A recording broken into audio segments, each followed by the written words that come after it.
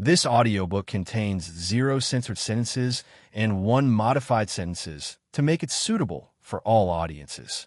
Visit our website to listen to the original version without censorship or modifications. Link in the channel bio. Before it could even catch its breath, it saw that Scyther had already changed direction and was once again charging menacingly toward it. Left with no choice, it had to use confusion again, trying to keep its enemy at a distance. But Scyther used the same tactic as before, using quick attack to dodge the confusion and rapidly close in on it. Back in the bug Pokemon forest, Scyther's tenacious and unyielding spirit had left a deep impression on Natsui. Now it was Alakazam's turn to witness its power. On the other side, seeing Alakazam in a tough spot, Luana was secretly annoyed but didn't want to just sit back and wait for defeat. Damn it, it's so persistent. I can't shake it off, Alakazam. Use Reflect quickly. Alakazam raised its hands, and a barrier made of psychic power formed in front of it. At the same time, Scyther's X-Scissor was already swinging down on it again. Although the name Reflect has the word reflect in it, it doesn't actually reflect the enemy's attacks. Instead, it creates a protective wall in front of the user, thereby weakening the enemy's physical attacks. The next second, the X-Scissor passed through the Reflect barrier and struck its body. Despite being weakened, the type advantage still caused Alakazam immense pain. Luana sighed. A moment ago, she had been mocking someone else for being unable to command their Pokemon, but she never expected that after Natsui attacked his own Pokemon, the tide of battle would turn so drastically. Does that Scyther have masochistic tendencies? Does it need to be beaten up to return to normal? I really don't get it, Psy, but that has nothing to do with me. I need to find a way to turn this disadvantage around with this thought. She turned her head towards Marowak and shouted, "Marowak, go help out." Marowak, which was entangled with Charizard, heard the command and immediately abandoned Charizard to try and rescue Alakazam. But it had barely taken a few steps before Charizard flapped its wings, flew in front of it, and blocked its path. Charizard gave Marowak a menacing grin. Its meaning couldn't be clearer. Trying to get past me, shorty? No way. Marowak, we can't delay any longer. Use Double Edge quickly. Urged by Luana, Marowak suddenly accelerated, ramming its hard skull helmet into Charizard. As a ground-type Pokemon, Marowak was naturally skilled with ground-type moves. However, against the flying-type Charizard, ground attacks were ineffective, so Luana could only use this normal-type move to attack. It could be said that both of her Pokemon were in extremely unfavorable situations. Marowak charged with reckless abandon, but Charizard just flapped its wings lightly, flew into the air, and easily dodged. However, Marowak didn't mind. It took the opportunity to continue moving forward to help Alakazam, but Charizard naturally wouldn't let it go, launching a surprise attack from above with Wing Attack. Forced, Marowak had no choice but to dodge. Excellent. Keep it busy just like that. Compared to Luana, Natsui was in a much more relaxed mood. Seeing Charizard firmly in control, he turned his head and shouted to Scyther, "Finish Alakazam quickly. Use Fury Cutter." Scyther swung its arms, delivering 5 or 6 slashes in a row. Although Alakazam dodged 2 of them, it was still hit by the Fury Cutter. This time, Alakazam couldn't take any more. It fell backward and was completely unable to battle. The referee raised his hand. According to the rules, if even one Pokemon from a side faints, that side loses. With Alakazam being the first to fall, the result was clear to everyone. Alakazam is unable to battle. The winner is the challenger, Natsui. It's finally over as the dust settled. Natsui couldn't help but let out a sigh of relief. He was happy to have won. But it had to be said that this battle was far more tiring than a typical gym battle. Unlike the chaotic street battles with opponents of varying skill levels, managing 2 Pokemon simultaneously in a high-intensity double battle at a gym was indeed mentally taxing. But thankfully, he had won. Recalling his 2 Pokemon to his side, Natsui looked at the fainted Alakazam with some sympathy. He could imagine that for the next few days, Alakazam would probably have the same nightmare every night. A nightmare of a scyther with a scar on its forehead, raising its gleaming scythes, chasing it relentlessly, and attacking it madly, losing the match and still having to be tormented. How pitiful. Luana walked up to Natsui. Now that the battle was over, she had reverted to her loud, boisterous self from when they first met. Congratulations on your victory.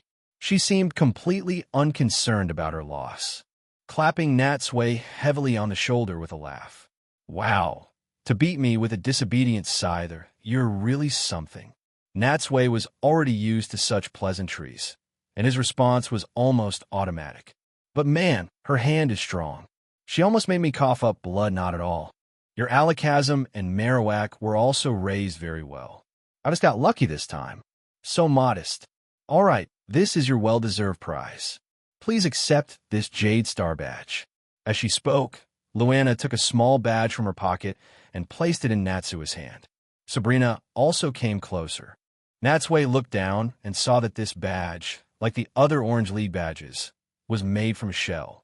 In terms of shape, the Jade Star badge looked more like a gray conch shell with a six-pointed star drawn on it.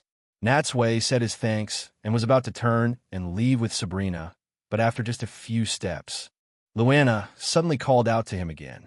Please wait a moment. Natsui looked back. Is there something else? Luana hesitated for a moment, then asked, after you finish the Orange League challenge, you'll be traveling to other regions, right? That's right, Natsui nodded. After I defeat the head trainer here, I plan to go to the Johto region to continue challenging its league. That's wonderful. Luana smiled. In that case, I was wondering if I could ask you for a favor. A favor. Natsui exchanged a glance with Sabrina. Let's hear it. If it's convenient, then of course. It's no problem. Chapter 244. The final goal, it's like this. Luana said, a bit embarrassed. Actually, my son Koji left on a journey with a Pikachu last year. But he's been gone for nearly a year now, and I haven't heard from him at all. No news, nothing. It's really worrying. Natsui raised his eyebrows. So, you want me to help you find your son? That's right, Luana said with a wry smile.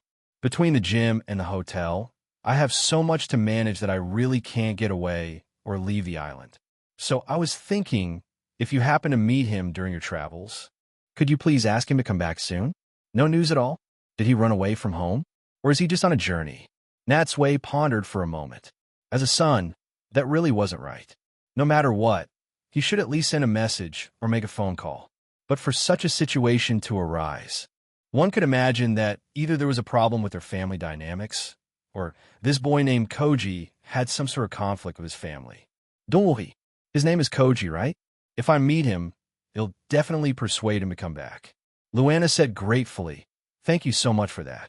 But that child is a bit stubborn and has a mind of his own.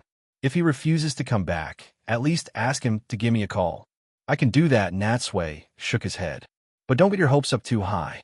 The world is a big place, and I can't guarantee that I'll definitely meet him. Luana, however, didn't seem too worried about this. She said, actually, you both have the same goal, to go to the Johto region and challenge the Silver League. So I think there's a high chance you'll meet when the Silver Conference begins. He's also challenging the Silver League? This surprised Natsui a bit. That is quite a coincidence. All right, I'll keep an eye out. He didn't dare to make a firm promise. What if Koji didn't participate in the league conference, or was delayed by something along the way? It would be wrong to give Luana false hope. Seeing Natsui agree, Luana was overjoyed. She bowed slightly and said with sincere thanks, then I'm counting on you. Leaving the Trovita gym, Natsui and Sabrina mounted Charizard and headed for their final destination, Pomelo Island. That was where the Orange League headquarters was located, and the strongest trainer in the Orange League. The pride of the island's Drake was stationed in the Pomelo Stadium, awaiting challengers. They rode the wind all the way, high in the sky, watching the clouds drift by. Natsui couldn't help but feel a bit emotional. Time really flies. Before I knew it, our journey in the Orange Archipelago is already coming to an end. At that moment, one of his hands was wrapped around Sabrina as they sat together on the bench. He shifted his weight, trying to get comfortable, and glanced out toward the water. It wasn't until Sabrina gently tapped his hand that Natsui chuckled and behaved himself. What? From your tone, It sounds like you're fond of this place," she said, annoyed. "Of course," Natsui said, as if it were the most natural thing in the world. "The sun is warm here. The scenery is beautiful. It's really a great place to travel. And most importantly, I hope to spend more time with you." Hearing his suddenly cheesy romantic words, a light smile appeared on Sabrina's face, and her heart softened a bit. She didn't speak, but instead leaned back gently, pressing against his chest. In truth, for Sabrina, the Orange Archipelago also held many wonderful memories. It was here that she and Natsui had come together, and she had become a true woman. The two enjoyed the tender moment. However, after a few minutes, Sabrina suddenly let out a small sound of surprise and fixed her gaze on a spot on the sea surface below. "I think that's that boy Ash down there." Ash. Hearing Sabrina say this, Natsui looked down and saw a small black dot moving on the surface of the sea. He had Charizard descend, and as they got closer, Natsui could see that it was Ash and the others, riding on a Lapras, heading in the direction they had just come from. "Hey, Ash, Misty!" Natsui shouted loudly. Hearing Natsui's voice, Ash and Misty quickly stood up and looked towards the sky. "Natsui!" Misty's face lit up with surprise as she waved at him continuously. Once Charizard was level with Lapras, Natsui leaped onto its back. Lapras' body dipped down. Carrying 4 people was a bit of strain for it. "Where are you guys headed?" Natsui asked. "To Trovita Island to challenge the Trovita Gym, of course," Ash said, rubbing his nose. "So that means you've already gotten 3 badges?" Natsui nodded repeatedly. "That's really fast." Hearing this, Ash couldn't wait to ask, "What about you, Natsui? Have you already gotten a 4th badge?" "You idiot. Do you even need to ask?" Before Natsui could speak, Misty had already rolled her eyes at Ash and said in an admiring tone, "Natsui is way stronger than you. Of course, he already has the 4th badge. And didn't you see, he's coming from the direction of Trovita Island." Ash scratched his head with an embarrassed smile. After Misty's reminder, he clearly realized his own slowness. Natsui waved his hand and smiled. "Misty's right. I've already reached the final stage. Next up, I'm going to challenge the final boss." Ash looked a bit dejected and sighed. "Darn it, I rushed as fast as I could, but I'm still 1 step behind you." "Don't worry," Natsui comforted him. "What's the difference between being a little earlier or a little later? It just means a few more days delay. That's all." As they were talking, they suddenly noticed Tracy, who was leaning over and dipping a glass bottle into the sea. The seawater quickly filled the bottle. "What are you doing?" Misty asked curiously. "Collecting samples, of course," Tracy explained, tightening the cap. "Have you all forgotten? I'm a Pokemon watcher, investigating the differences in seawater to see what the habitat is like here is also part of my job." Just then, Ash's Pikachu seemed to have suddenly noticed something and cried out at the water beneath them. Everyone looked down and saw a large, dark shadow rapidly approaching them from under the water.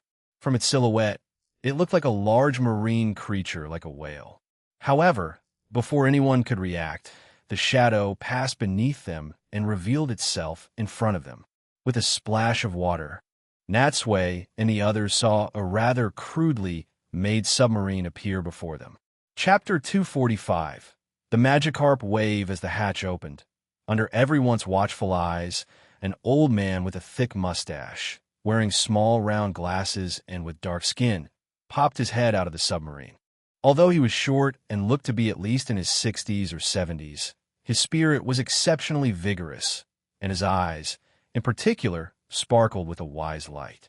After climbing out of the submarine, he began to pull out many strange little gadgets, as if by magic, measuring the wind direction with one and receiving signals with a small satellite antenna with another, bustling about happily. It was only when he glanced aside that he noticed the others nearby. You young lads and lasses over there. You'd better be careful." The completely unprompted sentence left Natsui and the others baffled. Ash asked in surprise, "Huh? Be careful of what?" However, the old man ignored them and, standing up, said to himself, "Wind force is good, water temperature is okay, sea current is unchanged. Solar spectrum is all normal. They'll be here very soon. These words were so baffling that Natsui and the others could only look at each other, completely clueless. Here? What's coming here? Who is this guy anyway? Misty turned her head and asked in a low voice. Tracy was also puzzled. I don't know, but from the looks of it, he seems to be conducting some kind of scientific research. Just as they were wondering, the sea surface around them suddenly began to boil, with large amounts of splashes and bubbles appearing.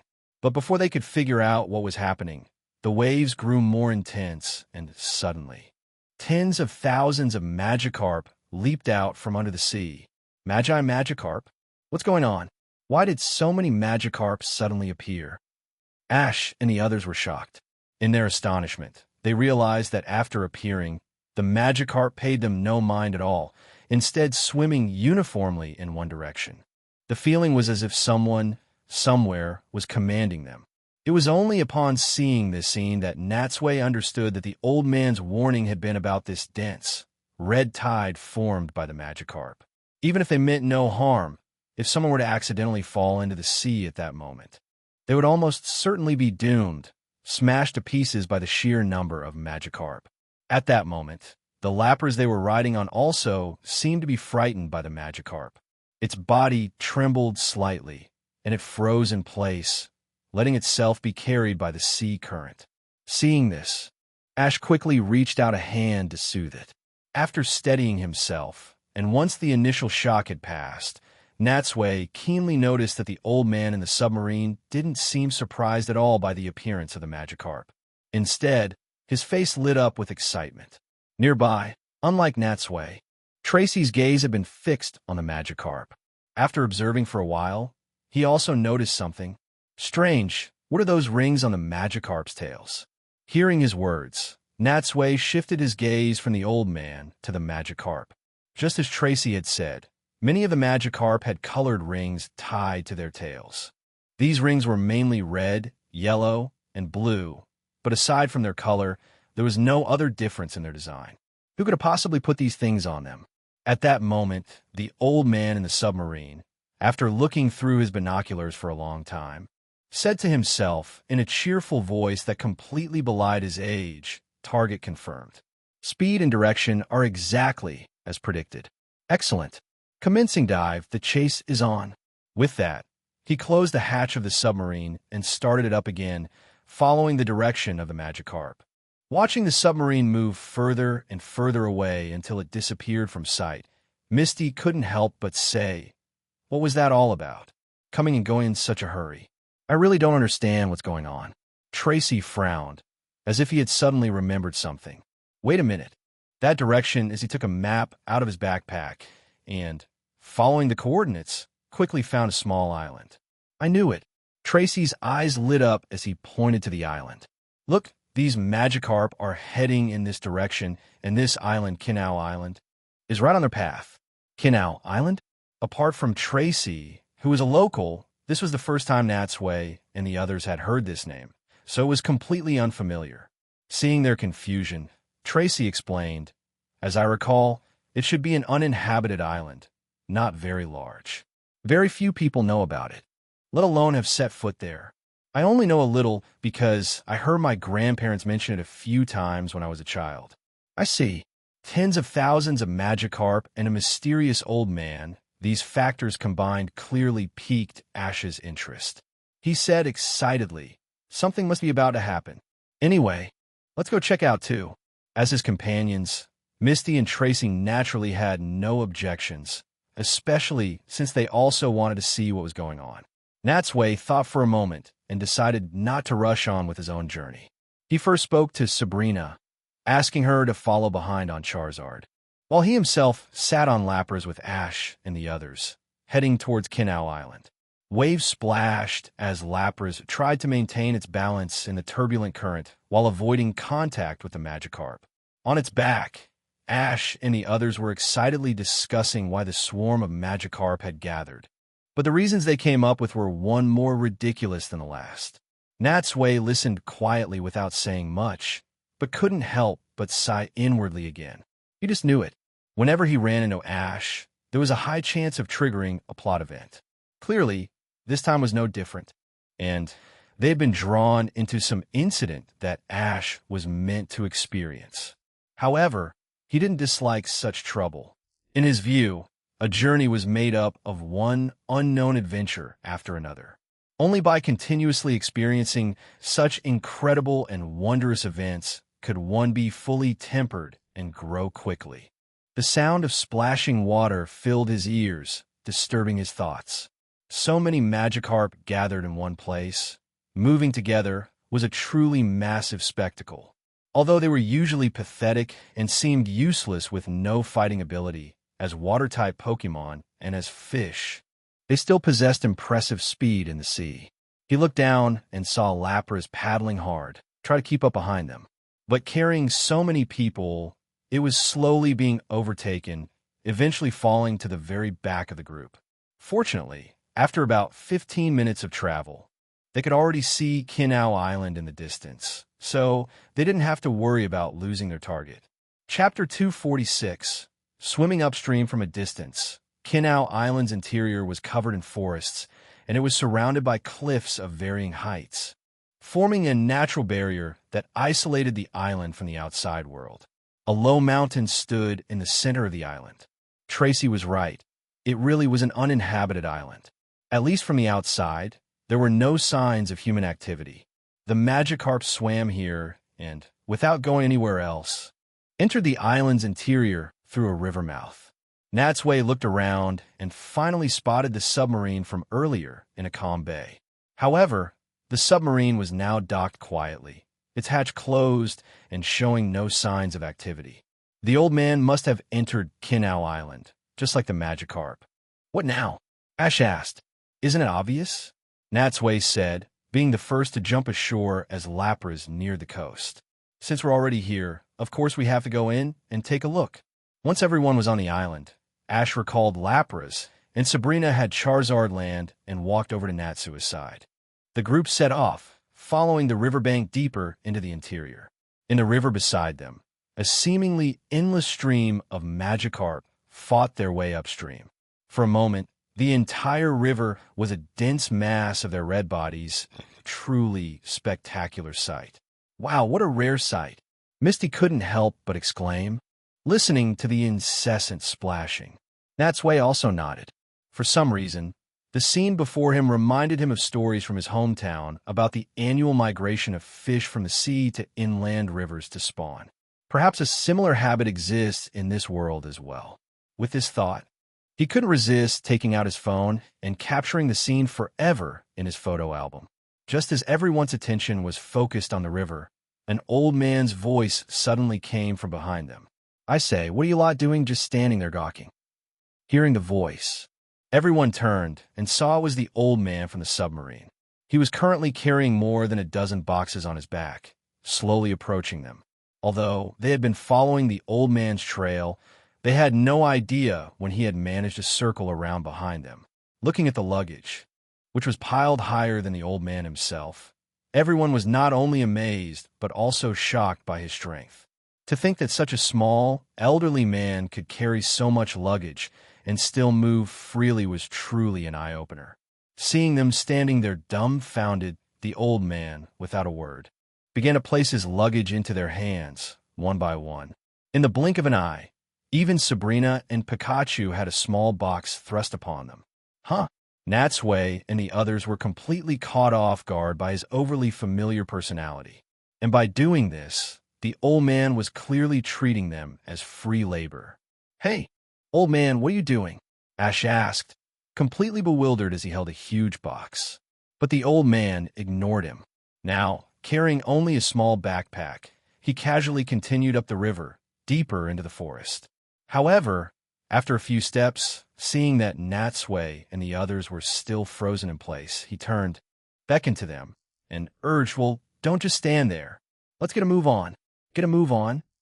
They were all confused, with no idea where they were going. But after exchanging a glance, they chose to follow the old man. "Grandpa, please wait. Can you tell us what you're doing?" Ash shouted again. But the old man didn't even show any sign of stopping. Beside them, Misty sighed helplessly. As she walked, she looked down at the box in her hands and said, half laughing, half crying. Seriously, what is going on? Forget it. Natsui comforted her. We'll find out what's happening when we get to our destination. For now, let's just follow him. After speaking, he glanced at Sabrina. Seeing her still holding the box with a calm expression, he asked softly, "How are you? You're not upset, are you?" Sabrina shook her head lightly.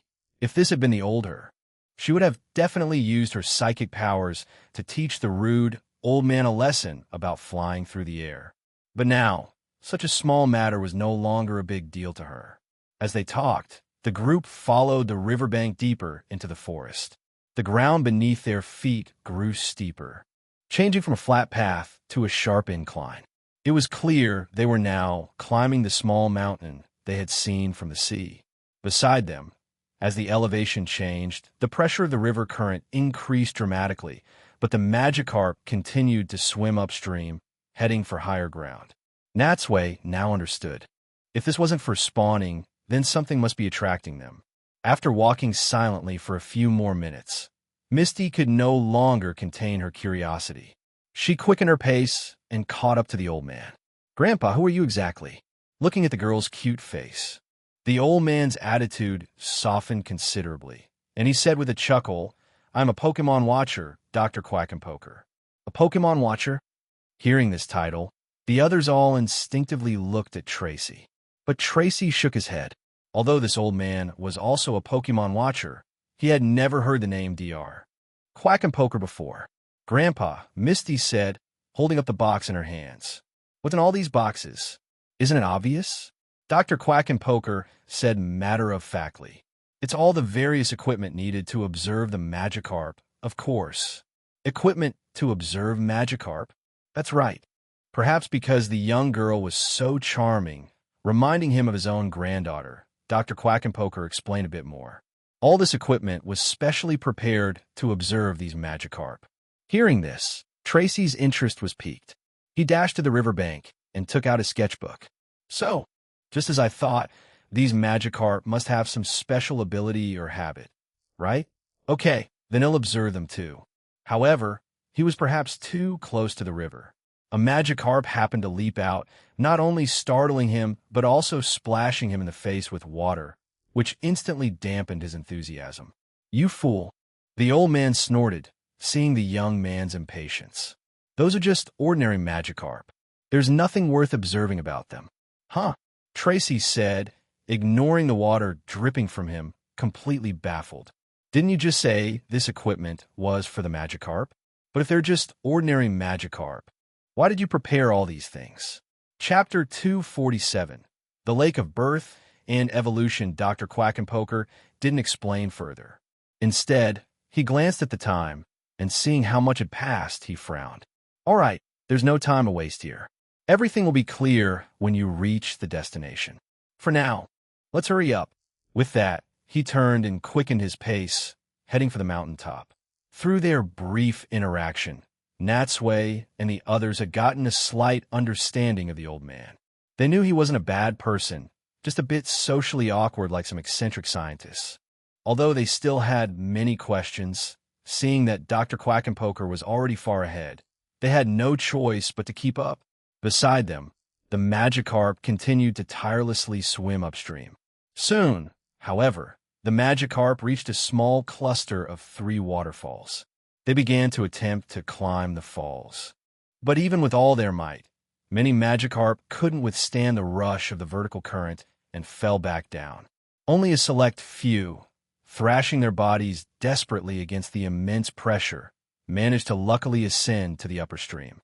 Natsui had to stop and watch again. This was clearly a huge obstacle for these Magikarp, and it was hard to imagine he was witnessing such a magical scene. It was more like the Japanese legend of the koi fish that swims up a waterfall to become a dragon. But in this world, after these Magikarp leaped over the gate, they were destined not to become soaring dragons, but rather ferocious and terrifying Gyarados. He took out his phone again and captured the scene. In that short time, hundreds of Magikarp had already failed their ascent, losing their strength and being washed downstream. But the remaining Magikarp continued to charge the waterfall in a relentless, successive wave. Beside him, Tracy also turned to watch for a moment and asked in surprise, "Mr. Quack and Poker, what on earth is at the top of the mountain that's making these Magikarp so frantic?" Without stopping, Dr. Quack and Poker replied as he walked. "At the top of the mountain, there's just an ordinary lake. Though it may not look like much, I call it the lake of birth and evolution." Everyone was surprised. The lake of birth and evolution. "That's right," Dr. Quack and Poker said. "That is the place where these Magikarp were born. And at this time, every year, they return here to complete their evolution." Complete their evolution? Hearing this, Natsui was stunned. He knew that for an ordinary Magikarp, evolution was no easy feat and often required careful cultivation by a trainer. But from what Dr. Quack and Poker was saying, it seemed that the Magikarp here could evolve successfully just by swimming back to that lake. It was truly incredible. If the news was true, then for Magikarp trainers, this place was definitely a magical holy land. It wasn't strange for Natsui to have such thoughts. It was simply a matter of different perspectives. As a Pokemon trainer, his way of thinking was naturally different from that of an ordinary person. At least Tracy, as a Pokemon watcher, had a different take on matter. "Mr. Quack and Poker," Tracy asked with great interest, "excuse me, but how many Magikarp actually make it up there each year?" Dr. Quack and Poker gave Tracy a meaningful look, then glanced at the waterfall and shook his head.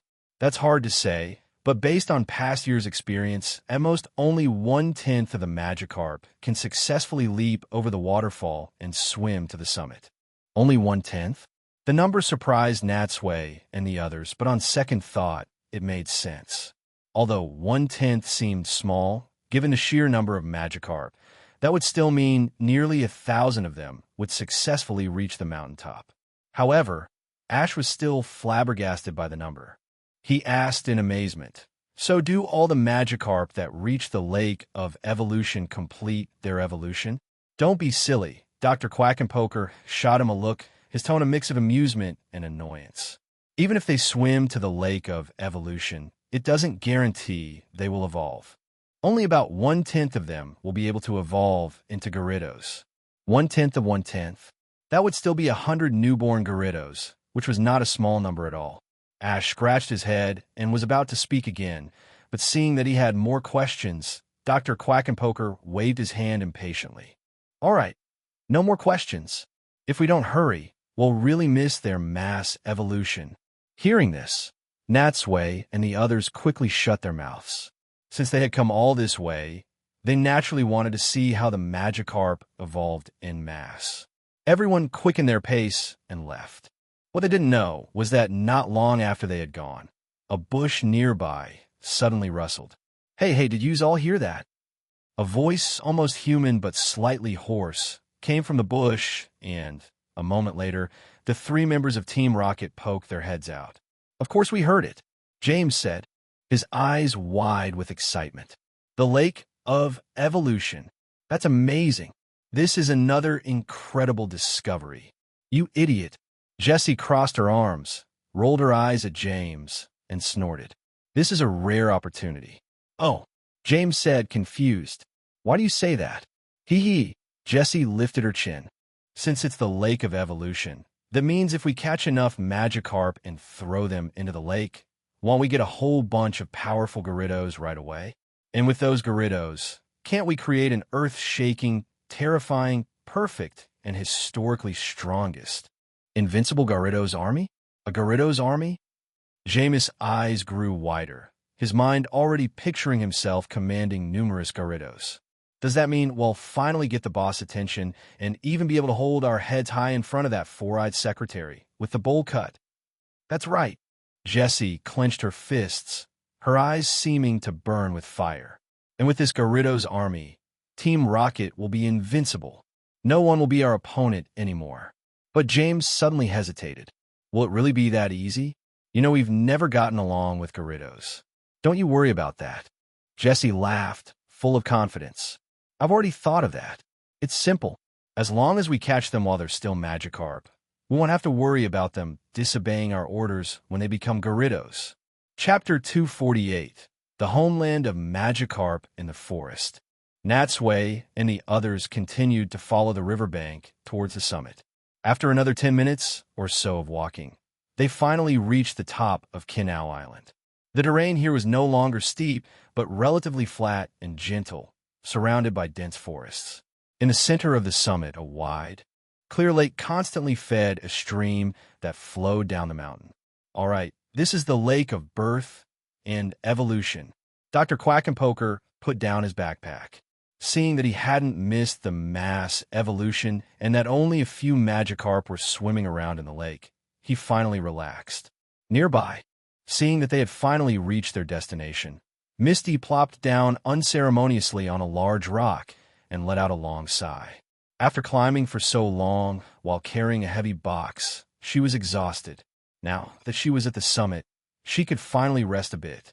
At that moment, everyone's gaze was focused on the lake. And just as Dr. Quackenpoker had said before, the lake looked perfectly ordinary, with nothing special about it. If they had come on their own, they would never have discovered its magical properties. Sabrina looked around and said softly to Natsui, "Strange. Besides these Magikarp, why can't I see any other Pokemon?" Hearing her say this, Natsui realized that it was indeed too quiet around them. Logically, a forest this large should not be devoid of wild Pokemon. Even this lake, as a source of life, should be home to other water-type Pokemon. But now, the entire mountaintop was silent. It was too strange. He thought for a moment and said in a low voice, "I guess maybe the huge migration disturbed the wild Pokemon, and they've left this area to hide for a while to avoid the commotion." Sabrina nodded noncommittally. With so little information, it was the only plausible explanation for now. At that moment, Dr. Quackenpoker had already taken various pieces of equipment out of the boxes and was starting to set them up by the lakeside. There were camera-like devices, a laptop, something that looked like a satellite signal receiver. The equipment was a motley assortment. Natsui and the others gathered around curiously, but as laymen, they could only guess at the specific functions of the devices based on their appearance. "Mr. Quackenpoker," Tracy asked humbly, "Excuse me, but what is all this equipment for?" Dr. Quackenpoker was clearly pleased with Tracy's attitude. Seeing that there was no sign of the Magikarp evolving just yet, he said with a chuckle, "These devices can automatically analyze various data from the Magikarp. Whether it's weight, growth trends, bone density, or muscle fatigue, it can all be observed through this. It's very powerful." These technical terms were completely lost on the 10-year-old Ash. He scratched his head and said with a wry smile, "That's amazing. I don't understand what you're saying, but it sounds really impressive." Dr. Quackenpoker grinned broadly. "They say children speak the truth, and being praised by such a young boy inevitably brought him joy." Splash, splash. Just then, with a spray of water, a few more red figures broke the surface as several more Magikarp swam from the river into the lake. The sound temporarily drew the attention of Natsui and the others. After the water's surface had calmed down again, Natsui turned back and, watching Dr. Quackenpoker handle the equipment so skillfully, couldn't help but ask, "Mr. Quackenpoker, may I ask how many years you've been in the Pokemon Watcher profession?" Dr. Quackenpoker looked up and thought for a moment. "I've forgotten the exact time, but it must have been 50 years. 50 years. Hearing this staggering number, Misty stuck out her tongue. A Pokemon Watcher for 50 years. His perseverance is truly admirable. Just being in this profession for so long, even if he started at 15 or 16 like Tracy, that would make Dr. Quackenpoker at least in his 60s or 70s, right? But to be out in the elements at such an old age must be really tough. Is he not worried hell just die on some deserted island halfway through? TSK, TSK, TSK. Oh, that's terrible." Misty knew she shouldn't think like that, and quickly shook her head to dispel the disrespectful thought. Dr. Quackenpoker, busy with his equipment, naturally didn't notice Misty's strange behavior. But even if he had, given his personality, he would have chosen to ignore it. Tracy was also in awe of this weathered veteran. He said admiringly, "That's incredible. Then may I ask how long you've been observing Magikarp?" "Not that long. Only 3 years," Dr. Quackenpoker said nonchalantly, as if time was nothing more than a series of numbers to him. Seeing his casual demeanor, Natsui was quite impressed. Dr. Quackenpoker's attitude could be described as extremely free-spirited. At his age, he had long known his fate. Most elderly people would choose to spend their later years in peace at home, cherishing their time with their children and grandchildren. People like him, who still went out to do Pokemon research, were truly rare. After all, life is but a few fleeting decades. How many 3-year periods does one have to squander? To spend all his precious time on these Magikarp truly showed his love for Pokemon. At least Misty, as a water-type Pokemon trainer, didn't think she could love Magikarp as much as Dr. Quackenpoker did. But while she admired him, she couldn't help but wonder, Magikarp are just common Pokemon. Is it really necessary to observe them for so long? Just then, Tracy remembered the rings he had seen earlier.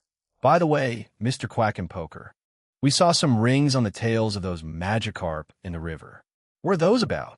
Ah, I put those on them, Dr. Quackenpoker said. They're identification tags, to mark the year each Magikarp left this island. Red means it left 1 year ago, blue means 2 years, and as for yellow, that means it left 3 years ago. Huh, so all these Magikarp were born on this island. That's right, Dr. Quackenpoker nodded. The Magikarp born on this island all swim out to sea after they grow up. But no matter how far they go, they always return at this time every year. In other words, this island, Kinao Island, is the homeland of the Magikarp. This was the first time Natsui had learned that Magikarp had their own homeland. However, since this species was found all over the world, this migratory trait was likely unique to the Magikarp of the Orange Archipelago. The afterglow of the sunset enveloped the group. The number of Magikarp in the lake grew, but there was still no sign of evolution. This is not good, Dr. Quackenpoker said, glancing at the time again with a sigh. There are fewer Magikarp than I expected. It looks like we'll have to camp out here tonight. Chapter 249. Camping by the lake. Hearing him say this, Tracy asked in surprise, Mr. Quackenpoker, does the evolution of Magikarp have something to do with their numbers? Dr. Quackenpoker nodded. It certainly has a lot to do with it. This lake has a magical power, and the more Magikarp that gather, the more it triggers this power, causing them to evolve en masse.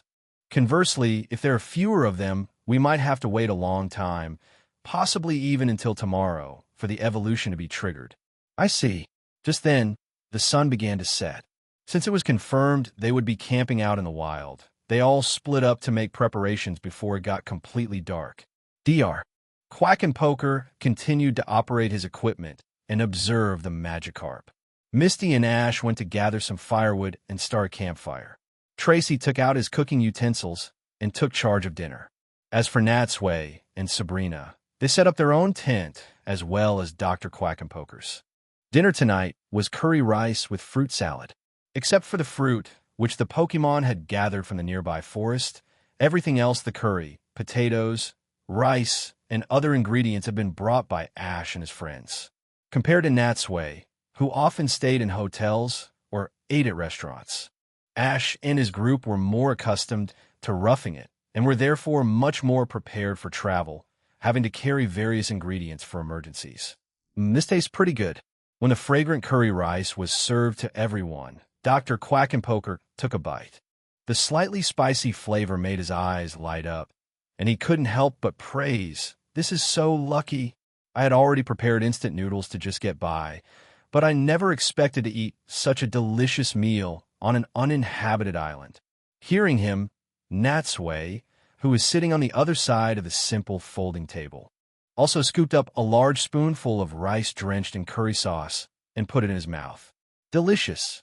It had to be said, the curry rice was indeed very tasty, a feast for the senses.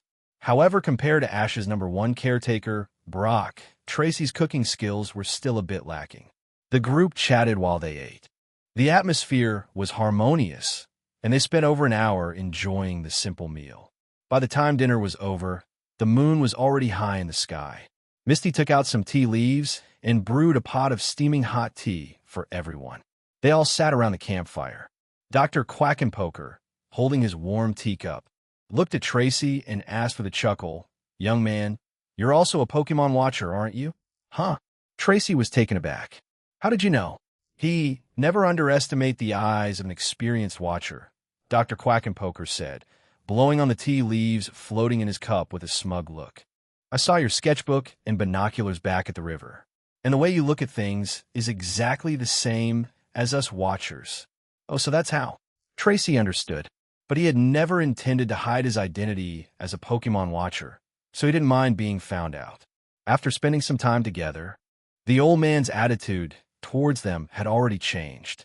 No matter who he looked at, he had a kind and gentle expression. He extended a hand towards Tracy. Could you let me see your observation notes? Of course, no problem. Tracy nodded, handing his sketchbook and notes to Dr. Quackenpoker. Dr. Quackenpoker carefully flipped through them. After a while, he nodded in approval. Not bad, not bad. You have all sorts of Pokemon, and your observations are very detailed. You're an excellent young man. Keep up the good work. I believe that one day, you'll become a truly outstanding Pokemon watcher. The two exchanged their knowledge and experiences, and with such a senior guiding him, Tracy benefited greatly. Of course, Dr. Quackenpoker didn't ignore Natsui and the others. After taking a sip of tea, he began to tell them stories of the wondrous events he had encountered over the years. His experiences were incredibly rich. He had basically traveled to every region in the world. Ash and the others were completely mesmerized by his incredible travel stories, things they couldn't even have imagined. During this time, another 100 or so Magikarp had swum into the lake, but it was still not enough to trigger the mass evolution. It was now past 10 o'clock at night. Full and satisfied, Ash and the others were getting sleepy. Natsui was about to discuss the night watch with Tracy, but Dr. Quackenpoker immediately refused. I'll take the night watch by myself, Dr. Quackenpoker said seriously. To be honest, I wouldn't feel comfortable letting you monitor the Magikarp.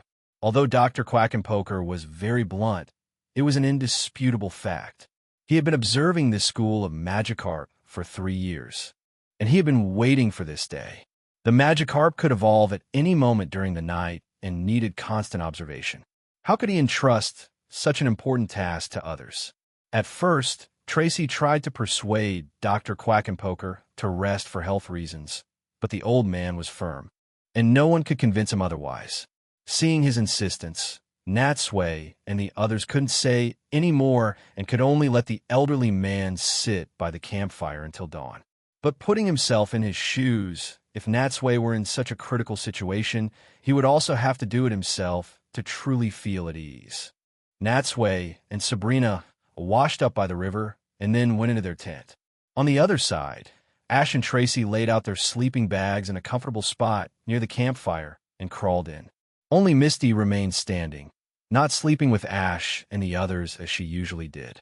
She looked at Natsui and Sabrina's tent, her eyes glinting as if she were plotting something. What's going on? Why are those two sleeping in the same tent? Misty had a very bad feeling. She didn't know what their relationship was, but since they were staying in the same tent without any hesitation, it was clear that their relationship was already quite close. Could it be that Natsui and Sabrina are already a couple? With this thought, she no longer hesitated. She lifted the tent flap and ducked inside. Inside the tent, Natsui was spreading a blanket on the ground. Camping in the wild was not like being indoors. In the middle of the night, if you didn't keep warm, you could wake up freezing. However, he was a bit taken aback when he saw Misty come in. Sabrina, who was beside him, also frowned but didn't say anything. Natsui Misty looked at him, her face blooming into a smile. "What's wrong?" Natsui asked. Well, Misty was a bit shy at first, but seeing that Sabrina was only wearing pajamas, she immediately plucked up her courage and asked tentatively, "Natsui, it's a bit windy outside. Can I sleep in your tent tonight?" Natsui sighed inwardly. "You're already in. What can I say? Am I supposed to kick you out?" Besides, he couldn't bear to leave such a cute girl like Misty outside. Ignoring Sabrina's meaningful gaze, Natsui smiled.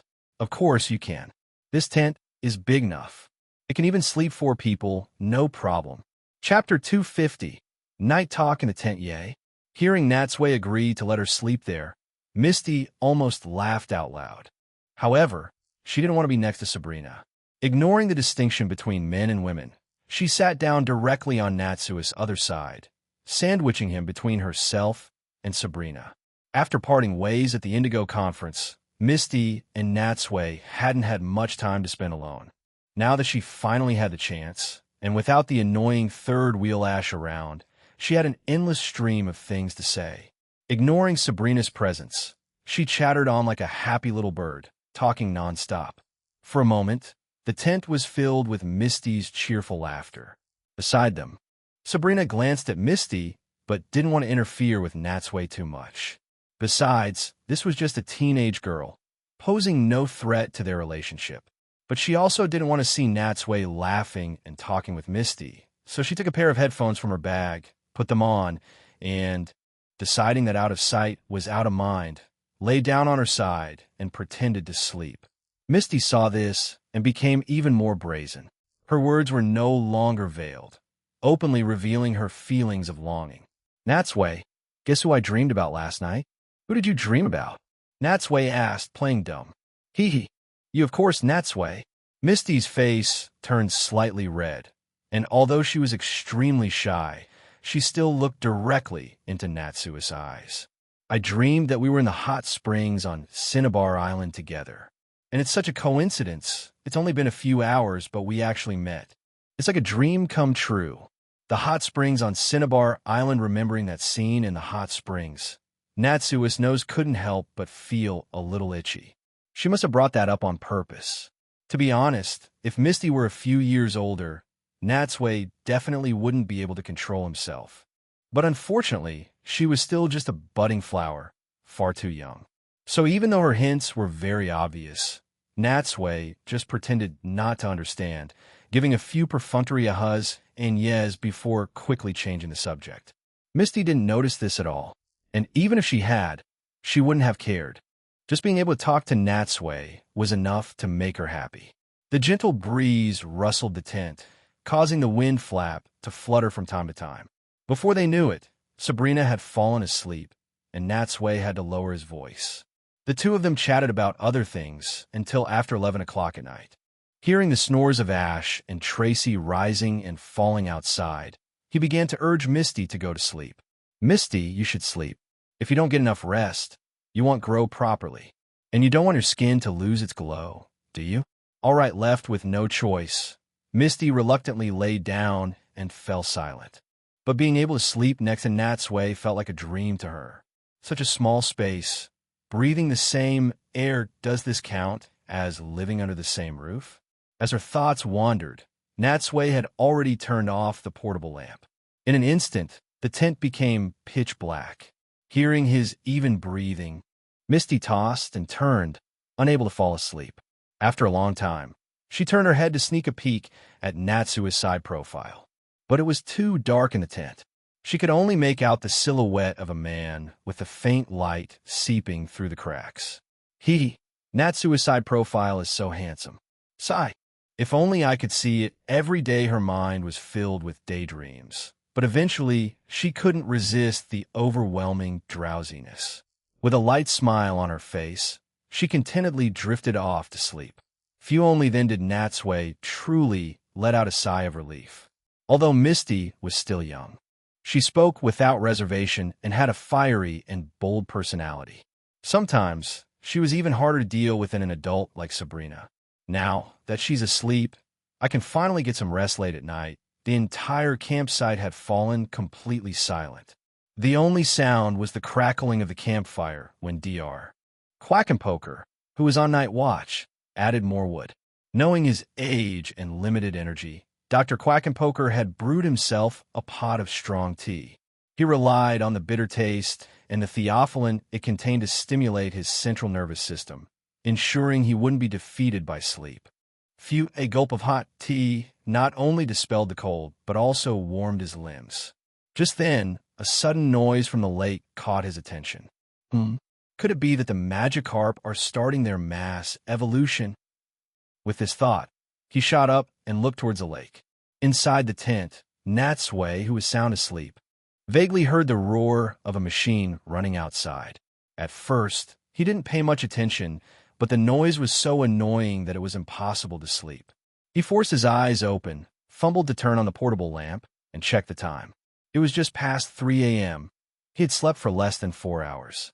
He was about to get up and check it out when he suddenly felt something was wrong. In the lamplight, he looked down and saw that, at some point, Misty had crawled into his sleeping bag, and he was holding her in his arms. His heart skipped a beat. He had gotten so used to sleeping with Sabrina lately that he had mistaken Misty for her and hugged her. Thank goodness, I didn't make a mistake in my sleep-addled state. It seemed his hands and feet had just gotten a bit restless in his drowsy state, messing up Misty's clothes a bit. Seeing her brow furrow slightly, showing signs of waking up, Natsui quickly pulled his arm out from under her and pretended that nothing had happened. A few seconds later, as Misty's sleepy eyes fluttered open, she saw Natsui getting dressed and sat up in surprise. "Natsui, what's wrong? Did something happen?" As she spoke, she felt a slight chill on her chest and realized that one of the buttons on her pajamas had come undone. She quickly covered her chest and turned slightly to the side, but didn't notice anything else out of the ordinary. Strange. How'd I end up in Natsui's sleeping bag? Before she could think about it, Natsui's voice came. "I don't know, but it sounds like there's some commotion outside. Let's go check it out." Just then, Sabrina also woke up. The three of them changed their clothes and went out of the tent. The cool air was a bit biting, but it woke Natsui up completely, dispelling all his sleepiness. On the other side, Ash and Tracy also yawned and crawled out of their sleeping bags. The group looked at each other, none of them knowing what had happened. Looking around, they saw that the campfire was still burning, but the flames were much smaller. And Dr. Quackenpoker was standing by the lake with a pair of binoculars, observing the situation in the water. Chapter 251. The Magikarp submarine. Natsui and the others walked over to Dr. Quackenpoker's side and also looked into the lake. Even without the aid of binoculars, under the bright moonlight, they could see a spot on the surface of the lake of birth and evolution bubbling, as if it were boiling. And the annoying roaring sound was coming from beneath those bubbles. Misty tightened her clothes and asked, "Mr. Quackenpoker, is this a sign that the Magikarp are starting to evolve?" Dr. Quackenpoker hesitated for a moment, seemingly unsure himself. Normally, the Magikarp should start evolving at this time, but that spot on the water is very unusual. It doesn't look like a precursor to evolution. Hearing the slight hoarseness in Dr. Quackenpoker's voice, Natsui couldn't help but glance at him. Just as Dr. Quackenpoker lowered his binoculars, Natsui saw that although his spirits seemed fine, his eyes were already bloodshot from staying up all night, which was a bit frightening. Just then, as the roaring sound intensified, the water in that spot began to churn with increasing violence. As everyone was wondering what was happening, a giant Magikarp with dazzling beams of light shooting from its eyes suddenly burst out from under the water. Splash! The giant Magikarp floated on the surface, water streaming down its body in rivulets, sliding past its menacingly large mouth, making it look terrifying. At first, the group was startled by the Magikarp's size, thinking it was some rare, giant Pokemon. But after calming down and taking a closer look, they realized it wasn't a Magikarp at all, but a giant Magikarp submarine. Not only were the steel plates of the submarine clearly visible, but even the screws on its scales were conspicuous, and the two beams of light were searchlights shooting from its eye sockets. "A submarine?" Dr. Quackenpoker said in disbelief. "Why would one appear here?" Natsui's gaze swept over the Magikarp submarine, finally stopping at its front. Between the two searchlights was a red R symbol, which completely exposed its identity. So it's them. But it was no wonder. After all, wherever Ash was, how could this ever-present trio be far behind? In fact, this Magikarp submarine, as Team Rocket's iconic vehicle, had already appeared many times. It was so familiar that it was almost instantly recognizable. "Darn it, it's Team Rocket again," Ash said, gritting his teeth. "Team Rocket?" Dr. Quackenpoker was taken aback, clearly hearing the name for the first time. "They don't sound like good people. What do they do?" "Don't ask." Natsui was about to stop him, But it was too late. As the lights in the Magikarp submarine's eyes brightened, several voices came through a loudspeaker. Hee, to protect the world from devastation, we will tell you with great compassion. Hearing this voice, Natsui's heart sank. Not because he was afraid of Team Rocket causing trouble, but because whenever someone engaged them in conversation, it triggered their passive ability, and the next second, they would shamelessly recite their motto at the top of their lungs. Sure enough, they had already begun to protect the world from devastation, to unite all peoples within our nation, to denounce the evils of truth and love, to extend our reach to the stars above. Jesse, James, Team Rocket blasts off at the speed of light. Surrender now, or prepare to fight. Meowth. That's right.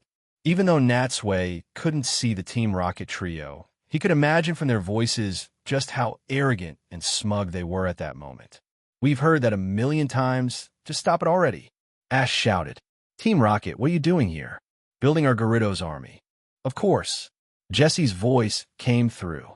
The day our great work is complete will be the day Team Rocket rules the world. At that time, the entire world will tremble at our feet. Ah. A Gyarados army? Tracy questioned. So that was your plan all along. Does that mean the reason the Magikarp haven't evolved yet is because of you guys? Don't make it sound so ugly. James pushed Jesse aside and grabbed the microphone, laughing. This is neither a protected area nor anyone's private property. It's first come, first served. We didn't steal or rob. We caught these Magikarp fair and square with our own skills. Although Magikarp were still occasionally swimming into the lake.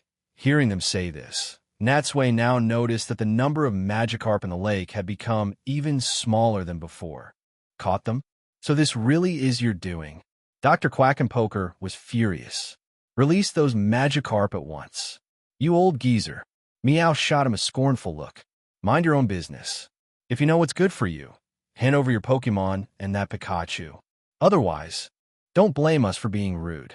Natsui didn't know why, after so many failures, Team Rocket still had the guts to provoke them like this. He also didn't understand why.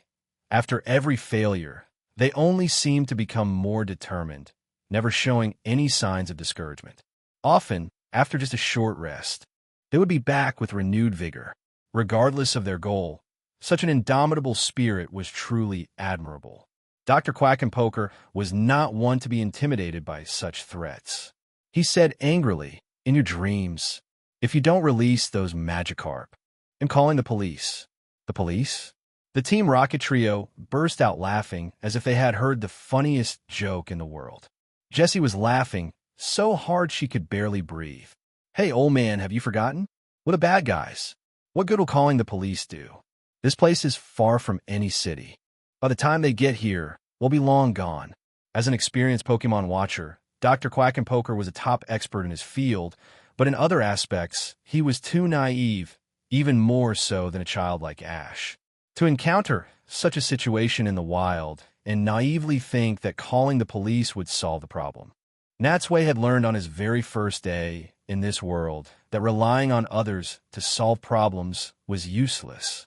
Only by being stronger and having more powerful Pokemon could one truly resolve matters. With this thought, he patted Dr. Quackenpoker on the shoulder and shook his head. Mr. Quackenpoker, there's no point in wasting any more words on them. At this point, we have to and can only rely on ourselves. Chapter 252. The well-prepared Team Rocket, but hearing Natsui say this, Dr. Quackenpoker hesitated. Although he was anxious about the capture Magikarp, he was, after all, just an ordinary watcher and not skilled in Pokemon battles in the past. When he had encountered such situations, a loud shout was usually enough to make the poachers flee guiltily. He had never come across a large-scale criminal organization like Team Rocket before. And while he was hesitating, Team Rocket wasn't idle. A fishing net suddenly extended from the top of the Magikarp submarine. With a sweeping motion, it captured several more nearby Magikarp and fed them into its mouth. This time, Dr. Quackenpoker could no longer sit still. He looked at Natsui and the others and said urgently, Please, can you rescue those Magikarp? You even have to ask. Ash turned his cap around and pointed at the Magikarp submarine. How could we just stand by and let this happen? Go, Pikachu. Defeat those terrible guys. We'll help too. Misty and Tracy also sent out their Pokemon. Misty sent out Starmie, and Tracy sent out his Marl. As soon as they appeared, the Pokemon charged menacingly toward the Magikarp submarine. Pikachu first jumped onto Ash's shoulder, then leaped from his arm on his Starmie, using it as a vehicle to ride the waves.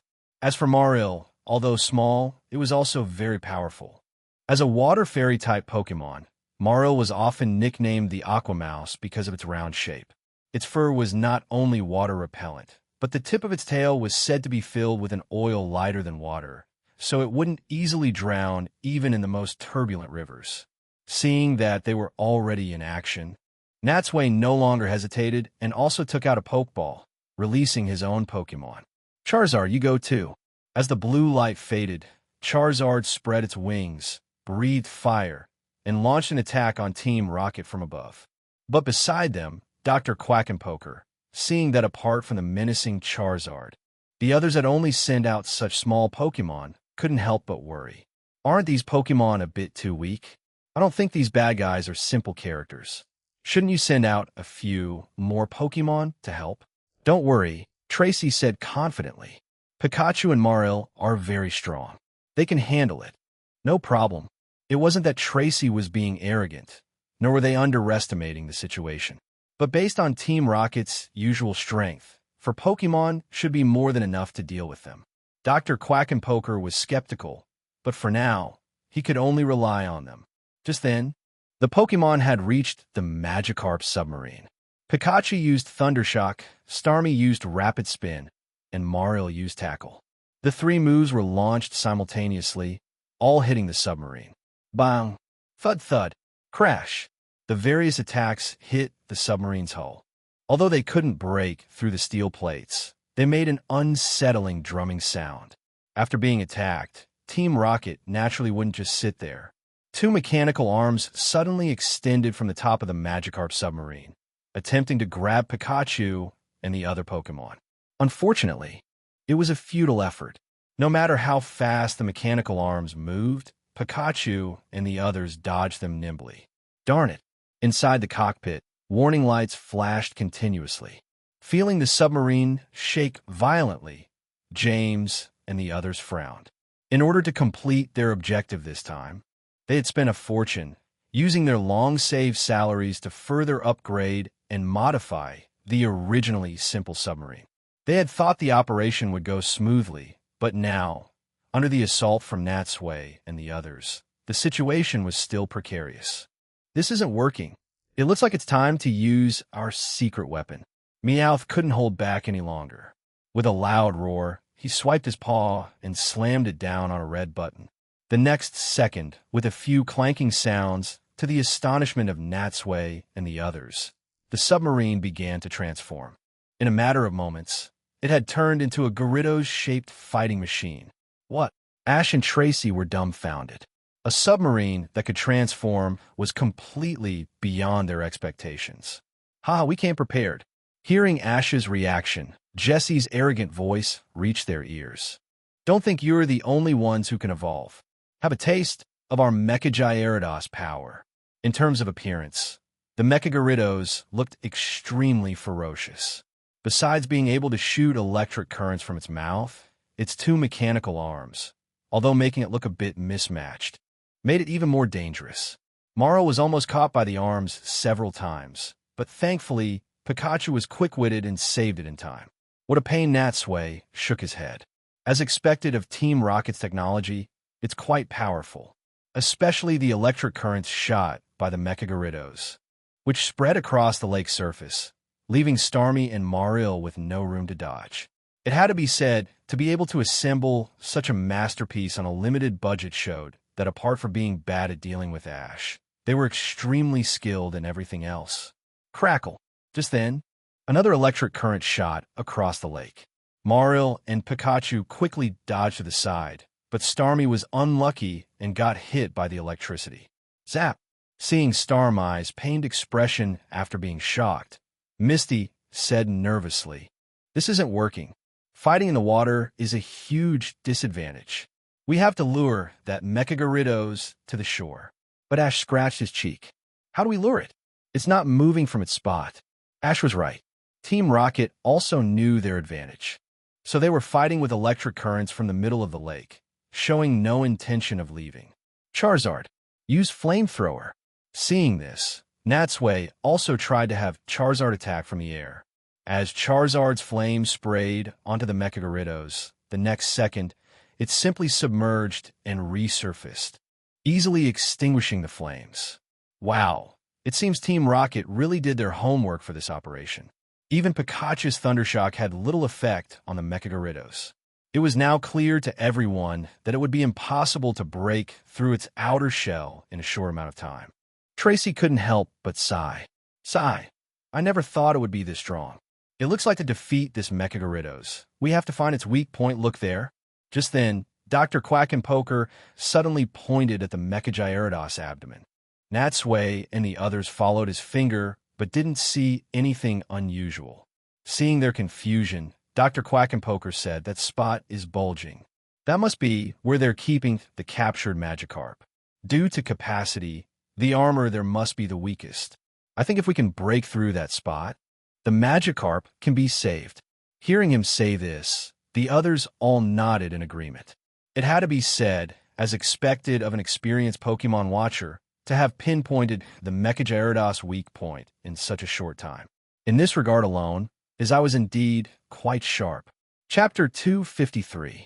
The Gyarados swarm. Natsui and Ash's group exchange a look.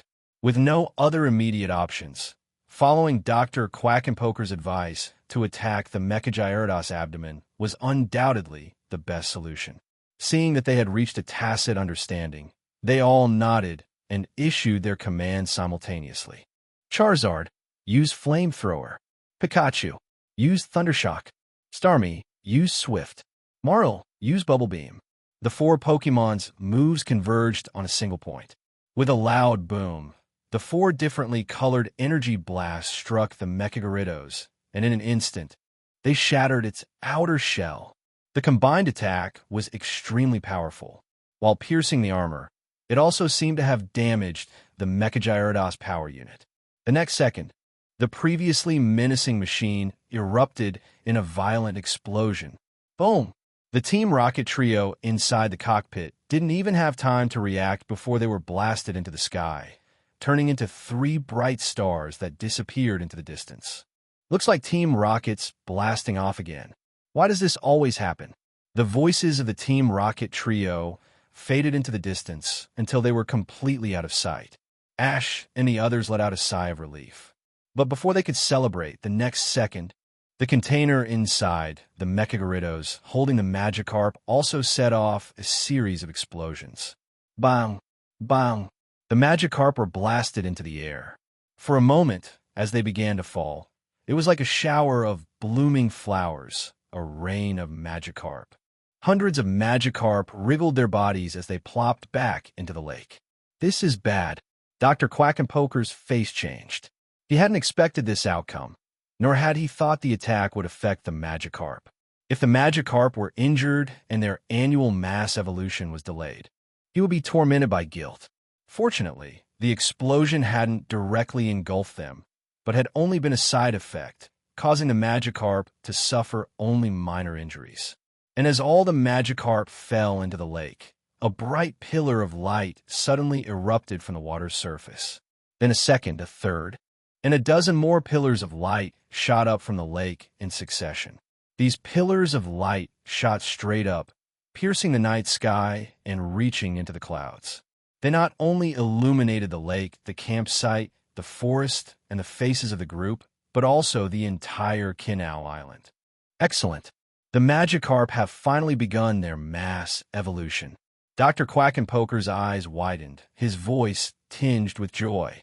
He ignored everything else and hurried back to the campsite to start fiddling with his machines, wanting to record it all. As for Natsui and the others, even without Dr.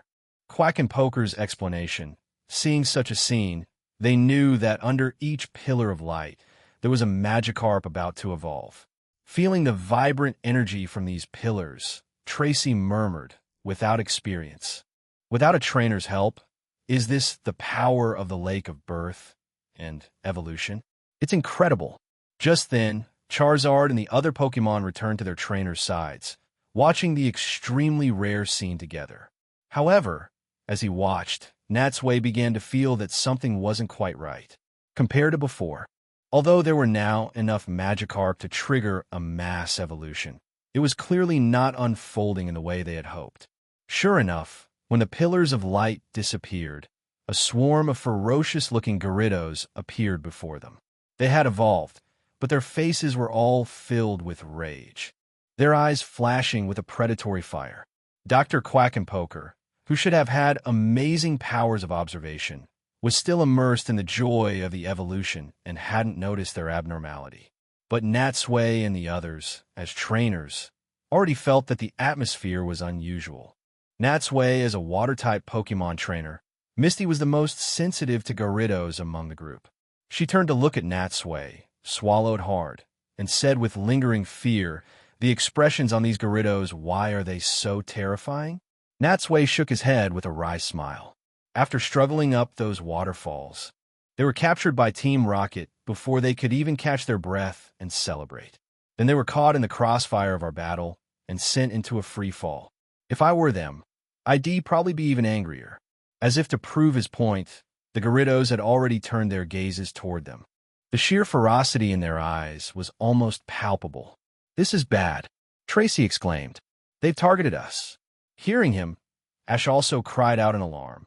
"Don't tell me they're blaming us for them being captured." There was no time to think. The Gyarados had already approached them, and over a dozen cavernous mouths opened simultaneously, terrifying energy slowly gathering within them. Natsui's eyes narrowed. He had already recognized the move. "It's Hyper Beam. There are too many of them. Everyone get out of the way now." With that, he grabbed Sabrina with one hand and Misty with the other and was the first to run. Behind him, Ash also fled with Pikachu. Tracy was about to move, but saw that Dr. Quackenpoker was still fiddling with his machines. He rushed forward and grabbed the old man's wrist. "Mr. Quackenpoker, we have to get out of here." Hearing the panic in Tracy's voice, Dr. Quackenpoker subconsciously looked up and only then noticed the Gyarados' strange behavior. How did this happen?" He was shocked and wanted to pack up his equipment, but there was no time. Seeing this, Tracy, without another word, grabbed his arm and tried to pull him away. "Wait, my equipment." However, faced with his research, which was more precious to him than his own life, Dr. Quackenpoker naturally refused to leave easily. With a strength that came from nowhere, he broke free from Tracy's grasp, spread his arms wide, and tried to shield the equipment with his own fragile human body. TSK. Natsui sighed inwardly. While admirable, this life-risking old scholar was a real headache, but he couldn't just leave him. He shouted to Ash, who had already run ahead, "Ash, stop running. Protect Dr. Quackenpoker." Hearing Natsui's shout, Ash looked back, saw the scene, and immediately stopped in his tracks. Including Misty and Tracy, they all threw out their other Pokeballs, releasing a few more Pokemon. Working together, they all used their moves in a combined attack, firing at the incoming Hyper Beams. Just then, the dozen or so Hyper Beams were almost upon them. The moves launched by the Pokemon, like a sweeping rainbow, finally managed to collide with the Hyper Beams just before they reached the campsite. Boom! The convergence of so much energy created a massive sonic boom. At the epicenter of the energy, an even more dazzling light, like the sun, erupted. Chapter 254. Stopping the rampage, a shockwave comparable to a hurricane raged out, instantly overturning everything in the campsite. Tents, sleeping bags, equipment, and rocks of all sizes were sent flying in all directions. Even the outer forest swayed wildly, as if it were about to be uprooted. The strong wind blew Natsui's bangs across his face. Sabrina waved a hand, and an invisible barrier formed in front of them, blocking the aftershock of the attack. But even so, the immense force still made their bodies tremble. Misty, being the lightest, was knocked sideways. Thankfully, Natsui was quick to grab her, helping her to steady herself. And once saved, Misty took the opportunity to hide in Natsui's arms. Looking like a damsel in distress, Tui. Nearby, Ash was covered in dust. He spat out the sand in his mouth and looked at the site of the explosion, only to see that the previously slightly uneven lakeshore had been blasted into a large, circular crater. The crater was over 10 meters wide, exposing fresh soil, gravel, and plant roots. The lake water was rapidly pouring into the crater, and it seemed it would soon be filled. Seeing the extent of the damage, Tracy and the others were dumbfounded. The power of this explosion is so strong. It actually changed the terrain here. Natsui also let out a sigh of lingering fear. That power was indeed very strong, and it was too close. We were almost caught in it. But thankfully, we managed to block it in the end without any harm. As the dust settled, Natsui's gaze didn't linger on the large crater, but shifted to the campsite behind them. Not only was Dr. Quackenpoker's equipment there, but also their group's luggage. If it had been destroyed, it would have been a great loss for everyone. Fortunately, their things were just scattered around. Although it was a mess, they had ultimately been protected. Just then, the Garridos had recovered from the stiffness of using Hyper Beam and were swimming toward the shore. Looking at Dr. Quackenpoker, he was now intently checking his equipment to see if the data and machines were intact, showing no intention of leaving. There's no other way. Seeing his stubbornness, Natsui knew that if they didn't want to abandon Dr. Quackenpoker, they would have to fight turning around. He and Ash's group stood in front of Dr. Quackenpoker, shielding him and the entire campsite. And their Pokemon, naturally, formed a protective circle around them. For a moment, the tension was palpable. Everyone stood on high alert, watching the swarm of Garridos. Seeing the Garridos getting closer and closer, a fierce battle seemed inevitable. At that moment, Ash gritted his teeth, suddenly took a few steps forward, and held out his hand, as if trying to persuade them with words. Garridos, snap out of it. We're here to help you. Team Rocket was the one who captured you. Not Ash spoke with great emotion, which was very much in line with his usual style. But the enraged Garridos were in no state to listen to him. They glared at Ash, their mouths open again, seemingly ready to attack at any moment. We can't wait any longer. Natsui's eyes narrowed. Knowing the situation was urgent, he quickly waved his hand to the Pokemon beside him. Go! All of you! Stop those guys! Whether they were Natsui's, Misty's, Ash's, or even Tracy's Pokemon, upon hearing his command, they all swarmed forward, flying, running, and swimming, charging towards the Garridos. Their presence was no less imposing than the Gyarados. They were not at all intimidated by their size. As the two sides drew closer, the next second, they had already clashed. Roar! Pika pika! Ra! As skills crisscrossed, the sounds of Pokemon cries echoed across the lakeside. However, because the scene was too chaotic and there were too many Pokemon, Natsui and the others had no time to command them. They could only let the Pokemon fight on their own, and the situation quickly became extremely messy. Fortunately, their Pokemon were all seasoned fighters. The Garridos, on the other hand, had not only wasted a lot of stamina climbing the waterfall before evolving, but were now also blinded by rage. They had no coordination and no technique to speak of, relying only on instinct to attack anything that wasn't one of their own. Moves of all kinds flew wildly across the field. However, amidst this thrilling battle, there were some other sounds. Psyduck, I didn't call you out. Don't come out your Pokeball on your own and cause trouble. Misty, who had been in Natsui's arms, seemed to have suddenly noticed something. She left his side and shouted helplessly towards the distance. Natsui followed her gaze and saw a Psyduck standing there with a dazed look, tilting its head at the Garridos. It showed no intention of attacking, nor did it seem to know how to dodge in the face of danger. Seeing its embarrassing performance, Misty was speechless. She quickly took out its Pokeball and recalled it. Seeing this, Natsui couldn't help but find it amusing. It has to be said, Psyduck's performance is as consistent as ever after this interlude. Natsui looked at the situation on the field again. On the surface, both sides were still evenly matched. It seemed they wouldn't be able to defeat the Gyarados in a short amount of time. With this thought, he subconsciously touched the few Ultra Balls on his left hip. Even in such a situation, he had no intention of sending the legendary birds into battle. Perhaps one Thunder from Zapdos could knock out the entire swarm of Gyarados in the water, but as his trump cards, Natsui wouldn't use them unless the situation was truly critical. Just then, as the battle continued, Pokémon on both sides had sustained some damage. And while Natsui and the others were nervously watching the battlefield, a jet of flame suddenly flew over their heads, forcing them to duck quickly.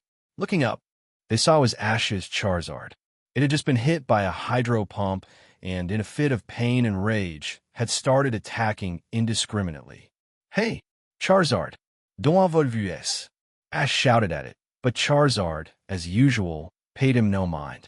I thought their relationship would have changed after all this time, but it seems there's still room for improvement. Just then, Haunter also flew out of Natsui's shadow. It had been watching from the sidelines, one of the few Pokémon not participating in the battle. It had originally thought it could enjoy a good show, but seeing the situation on the battlefield slowly spinning out of control, it had to appear and stay by Natsui's side to protect him. Although that woman named Sabrina would also protect Natsui, as Natsui's Pokémon, how could it entrust its trainer's safety to someone else? Chapter 255, Terrifying Growth. Just then, Dr. Quackenpoker, having finished checking his equipment, walked over to Natsui and the others. He frowned, his face filled with worry as he watched the ongoing battle. "How is it?" Natsui asked. "Is all your equipment intact?" "It's fine. Apart from a few scratches, there's no major damage, Dr. Quackenpoker replied with a nod. He then pushed up his glasses and said seriously, "These Gyarados are not angry by choice.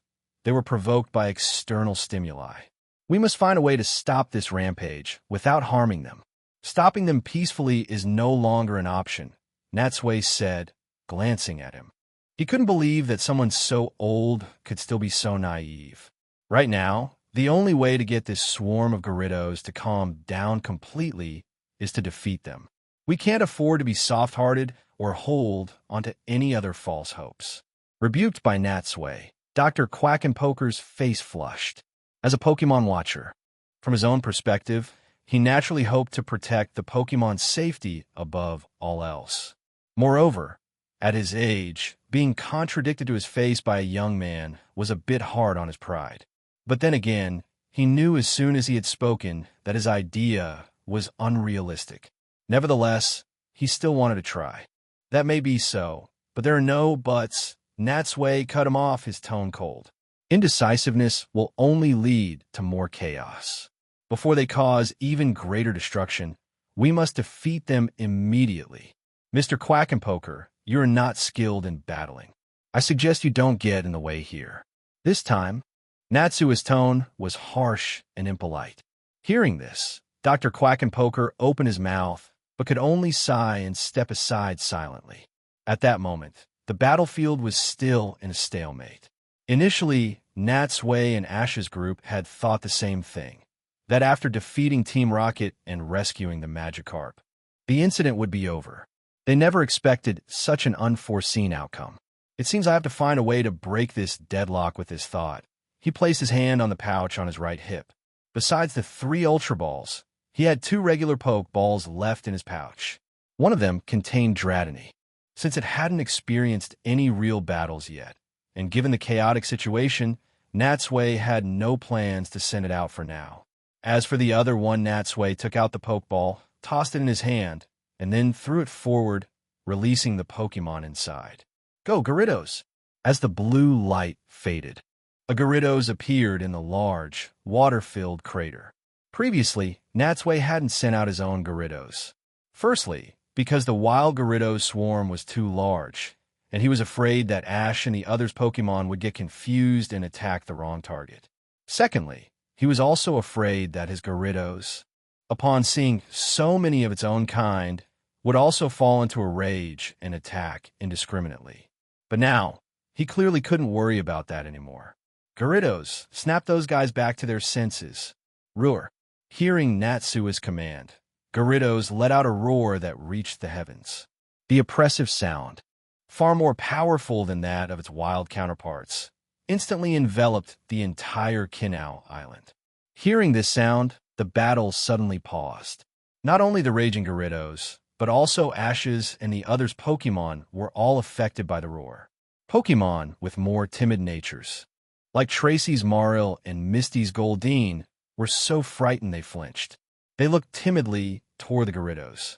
The darkest part of the night had passed, and the sky was beginning to show the first light of dawn. In the hazy twilight, Gyarados stood tall, surrounded by a mist of water, looking incredibly intimidating. It was just too imposing. Although it looked no different from the wild Gyarados, having been tempered by countless battles and having participated in high-intensity competitions, Natsui's Gyarados, in both presence and power, was clearly in a different league from this group of newly evolved, inexperienced Gyarados. Once it understood the situation on the field, it showed no regard for kinship. It opened its massive mouth and bit down on the long neck of one of the wild Gyarados. Roar!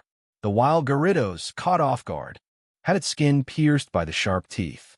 It cried out in pain and, acting on instinct, turned its head to bite back at Natsui's Gyarados. However, Natsui's Gyarados, still in its right mind, naturally wouldn't let it succeed. It released its bite, leaned back, and caused the other Gyarados to miss its target. Facing the incoming head, it spun its body and delivered a massive tail strike right to the wild Gyarados' face. Smack! The sound echoed across the land. The wild Gyarados was sent spinning through the air. And it wasn't over. After knocking down that one, Natsui's Gyarados targeted a second one. It swam rapidly towards it and, as if carrying immense force, rammed into it.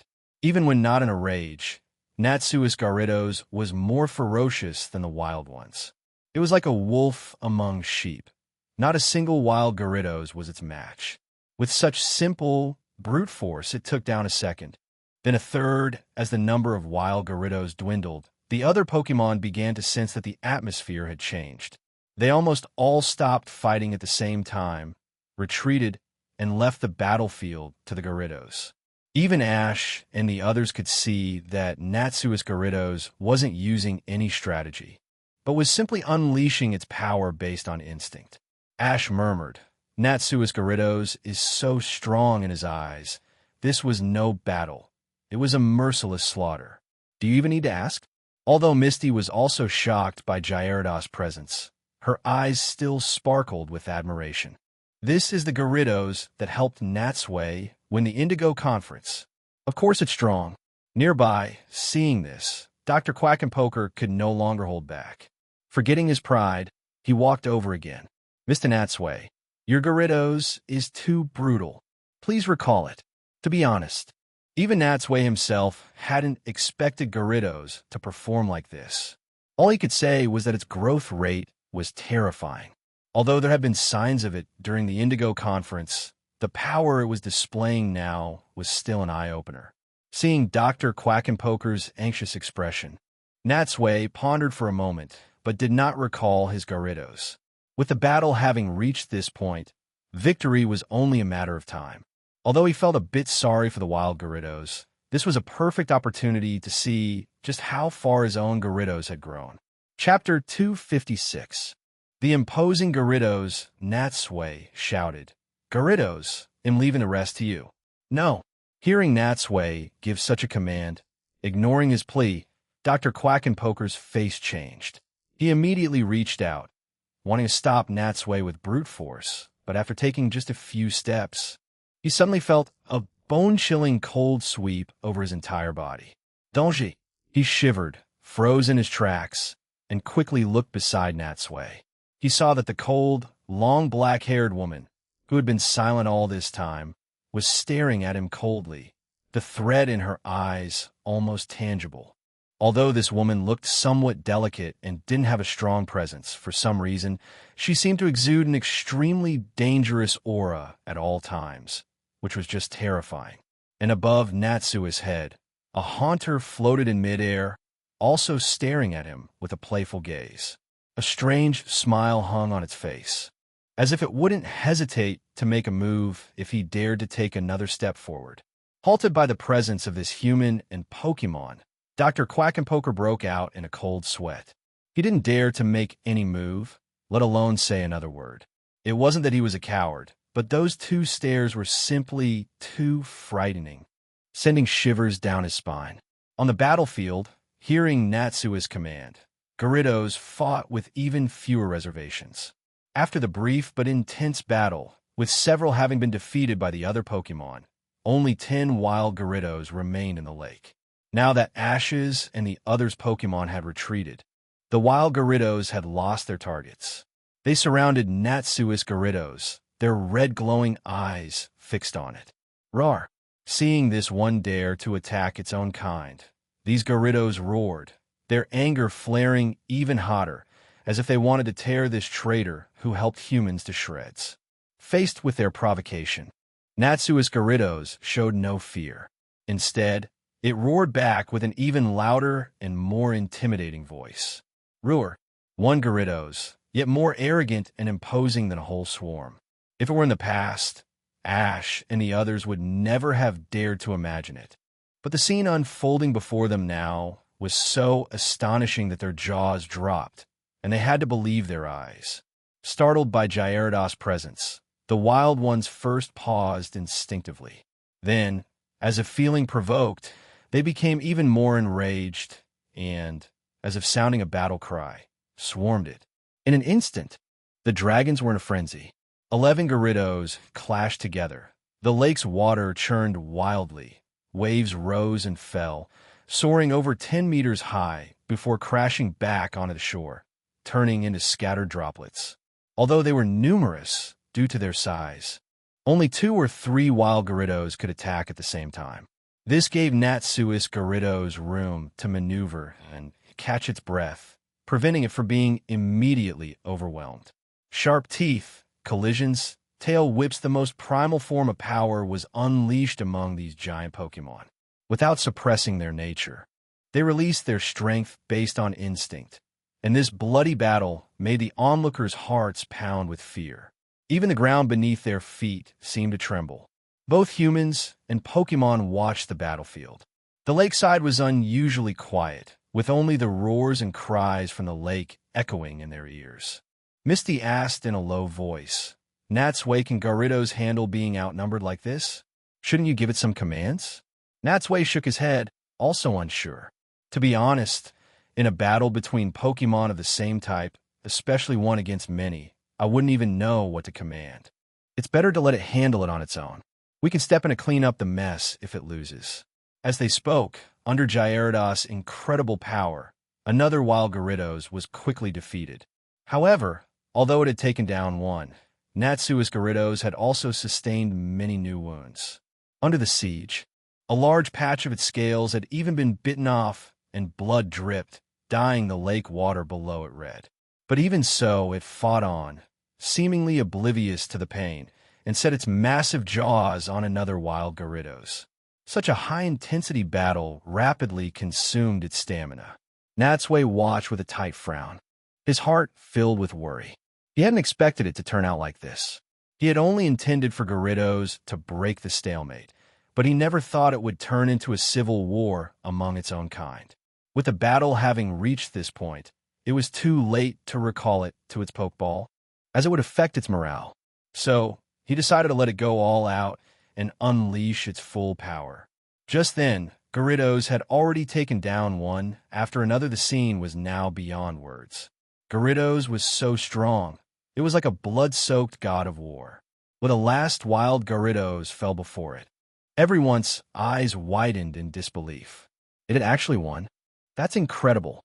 At that moment, blood covered Gyarados' entire body. Its scales seemed to be damaged to varying degrees, and it looked on the verge of collapse, barely standing on pure, tenacious spirit. Under the gaze of many eyes, it stood amidst its unconscious kin, its body erect, its massive head held high, letting out a resounding draconic roar towards the sky. Roar. The sound was long and drawn out, giving the impression that Gyarados was proclaiming to the world that it was the strongest of them all. And at that very moment, the sun was slowly rising. Its first rays, shining on Kinao Island, happened to fall upon Gyarados as if draping it in a faint silver armor. Gulp, the sound of someone swallowing could be heard. It was Dr. Quackenpoker.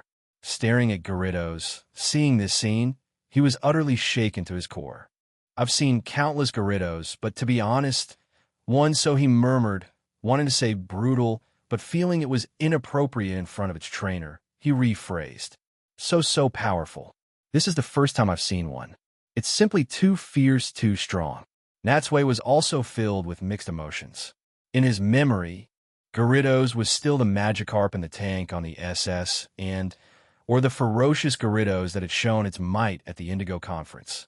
He never thought it would have grown to such a height in such a short time, and after this battle, it was as if it had undergone a metamorphosis, its confidence and strength greatly enhanced. As everything calmed down, Misty looked around and asked cautiously, Natsui, so what do we do now? Chapter 257.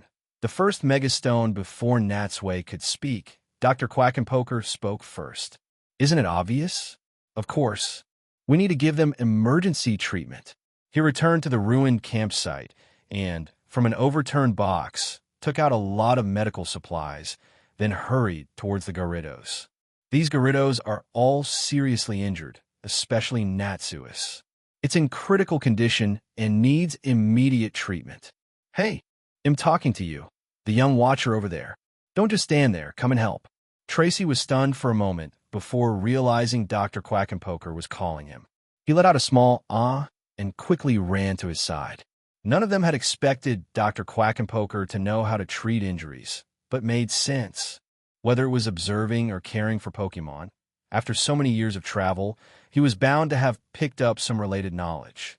Natsui looked at his Gyarados, which happened to lower its head and look back at him at the same moment. You've worked hard. Gyarados slowly swam towards Natsui. It was covered in wounds, some so deep that bone and flesh were visible. One could imagine that even after it healed, its body would be covered in countless indelible scars. But scars often symbolize honor, a testament to the world, through the passage of time, that this is an incredibly fierce Pokemon. With Tracy's help, Dr. Quackenpoker cleaned Gyarados' wounds, treated them with potions, and carefully bandaged them. Every step was done with extreme professionalism. While they were providing treatment, Natsui wasn't idle either. Along with Ash, Misty, and the other Pokemon, he went to retrieve their scattered luggage. The luggage had been blown all over the place, so finding everything was a time-consuming and laborious task.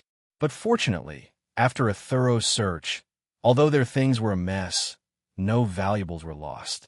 Everything proceeded in an orderly manner. As time passed, the sun rose higher in the sky. Natsui glanced at the time and realized it was already 10 in the morning. Everyone's stomachs began to rumble uncontrollably. Combined with the poor night's sleep, they were all tired, hungry, and exhausted. Dr. Quackenpoker, in particular, was running on sheer willpower. After Dr. Quackenpoker finished treating the last few lightly injured wild Gyarados, Tracy was finally free to start preparing breakfast for everyone. Ash rubbed his empty stomach and said weakly, I can't take it anymore. I'm so hungry, I feel like I could eat a whole Tauros right now. If you're so hungry, then go help. Get the campfire going. Misty shot him a look. She was also starving. She could have held on a little longer, but Ash's words seemed to resonate with her stomach, completely deflating her. Knowing Misty was right, Ash rolled up his sleeves and went to help Tracy. With everyone working together, it wasn't long before the aroma of food began to drift over the campsite, tantalizing their taste buds. By the time Dr. Quackenpoker finished treating the rest of the injured Pokemon and washed the blood from his hands, Tracy was just serving the food. This time, to help everyone recover their energy after the exhausting ordeal, Tracy had prepared an especially hearty breakfast. Dr. Quackenpoker sat on a folding chair and took a few bites of food. Feeling a bit dizzy, he couldn't help but sigh with emotion. Sigh, just one sleepless night, and I can't handle it anymore. am getting old, getting old. Time spares no one. I have to admit it. After speaking, he looked at the group before him, thinking about everything that had happened since they met, and said with sincere gratitude, "Thank you, all of you. Without you, I really don't know how I would have handled this crisis." Hearing this, Natsui just smiled non-committally but didn't say anything. In truth, if Dr. Quackenpoker hadn't met Ash, he wouldn't have been followed by Team Rocket, and none of this would have happened. Ultimately, they were the ones who had dragged Dr. Quackenpoker and the Gyarados swarm into this mess. But thankfully, things have finally calmed down. Not at all. You're too kind. It was our duty. Tracy quickly waved his hand. Regardless of what others thought of him, in Tracy's eyes, Dr. Quackenpoker was a very respectable Pokemon watcher. At this time, the wild Gyarados, after receiving simple treatment, had all woken up and were no longer angry. They submerged into the lake and left with the unevolved Magikarp, following the river out of Kinau Island and into the deep sea.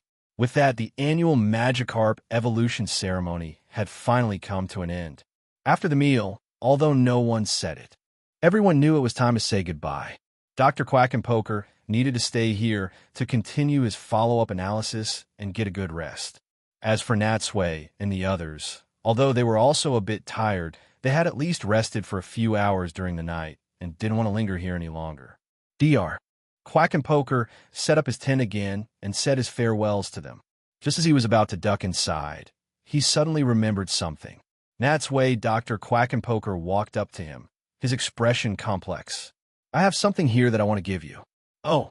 Natsui was taken aback, not understanding why he was suddenly being given something. Dr. Quackenpoker took a round, crystal-clear stone from his backpack and handed it to Natsui. "This is—" Natsui's eyebrows shot up in surprise. Dr. Quackenpoker explained, "This is a stone I happened to find while traveling in another region. It has a mysterious power that can make a Gyarados evolve into a more advanced form during battle." "I know," Natsui said. "This is a Gyarados. A megastone?" Hearing this unfamiliar term, Ash and the others gathered around, curiously examining the stone that seemed to be brimming with energy, marveling at it. "Natsui," Ash said excitedly. "Does that mean this stone can make a Pokemon evolve again?" Natsui nodded. "That's right. But this evolution is only temporary. When it runs out of energy in battle, it will revert to its previous form." Hearing Natsui's explanation, it was now Dr. Quackenpoker's turn to be surprised. "Oh, you know about it? That's even better. Saves me the trouble of explaining. Here, I'm giving it to you now." Natsui didn't immediately reach out, but asked instead, "Why are you giving it to me?" Dr. Quackenpoker stared into Natsui's eyes for a long time before finally saying, "You are a Pokemon trainer, so you will naturally have a use for this kind of thing. And your Gyarados is special, very special. I believe that only in your Gyarados hands will this evolution stone be able to display its greatest power." Chapter 258, The Winner's Cup Thank You. Hearing him say this, Natsui no longer stood on ceremony. He took the Gyarados from Dr. Quackenpoker's hand and put it in his pocket. Now, although he hadn't yet mastered how to use this power, including the Steelixite he had obtained earlier, he now possessed 2 Megastones. This was a good start, putting him one step ahead of others right from the beginning. "All right, I need a rest. Let's hope our paths cross again." Dr. Quackenpoker turned and lifted the flap of his tent. Watching his back, Tracy couldn't help but take a step forward. Pokemon watchers were rare, and although their time together was short, he felt a natural affinity for Dr. Quackenpoker. Although he said hope our paths cross again, given his age and their different travel routes, it was unlikely they would ever meet again. With this thought, Tracy said sincerely, "Mr. Quackenpoker, please take good care of yourself." Dr. Quackenpoker paused, didn't turn around, but just waved his hand with his back to them, and then ducked into the tent. As the tent flap fell, the campsite became completely quiet. Natsui and the others each took their luggage, followed the river back the way they came, and arrived at the seashore. By now, the Gyarados and Magikarp were long gone, and after having been through so much together again, it was now time for them to part ways. But compared to their previous farewells, this time, Misty was even more reluctant to leave. But there was nothing to be done. She had to continue her journey with Ash. Given their friendship, she couldn't just abandon him. Looking at Natsui with tender eyes, Misty opened her mouth, about to say something, when Ash suddenly squeezed past her and stood in front of him. Natsui, I'm off to challenge the Trovita gym now. You just wait. I'll catch up to you soon. Before Natsui could speak, Misty, who had nearly been knocked off balance, gritted her teeth and brought her fist down hard on Ash's head. Bonk. Ow. Misty, what did you hit me for? Ash looked completely bewildered. Being as dense as he was, he naturally didn't understand what he had just interrupted. Seeing Ash's innocent and clueless expression, Misty felt completely helpless against him. She could only curse him for being a blockhead under her breath, and then said through gritted teeth, Nothing. My hand was just itchy. I just felt like hitting you. This barbaric and unreasonable attitude naturally drew a protest from Ash. Misty, you're so mean. Watching their cheerful squabble, Natsui felt a warmth in his heart. He said with a chuckle, Ash, don't be in such a hurry. Since you're on a journey, you should take it one step at a time, building a solid foundation and growing slowly. You can't rush things. That may be so. Ash clenched his fists, his eyes full of longing. But you're a champion, Natsui. Of course, I have to aim to be like you. You? As Natsui's most loyal supporter, Misty scoffed. With your skills, you'll never be able to catch up to Natsui. You should just give up on that idea. A champion. Natsui patted Misty's head, then looked up at the distant sea, his tone wistful. The Indigo Conference wasn't that intense. I was just lucky not to have run into any decent opponents. That's how I managed to win. In fact, if you ask me, I should be the one aiming to be like you. Oh, hearing Natsui say this, everyone present looked at him in surprise. Aiming to be like me? Ash pointed to himself, looking even more confused. That's right. Natsui nodded gravely. I forget if I've told you this before, but although I will face countless strong enemies in the future, I have always believed that if there is anyone who can defeat me, that person will be you. As soon as he said this, not only Ash, but also Sabrina, Misty, and Tracy looked at him in astonishment. That was incredibly high praise. After all, Ash's best result so far was top 16 at the Indigo Conference, while Natsui was the undefeated champion who had steamrolled the Indigo Conference. Sabrina, Misty, and Tracy were all a bit puzzled, not understanding why Natsui had such high regard for Ash. Having known him for so long, anyone could see that there was a clear gap in skill between the two of them. But being affirmed like this by Natsui, Ash trembled with excitement. Natsui, don't you worry. It'll work even harder. I definitely won't let down your trust in me. One day, I will definitely grow to be what you expect. MHM, I believe in you. But to achieve that goal, you have to take every step seriously. After speaking, Natsui patted his shoulder, then waved to the sky. A few seconds later, Charizard landed beside him. He and Sabrina mounted Charizard, looked at Ash and the others, and finally smiled. All right, we should get going too. We wish you a safe journey. Let's meet again next time. With that, without waiting for them to reply, he gave a gentle kick with his heels, and Charizard flapped its wings, shooting off from Kinau Island like an arrow from a bow. On the beach, watching Charizard fly further and further away until it became a black, Ash and Misty still gazed reluctantly after it. And in their hearts, although their feelings were different, a similar fiery passion was burning. Pomelo Island is located in the northwest of the Orange Archipelago. Its geographical location is a bit to the north, and because the island is small and not very populated, it is, at best, the size of a major town. But despite this, its status in the hearts of the people of the Orange Archipelago is quite high, no less than that of the metropolitan areas. Both the Orange League headquarters and the venue for the Winners' Cup make this place a focal point of attention. After a few hours of flight, Charizard landed in a forest on Pomelo Island. Natsui recalled Charizard, and he and Sabrina walked into the island sports stadium theme town. They didn't go directly to the Orange League headquarters to report. Instead, They first found an inn with a hot spring, ate their fill, soaked comfortably in the hot spring for a few hours, and then rested for the night, getting a good sleep to wash away the dust and fatigue. The next day, feeling refreshed, Natsui finally went to the Orange League headquarters to handle the challenge registration. It is worth mentioning that the Orange League competition is not held at a specific time of the year. Due to the unique nature of the Orange League, when a challenger has obtained 4 badges, they must first apply here. After confirming that the head trainer is available to accept the challenge, the Orange League will then, after a night of preparation, hold the Winners' Cup match the next day. And because challengers arrive one after another, it is not uncommon to see a dozen Winners' Cup matches held in a single year, creating a spectacular sight. Chapter 259.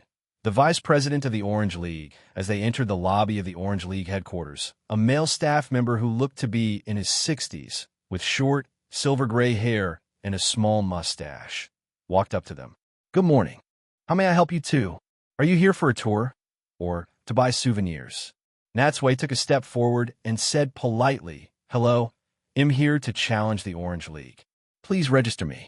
Hearing that Natsui was here to challenge for the Winners' Cup, the staff member's attitude immediately became much more enthusiastic. "Welcome, welcome. It's been almost a month since we last held a match. It's truly a cause for celebration to finally have a new challenger. But before that, as per the regulations, please show me your proof." Proof?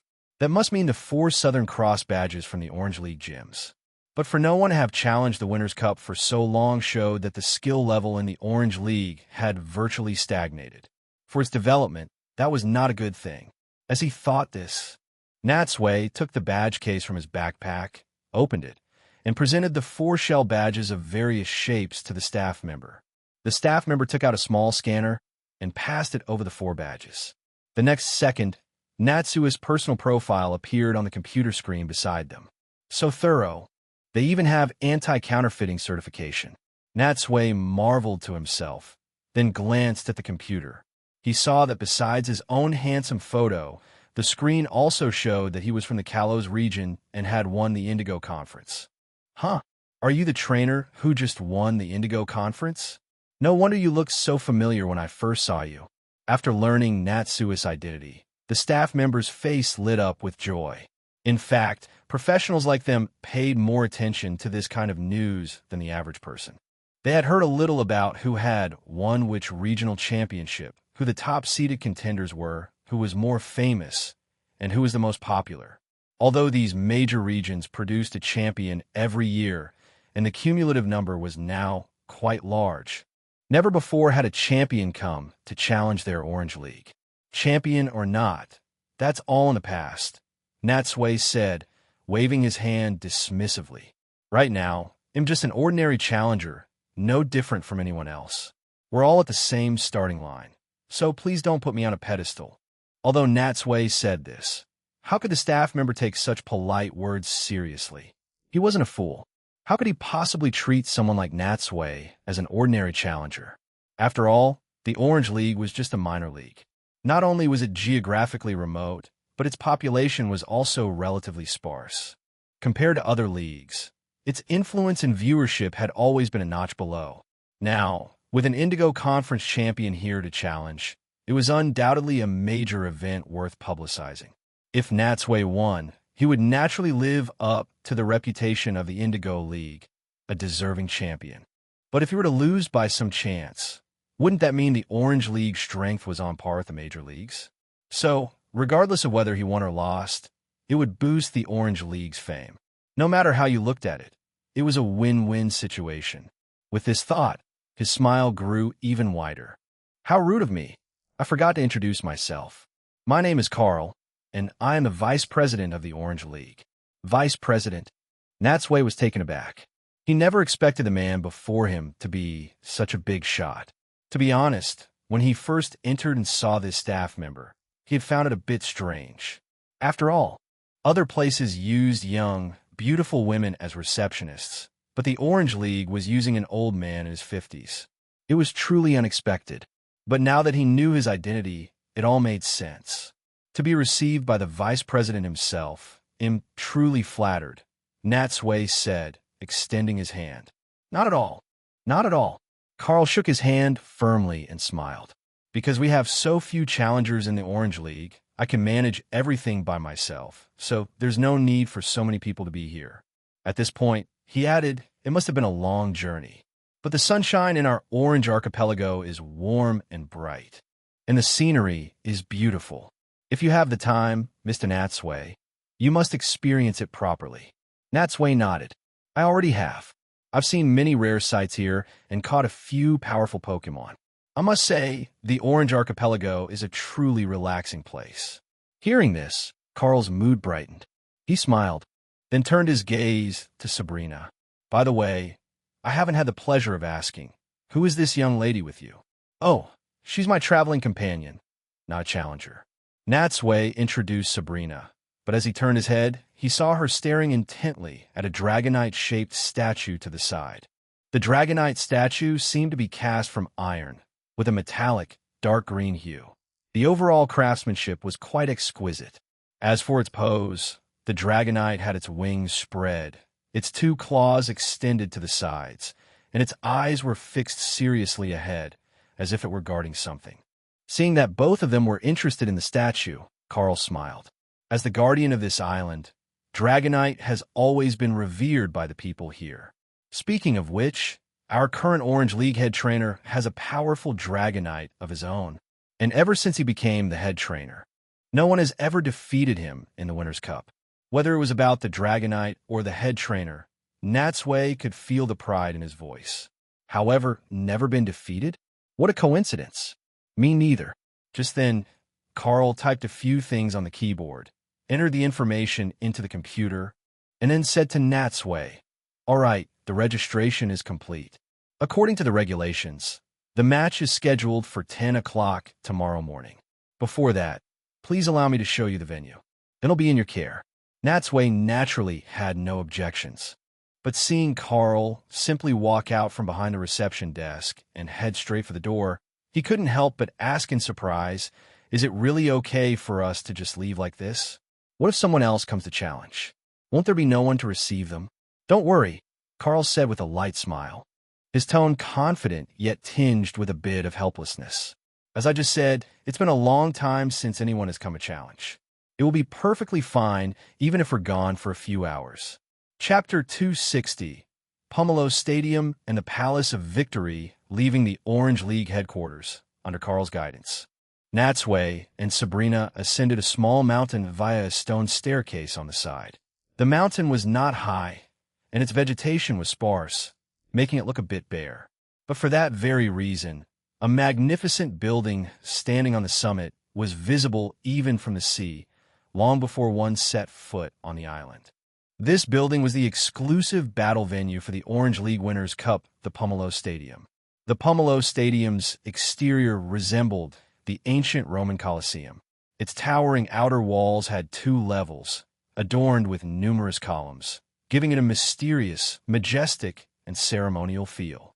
As Natsui walked up the steps and reached the summit, he looked down and could see the entire Pomelo town spread out before him. In fact, when he had arrived here yesterday, Natsui had noticed that most of the buildings in Pomelo town, whether they were shops or residences, had white walls and red roofs. In a European-style villa aesthetic, looking very uniform. From this, it wasn't hard to see that both the Orange Archipelago and the Orange League had made great efforts to develop this place into a sports town with a strong atmosphere. This way, please. Carl led Natsui into the Pomelo Stadium. Entering the arena through a long, narrow spectator tunnel, Natsui's view suddenly opened up, and a huge battlefield appeared before him. At the same time, a standard, ordinary battlefield was laid out in front of him. But at this moment, apart from them, the stadium was empty and looked deserted. Looking to the side, just like in the Orange League headquarters lobby, there were also many Dragonite statues here. It seemed what Carl had said earlier was true. They really did regard Dragonite as their guardian deity. Mr. Natsui, please look, Carl said, pointing forward. This is where you will be battling tomorrow. Don't be fooled by its ancient appearance. It's fully equipped with facilities like large screens, lighting, and a sound system. It can also accommodate 20,000 spectators at once. It is, without a doubt, the largest, best, and highest capacity venue in our Orange League. If it had been any other challenger, Carl would have been too lazy to explain. But for a contestant like Natsui, he naturally had to be more detailed. Natsui nodded and offered a few words of agreement. He could hear the genuine pride in Carl's voice. But to be honest, a stadium with a capacity of only 20,000, not to mention other regions, was a bit small compared to the 50,000-seat venue of the Indigo Conference. Of course, regardless of the crowd size, it had no effect on Natsui's mindset. In fact, he didn't really care whether there were spectators, how many people it could seat, or if the equipment was old. His goal was to win. Even if only a few people came to watch the match, he would still give it his all and perform to the best of his ability. And, compared to the venue or the equipment, he was more concerned about other issues. Mr. Carl, what are the rules for the Winners' Cup match? When it came to the match, Carl's expression also became serious. The rules are a 6-on-6 full battle. When any 3 of one side's Pokémon have fainted, the battlefield will also change. Oh, Natsui said, I thought this ordinary field was the final battlefield. Smedet. That's just an ordinary training field. Don't be fooled by its plain appearance. There's actually an elevator underneath it. As the match progresses, we can switch to fields of different types at any time. I see. Elevators were not uncommon in major competitions. Even some gyms had such functions, so it wasn't anything to be surprised about. Natsui had just been asking casually. Leaving the Pomelo Stadium, they came to a slightly shorter building on the side. The style of this building was similar to the Pomelo Stadium, both constructed with stone pillars and marble. But unlike the stadium, it had a large dome covering the entire structure, which made it look darker and more solemn. All right, Carl said, this is the Palace of Victory, also known as the Hall of Fame. Just like the Hall of Fame in other regions, it was built specifically to commemorate the contestants who have won the Winners' Cup. As he spoke, they had already walked into the Palace of Victory. Like other places at the entrance, they were unsurprisingly greeted by 2 Dragonite statues. When Natsui entered the main hall of the Palace of Victory, the first thing he saw were over a dozen Pokémon statues. However, these Pokémon were not of any rare species, but mostly common Pokémon found in Kanto and the Orange Archipelago, like Venonat, Poliwrath, and Pidgeot. Behind the statues were many display cases, in which rectangular stone slabs were placed side by side, looking rather peculiar. As they got closer, they saw that these stone slabs were imprinted with Pokémon handprints of various sizes. In front of the slabs were exquisite photo frames. Natsui walked up to one of the photo frames and saw a picture of a trainer who had won the Winners' Cup, posing with his Pokémon. He was half kneeling on the ground, holding a gleaming golden trophy, surrounded by his Pokémon, and smiling very happily. Beside him, Carl, like a diligent tour guide, explained these photos and handprints were left by the honored trainers and their Pokémon who have achieved victory. If you also win tomorrow's match, Mr. Natsui, you will be able to leave your name and your Pokémon's handprints here permanently for future generations to admire. Leave them permanently? This piqued Natsui's interest. To be honest, as a transmigrator, he felt like a rootless drifter with no sense of belonging or security here. He feared that one day, he would suddenly dissipate like the wind, leaving no trace behind. If he could really leave his name here, even if it was just a photo, wouldn't that count as leaving a mark, as proof that he had truly been to this world? With this thought, his resolve hardened. Mr. Carl, these Pokémon statues in the front must be the ace Pokémon of those honored trainers, right? Well, that's not wrong, Carl nodded. But to be precise, they are the Pokémon that performed the best in the hands of those honored trainers during the Winners' Cup. Strange Natsui looked around at the slightly empty hall and couldn't help but ask in surprise, I heard the Orange League has been running for decades and should have held hundreds of matches at least. But there are too few statues and photos here. Could it be that very few people have actually won this Winners' Cup? Chapter 261. What was seen and heard at the Orange League, that's not it. Carl shook his head. Actually, this Palace of Victory was newly built over a decade ago, so it only includes the honored trainers who have won in recent years, not the winners from the past. And do you remember what I said just now? What you said just now? Natsui raised his eyebrows. For a moment, Natsui couldn't recall which sentence Carl was referring to. After all, the man hadn't stopped talking the entire time, having introduced so many things. But since he was asking this way, the sentence must have been quite memorable. After thinking carefully, Natsui asked, "Is it because of that head trainer?" "Exactly." Carl laughed heartily and continued, "Our Orange League's current head trainer, Drake, is so incredibly strong that since he took the position, no one has ever been able to defeat him. And that's the main reason why there are so few statues here from the past few years." So the head trainer's name is Drake, but Natsui had no memory of this name, nor did he remember how strong he was. He only knew that Ash eventually defeated him and won the Winner's Cup. However, given Ash's skill level capable of defeating gods one moment and losing to a rookie trainer the next, his performance was too inconsistent to be an accurate reference. And since Carl spoke so highly of him, and he had defended the Winner's Cup for so long, he must be no pushover. He couldn't be taken lightly. The group wandered around the Palace of Victory for a while longer, having now seen the entirety of the Orange League headquarters. Natsui now had a general understanding of its history and current situation. It could be said that the Orange League had had its brief moments of glory in the past, but limited by its geographical location, the number of trainers, and the economic and population conditions of the Orange Archipelago, it had never been able to truly develop. It had always been in this lukewarm state, only receiving enthusiastic support locally. Once outside this area, it had no influence. It was almost a dead end, an unchangeable situation. Even from Carl's words, Natsui could hear his helplessness and sorrow regarding the matter. But fortunately, even so, it couldn't stop the local trainers' love for the Orange League. After leaving, they returned the way they came, descended the small mountain, and went back to the Orange League headquarters. Just as Carl had said, although they had been gone for over an hour, no one had come during that time. Standing in front of the headquarters' main entrance, Carl smiled. "Mr. Natsui, please excuse me for a moment. This is as far as our tour goes for today. We still need to do some promotion for tomorrow's match, and time is a bit tight, so we can't delay any longer." As he spoke, he pointed towards a direction in the town and said kindly, "Forgive me for asking, but have you found a place to stay for the night? If not, there's a Pokemon Center in that direction that offers free accommodation and food. Most of the trainers who come here to challenge stay there. The environment is quite nice." "Thank you for your kindness, Mr. Carl," Natsui said, waving his hand. "I've already found a place to stay. It's an inn in the center of town.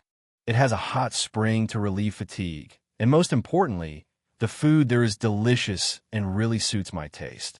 Hearing him say this, Carl's meaningful gaze shifted between Natsui and Sabrina.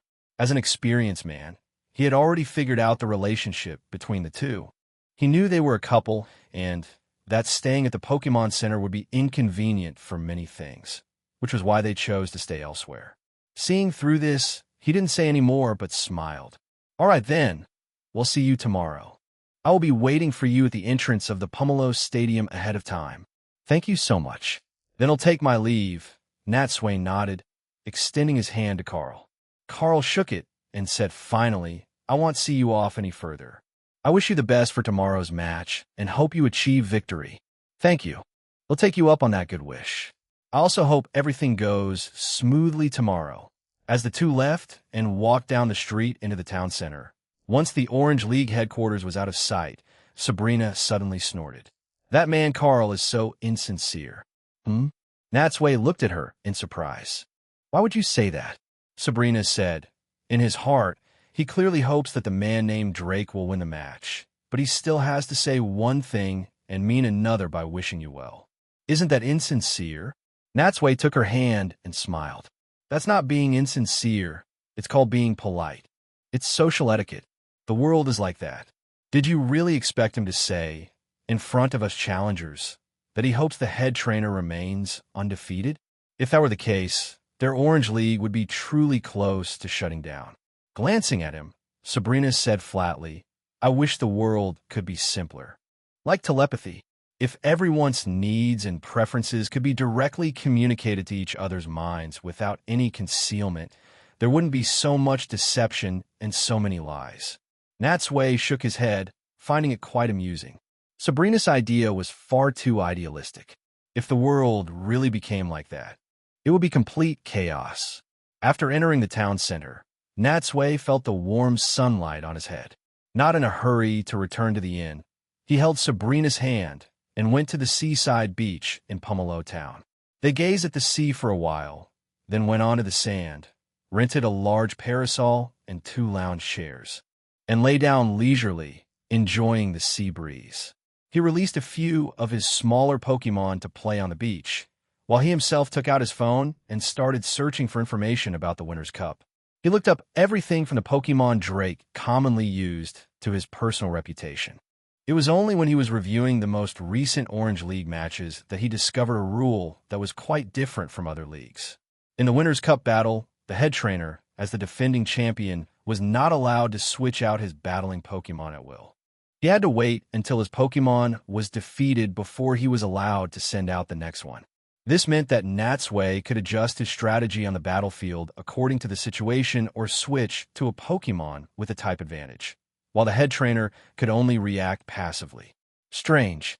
Sabrina also looked up from her phone, frowning. It seems this rule is very disadvantageous for the head trainer. I really don't understand. They clearly want their own person to maintain the winning streak. So why would the people of the Orange League make such an illogical rule? Chapter 262. A bet on oranges. It is strange. Natsui also didn't understand this rule or why the Orange League would implement it. But after watching a few more videos and getting a general idea of Drake's strength, he couldn't help but remark, I have to say, even under such a rule, this man Drake has never lost a match and has defended the Winner's Cup. It shows that his strength is truly formidable. He absolutely cannot be underestimated. Sabrina was about to speak when her brow suddenly furrowed slightly, and she turned her gaze towards the sea. There's something on the sea, approaching quickly.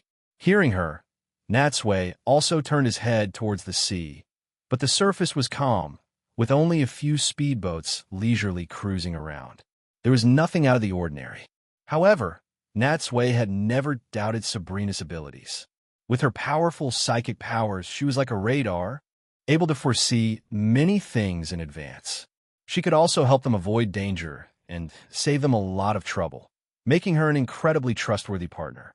If Sabrina sensed something, it was best to trust her intuition directly, because she was never wrong. Sure enough, a dozen or so seconds later, a black shadow appeared in the distance, flying almost skimming the surface of the sea and rapidly approaching Pomelo Island. At first, Natsui couldn't make out what it was.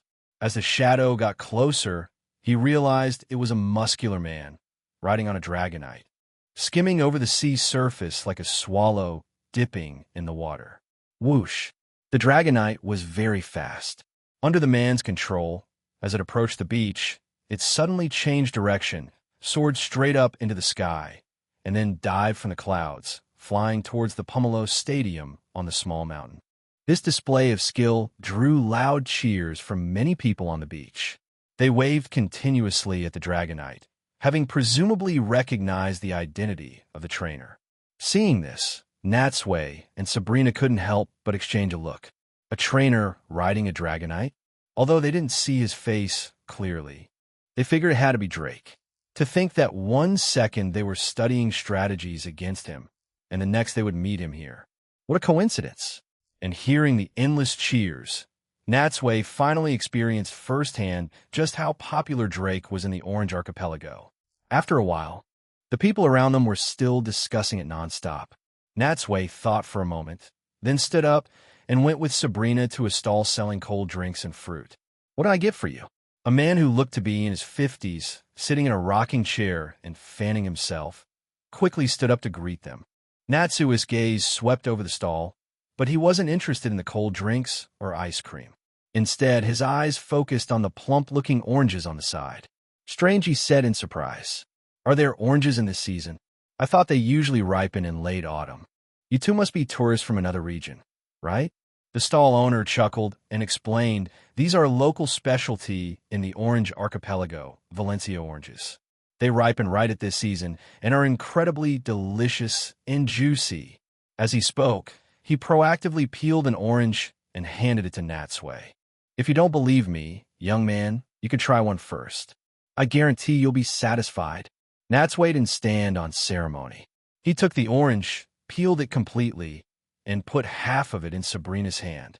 They each ate a slice, and it had to be said, the moment they bit into it, juice burst in their mouths.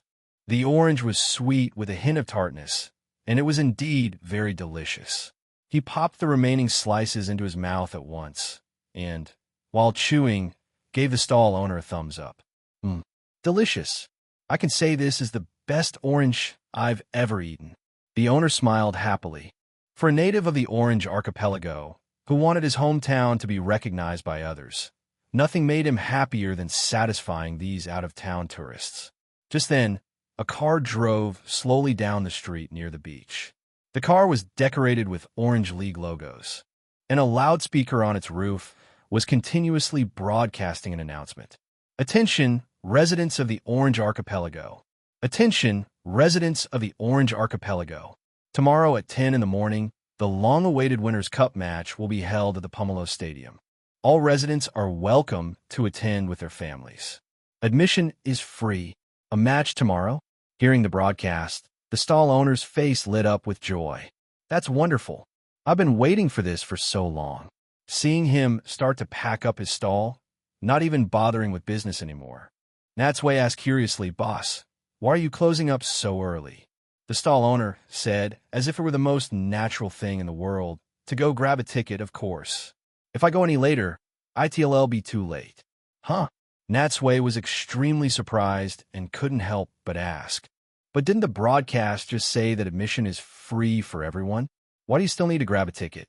The stall owner laughed heartily. "Admission is free. That's right. But if you want a good seat, you have to book in advance, of course. Otherwise, what's the point of sitting on the outskirts and just watching the match on the big screen?" At this point, he looked Natsui over and added, "Young man, if you have time tomorrow, I suggest you and your girlfriend go watch the match too. It's a rare event. I guarantee you'll like it." Hearing him say this, Natsui finally asked the question he had wanted to ask. "I heard Drake is really strong?" Of course. As soon as Drake was mentioned, the stall owner's voice subconsciously rose a few decibels, and he said with great excitement, "Drake is the best trainer in our Orange Archipelago. Everyone his Pokemon is incredibly powerful, especially his Dragonite. It's his ace." Natsui continued, "Since he's so strong, there must be many people who want to defeat him, right? But why hasn't there been a match for so long? Isn't it obvious?" The stall owner laughed. "It's because Drake is too strong, so no one has the guts to challenge him. Many people can't even defeat his starting Pokemon, Ditto, let alone win the championship. Just you watch, I dare say. The guy challenging him this time will be crushed, just like all the trainers before him." Natsui, he didn't know whether to laugh or cry. He never expected to be underestimated like this. Shaking his head, Natsui smiled. "I wouldn't be so sure. How about this? Why don't we make a bet?" "A bet?" The stall owner was taken aback. "That's right," Natsui nodded. "I bet that this time, the challenger will be victorious." "Interesting." The stall owner laughed loudly. "So what do you want to bet?" Natsui looked down, his gaze wandering over the stall for a moment before finally settling on the oranges. "Let's bet on these oranges. If I win, you give me a few dozen pounds of fresh oranges for free. If I lose, they'll buy them from you at double the price. How about it?" "No problem." The stall owner was a straightforward person, and, finding this situation amusing for the first time, and because he had absolute confidence in Drake, he agreed without hesitation. "Young man, I can only say you're underestimating Drake too much. But no matter, just you watch. I dare say that in the end, it will still be Drake who wins the match." Chapter 263. Heavy promotion. After leaving the beach, Natsui and Sabrina didn't wander elsewhere, but went straight back to the inn where they were staying. Along the way, Sabrina was still quite puzzled as to why Natsui had made a bet with the stall owner. "You won the Indigo Conference, a proper champion. Why would you make a bet with an insignificant vendor? If word gets out, won't it make people look down on you? Seeing her slight frown, as if she disapproved, Natsui just smiled and shook his head, unconcerned. It was just a spur-of-the-moment thing. I just wanted to give him a surprise. When the match starts tomorrow, and that stall owner finds out that the person he made a bet with is the challenger in this match, the look on his face will be priceless. Hearing such a childish reason, Sabrina couldn't help but find it amusing and rolled her eyes at him. That's so pointless. Seeing that she was still a bit concerned, Natsui put an arm around her and comforted her. Come on, it was his fault for not even knowing the opponent and just arbitrarily deciding that Drake would win. That's why I played a little joke on him. Besides, it's a trivial matter, don't worry about it. As they spoke, the two crossed the street, entered the inn's courtyard, and went into their room. Taking off his shoes, Natsui lay down on the bed, staring at the ceiling and thinking about his strategy for tomorrow. Sabrina sat on the sofa and casually turned on the TV. The old fan on the ceiling rotated weakly, making an unsettling creak sound as if it could fall at any moment. From the videos he had watched on the beach and the conversation with the stall owner, Natsui now had a good idea of which Pokemon Drake would likely send out tomorrow. Ditto, Onix, Venusaur, Gengar, Elekid, and his ace. Dragonite, these 6 Pokemon were almost always Drake's lineup. If nothing unexpected happened, these should be the same Pokemon he would face in their battle. But although he knew his opponent's team, the number of Pokemon he himself could use in battle, excluding the not-yet-ready Dratini and the already-sent-back Blastoise, was only 8.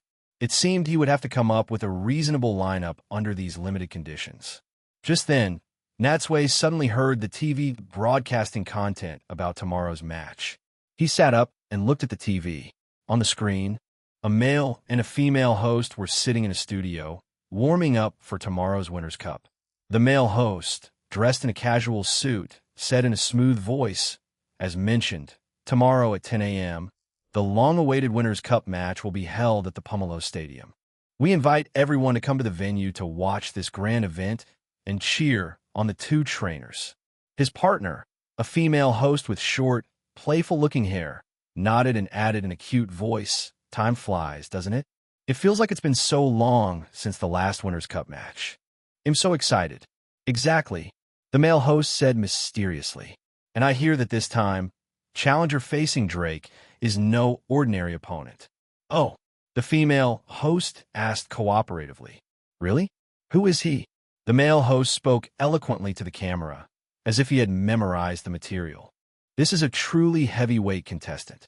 As far as I know, although this challenger has only participated in 1 major tournament since his debut, he has battled his way through, displaying extraordinary strength, and has never been defeated. Is he that amazing? Hearing this, the female host, her curiosity piqued, pressed on. Don't keep us in suspense about such a mysterious contestant. Tell us who he is.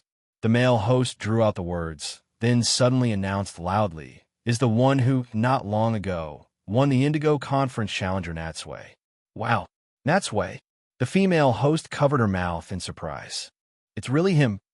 I can't believe he's come to our Orange League. I've seen his matches before. Not only is he a handsome trainer, but his Pokemon also left a very deep impression on me. MHM, that's right, the male host nodded. I also didn't expect that after conquering the Indigo League, Challenger Natsui would set his sights on our Orange League. It seems the strength of our region has been recognized by others. But I wonder, when the undefeated champion and the undefeated head trainer clash, who will have a last laugh? I believe tomorrow's match will be incredibly exciting. I wish it were tomorrow already. I can't wait to see it. The female host clasped her hands in excitement. After a moment, as if reminded of something by someone off camera, she turned back to the camera and said with a sweet smile, "All right, that's all for today's special broadcast. So, remember tomorrow at 10 a.m., the Winners' Cup will be exclusively broadcast by Orange TV. We'll see you there." As the 2 hosts waved goodbye, the TV screen switched to a commercial. Sabrina leaned back, letting herself sink into the soft sofa, and then turned her head towards Natsui. This special feature, it seems they think very highly of you. I didn't expect it to turn out like this either. Natsui shook his head. I clearly told them to treat me as an ordinary challenger, but I never thought the Orange League would promote it so heavily. Now it's impossible not to attract attention. Natsui could already foresee that when tomorrow's match was broadcast, it would definitely generate widespread discussion. Besides the local audience in the Orange Archipelago, it would also attract many viewers from the Kanto region to watch the match live. And this, invisibly, put a lot of pressure on him. Lowering his head, Natsui's gaze swept over the Pokeballs of Gardevoir, Gyarados, Charizard, Jolteon, Venusaur, Crystal Onix, and Scyther, one by one. He then glanced at Haunter's shadow at his feet, a thoughtful expression on his face. How should I arrange the lineup? With this thought, he called out all his Pokemon, held a brief meeting, and went over some important points. And that night, with so much on his mind, Natsui, for once, had trouble sleeping. To stop his mind from racing, he ended up exhausting himself with Sabrina several times, until he was completely spent and fell asleep on her stomach. Things had come to this point. He had done all he could. Now, it all depended on his performance on the spot tomorrow. Chapter 264. Before the match the next morning, at just 8 o'clock, Pomelo Island, which was usually relaxed and slow-paced, was already unusually congested. People seemed to have sprung up from nowhere, coming from all directions and flooding towards the Pomelo Stadium. Fortunately, it was a small island, and there weren't many local vehicles, so the roads weren't completely blocked. But even so, the sidewalks on both sides are crowded with a dense, black mass of people, stretching as far as the eye could see. In reality, there weren't usually this many residents on Pomelo Island. These people had all come by boat overnight from other nearby islands after hearing the news that the Winners' Cup was about to be held. Those who lived nearby had it easier, usually only needing 2 or 3 hours to reach Pomelo town. And because they had enough time, they could find a hotel and get a good night's rest. But those who came from farther away not only had a bumpy journey and had to endure the sea breeze all night, but after disembarking, they didn't even have time for a hot breakfast. They rushed straight to the Pomelo Stadium, afraid they wouldn't get a seat and that their efforts would be in vain. But no matter how rough the waves or how difficult the journey, it couldn't dampen the people's enthusiasm. At that moment, no one felt a trace of impatience. Instead, they were excitedly discussing the upcoming match with their families or companions.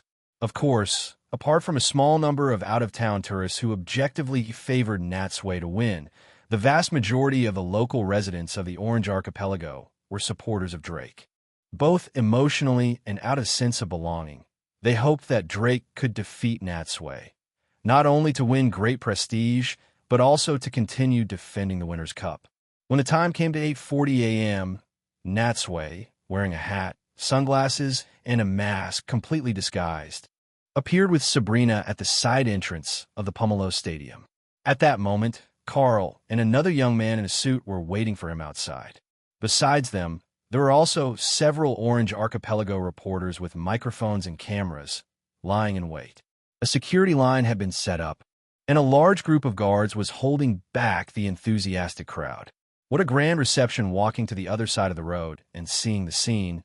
Natsui couldn't help but sigh, then said half-jokingly to Sabrina, "It's like they're welcoming some movie star.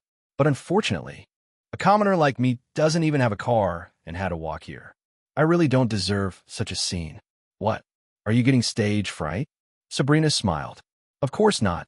Natsui shook his head. As he crossed the street towards Carl, he said, "It's just that they promoted it so heavily yesterday, and now I'm making such an ordinary entrance. I'm sure it's making these Orange League supporters think, this guy is nothing special. He doesn't look like much." Sabrina gave him a strange look. "What's gotten into you today? Why are you being so sentimental? That's not like you." And lulling others into a false sense of security before striking with full force.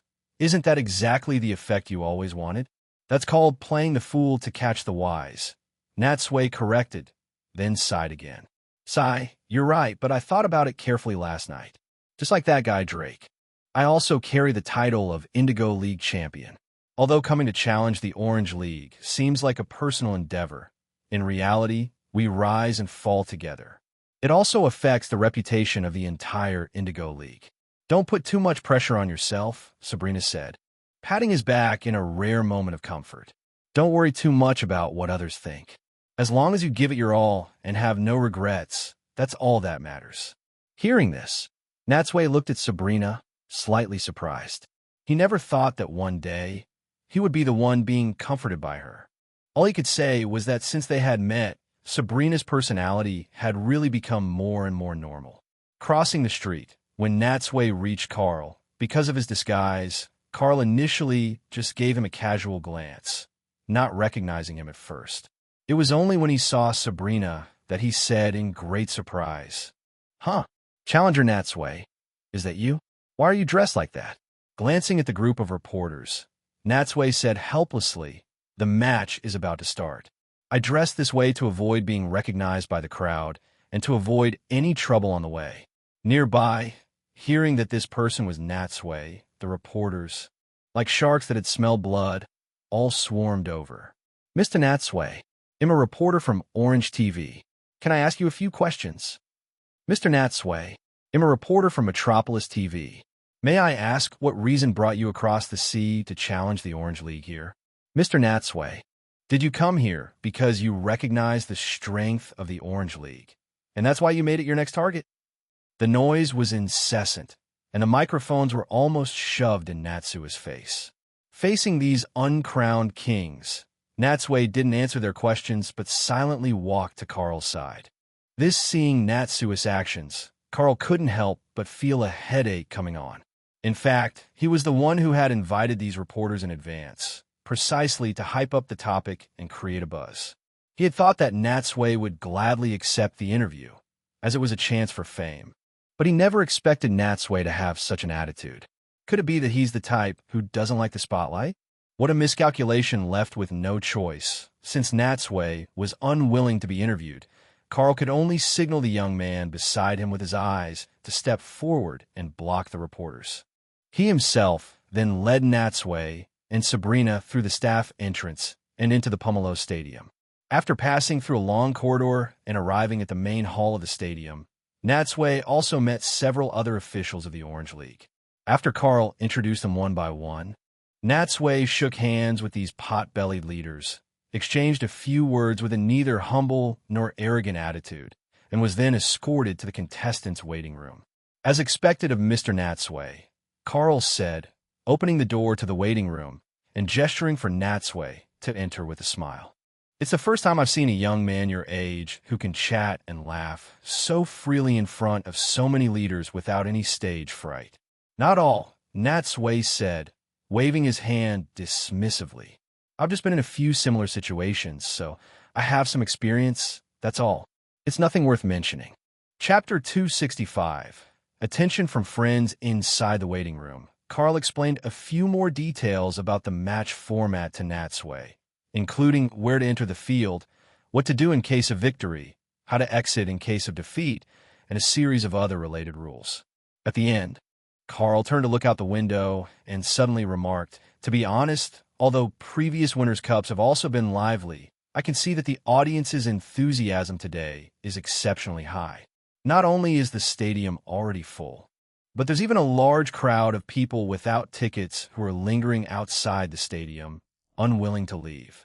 Seriously, in all my years in this business, I've never seen such a grand spectacle. Is that so?" Natsui smiled. "That means both the Winners' Cup and the Orange League are getting better and more popular with people." No, Carl shook his head, giving Natsui a deep look. "Actually, the number of spectators for each Winners' Cup is usually about the same, without much fluctuation. This situation has only occurred this time. It seems we have you to thank for this, Mr. Natsui." "Thank me?" Natsui shrugged, non-committally. "I didn't do anything. This is all just the result of your heavy promotion." Kyle sighed softly.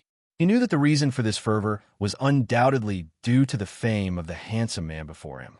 However, he didn't dwell on the topic. Instead, he glanced at the time, then stepped out of the room and took his leave. "There's still over an hour until the match starts.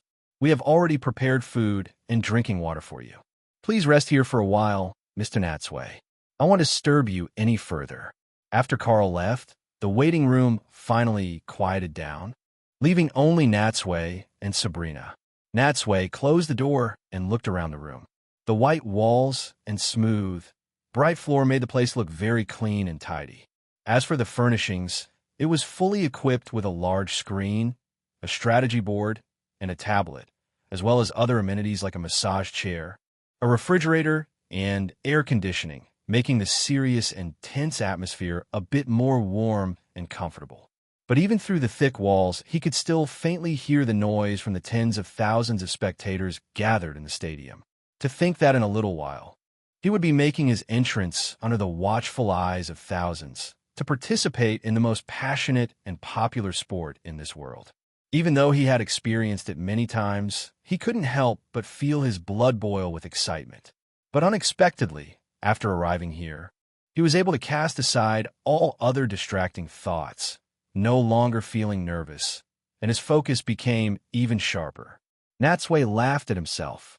Maybe I'm just the type of competitor who thrives in big tournaments. Opening their Pokeballs, he released a few of his Pokemon, letting them adjust to the state of the waiting room and get a feel for the tense atmosphere in advance. He himself half lay on the sofa, closing his eyes to rest. It couldn't be helped. After all, he had gone to bed too late last night and was seriously lacking in both energy and stamina. And having woken up so early today, he was physically and mentally exhausted. He had to build up his energy now to face the intense battle ahead. Seeing him like this, Sabrina didn't disturb him, just propped her chin on her hand and watched him quietly. Time ticked by minute, while Natsui was waiting quietly. On Shamudi Island in the central Orange Archipelago, Melody, the town mayor, and some other islanders were sitting in the banquet hall, their TV tuned to the live broadcast of the match. On the screen were the same male and female hosts from yesterday, doing the final pre-match warm-up. And behind them was the lively and spectacular Pomelo Stadium. In front of the TV, seeing the match was about to start, Melody, who was sitting cross-legged on a chair, shouted towards the kitchen. "Sis, hurry up. It's about to start." "Coming," Carol answered, then walked out from the back kitchen with a few plates of fruit and placed them in front of them. Seeing her sister's excited face, Carol put one of the fruit plates in front of her and said with a doting smile, "Melody, don't be in such a hurry. Take a good look at the clock on the wall. There's still a long time before the match starts."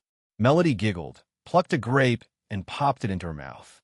Chewing, she asked indistinctly, "Sis, who do you think will win this match?" "Who will win?" Knowing what she meant, Carol rolled her eyes at her and said meaningfully, "You should be asking who you want to win, right?" "Oh." Stop it. Hearing her sister's teasing, Melody, for once, felt a bit embarrassed and said shyly, "Do you even need to ask? Of course, I hope Natsui wins. After all, he saved the world and did us a huge favor. Is that really the only reason? Isn't it because you like him?" Carol mercilessly exposed her lie. But at this point, she suddenly frowned and said hesitantly, "Although I don't know much about Pokemon battles, I heard that the man named Drake is really strong. Since he became the head trainer, it seems he's defeated dozens of challengers." Although Melody also didn't understand Pokemon battles and had never paid attention to such competitions before, it didn't stop her from blindly trusting Natsui. "So what?" She lifted her pale chin and said dismissively, "No matter who the opponent is, I believe Natsui will definitely defeat him. This time it probably won't be that easy." Nearby, hearing her belittle Drake, the mayor shook his head and interjected, "Drake is known as the strongest man in the Orange League. Some say that if he were to challenge other leagues, he would definitely bring back a championship. With such a person as an opponent, it will be no easy task for Natsui to win." However, as soon as the mayor spoke, he saw Melody's face fall. Realizing he had misspoken, he quickly changed his tune and drew out his words. But, Melody's eyes lit up, and she pressed, "But what?" The mayor chuckled. "But Natsui is also very powerful. He was able to stop the sea god Lugia and is the champion of the Indigo League. He certainly won't be defeated so easily." Of course, Melody's mood instantly improved, and she said with excitement, "As long as he sends out the legendary birds, no one will be a match for him." I'm afraid he won't send out those 3 Pokemon unexpectedly. After hearing her sister's words, Carol shook her head. Although we didn't spend much time together, from what I know of Natsui, he wouldn't send out the legendary birds in a match like this. After all, it would attract too much attention and cause trouble hearing her sister say this. Melody was taken aback for a moment. After a little thought, she sighed softly. You have a point. While they were talking, a similar scene was unfolding far away in Vermilion City in the Kanto region. At the Sakuragi Institute, Professor Sakuragi's family, along with his 2 assistants, Krysa and Run, were also gathered around a large screen, watching the broadcast. After Koharu received Natsui's message last night, she immediately notified her parents. Coincidentally, Professor Sakuragi's workload wasn't heavy these past few days, so he simply gave his 2 assistants a half-day off and, along with his family, watched the match together. And besides them, as Natsui's most die-hard supporters, that group of bikers were also gathered in a newly established clubhouse, also watching the match. Chapter 266. The match begins. The sky was clear and cloudless, and the warm sunlight shone down, illuminating the entire Pomelo Stadium. As the 10 o'clock bell chimed, the stadium announcer's passionate voice echoed across the field. Ladies and gentlemen, thank you for your patience. Welcome to the new season of the Orange League Winners' Cup. I am your host for this match. I believe many of you in the audience, like myself, have a keen interest in this highlight battle and have arrived early. And after a long, anxious wait, we have finally reached this exciting moment. Just like at the Indigo Conference, the Orange League also had an announcer to warm up the crowd. With just a few simple words, he quickly got the audience's emotions running high. After speaking a few more eloquent lines and seeing that the time was right, the announcer said seriously, "All right, let's get back to the main event and focus our attention on the field. First, let's give the warmest applause and cheers to welcome the Orange League head trainer and our undefeated Pride Challenger Drake, a man in a black vest with bare arms and a resolute and brave expression, slowly walked out of the contestants' tunnel. As soon as he appeared, the spectators' stands erupted in cheers. The sound grew louder and louder, forming a wave of noise that made one's scalp tingle. After the crowd's enthusiasm had cooled slightly, the announcer shouted again, "And now, let's welcome the champion of the Indigo League Conference Challenger Natsui." In the contestants' tunnel, hearing the announcer call his name, Natsui took a deep breath, stood up from his seat, and said softly, "It's our turn to go on." As soon as he finished speaking, Haunter poked its head out of the shadow at his feet, floated to his side, and said with a grin, "I've been waiting for this. These people have been hyping that guy up so much. I'd like to see who between us will have the last laugh." 1 human and 1 Pokemon, under the watchful eyes of thousands, walked out of the stone-built contestants' tunnel and onto the field. And as soon as Natsui appeared, he was also met with huge cheers. Although the sound was less than half of what Drake had received, it was clear that the audience of the Orange League still showed considerable respect for this Indigo League champion. Of course, among the crowd, there was an old man in his 50s who, after seeing Natsui on the big screen, couldn't help but stare, his mouth wide open, looking as if he'd seen a ghost. Needless to say, this person was, of course, the stall owner who had made a bet with Natsui yesterday. How could it be him? The stall owner would never have dreamed that the young man he had made a bet with yesterday was Drake's opponent today. He subconsciously rubbed his eyes, his mind a whirlwind of thoughts, in a state of utter confusion.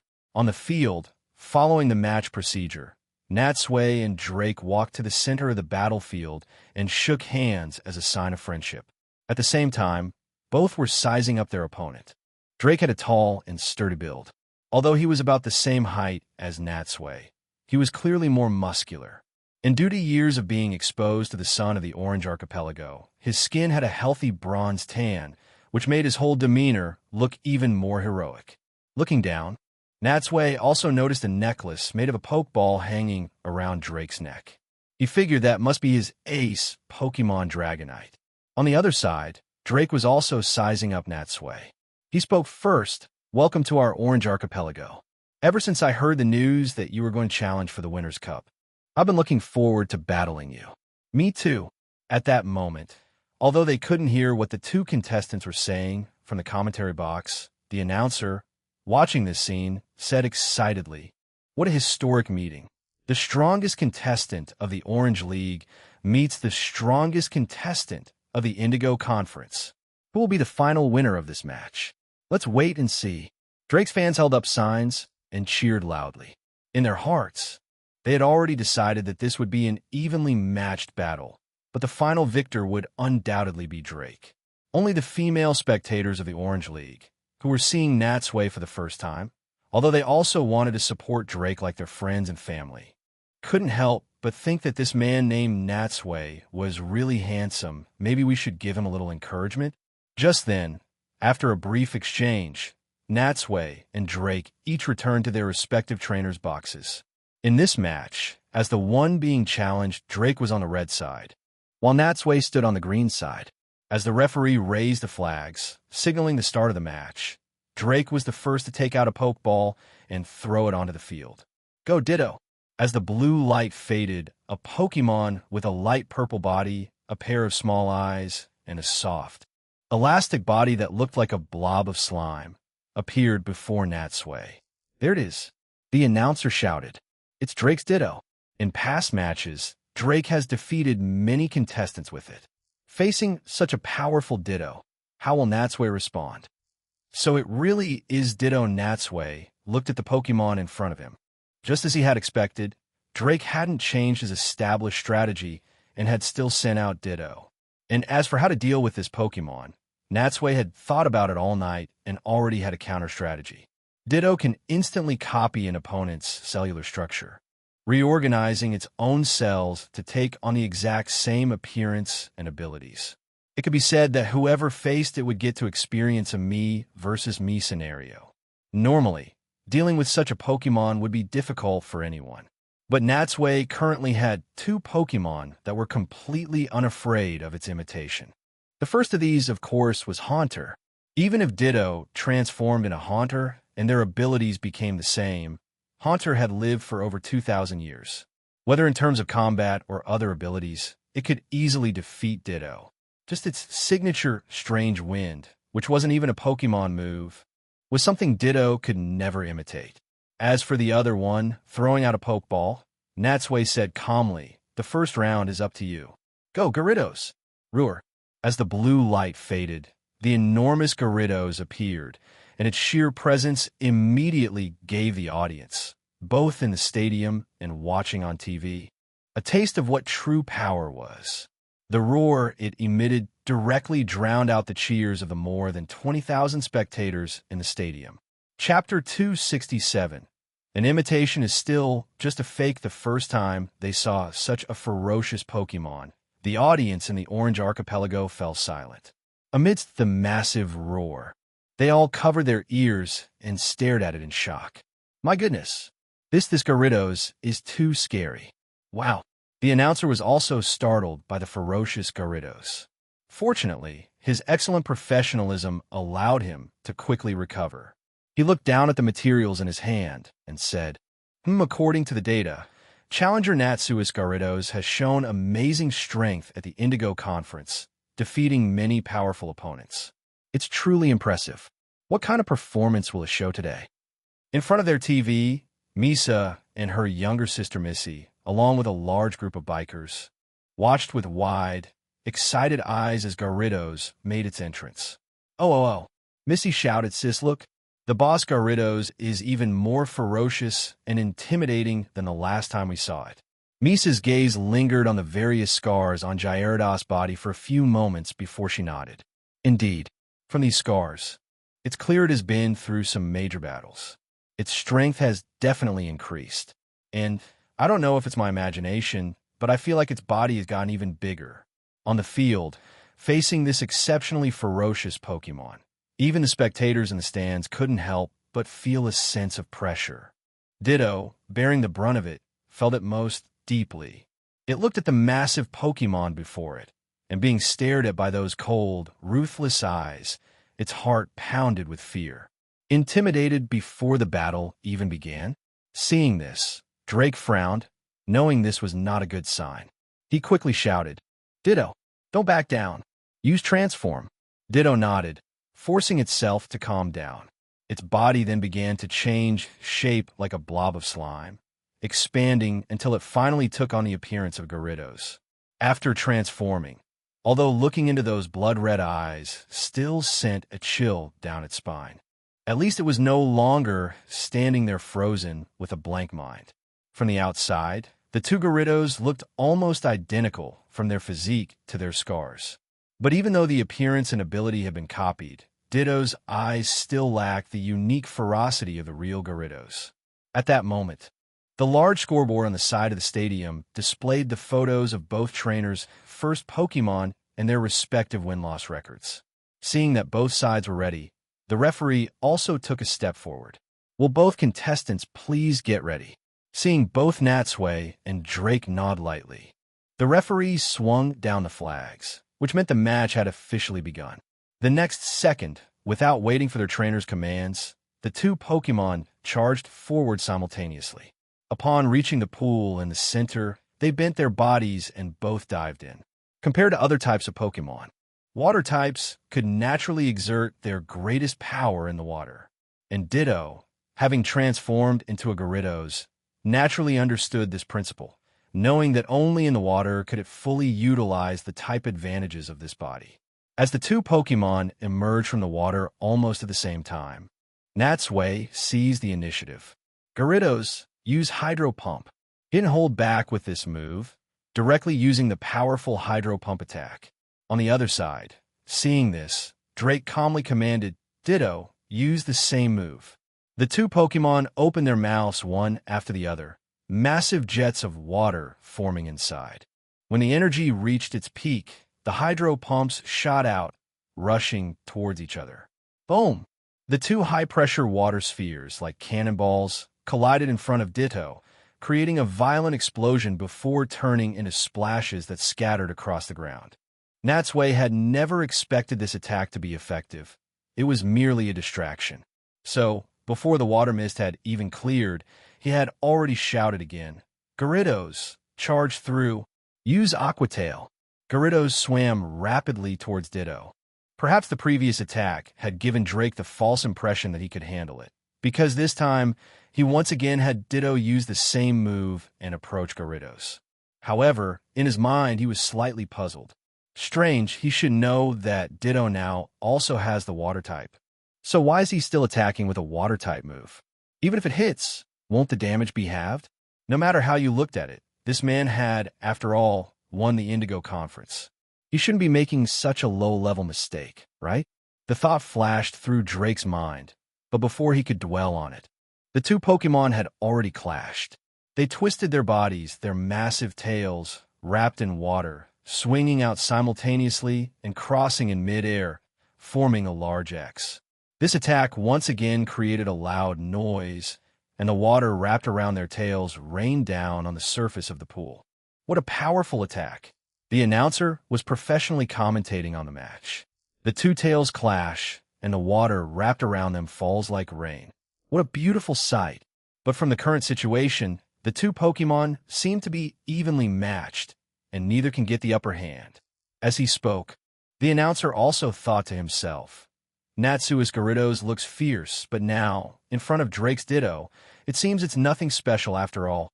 On the field, the announcer's words naturally reached Natsui's ears. Evenly matched, a slight smile appeared on his lips. He knew that this Ditto had already fallen into his trap. Now, there was no need to hold back. Gyarados, show the world your power. Now, let's go on a rampage. Hearing Natsui's command, Gyarados' eyes widened in fury. It threw its head back and roared, completely abandoning reason. At that moment, only one thought was in its mind to tear the enemy before it to shreds. In the trainer's box on the other side, hearing this command, Drake's brow, which had been furrowed from the start, furrowed even deeper. He used Thrash? He really didn't understand. What was the use of a move that made one lose all reason, other than giving the enemy an opportunity?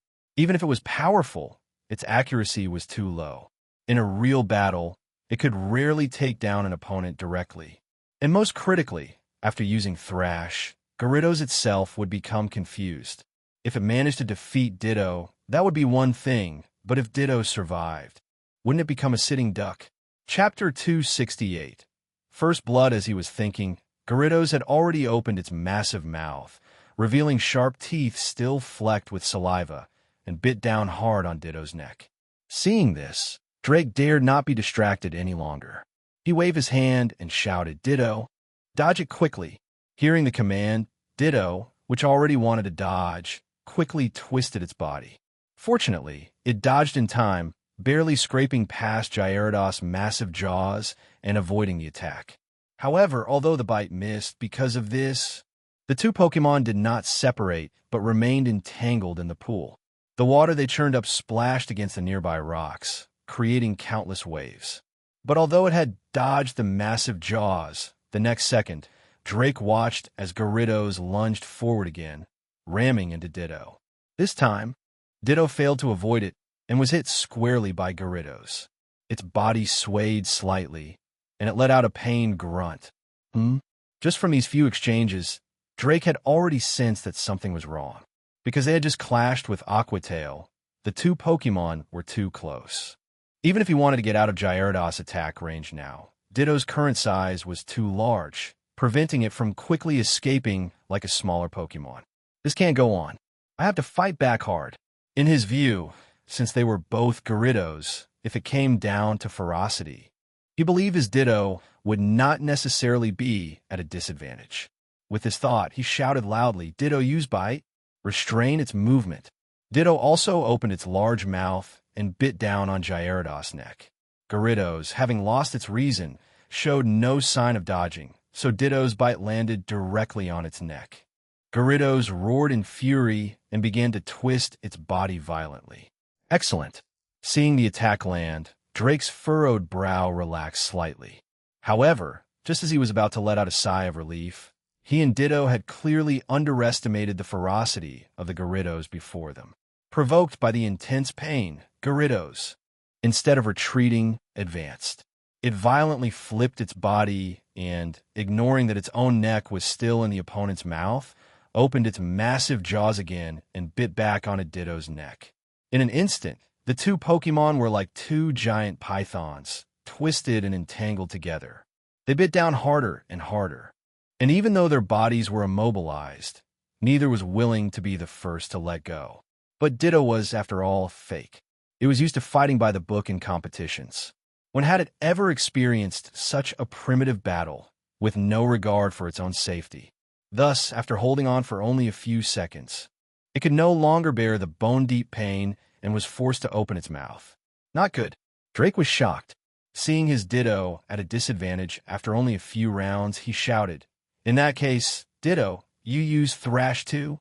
In his view, since Gyarados was so powerful after going into a frenzy, the only way to fight it was to have Ditto go into a frenzy as well.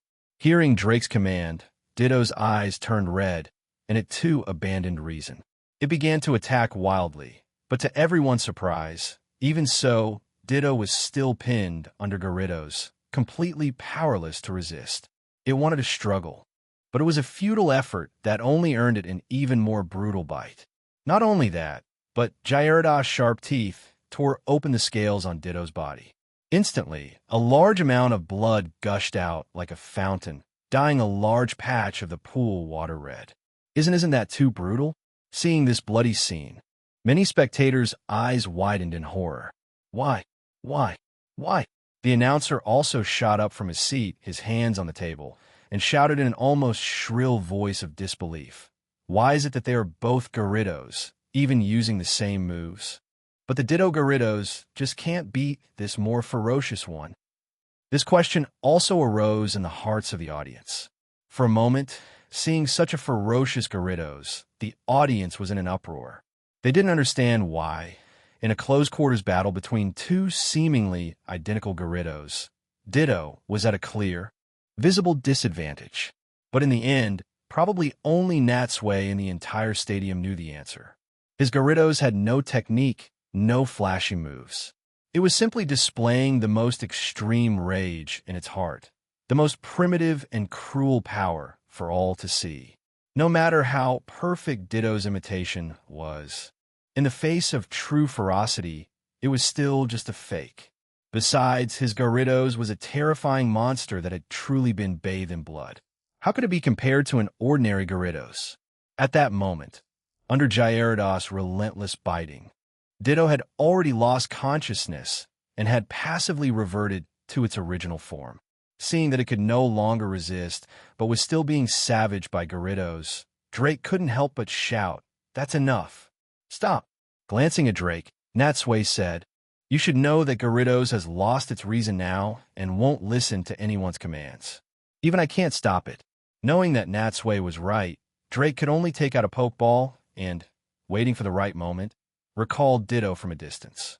Seeing that the victor had been decided, the referee raised the green flag, signaling that Natsui had won the first match.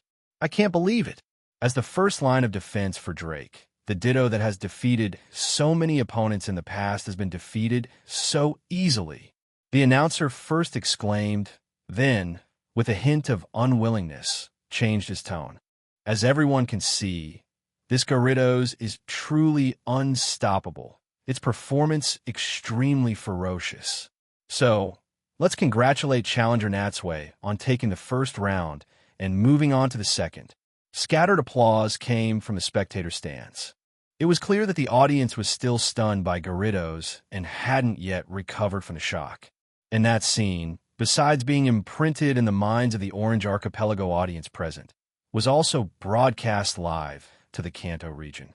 Compared to the chilled audience of the Orange League, the bikers in the clubhouse were now cheering wildly. "He won. The boss is so amazing. That Gyarados is so imposing. So much for the Orange League head trainer. He's not all that, it seems." Even within the Sakuragi Institute, there was an atmosphere of joyous laughter. On the field, Natsui took out a Pokeball and also recalled the still raging Gyarados, letting it rest inside and recover from the after effects of using Thrash. On the other side, Drake looked at Natsui and said seriously, as expected of the Indigo League champion, "This Gyarados of yours is truly the most formidable one I have ever seen." Chapter 269, Venusaur vs. Onyx. Drake didn't seem too surprised that his Ditto had been defeated. In fact, it would have been more surprising if Natsui hadn't defeated Ditto. It was clear now that with such a powerful Gyarados, Natsui truly lived up to his reputation. At the very least, he was worthy of the champion title and completely met Drake's expectations. The only thing that slightly surprised him was how quickly and miserably his Ditto had lost. Hearing Drake's praise, Natsui replied politely, "Not at all. Your Ditto is very strong too. If it were to battle against other trainers' Pokemon, it would surely be extremely tough to deal with. But unfortunately for it, it ran into my Gyarados this time, so it had all that skill but no way to use it." Drake, although Natsui's tone was sincere, the words sounded a bit arrogant to Drake. What does he mean, "Unfortunate that it ran into me"? This man really doesn't know how to be modest. Drake smiled faintly, but this was fine too. Natsui was strong and very confident, which was perfect for reigniting his long-dormant passion for battle. After all, he had waited for so long, been alone for so long, and now he had finally found a trainer who might actually be able to defeat him. It was a challenge worthy of his full effort. With this thought, he took out a second Pokeball. "Well then, next he'll be sending out this Pokemon." As he spoke, he threw the Pokeball, and as the blue light faded, an Onix appeared on the field. In the commentary box, seeing this Pokemon appear, the announcer said in an exaggerated tone, "Oh, it's Drake's Onix. In past matches, this Pokemon has had many outstanding performances. By sending it out now, Drake must have very high hopes for it. Let's wait and see if it can even the score." Drake supporters, seeing a new Pokemon on the field, shook off the gloom from the previous crushing defeat, regained their spirits, and began to cheer for him again. For a moment, thunderous applause filled the stadium, and although the announcer hyped up this Onix, for Natsui, after winning the first round, the next few battles had become much easier. As long as he chose a Pokemon with a type advantage, he had a high chance of winning. Therefore, looking at the Onyx, Natsui didn't think too much. He also threw out his second Pokeball, sending out his Venusaur. Venusaur, this battle is up to you. Thud. Venusaur landed heavily on the ground, then nodded, its gaze fixed on Onyx. Its massive physique meant that even against a large Pokemon like Onyx, it was at no disadvantage. And because Grass-type is 4 times effective against the Rock-Ground-type Onyx, dealing with it would be, to put it simply, very straightforward. On my seeing Natsui send out a Venusaur, the announcer drew out his words. It's a Venusaur. It seems Challenger Natsui plans to use type advantage to win the second match. What a clever choice. His tone was somewhat sarcastic. As a supporter of Drake, he probably felt that Natsui should have embodied the spirit of a major league champion and not sent out a Pokemon with a type advantage, but rather allowed both sides to compete on a level playing field. And while the announcer was speaking through the loudspeakers, everyone could clearly hear the sound of papers rustling. A few seconds later, the announcer chuckled and said, so that's how it is. According to the data, during the Indigo Conference, Challenger Natsui was very good at fighting with a type advantage. It seems he's gotten a taste for it and has brought that style to our Orange League. Natsui, of course, heard the announcer's words clearly, but his state of mind was calm, and he didn't care at all. After all, going first or second, having a type advantage or a same-type matchup, were all unavoidable aspects of Pokemon battles and part of the strategy. There was nothing clever about it. Even if others treated him this way in the future, he wouldn't find it strange. The reason the announcer was saying this now was simply because he was unhappy about Drake's loss in the first round and was just venting his frustration. Instead of complaining about me, he should be thinking about why Ditto lost the first match. Just then, Ditto's portrait on the scoreboard dimmed, replaced by Onyx versus Venusaur. Natsui glanced at Drake again. Drake's expression was still calm, seemingly unaffected by the announcer's comments. In fact, not just him, but most of the audience also knew that type matchups were a common occurrence in Pokemon battles. So no one really took the announcer's words to heart. Nearby, seeing that both sides were ready again, the referee swung his flags for the second time, signaling the official start of the second match. Venusaur, use Vine Whip. This time, it was again Natsui who attacked first. Hearing his command, 2 vines shot out from the flower on Venusaur's back, whipping towards Onyx. Onyx, de Undergrund. On the other side, Drake also knew he was at a type disadvantage, so as soon as Natsui shouted, he immediately ordered Onyx to dig underground. Swoosh, swoosh. The fast-moving vines were like 2 green shadows, cutting through the air and creating afterimages. But before the vines could land, Onyx had already moved. It created a hole in the ground and, like a loach, quickly burrowed in. Such speed, Natsui's brow furrowed slightly. Pokemon that could use Dig were known for their fast burrowing speeds, but this Onyx had clearly been trained in this aspect. It was able to disappear underground even before one could clearly see its movements. Slap, slap. The vines hit the ground, not even touching Onyx's tail, only kicking up some dust and gravel. Seeing that his opponent's tracks were lost, Natsui took the opportunity to scan the battlefield again. As a rock field, it was quite advantageous for Onyx. It could not only move quickly underground, but also use the terrain and color of the rocks to hide, making it impossible for Venusaur to pinpoint its exact location. It seems that although I have the type advantage, Onyx has the home field advantage. There's no other way. He'll just have to wait for it to show itself. In an instant, these thoughts flashed through his mind, and Natsui shouted again, Venusaur, don't just stand there. Get to the edge of the pool, and watch your feet. Chapter 270. A creative opponent. Just as Venusaur was on guard, the ground beneath its feet suddenly began to tremble slightly. A few seconds later, the tremors intensified, as if an earthquake was about to strike. Boom! As the earth suddenly broke open, amidst flying gravel and dust, Onyx shot out from underground, ramming its head into Venusaur and sending it flying into the air. The blow hit Venusaur's abdomen, launching it 5 or 6 meters high. Fortunately, Venusaur's body was large and very sturdy. So, after flying up another meter or two, it stopped ascending and began to fall back to the ground. Natsui quickly said, "Venusaur, steady yourself." Two vines shot out from its flower. The moment Venusaur landed, they pushed down hard, and it managed to land steadily just before it could fall. Seeing Onyx still standing there, Natsui shouted again, "Good chance. Use Razor Leaf." Hearing Natsui's command, Venusaur was about to attack Onyx. But just as it moved, it saw Onyx dive back into the same hole it had come from, disappearing from sight. Using the same trick again, Natsui could only sigh once more. In terms of burrowing speed, this Onyx gave him absolutely no opening. Well done. On the other side, seeing Onyx attack and then retreat unharmed, Drake smiled. "Keep it up. Let's do it again." At the same time, from the commentary box, seeing that Venusaur seemed to have no good counter, the announcer's extremely excited voice came through the loudspeakers. "Oh dear, this is getting tricky." Even though challenger Natsui sent out the type advantage Venusaur, what's the use if it can't hit its opponent? I think after a few more of those, this Venusaur will be completely exhausted. A cheer erupted from the audience. Hearing the announcer's words, Natsui couldn't help but shake his head with a wry smile. There's no need to be so obviously biased, although on the surface it seemed that Venusaur had no way to deal with Onyx. That didn't mean he didn't.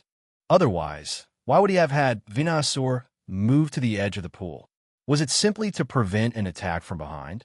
Looking behind Venusaur, Natsui waved his hand and shouted, "Venusaur, quick! Divert the water from the pool behind you into the hole Onyx made." What? Hearing Natsui give such an instruction, Drake was first taken aback. Then his gaze also shifted to the pool, and his expression couldn't help but change. This is bad. He had fought in this Pomelo Stadium for so long, and had used his Onyx countless times. Every opponent had always fought him conventionally. This was the first time he had encountered such a creative opponent like Natsui, who would think of using an external force like the pool to counter the move dig. At that moment, Venusaur was already swinging its vines again. Like two heavy hammers, they rose and fell rapidly, quickly carving a shallow trench in the ground. The water from the pool flowed along this trench and poured into the hole. Gurgle, gurgle, although the pool didn't look very large, it was quite deep to accommodate water-type Pokemon, and its capacity was large, coupled with the fact that the tunnel wasn't very long. As the water continued to pour in, it quickly filled the entire tunnel, and a large number of air bubbles emerged. Underground, as a rock ground-type Pokemon, Onyx was instinctively afraid of the water. Even if it continued to dig deeper, the water would always follow. Left with no choice and nowhere to retreat, Onyx could only reluctantly emerge from the ground. This was the moment Natsui had been waiting for. "Venusaur, finish it in one go." As Natsui gave the command, Venusaur whipped its vines out again, sweeping towards Onyx. This time because it had just emerged and couldn't dive back underground.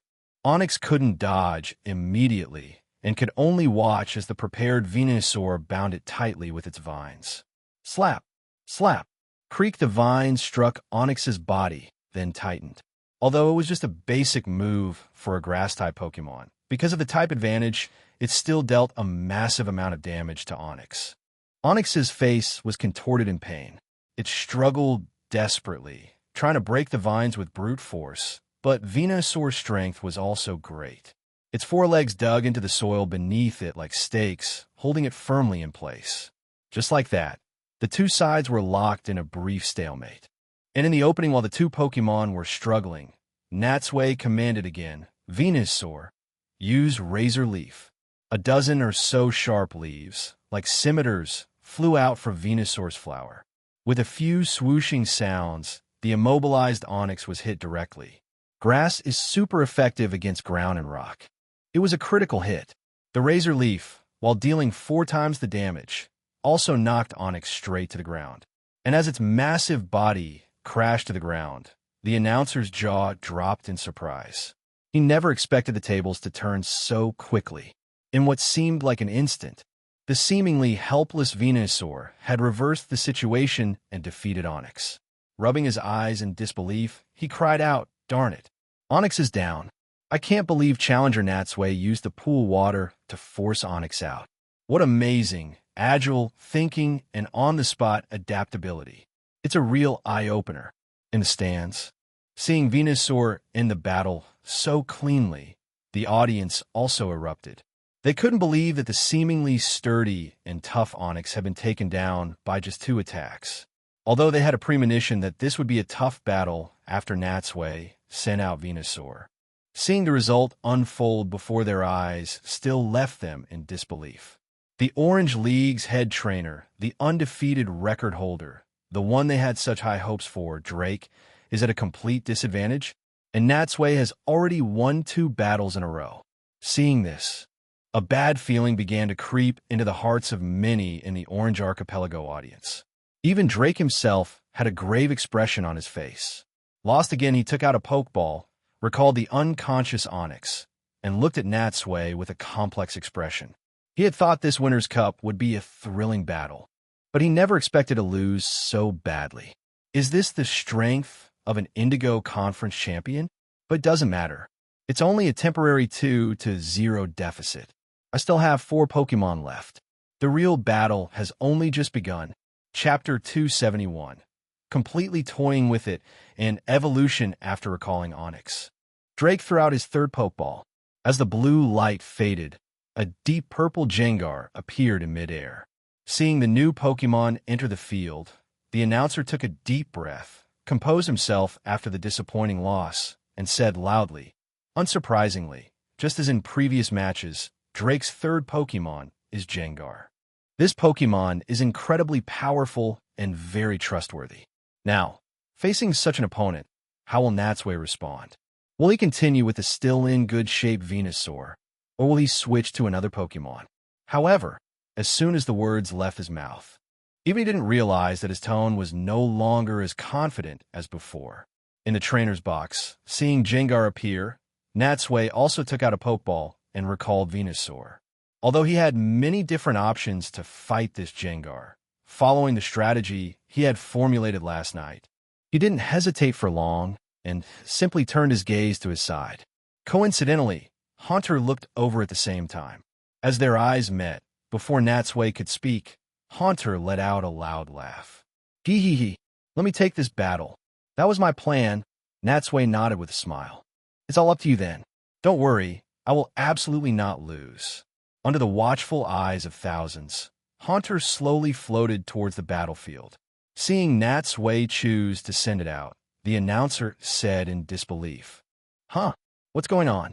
Natsui is using a Haunter to fight a Gengar?" The audience was also completely baffled. Haunter? Isn't that Gengar's unevolved form? In their established view, an unevolved Pokemon, regardless of its own stats or abilities, was definitely weaker than its evolved form.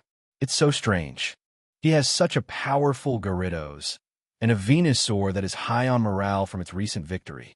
Why would he use this one in battle? Did winning 2 rounds make him arrogant, and he's starting to underestimate Drake? Or does he really have that much confidence in this Haunter? The audience couldn't figure out. But regardless, since Haunter was on the field, it was good news for Drake. At the very least, he should be able to secure a win in this round. But unlike the others' optimism, Drake looked extremely grave. Although at the moment, the 2 ghost Pokemon were making funny faces at each other on the field, laughing and chasing one another as if they were old friends, getting along splendidly. But based on his prior research, he believed Natsui was not the type to go easy in a match. Therefore, this Haunter must have something special about it for Natsui to dare to send it out at this time. Sure enough, when the match resumed, Haunter taught everyone a lesson. Who says an unevolved form can't beat its evolved form? As a Pokemon that especially loves to play pranks, it completely toyed with Drake's Gengar, relying on a power that was several levels above its opponents. Whether it was Shadow Ball, Dark Pulse, or Hex. Whenever Gengar used a move, Haunter was able to easily neutralize it with its superior power. Even when Gengar's stamina was low and it used Destiny Bond, Haunter saw through it, dragged out the time until the move's effect ended, and then finished Jengar with a grin. This battle showed everyone what it meant to be at ease. It was completely effortless. In fact, throughout the entire match, Jengar didn't even touch a shadow of Haunter. When they saw the referee raise the green flag and announce the result, not only did the audience look at each other in stunned silence, but even the announcer took a long time to recover. He wanted to say something, but felt as if his head had swollen. That was too easy, wasn't it? No, wait. The power gap was just too big, wasn't it? It's already 3-0. Is this really the Drake we know? Before the match, the Orange League officials had said this would be a clash of titans, an extremely intense and exciting battle.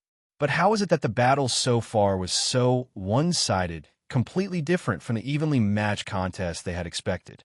Whether it was Ditto, Onyx, or Jengar, these were all Pokemon that everyone had witnessed being powerful in the past. But today, compared to Natsui, it felt like the two sides were not even on the same level. In the trainer's box on the other side, Drake looked at the fainted Jengar and shook his head helplessly. A complete loss, and what he found most terrifying was that Natsui hadn't participated in commanding at all. He hadn't given a single order. It was entirely this Haunter, acting on its own, that had won the match with its powerful strength and experience. What a powerful Haunter, seeing Drake silently recall his Jengar. The announcer first sighed with emotion, but a question arose in his mind, and he couldn't help but ask in surprise, but it's really strange. With such extraordinary power, why hasn't this Haunter evolved yet? If it became a Jengar, it would surely be even stronger than it is now. Haunter glanced at the commentary box. Evolution? Isn't that the simplest thing? What's so difficult about it? Let me show you uneducated people how it's done. Hee hee hee. Haunter grinned and let out a wild laugh. A white light suddenly enveloped its body, and when the light faded, it had transformed into a completely new form before the astonished eyes of the audience and Drake. It had evolved. The announcer shouted, then looked confused. Haunter hadn't seemed to gain enough experience in the battle. So how could it evolve at this moment? It was too strange, and unlike the others' reactions, after seeing Haunter evolve, Natsui covered his face, utterly speechless. How could he not understand what Haunter was thinking? This guy, choosing to evolve at this moment, is such a show-off. Just to see others' surprised faces, he has no shame at all. After getting its new look, Haunter triumphantly returned to Natsui's side. How was that? I didn't embarrass you, did I? Haunter, no. It should be called Jengar now. It now looked round and chubby, and along with its dark aura, it had an added touch of cuteness. But it was clear it was still not used to its new body, stretching its legs and flexing its hand from time to time, looking at its own body with great curiosity. Natsui also looked its new form up and down, while saying, Mitchum, you did great, but don't do that again next time. Hearing this, Jengar was taken aback and scratched its head. What? Was I not showy enough? No. Natsui shook his head with a wry smile. It's precisely because you were too showy. You've completely ruined the mystique of my final trump card. Chapter 272. Victory in sight in the trump card? Jengar looked at Natsui suspiciously. Didn't you always say your trump cards were those 3 stupid birds? When did it become me? For the Pokemon that had just won him a victory, Natsui naturally had to shower it with praise. He put an arm around Jengar and said with a laugh, Nonsense. That's all just for show. How could they be as considerate and reliable as you? You're my real trump card. No one else comes close. Unfortunately, Jengar didn't know the saying about a man's deceiving mouth. Hearing this, Jengar was overjoyed and grinned broadly. However, what it didn't see were the 3 Ultra Balls on Natsui's belt, shaking furiously to show their displeasure. As the shaking grew more intense, Natsui, while Jengar wasn't looking, quickly used his large hand to secretly soothe them. Just then, the referee in the center of the field crossed the red and green flags in front of his chest, signaling a pause in the match. We will now change the battlefield. Since one side had lost 3 Pokemon, according to the Orange League's rules, the battlefield needed to be changed at this point, both for the sake of spectacle and to give the losing contestant a chance to turn the tables with a different strategy. And during this break, the two trainers could go to the chairs on the side to rest for a moment. With a relatively relaxed heart, Natsui went to a chair under a sunshade. Because it was closer to the spectator stands, the people could see him more clearly. For a moment, all the spectators near Natsui focused their complex gazes a mix of hostility, curiosity, and awe on him. Natsui could even hear their undisguised whispers clearly. But he didn't mind. He first took a sip of water to wet his throat, then leaned back in the chair, closing his eyes to rest and recover his strength, while also strategizing for the upcoming battle in his mind. Next, he had 3 more battles to fight. If he could win them all, he would be able to lift the Winner's Cup, the second trophy of his career. On the field, the announcer was still diligently working to warm up the crowd. Speaking of which, it's been a long time since we've seen this happen. I can't even remember the last time the battlefield was changed. I have to say, to be able to push Drake to this point, Natsui is truly worthy of being the Indigo Conference champion. He certainly possesses top-tier strength. One could tell that with Drake losing 3 rounds in a row, a bad feeling had already started to form in the announcer's mind. The reason he was praising Natsui so highly now was simply to mentally prepare the audience, to give them a heads up, so that even if Drake really did lose in the end, it wouldn't be so unacceptable as to cause any trouble. Clank, clank, the sound of gears and machinery suddenly interrupted Natsui's thoughts. He opened his eyes and saw the rock field being slowly lowered by an elevator. As the platform turned, a brand new grass field appeared in the Pomelo Stadium. Looking closely, this grass field, apart from a small hill made of rocks in the middle, was mostly flat ground. However, the flat ground was covered in lush, overgrown grass, at least a meter high. It looked as if it hadn't been used for a very long time. The announcer introduced, "Oh, the grass field has been chosen. Let me see the turf, having not been used or maintained for a long time, has grown so lush. It's truly incredible." At this point, the announcer paused, then continued. Actually, the grass field originally didn't have any special features. But because the grass is so dense now, it will definitely make it easier for smaller Pokemon to hide and ambush their opponents. Oh, the referee is already waving his hand. All right, we now see that the field has been changed. The 2 contestants have also had a short break and recovered some of their stamina, and they must be even better prepared for the upcoming battle. So now, let's turn our attention back to the field. As the announcer's reminder came, the audience quickly turned their attention from the field and saw Natsui and Drake stand up simultaneously, walking towards their respective trainers' boxes in Pomelo Town. While the Winner's Cup was in full swing, 3 figures were running through the still crowded streets, rushing towards the Pomelo Stadium. "Misty, Tracy, hurry up. I can already hear the cheers." You could tell who it was just by the voice. Needless to say, these 3 were Ash, Misty, and Tracy. Misty, while running, looked at the boy in the cap ahead of her, her chest heaving. "Hey, Ash, wait for us. You're running too fast. We can't keep up." Misty's right. Tracy, running at the very back, also said, panting, "And listen, it sounds like the match isn't over yet. We can totally make it in time." But hearing them, Ash glanced at the stadium, which was now just a stone's throw away. Although he was anxious, he slowed down a bit. Since parting with Natsui, they had rushed to challenge the Trovita Gym. After winning and obtaining their 4 badges, they had hurried here without stopping, traveling day and night, finally arriving on Pomelo Island at this moment. The reason for such urgency, besides wanting to catch up to Natsui's progress, was that Ash also wanted to see Natsui's match with his own eyes. As the 3 of them entered the stadium and made their way into the packed spectator stands, where even the aisles were full of people, they saw Natsui deliver a remarkably cool X-Scissor, defeating Drake's Venusaur in a flash. Wow, Venusaur is down. The score is now 4-0. The announcer exclaimed.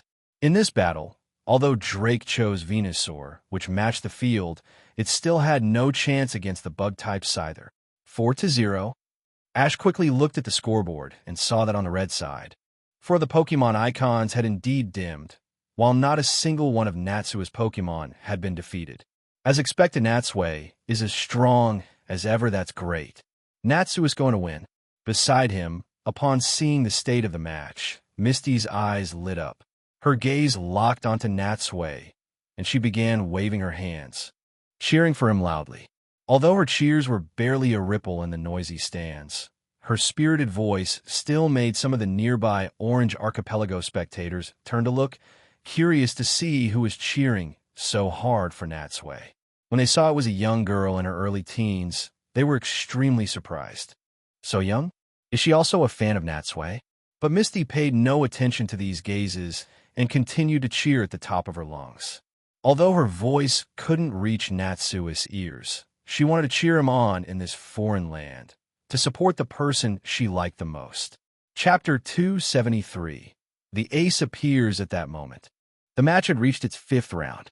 Drake, backed into a corner, sent out his Electabuzz this time. To counter it, Natsui threw a pokeball and released his Crystal Onix.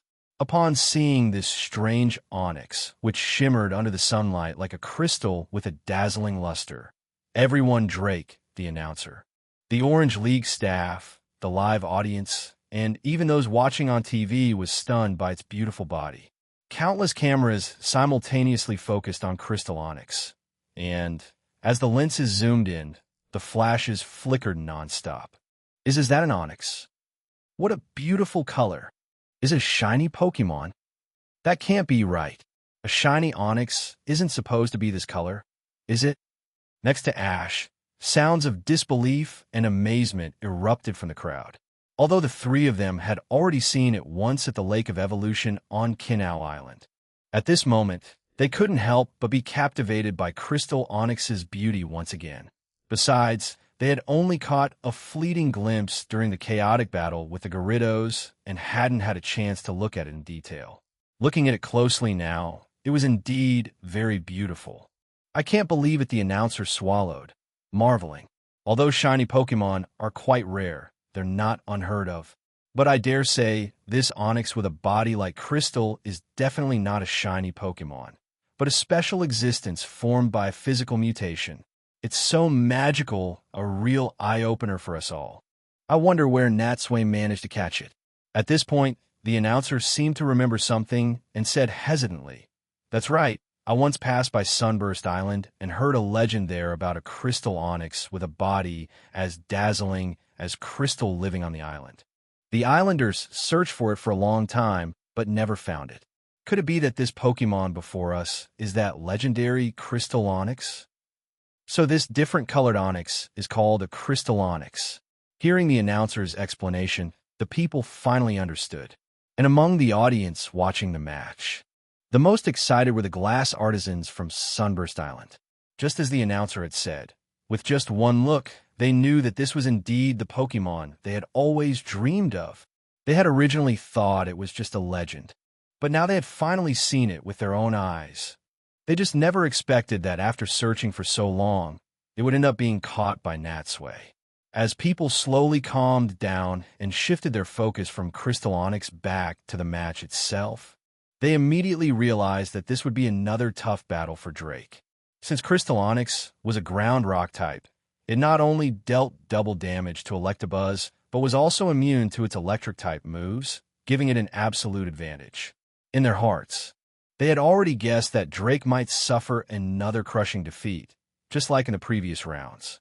He's going to lose again from their initial absolute support to their growing doubts, and now to foreseeing the result. Their emotions had been on a roller coaster ride. When the match began, it was just as they had thought.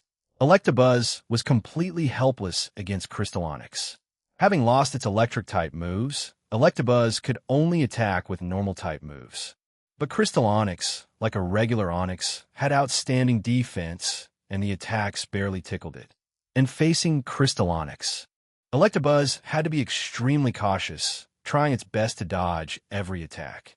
Fortunately, it also knew the fighting-type move Low Kick, which was very effective against Crystal Onix and could deal double damage, preventing it from being completely powerless. But with only one effective move, especially after Natsui was on guard, it couldn't change the outcome. In the end, when Crystal Onix used Rock Tomb to corner Electabuzz and then smashed it with a rock throw it couldn't dodge, The seemingly one-sided match was finally over. He won again. This was the 5th Pokemon of Drake's to be defeated. 5 battles, 5 crushing disadvantages. At this moment, everyone had the same question in their minds. Would this man named Natsui continue his winning streak from the Indigo Conference and remain undefeated? However, with the Indigo Conference as a precedent, even if Natsui won undefeated, the audience of the Orange League wouldn't feel ashamed. After all, if there was any shame, they wouldn't be the only ones feeling it. And being defeated by such an opponent didn't mean they were too weak, only that the enemy was too strong. After Electabuzz fainted, everyone now knew that Drake had only one Pokemon left, which was also his final Ace Dragonite. In the trainer's box, Drake took out a Pokeball and recalled Electabuzz. He looked at Natsui, sighed softly, and said seriously, "You are really strong. Compared to the others who have challenged for the Winner's Cup before, and even among everyone I know, you are undoubtedly the strongest." Natsui rubbed his nose and shook his head. The strongest? I don't think I'm that amazing. At least among the people I know, there are many who are stronger than me.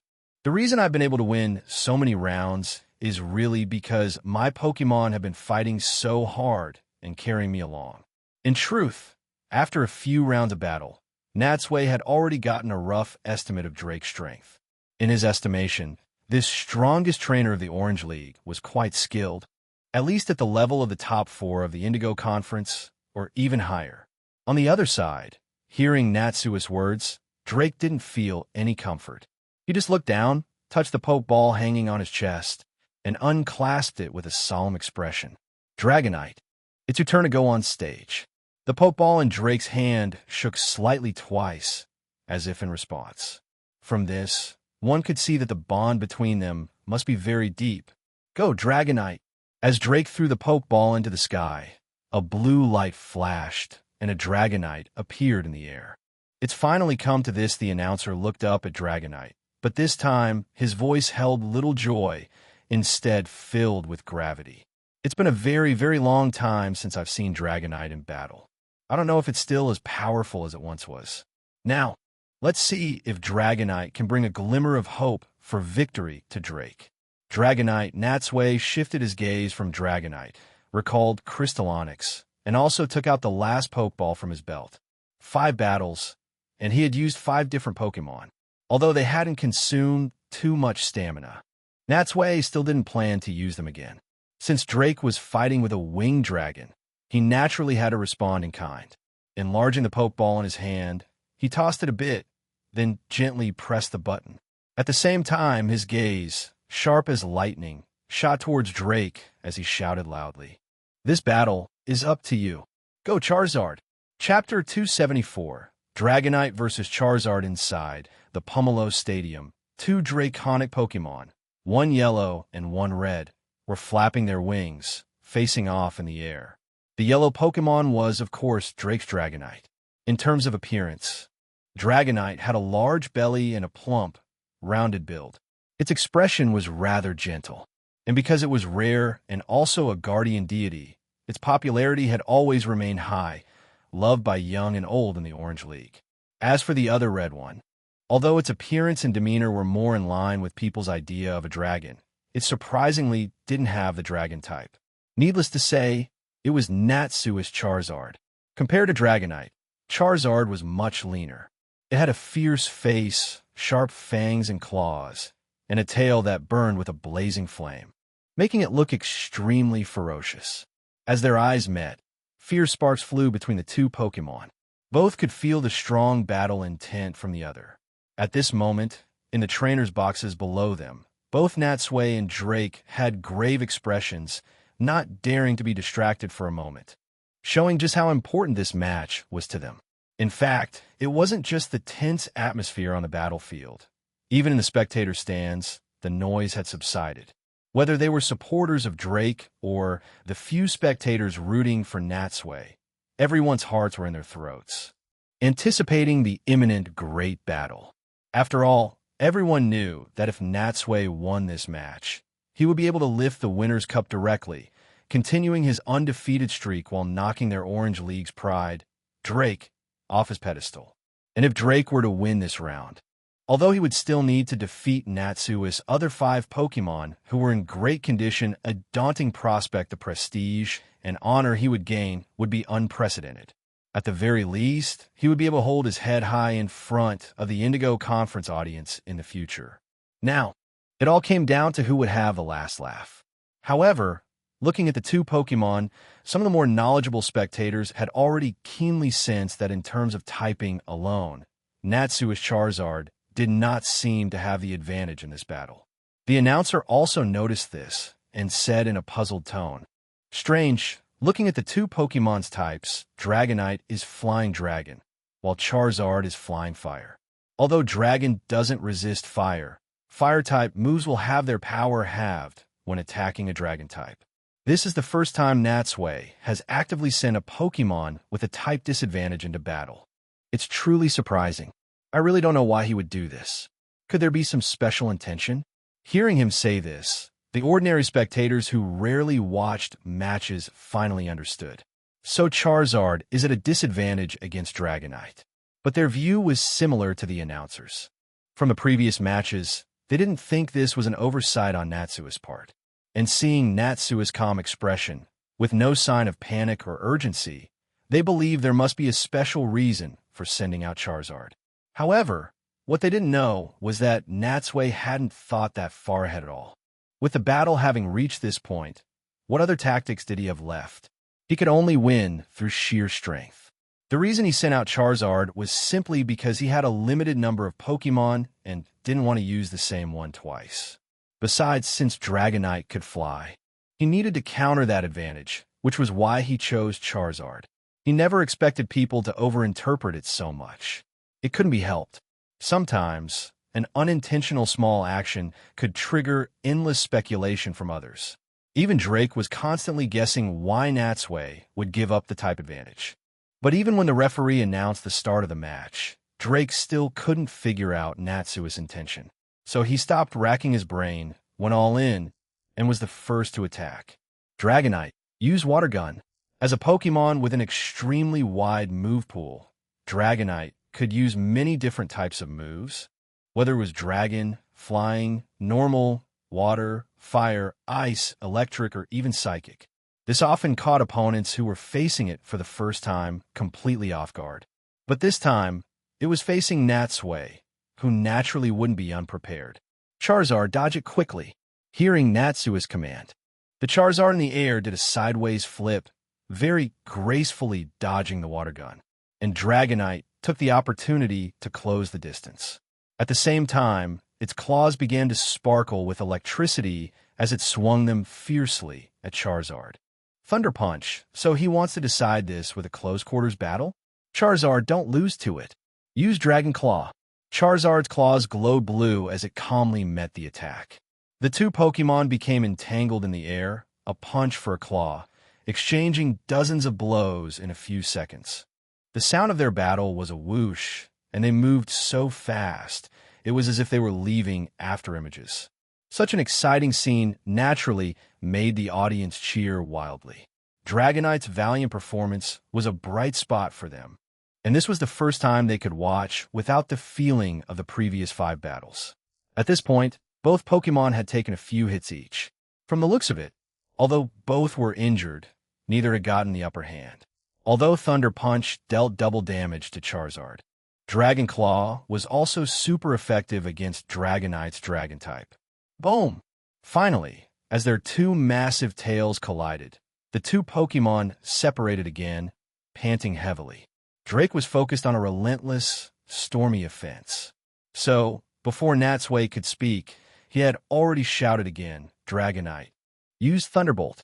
From the 2 long antennae on Dragonite's head, a dazzling electric current erupted, rapidly spreading out to envelop Charizard. This Thunderbolt was very powerful and was an area of effect attack. Charizard had no effective way to resist it, so Natsui naturally wouldn't have it meet it head-on. Charizard, get to the ground. Charizard plummeted towards the ground, managing to dodge the Thunderbolt just before the electricity could envelop it. Crackle, crackle, the yellow sparks slowly dissipated in the air, not landing on Charizard. the dense grass on the field, with its roots deep underground, wouldn't conduct electricity, which greatly reduced the range and power of Dragonite's electric-type moves. As long as it stood here, it couldn't be said that it was completely immune to damage, but at least Dragonite's electric-type moves had been cut in half. So tough seeing that after so long.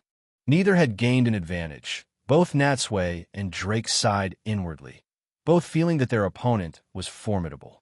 But looking at this Dragonite, Natsui suddenly remembered something about it. He remembered that in the anime, what was most impressive about this Dragonite was that it knew more than 10 different types of moves and had displayed the powerful ability to sweep 3 of Ash's Pokemon in a row. It was only in the final battle against Pikachu that it lost due to exhaustion, based on its performance at that time. If Drake's other Pokemon were at the level of the Indigo Conference's top 4, then this Dragonite definitely had the strength of a champion. Chapter 275, Pushing Step-by-Step Charizard. It's our turn to counterattack.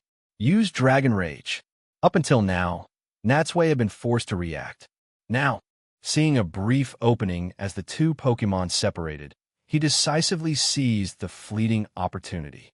Charizard opened its mouth, and a pillar of blue-green light shot out, heading straight for Dragonite. However, hitting a moving target in the air was easier said than done. Before the Dragon Rage could even get close, Dragonite had already used its agile speed to dodge the attack with a simple flap of its wings.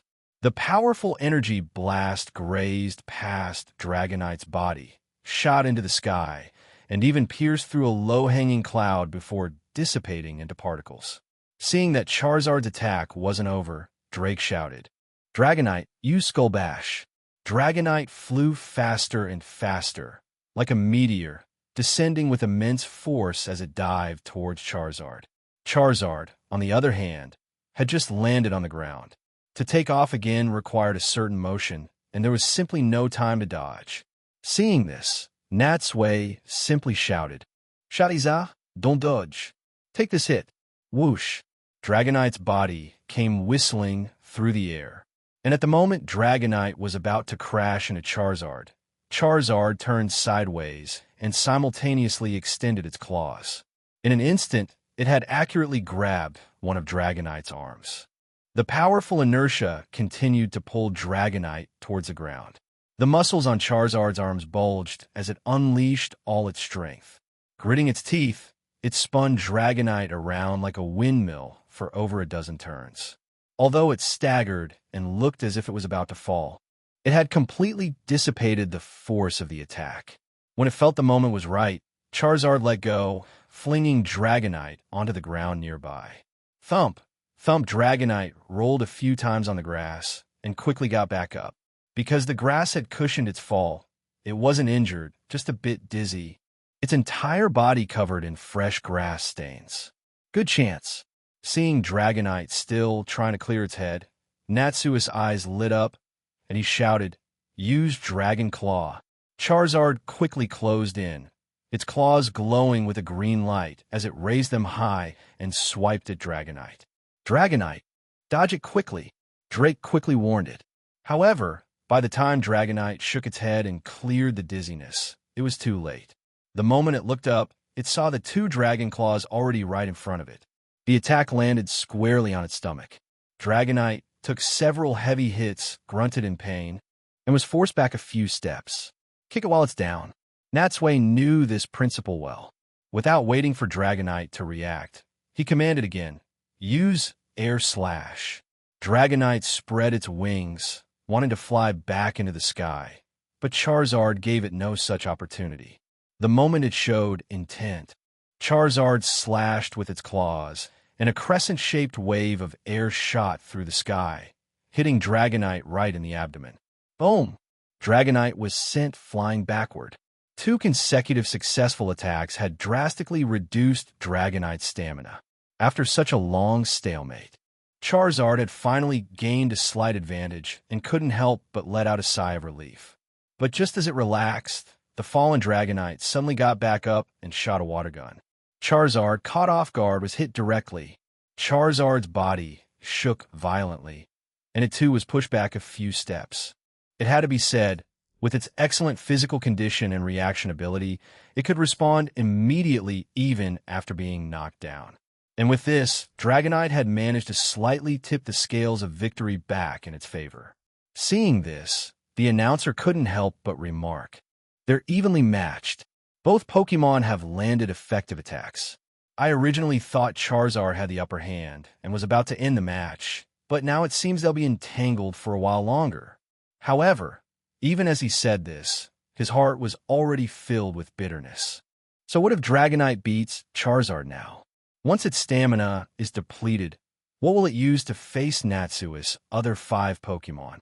On the field, after Charizard had steadied itself again, it and Dragonite stood on opposite sides, momentarily pausing.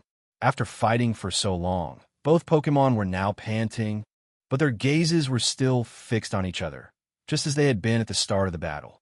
Looking at their trainers, due to Dragonite's recent fall, Drake's face had turned a bit pale, and the hand inside his sleeve had even begun to tremble slightly. "I'm going to lose. How long has it been since I last felt this helplessness in the face of impending defeat? A year? Or 2? Even before becoming the head trainer, when his skills weren't as formidable, he had rarely been pushed into such a corner." With this thought, Drake couldn't help but look up at Natsui. But he saw that Natsui's expression was as calm as ever. He had to marvel again, as expected of the man who won the Indigo Conference. "He's just too strong." A gentle breeze blew across the field, rustling the corners of their clothes. It was as if this were the signal to resume battle. Without waiting for Natsui or Drake to speak, the 2 Pokemon moved again. But this time, for some reason, it seemed that Dragonite's recent setback had made Drake fear defeat and lose confidence in his Pokemon. His attacks were no longer as sharp as before. Instead, he became timid, only using ranged moves to wear down Charizard's stamina, with no intention of engaging in close combat. Dragonite used Water Gun. The jet of water shot towards Charizard, which quickly dodged.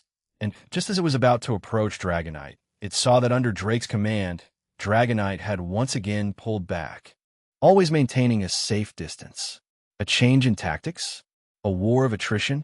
Natsui raised his eyebrows. Why is this guy getting more timid the longer he fights? He had Charizard attack several times, but Drake kept up a hit-and-run strategy, never giving Charizard a chance to get close.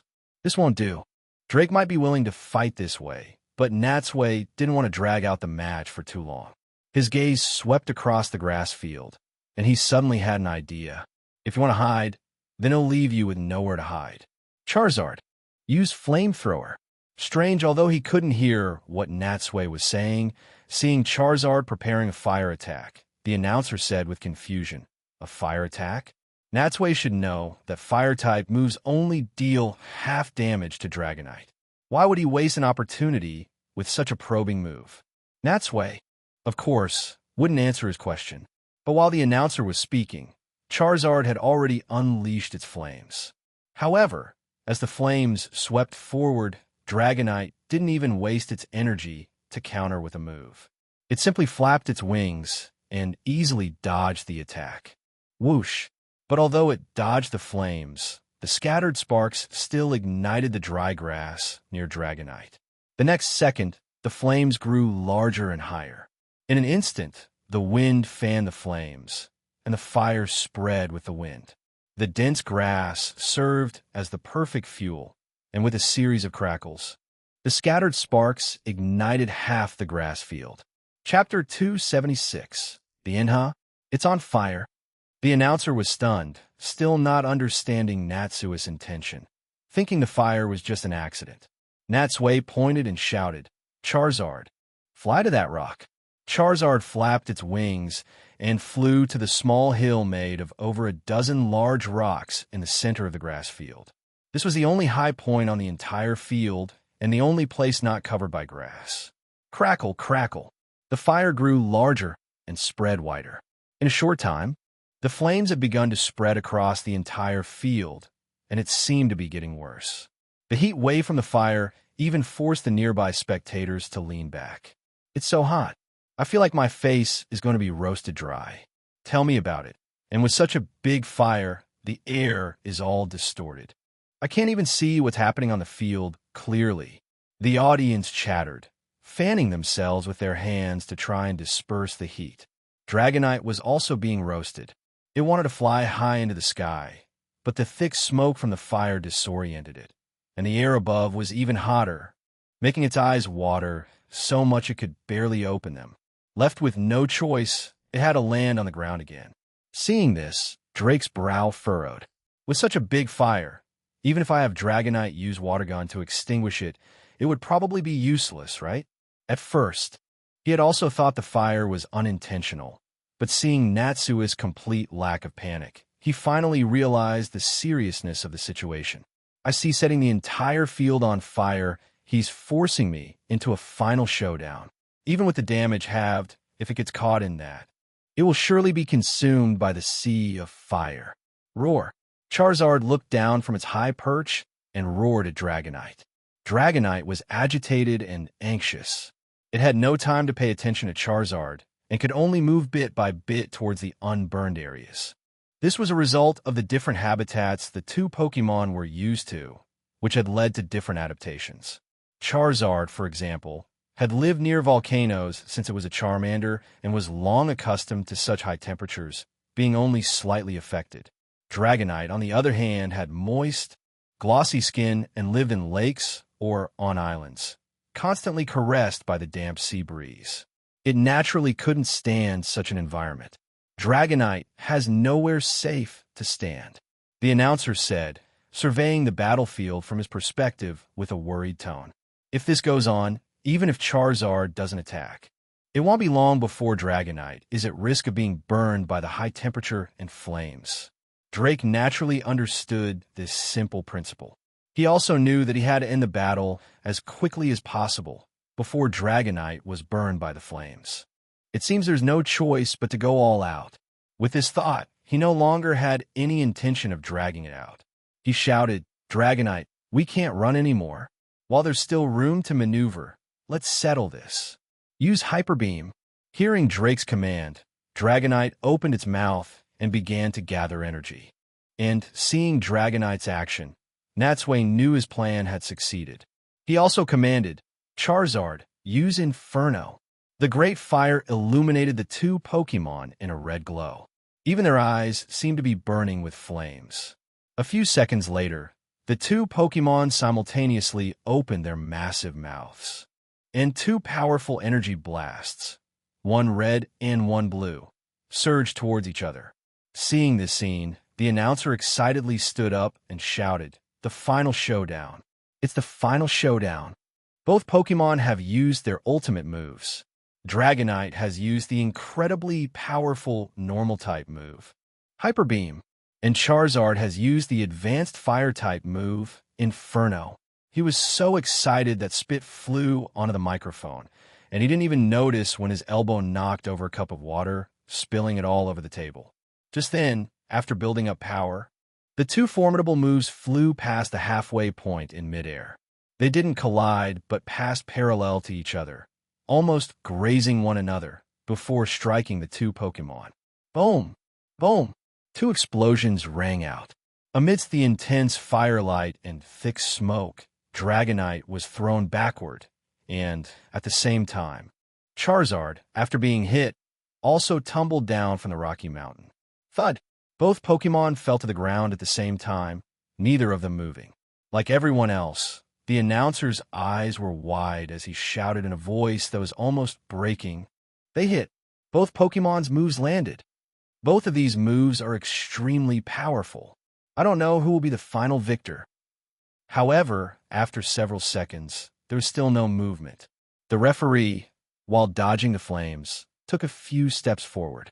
Just as he was about to declare a draw, Charizard began to tremble and struggle back to its feet. "It's Charizard," the announcer shouted. Just like other Fire-type Pokémon, Charizard also possesses a fiery fighting spirit, and that's what has allowed it to be the first one to stand up. Natsui also let out a secret sigh of relief. It was just as he had thought.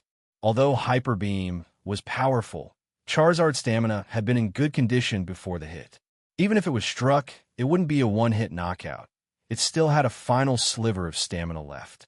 seeing that Charizard could still move. The people quickly focused their attention on Dragonite. Through the live feed from the camera, everyone could see on the big screen that Dragonite had also opened its eyes. Although Dragonite was not unconscious, due to the after effects of using Hyper Beam, it was now lying on the ground, completely unable to move. Drake's face changed drastically. No matter how much he cheered, encouraged, or urged, he couldn't get Dragonite to stand up. He could only watch as Charizard, with faltering steps, staggered towards his Dragonite. When Charizard reached Dragonite, it looked down at the Pokemon it had fought for so long, and a hint of acknowledgement appeared in its eyes. "All right," Natsui shouted. "It's time to end this. Charizard, give it the final blow. Use Dragon Claw." Charizard extended its 2 claws and, without hesitation, slashed fiercely at the defenseless Dragonite. This time, the attack hit its mark, not only dealing double damage, but also knocking Dragonite out completely. "Dragonite is down." The announcer's voice, tinged with tears, echoed through the Pomelo Stadium. Although he had anticipated it, the moment Dragonite fell and Drake completely lost the match was still something he couldn't accept. And just as sad as he were, of course, the rest of the Orange League spectators. He lost the pride of their Orange League, had been easily defeated in a battle against the Indigo Conference champion. Unlike them, at this moment, far away in the Kanto region, at the Sakuraji Institute and in the clubhouse founded by the bikers, excited cheers erupted. "Yeah, he won." Chapter 277. The second trophy, it was over. The battle had finally ended with Drake's defeat. The referee raised the green flag, signaling Natsui's victory, and on the scoreboard above, all of Drake's Pokemon icons had dimmed. The announcer first let out a long sigh, then said with sincerity, "Let's congratulate Natsui for defeating Drake and winning the latest Winners' Cup. I have to say, Natsui's Pokemon have all performed perfectly throughout these 6 battles. Each one of them can be described as stunning. For him to earn the title of Honor Trainer is well-deserved in every respect. Now, let's give him our warmest applause and cheers." After a few battles, the announcer was completely won over by Natsui. Firstly, the man was handsome, making a good first impression. Secondly, the skill gap between him and Drake was obvious. It wasn't a victory won by a fluke, leaving no room for criticism. It could only be said that outstanding people always attract more fans. The audience stood up and applauded, cheering for the 2 contestants who had brought them such an exciting battle. After this Winners' Cup, it was certain that many people would become fans of Natsui. On the battlefield, Drake managed to recall his Dragonite just before the fire could reach it. Similarly, Natsui recalled his own Charizard. If Gyarados had undergone a metamorphosis at the Lake of Birth and Evolution. Then after this battle, Charizard had also grown tremendously. Just then, many staff members rushed forward. They released their Squirtle, and in an instant, 7 or 8 of them shot water guns, quickly extinguishing the large fire. After such a commotion, once the flames and smoke had cleared, the grass field was a complete mess, muddy everywhere, completely unrecognizable from its original state. Beneath the black and gray residue, only a few scattered sparks still glowed faintly red. Drake walked up to Natsui and, just as before the battle, extended his hand again. That was a thrilling battle. Congratulations on becoming an Honor Trainer of the Orange League and entering the Palace of Victory.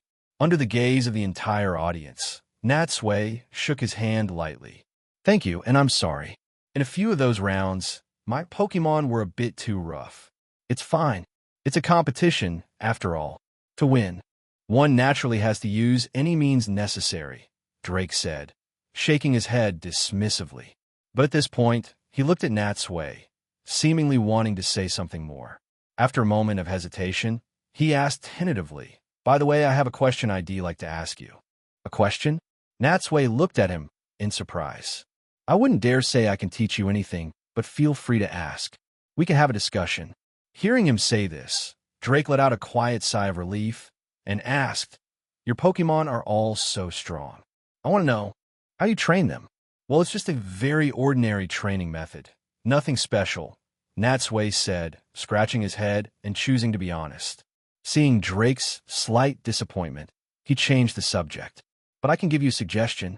If you want your Pokemon to become stronger, don't just stay here. Being complacent won't work. The world is a big place. Go out and see more, battle with other strong trainers that can quickly improve their strength. Go out and see more. Drake shook his head helplessly. He had thought Natsui might have some special method, but it turned out to be just traveling. In the past, he had traveled extensively, and it was only after feeling he had hit a ceiling in his growth that he had returned here and become the head trainer. For him, ordinary travel could no longer make him stronger. Seeing his expression, Natsui knew what he was thinking and couldn't help but smile. Speaking of strong trainers, have you ever heard of Lorelei, the elite 4-member from the Kanto and Johto regions? Drake nodded. Of course, I've heard of her.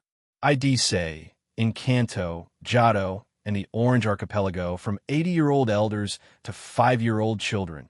Who doesn't know of her? That's good.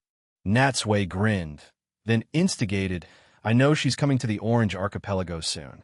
If you want to improve further, you should go challenge her. Challenge her? That's right, Natsui smiled. Lorelei is very strong. Battling her will definitely be great training. And I have a bit of a connection with her. When you meet her, just mention my name. I'm sure she'll treat you even better.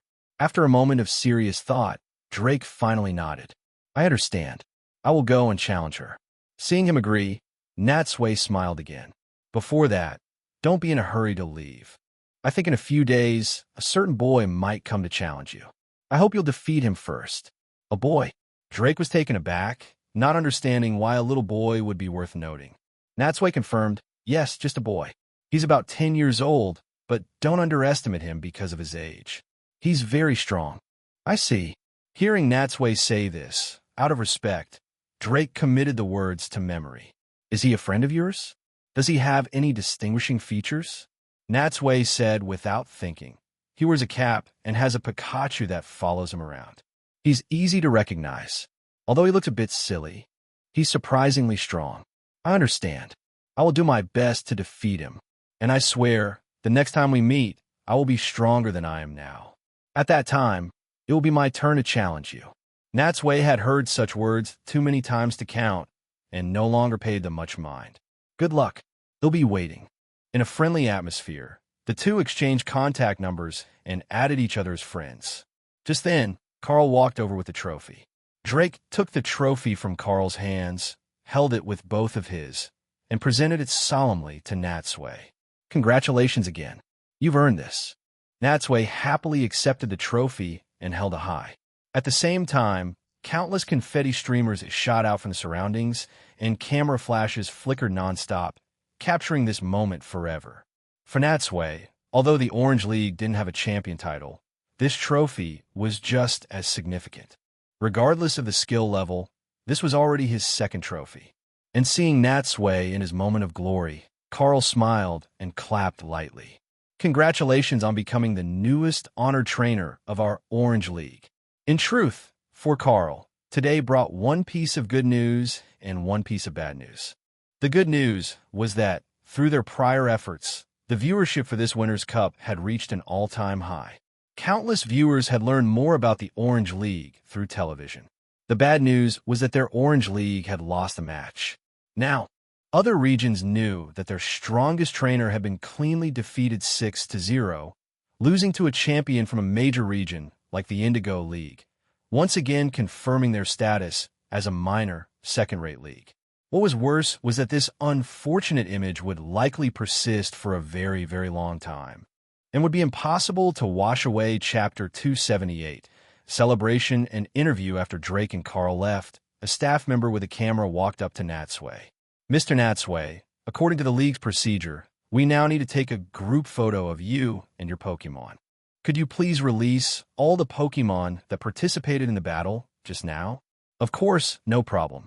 As he agreed, Natsui also quickly reviewed the situation in his mind.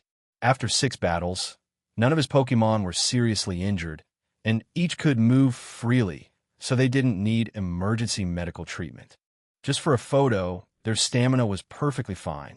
Taking out their Pokeballs, he released the other 5 Pokemon.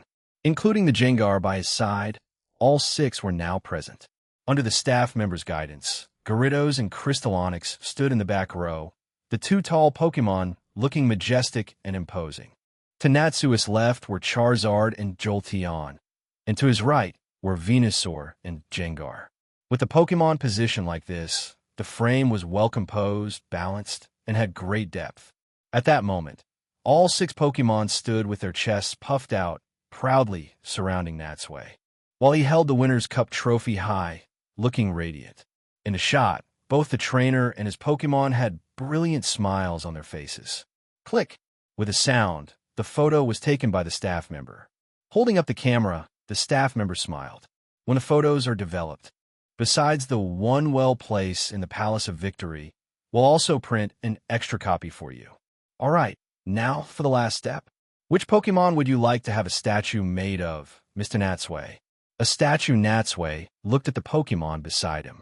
They had all performed excellently in the recent battles. But to say who performed the best was a difficult choice to make.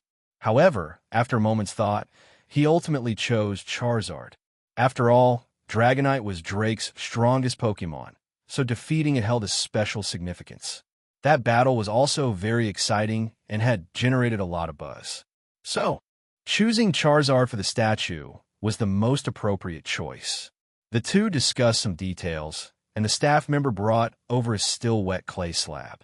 Natsui and each of his Pokemon then made their prints. When everything was done, Natsui was finally free. He left through the contestants' tunnel and went to the waiting room. The battle might have been simple, but it had still left Natsui physically and mentally exhausted. Now that the competition was over, he really needed to relax. Bang, bang, bang. However, the moment he opened the door, 3 confetti poppers went off from behind it, covering him in streamers. Natsui, congratulations!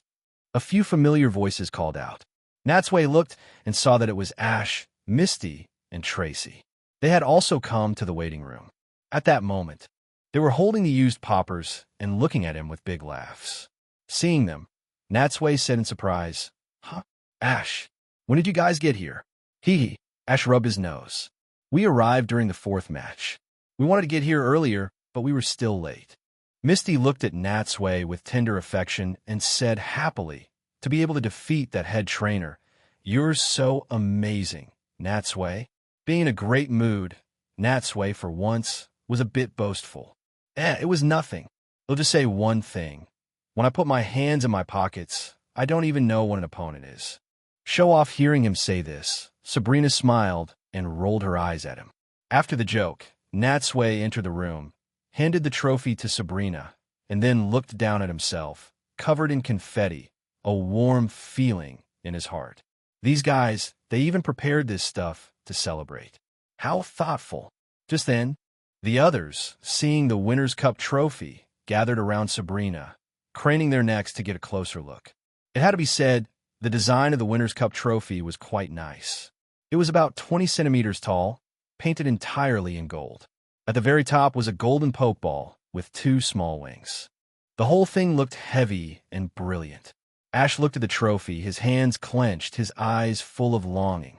But he wasn't in a hurry, because next, it would be his turn to challenge for this trophy. While they were excitedly discussing the trophy, Natsui took out his phone from his backpack and saw that the screen was filled with many missed calls and congratulatory messages, all sent by his friends the moment they saw him win. Professor Sakuragi, Karu, Krysa, Rin, Misa, Missy, Melody, Carol, Lorelei, Professor Ivy, a whole host of people had sent their congratulations. Sitting down on the sofa, just as Natsui was replying to them one by one, Carl returned and knocked on the door of the waiting room. "Sorry to interrupt your celebration," Carl said with a smile after entering the room. "There are some reporters outside who would like to interview you. What do you think? Would you be willing to be interviewed?" This press interview was also standard procedure, but since there had been a mix-up at the entrance earlier, Carl hesitated before arranging it and thought it best to ask for Natsui's opinion first. And this time, Natsui couldn't really refuse. After all, having won the match and being in the spotlight, it was appropriate to say a few words. The two of them, one after the other, went to the prepared interview area. Seeing Natsui appear, the cameras focused on him, and the flashes went off again. Natsui first greeted them, looking gentle and refined, not at all like many people who become arrogant and conceited after winning a competition. A reporter couldn't wait to ask, "Mr. Natsui, may I ask how you feel about winning the Winners' Cup undefeated?" Natsui chose his words carefully and said slowly, "Regarding being undefeated, I never specifically pursued it. I just battled normally and got this result normally." The answer was flawless, making many of the reporters exclaim at his shrewdness. As expected of the Indigo Conference champion, he's completely unflappable. They asked many more questions, and Natsui answered them all properly. Until another reporter asked, "Mr. Natsui, what is your assessment of Drake?" Well, alarm bells went off in Natsui's mind. He knew that if he didn't answer this well, he could be attacked by the Orange League fans. So, after thinking for a moment, he said, "Drake is very strong, one of the best opponents I've ever faced. I believe that if he were to participate in the Indigo Conference, he would have at least the strength of a runner-up." "Oh," the reporter continued, "you have such a high opinion of him. So why do you think he would only be the runner-up?" Well, a slight smile appeared on Natsui's lips. He had intended to be modest, but in the end, he couldn't control his confidence. Because no matter how he struggles, the champion would still be me. Arrogant. This was the first reaction of the reporters present. They were in an uproar, but they couldn't refute it. They never thought this seemingly serious man would say something so arrogant. But after all, the man before them had indeed won both the Indigo and Orange League championships and had defeated Drake. It could only be said that his arrogance was backed by strength, which was convincing. Chapter 279. Setting off for the next region, leaving the Pomelo Stadium and descending the small mountain. Natsui took Ash and his friends to the inn where he was staying. By this time, it was already past 4 in the afternoon. The crowd on the street had begun to slowly disperse, but many people still lingered, savoring and discussing the recent match. To avoid being recognized, Natsui had to put on his hat and sunglasses again, completely disguising himself. This was the price of being in the spotlight. To avoid being disturbed, he had no choice but to do this. After the group entered the inn's courtyard, Natsui spent a lot of money to order a large table full of food and drinks from the landlady. The most important thing after winning a championship is the celebration, and nothing is more rewarding than a sumptuous feast. By evening, it was pitch black outside. Natsui and the others let their larger Pokemon out in the courtyard, preparing separate food for them, while the smaller Pokemon sat with them at a low tatami table. Under the bright lights, the room was packed, but it was extremely lively. The landlady had clearly seen Natsui win on TV and was naturally very happy to have such a famous guest. She even threw in some extra sushi and a few bottles of sake. A dazzling array of dishes covered the entire table, exuding an alluring luster and aroma. With the food ready, it was time to feast. "Let's toast." Everyone raised their glasses and clinked them together, downing the contents in one go. Except for Natsui and Sabrina, everyone else, Ash, Misty, and even Tracy stuck out their tongues after drinking. Tracy even frowned slightly, clearly unable to handle the taste of alcohol. "Cough. Cough that strong." Ash clutched his stomach, his expression pained, feeling as if every blood vessel in his body was on fire.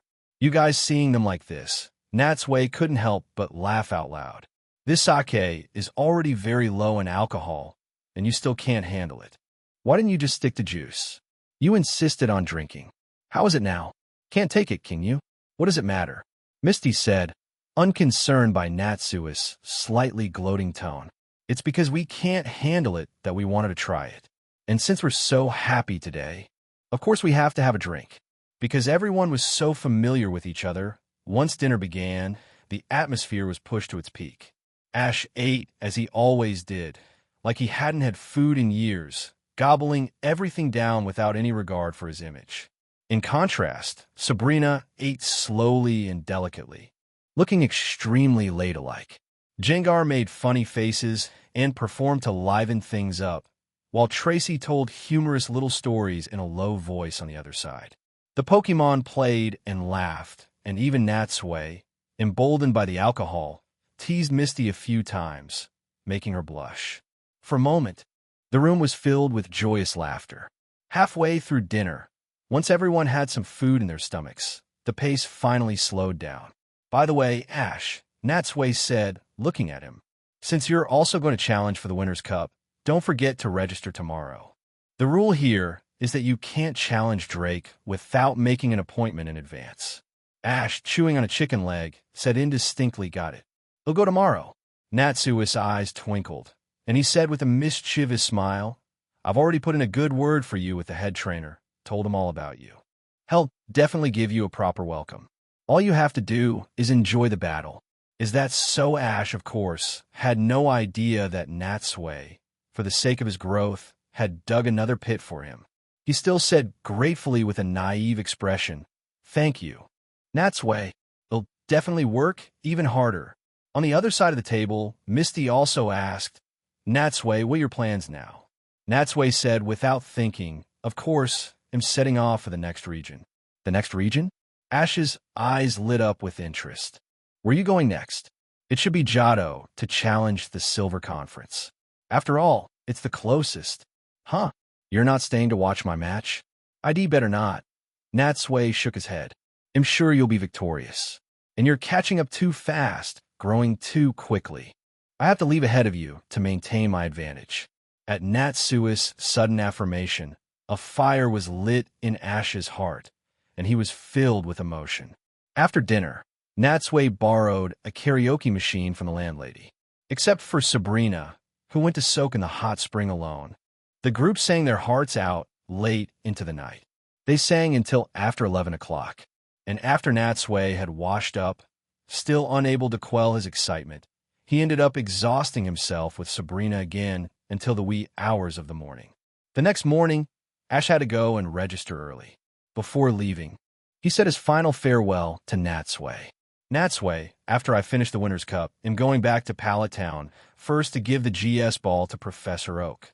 Once that's all done, he'll come find you in Johto. Then I wish you success in your challenge. We'll meet again next time," Natsui said, rubbing his sleepy eyes. "And remember to say hello to Aunt Delia and Professor Oak for me." Ash and Tracy left. Misty, as usual, kept looking back, her eyes full of reluctance. After watching them disappear, Natsui went back to his room and slept in for a while. It wasn't until the sun was high in the sky that he finally packed up, checked out of the inn with Sabrina, and left. But before heading to the next region, he had one last thing to do: visit the fruit stall of the man he had made a bet with. Following the street, he walked to the beach they had visited before. When Natsui and Sabrina arrived at the stall again and saw the owner, they found that he had already packed up all the oranges. Seeing Natsui, the stall owner couldn't help but look a bit embarrassed. After all, he had previously claimed that Drake was unbeatable, but now he had been easily eliminated 6-0 by the young man before him. How could he not feel awkward? Natsui was the first to greet him, breaking the silence. "Hey, boss, remember me? As we agreed, I'm here to collect the oranges." Of course. I've already prepared them." The stall owner pointed to the side, where Natsui saw over a dozen packed boxes of oranges. "Huh, I was just kidding. There's no way I can eat that many." Natsui quickly waved his hand. "We'll just take 3 boxes. You can keep the rest for yourself." But according to their bet, the stall owner was ready to admit defeat and had prepared accordingly, but he never expected Natsui to change his mind. Seeing the stall owner hesitate, Natsui smiled. "It's fine. I can't eat too many anyway. It would be a waste. Just do as I say." "All right, then." Seeing Natsui insist, the stall owner nodded, then asked tentatively, "Could you please give me an autograph? My grandson is a big fan of yours." "Of course." Natsui took the pen and, with a few strokes on the autograph board, wrote his name, then asked, "What's your grandson's name?" "His name is Achi." Natsui's pen didn't stop. He continued to write, "To Achi, may you become an outstanding trainer." Taking the autograph board with both hands, the stall owner put it away carefully, then picked up 3 boxes of oranges and handed them to Natsui. Such physical labor naturally wasn't for Natsui. As a red Pokemon descended from the sky, Charizard easily took the 3 boxes in its arms. After bidding farewell to the stall owner, Natsui soon found a courier company. He handed the oranges to the courier, paying them to mail 1 box to the Sakuragi Institute to share with everyone. He also sent the Winner's Cup trophy and the group photo of him and his Pokemon along with it. Since he didn't have a fixed residence yet, his room at the Sakuragi Institute had become the place to store these trophies. His personal belongings and the Indigo Conference trophy were all piled up there. With Koharu helping to look after them, he didn't have to worry about them being lost. Finally, Natsui mailed another box of oranges to Erika. He remembered from a previous chat that Erika loved plants, and since the oranges here were so delicious, he wondered if they could be grown in her greenhouse. After all this was done, he and Sabrina finally mounted Charizard and headed for the metropolis of the Orange Archipelago. From there, they could take a cruise ship directly to the Johto region, which would save them a lot of detours. With that, Natsui's adventures in the Sevii Islands and the Orange Archipelago had officially come to an end. Along the way, besides wonderful memories, he had also reaped a bountiful harvest. Chapter 280. Registering for the Silver Conference Hunk. With a blast of a horn, a small passenger ship slowly docked at the pier of Cherry Grove City in the Johto region. This was Cherry Grove City, a city where the scent of flowers filled the air. But despite being built by the sea in a prime location, because of its small scale, its economy had never really developed. Thus, it only had a small pier, with only a few fixed ships making round trips each day. Fortunately, it had a direct route to the metropolis of the Orange Archipelago, which saved Natsui from having to make transfers and allowed him to reach here directly by ship. As he and Sabrina disembarked from the passenger ship and set foot on land, Natsui couldn't help but stretch widely. Man, over 30 hours of sailing in a row is exhausting. Glancing at him, Sabrina mercilessly exposed him. Exhausted? Besides a few battles with trainers on the ship, didn't you spend most of your time sleeping in bed? How can you still feel tired? Stretching his slightly sore waist, Natsui smiled. It's precisely because I was sleeping all the time that I feel tired. A small passenger ship like this is constantly rocking with the waves, making it impossible to get a good rest. It actually makes you more fatigued.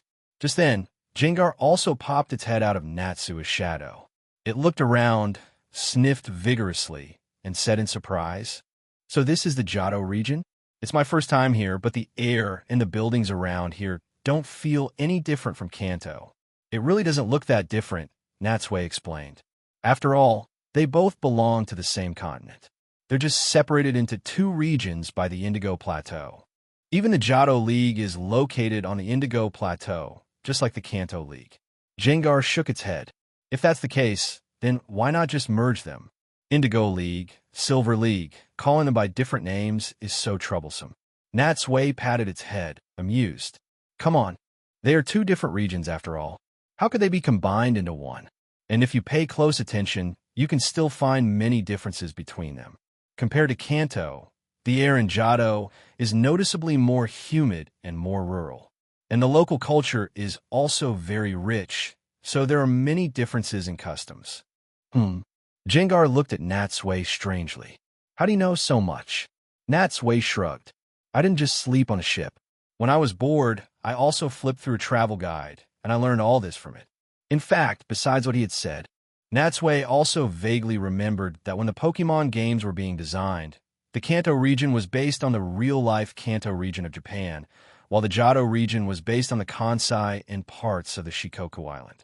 So, the 2 regions really did share a common origin. Of course, this was a secret related to his transmigration, so he naturally couldn't reveal it easily.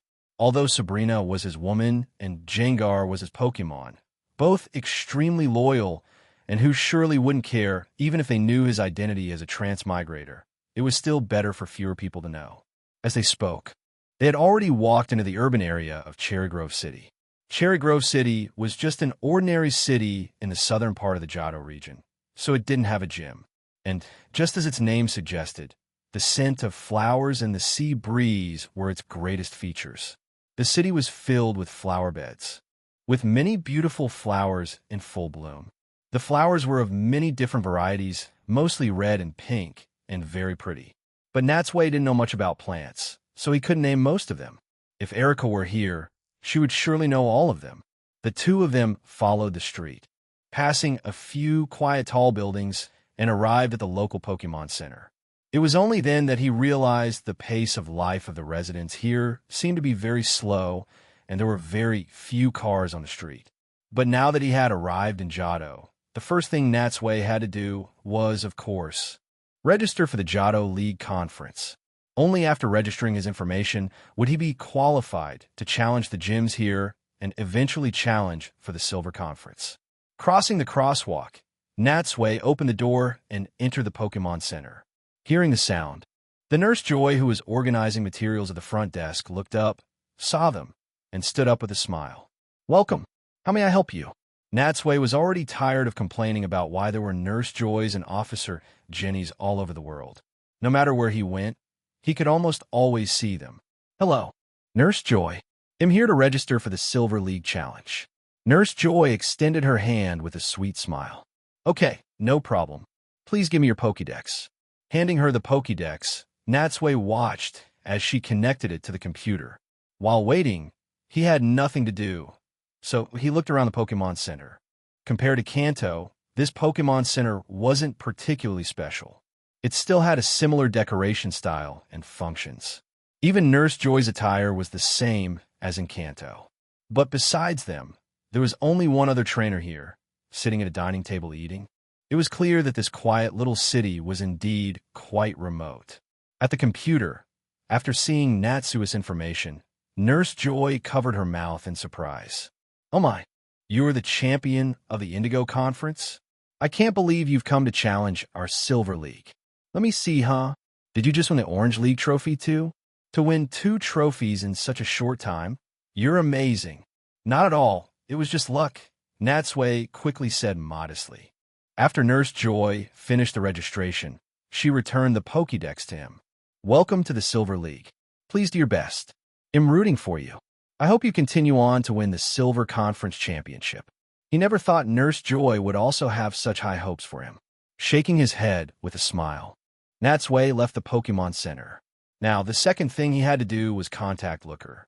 After all, he still remembered that Looker had specifically called to instruct him to contact him as soon as he arrived in Johto to help him deal with Team Rocket here. It had been a long time now. Hopefully, he hadn't delayed anything important. The two went to a restaurant, and while eating lunch, Natsui called Looker. The phone rang for a long time before it was answered. Before Natsui could speak, Looker on the other end had already asked, "Hello? Have you arrived in Johto yet?" Natsui hummed in affirmation. "Just got here. I called you right away." "Excellent." Looker's voice sounded full of joy. "We've also just finished our cleanup operation of Team Rocket in the Kanto region. We're now moving our personnel to Johto, and we should be fully deployed within a day or two. We were just about to ask for your help."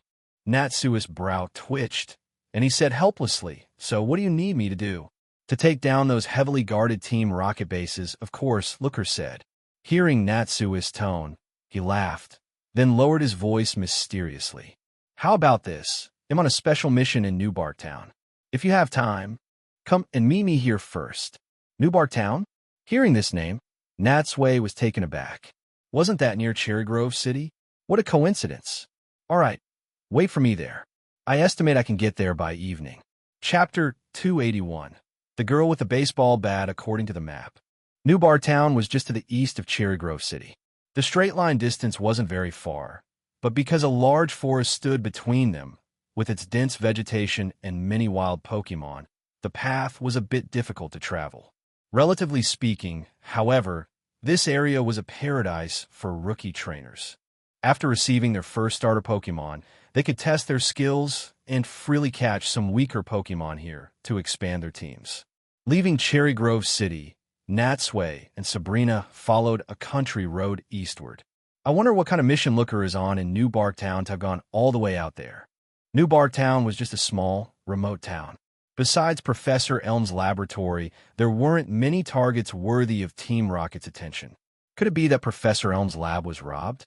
As he pondered this, the two of them walked along, enjoying the scenery and seeing many wild Pokemon.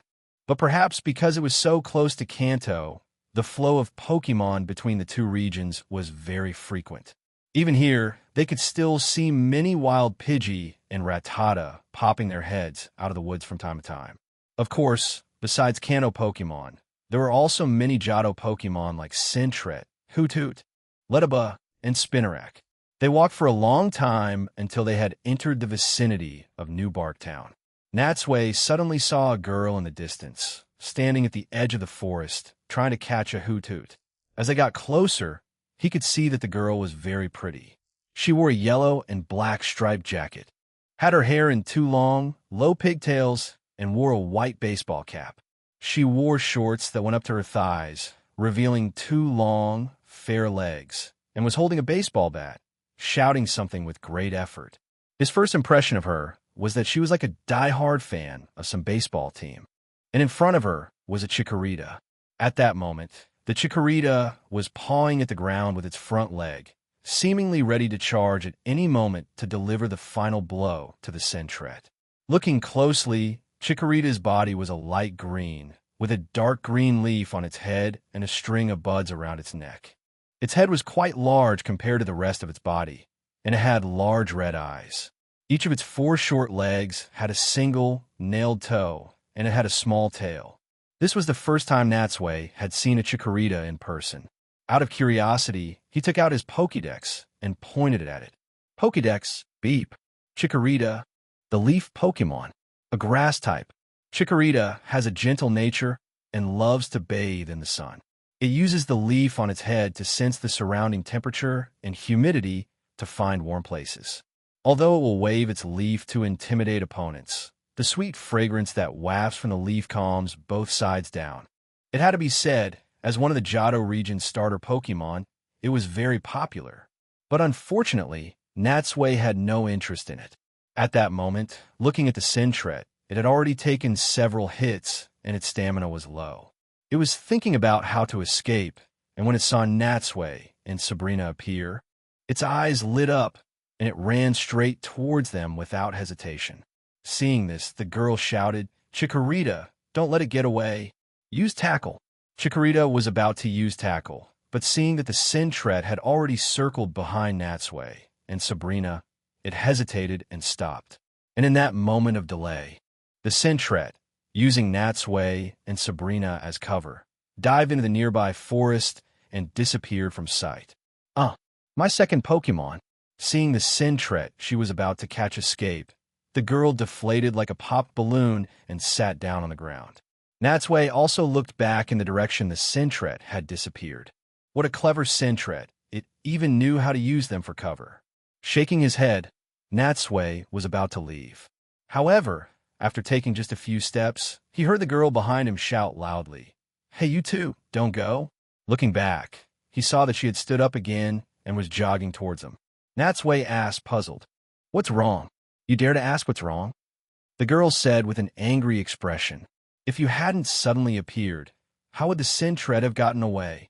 Her voice sounded clear and crisp, and she had a strong Kansai accent. "Is this my fault too?" Natsui shrugged. "It was because you weren't skilled enough to catch it that it ran away. If you have to blame someone, blame yourself for not taking it down sooner and missing your chance. Idonkare. You interfered with me." The girl waved her baseball bat, looking quite cute as she postured angrily. Seeing the girl being a bit unreasonable, Sabrina frowned and was about to teach her a lesson. Fortunately, Natsui quickly grabbed her hand, preventing the young girl from getting hurt. In fact, after looking at her for a moment, he had already recognized her from her clothes and appearance. After all, she had appeared several times in the anime, so he had a relatively deep impression of her. And this was the main reason why Natsui wasn't angry. After all, he was a grown man. Why would he get angry with a little girl? A thought flashed through his mind, and he asked with a cheerful smile, "So what do you want to do about it?" Unexpectedly, Natsui's smile made the girl's face turn red. Wow, this guy is so handsome, and his smile is so nice. In fact, she hadn't had any malicious intent just now. She was just angry that the Pokemon she was about to catch had escaped. And seeing Natsui just walk away made her a bit indignant, so she had rushed over without thinking. Now, seeing Natsui being so polite, after calming down, she felt a bit embarrassed. Seeing the girl stammer, looking embarrassed, Natsui smiled. From the looks of it, you must be a new trainer, right? Since you didn't catch this Sentret, it just means you don't have a bond with it. If you feel it's a pity, you could try your luck in the forest and see if you can find it again, or just switch targets and catch another Pokemon. Won't that solve the problem? I'm sorry. I was too impulsive just now hearing Natsui say this. The girl lowered her head, fidgeting with the baseball bat in her hands as if she wanted to study it thoroughly. It's fine, Natsui said, waving his hand.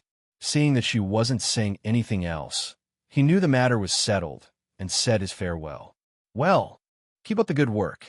See you. With that, he and Sabrina left without looking back.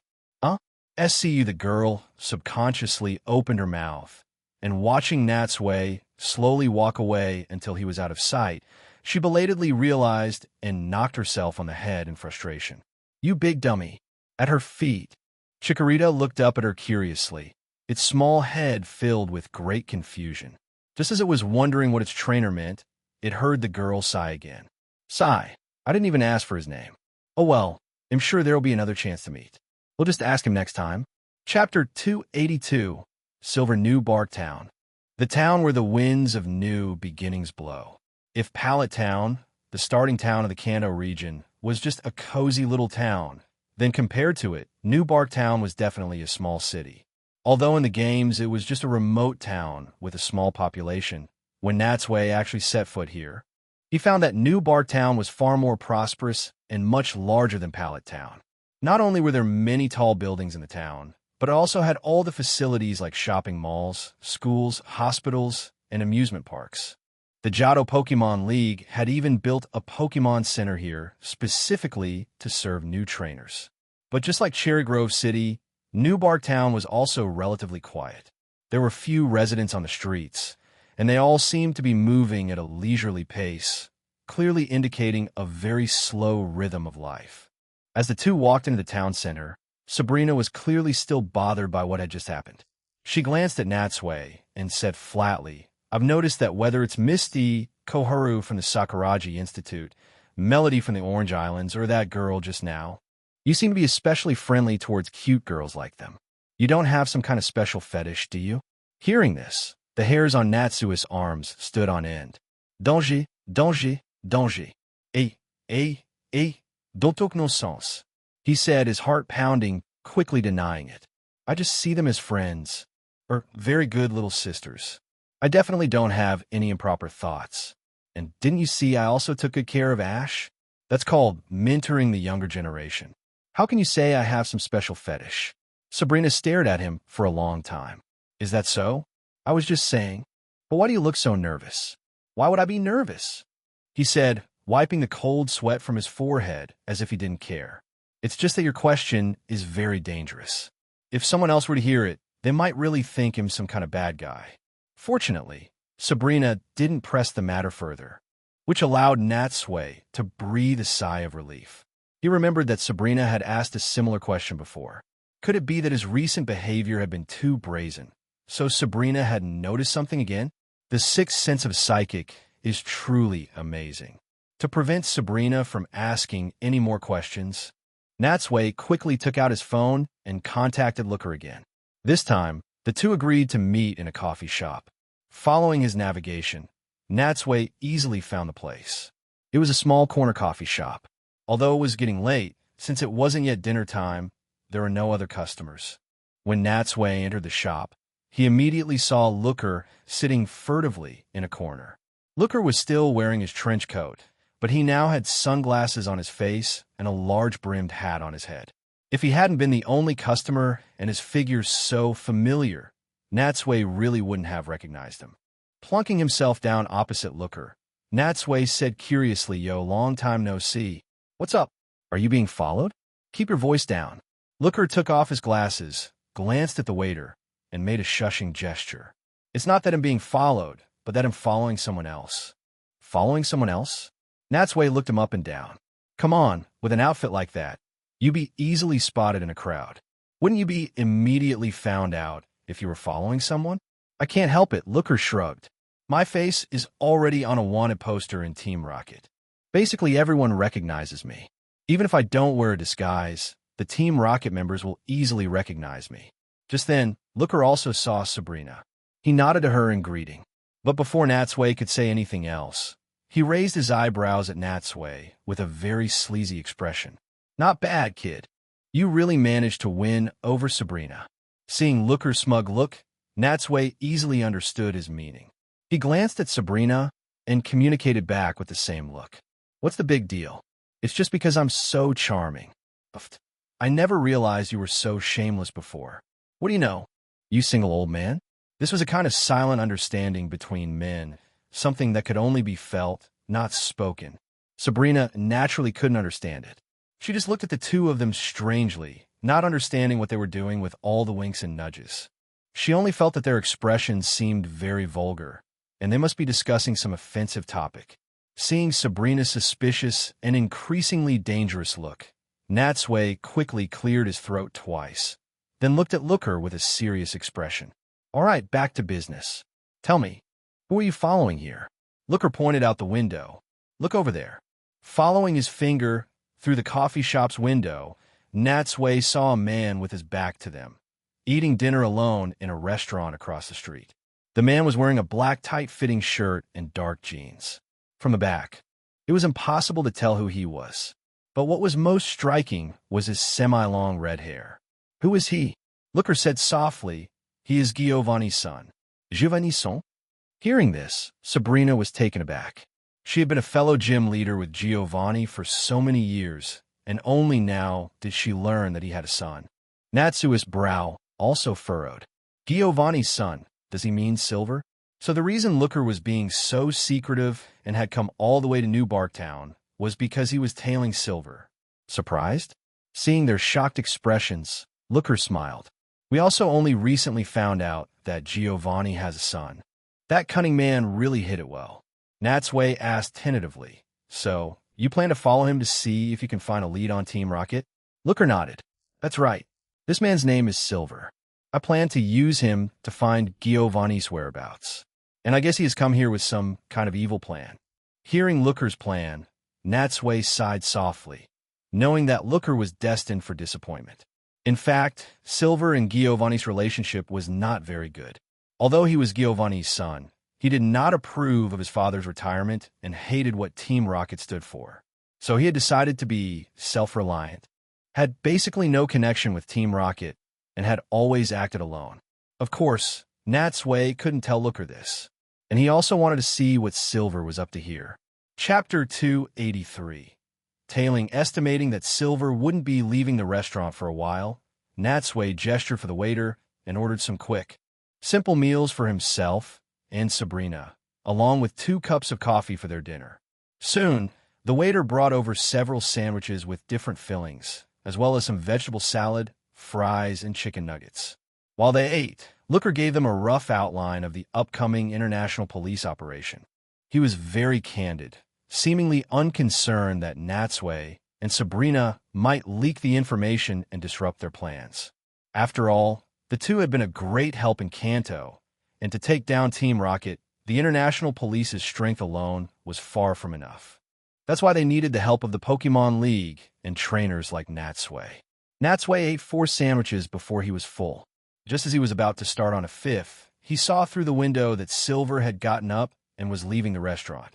Seeing this, to Looker's astonishment, Natsui performed the feat of eating a sandwich in 3 bites, stuffing the remaining portions into his mouth.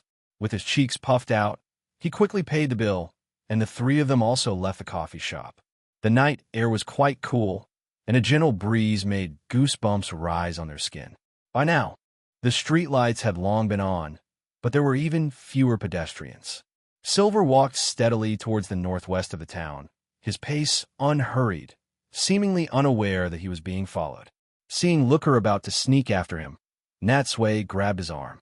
No, even though it's gotten dark, there's almost no one on the street right now. If we get too close, he'll spot us easily. Looker had obviously already realized this problem. He shrugged helplessly. I don't want to do this either, but if we delay any longer, he'll really get away. And because I came in a hurry, there are no other international police officers nearby to coordinate with, so I can only take the risk. In Natsui's world, they would probably use some high-tech means for tailing, but right now, what's the big deal? Natsui chuckled, then looked down at his shadow. At times like these, of course we have to rely on the power of Pokemon. Hey, Jengar, you heard all that, right? I'm counting on you. Jengar's head popped out of the shadow, and it cackled. Of course, no problem. So, should I kidnap him? Or just kill him when no one's around? Natsui. Come on, sighing, Natsui said with a weary heart. I'm just asking you to secretly follow him and see where he's going and what he's doing. Don't always make it sound so terrifying, okay? In truth, Natsui could have sent Charizard to scout from the air, or had Sabrina use her psychic powers to sense Silver's location. But after thinking it over, he still decided to send Jengar. Huh? Jengar laughed loudly. Of course I know. I was just trying to lighten the tense atmosphere with a little joke. Who's in the mood for jokes right now? Natsui shook his head, feeling a headache coming on, and gave one last instruction. Remember, while you're following him, leave some markers along the way so we can find you. Most importantly, don't let him spot you, and don't go off and play any pranks on your own. Jengar puffed out his chest. Don't worry, leave it to me. With that, under their watchful eyes, its body began to slowly turn transparent, as if it were becoming invisible, until it had completely disappeared. Then a cool breeze blew past them, and they all knew it was Jengar, having silently gone after him. Looking in the direction Silver and Jengar had gone, Looker said with an envious tone, "Sigh, to have captured so many powerful and reliable Pokemon, it's truly amazing." Hearing him say this, Natsui said, puzzled, "Then why don't you catch a few more Pokemon? I remember you only have a Growlithe and a Krogok, right? As an international police officer in such a dangerous profession, isn't that a bit risky?" "Can't be helped," Looker smiled. "My daily tasks are very demanding. I really don't have time to catch Pokemon, let alone the energy to care for and train them. Don't look down on them just because there are only two. They are extremely reliable partners. For me, they are more than enough." The three stood there for a while longer until Silver was out of sight. Only then did they slowly follow in the direction he had left. They walked for a long way without seeing any sign of Silver or Jengar. Fortunately, every few dozen meters, they found a conspicuous arrow in a prominent spot, ensuring they wouldn't lose their target. The sky grew darker and darker. After crossing most of the town, they finally arrived in front of a large courtyard. Inside the courtyard was a 3-story building with a round tower, which looked like some kind of research facility and was quite impressive. Looking at the building, Looker had an I-knew-it expression on his face and said excitedly, "This is Professor Elm's laboratory. As expected, Team Rocket's target is here." With that, he looked around, but after a long look, he didn't see any other Team Rocket members. Professor Elm Natsui stroked his chin and tried to recall. In truth, he didn't have a deep impression of Professor Elm. He only remembered that he was the Pokemon professor of the Johto region, responsible for providing starter Pokemon to new trainers, and that he was a former student of Professor Oak. He couldn't remember anything more than that. Just then, Jengar's head popped out from behind the courtyard wall. It beckoned to Natsui and whispered, over here. That guy named Silver has already entered the courtyard." Seeing that no one was around, Natsui had Sabrina wait outside the wall as backup, then he and Looker agilely vaulted over it. As soon as they landed, they saw Silver crouching in a bush in the distance, his gaze fixed on the 3-story building.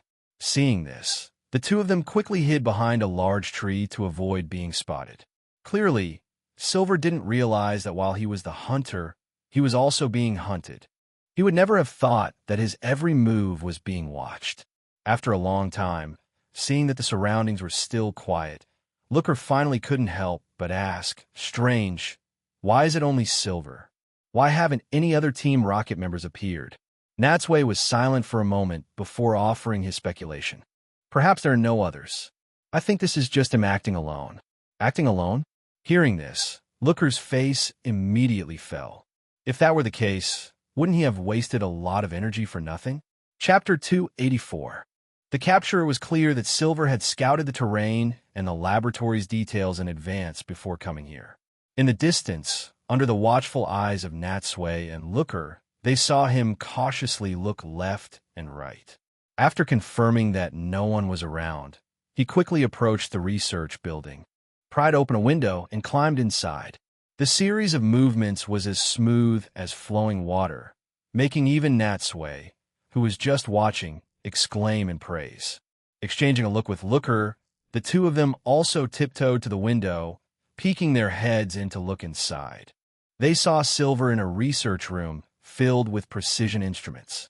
From a machine with 3 poke balls lined up, he took one, put it in his waist pouch, and then carefully made his way back out the same way he came in. Seeing him about to leave, Natsui and Looker quickly returned to their hiding spot behind the large tree. After coming out, Silver didn't seem to bother covering his tracks, leaving the window open as he left Professor Elm's laboratory without any hesitation. Natsui turned his head to look at Looker and whispered, "What do you want to do? Should I stop him?" After watching Silver's entire crime unfold, Looker had been frowning, as if something were on his mind, and hadn't spoken for a long time. That's it. It was utterly disappointing. According to Looker's speculation, given Team Rocket style, and as Giovanni-san, the de facto number 2 in Team Rocket, he had thought Silver's arrival here was to coordinate with other members for a spectacular robbery. At the very least, he should have ransacked the entire laboratory for all its Pokemon and data before leaving. But he never expected that after all his efforts, tailing Silver all the way here, he would only witness a simple act of theft. And he only stole a single Pokeball. Since when did Team Rocket become so unambitious?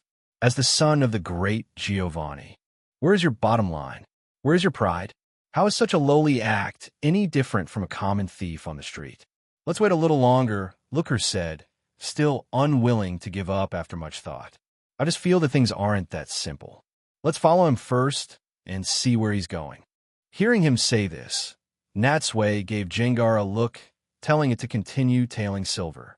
He and Looker then went outside the laboratory's courtyard wall and regrouped with Sabrina. This time, Silver left New Bark Town and headed straight for Cherry Grove City. And after following for a long time, with the moon high in the sky and the stars twinkling, just as they were about to reach the forest where Natsui had met the girl with the baseball bat, Looker finally couldn't hold back any longer. "No, we can't let him go any further," Looker sighed. "It seems I was overthinking it. This guy didn't come here to command some major Team Rocket operation at all. He just simply stole a Pokemon from Professor Elm." Natsui looked at him. "So?" Looker thought for a moment. "We have 2 options now. First, we do nothing. That way, we can continue to follow him and see where he's going. We might even find a Team Rocket hideout. But this method is not only time-consuming and laborious, but what if he has other things to do? That would be a huge pain for us." Natsui nodded. "Indeed, the chances of that are too slim." After a pause, Looker continued, "Then let's go with the second option. We'll just capture him right now and get everything out of him through interrogation." Natsui weighed the pros and cons and also agreed. "All right, since we've run into Team Rocket, there's no reason to let him go. Let's act quickly." The two whispered for a moment, and then Natsui no longer hesitated.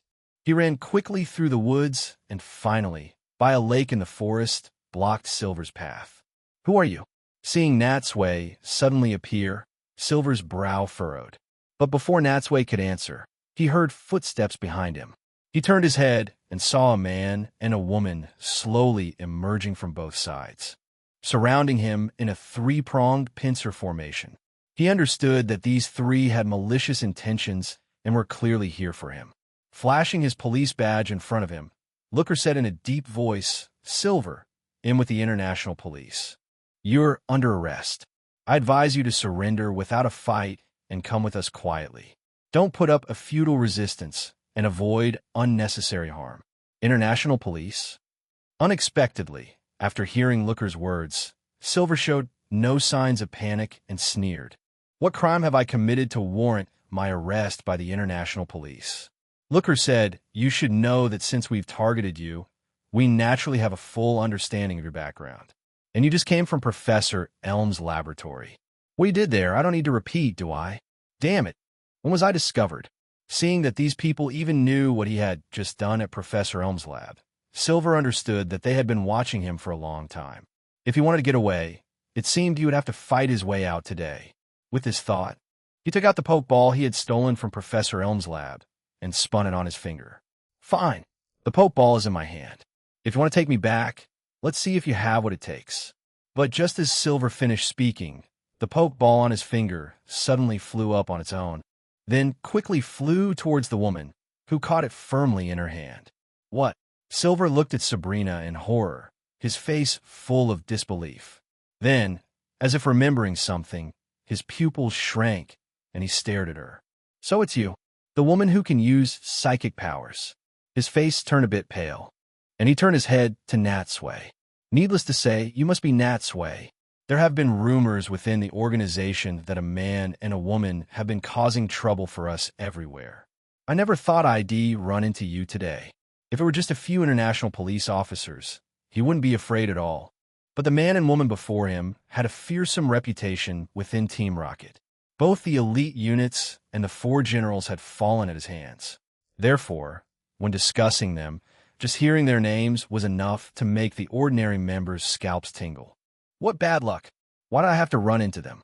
He didn't dare to underestimate them any longer. He took a few pokeballs from his waist, and, as the blue light flashed, 3 Pokemon appeared before them. Natsui looked at the 3 Pokemon. It was a Sneasel, a Zubat, and a Ghastly. I really don't understand. He already has these good Pokemon. Why did he still go to Professor Elm's lab to steal a starter? Chapter 285. Sukun, as expected, seeing Silver predictably putting up a desperate struggle. Looker threw his hands up and released his Growlithe and Krogunk, then reprimanded him sternly. "I knew you wouldn't surrender without a fight. In that case, don't blame us for using force to arrest you. Since the main star of this battle wasn't him, and he was just assisting Looker, Natsui only released his Gardevoir, along with the already present Gengar. He used the 2 Pokemon to prevent Silver from escaping in his direction. On the other side, Sabrina also sent out her Alakazam and the Slowking she had caught in the Orange Islands, guarding her flank. Growlithe used Flamethrower. Krogunk used Sludge Bomb. As Looker gave his command, Silver also shouted, "Sneasel, use Icy Wind. Zubat, use Air Cutter. Ghastly, use Shadow Ball." In an instant, the 5 Pokemon were locked in a fierce battle. Moves of all kinds flew through the air, and the roars and pained cries echoed through the forest, scaring away the nearby wild Pokemon that had been peeking out. The situation on the field was now 3 against 2. Although Looker was at a slight disadvantage in terms of numbers compared to Silver, with Natsuis and Sabrina's Pokemon flanking them, he didn't have to hold back and could attack freely. And this allowed him to suppress Silver right from the start. Boom! Boom! Explosions erupted one after another, and under the continuous assault, several thick, leafy trees were felled.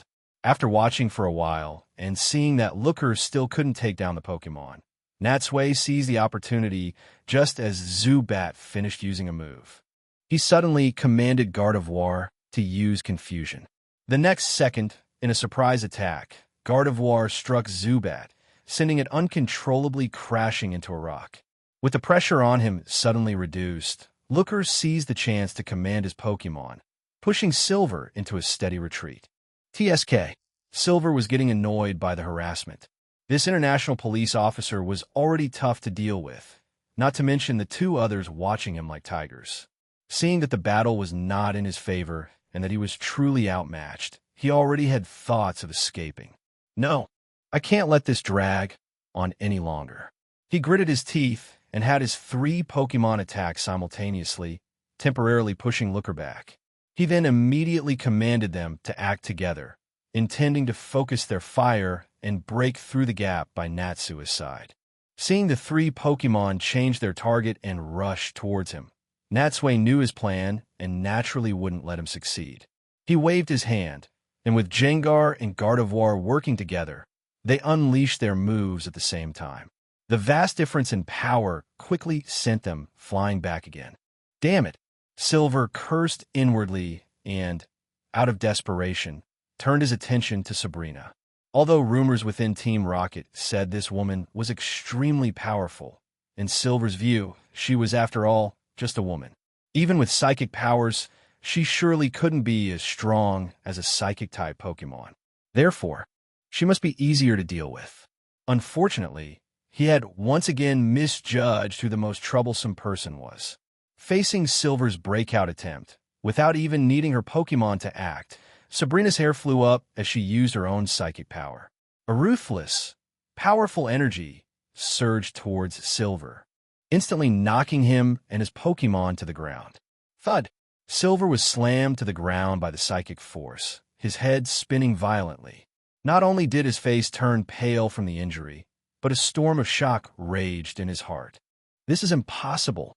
How can this woman be so strong? This is beyond the scope of a human being. Damn it, at this rate, there's no escape. Don't waste your energy, Looker said, seeing Silver fall. He commanded his 2 Pokemon to tighten the circle. The 2 people in front of you are not someone you can handle at your current level. Just give up and surrender quietly. They say a cornered beast will still fight, but Silver, this not yet fully grown beast of Team Rocket, was clearly unable to break free from their cage. Faced with the advancing Growlithe and Krogunk, and after the brief but intense battle, Sneasel, Golbat, and Ghastly were all covered in wounds, with no extra stamina to fight back. However, just as Looker took out his handcuffs and was about to step forward to arrest him, a dazzling light suddenly erupted from the surface of the lake beside them. This sudden turn of events immediately drew everyone's attention. As the lights subsided slightly, Natsui squinted and could vaguely make out that at the center of the light was a Pokemon. The Pokemon was standing on a protruding rock in the lake.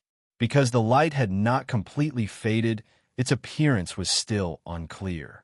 They could only tell it was a quadrupedal, beast-like Pokemon, and from its fur, which flowed with the light, and its 2 long, ribbon-like tails, one could immediately see its elegance. What Pokemon is that? Looker shouted, shielding his eyes. As he spoke, the light disappeared, and everyone could finally see its appearance clearly. But this sight was even more shocking. Its unique form was unmistakable, instantly recognizable. "It's Suicune!" Looker exclaimed. Suicune's body was a light blue, with white, diamond-shaped patterns.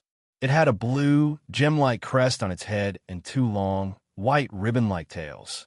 According to legend, it was originally one of 3 nameless Pokemon that died in the Burn Tower. It was then resurrected by Ho-Oh, taking on the form of Suicune and becoming a legendary Pokemon. And because of Ho-Oh, it, along with Entei and Raikou, are known as the legendary beasts. And even seeing it with his own eyes, Looker still couldn't seem to believe it. This is impossible. Why would the legendary Suicune appear here? No one could answer his question. For Natsui, although he had already seen and captured many legendary Pokemon, seeing Suicune at this moment still filled him with excitement. He quickly took out his Pokédex from his pocket and pointed it at Suicune. Pokédex, beep. Suicune, the Aurora Pokemon. A water type, one of the legendary Pokemon. It embodies the gentleness of a spring of water. It seeks out places with pure, flowing water and runs across the land as if gliding. It has the power to instantly purify dirty, murky water. It is said that when it appears, the north wind will inexplicably blow, and it will depart with the north wind, being the embodiment of the north wind itself. At that moment, Suicune's calm eyes also looked at them, and as their gazes met, they understood why Suicune had come here.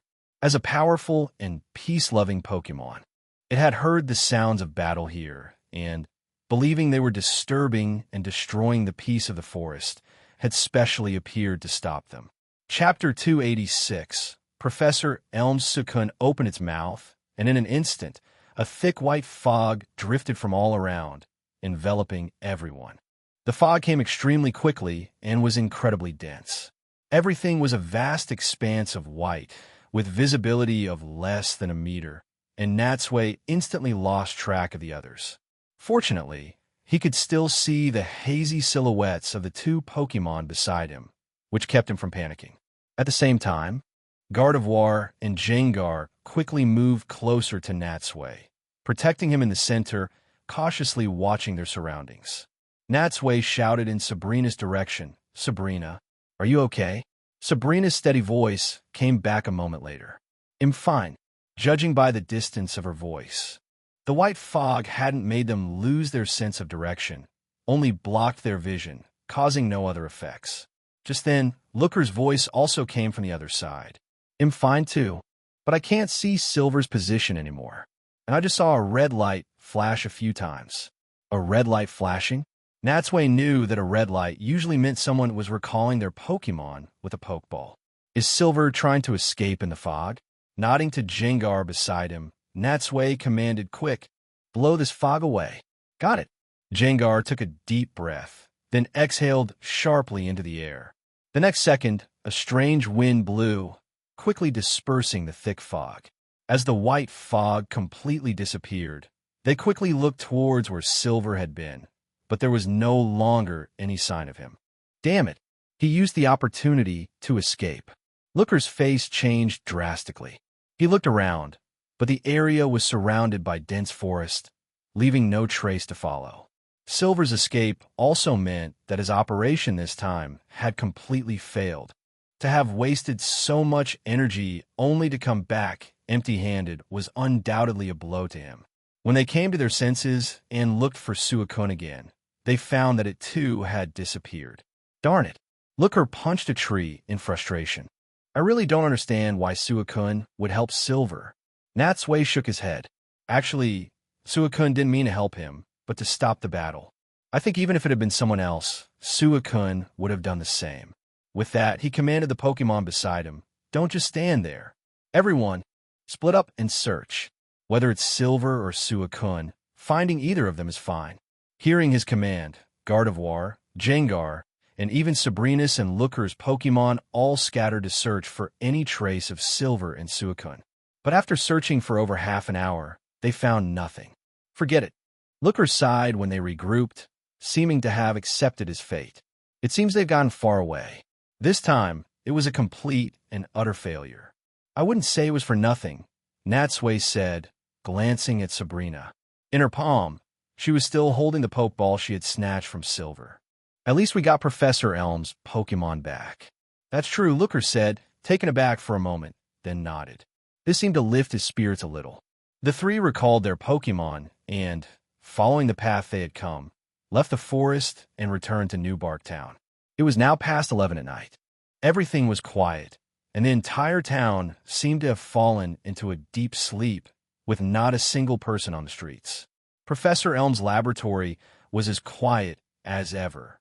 It was clear that the people inside had not realized that their lab had been infiltrated.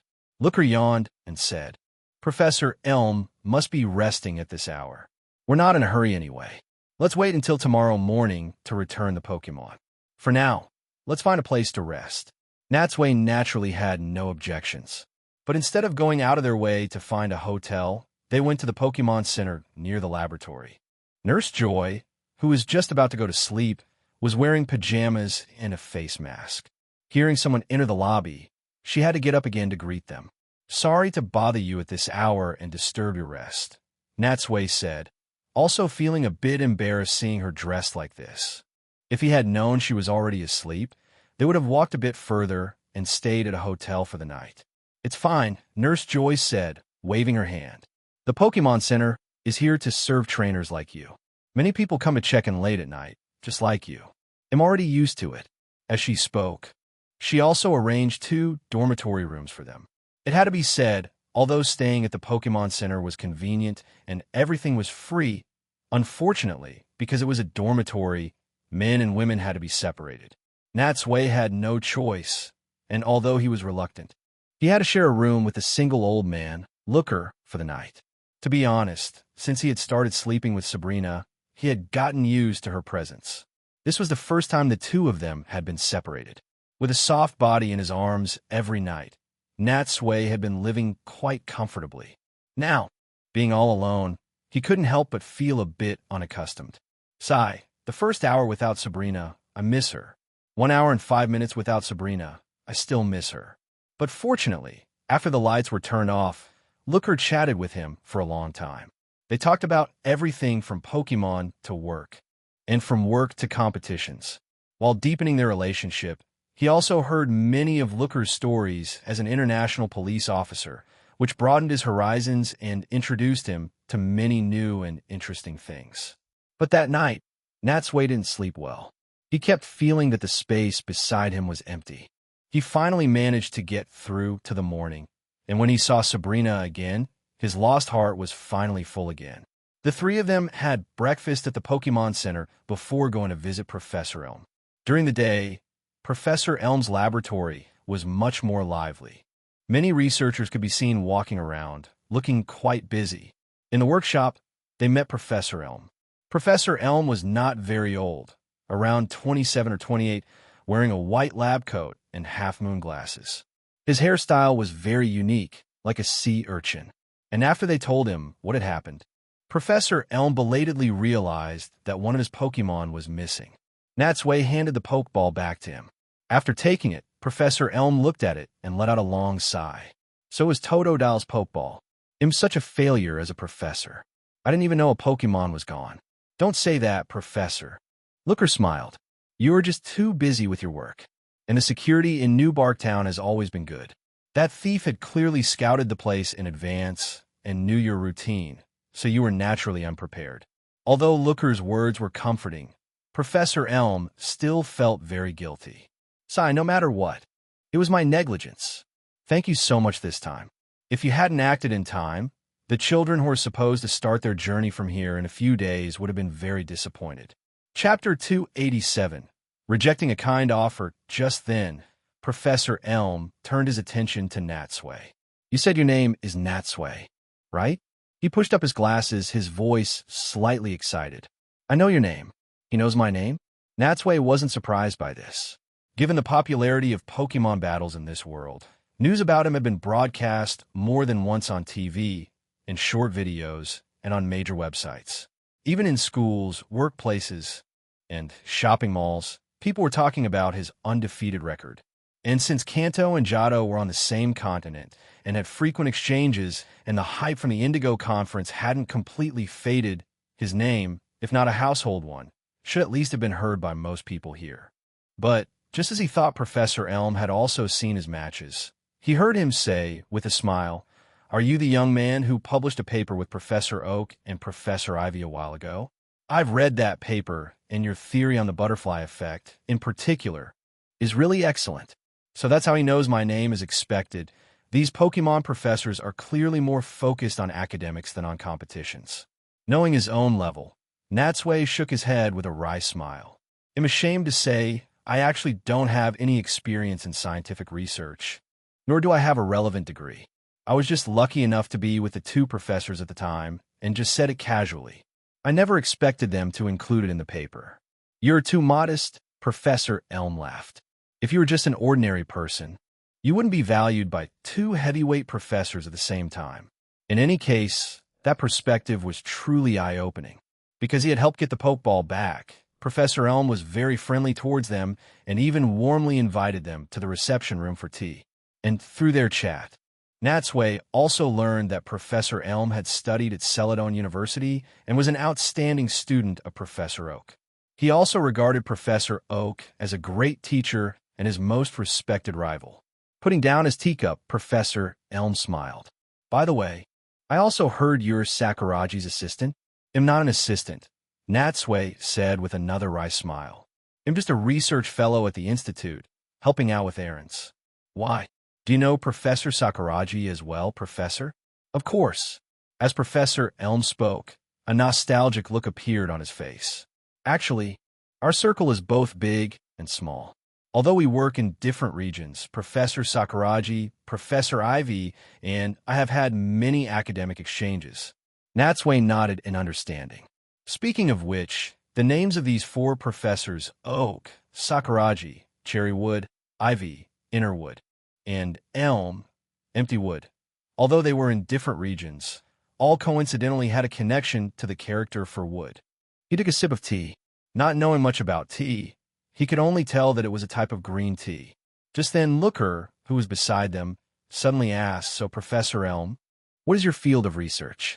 At the mention of his specialty, Professor Elm's interest was clearly piqued. He sat up straight, his eyes gleaming. "It's about Pokemon eggs." "Pokemon eggs? What is there to research about that?" Before Natsui and the others could express their surprise, Professor Elm continued. "That's right. According to my observations, all Pokemon hatch from eggs, and the shells of those Pokemon eggs usually have unique patterns.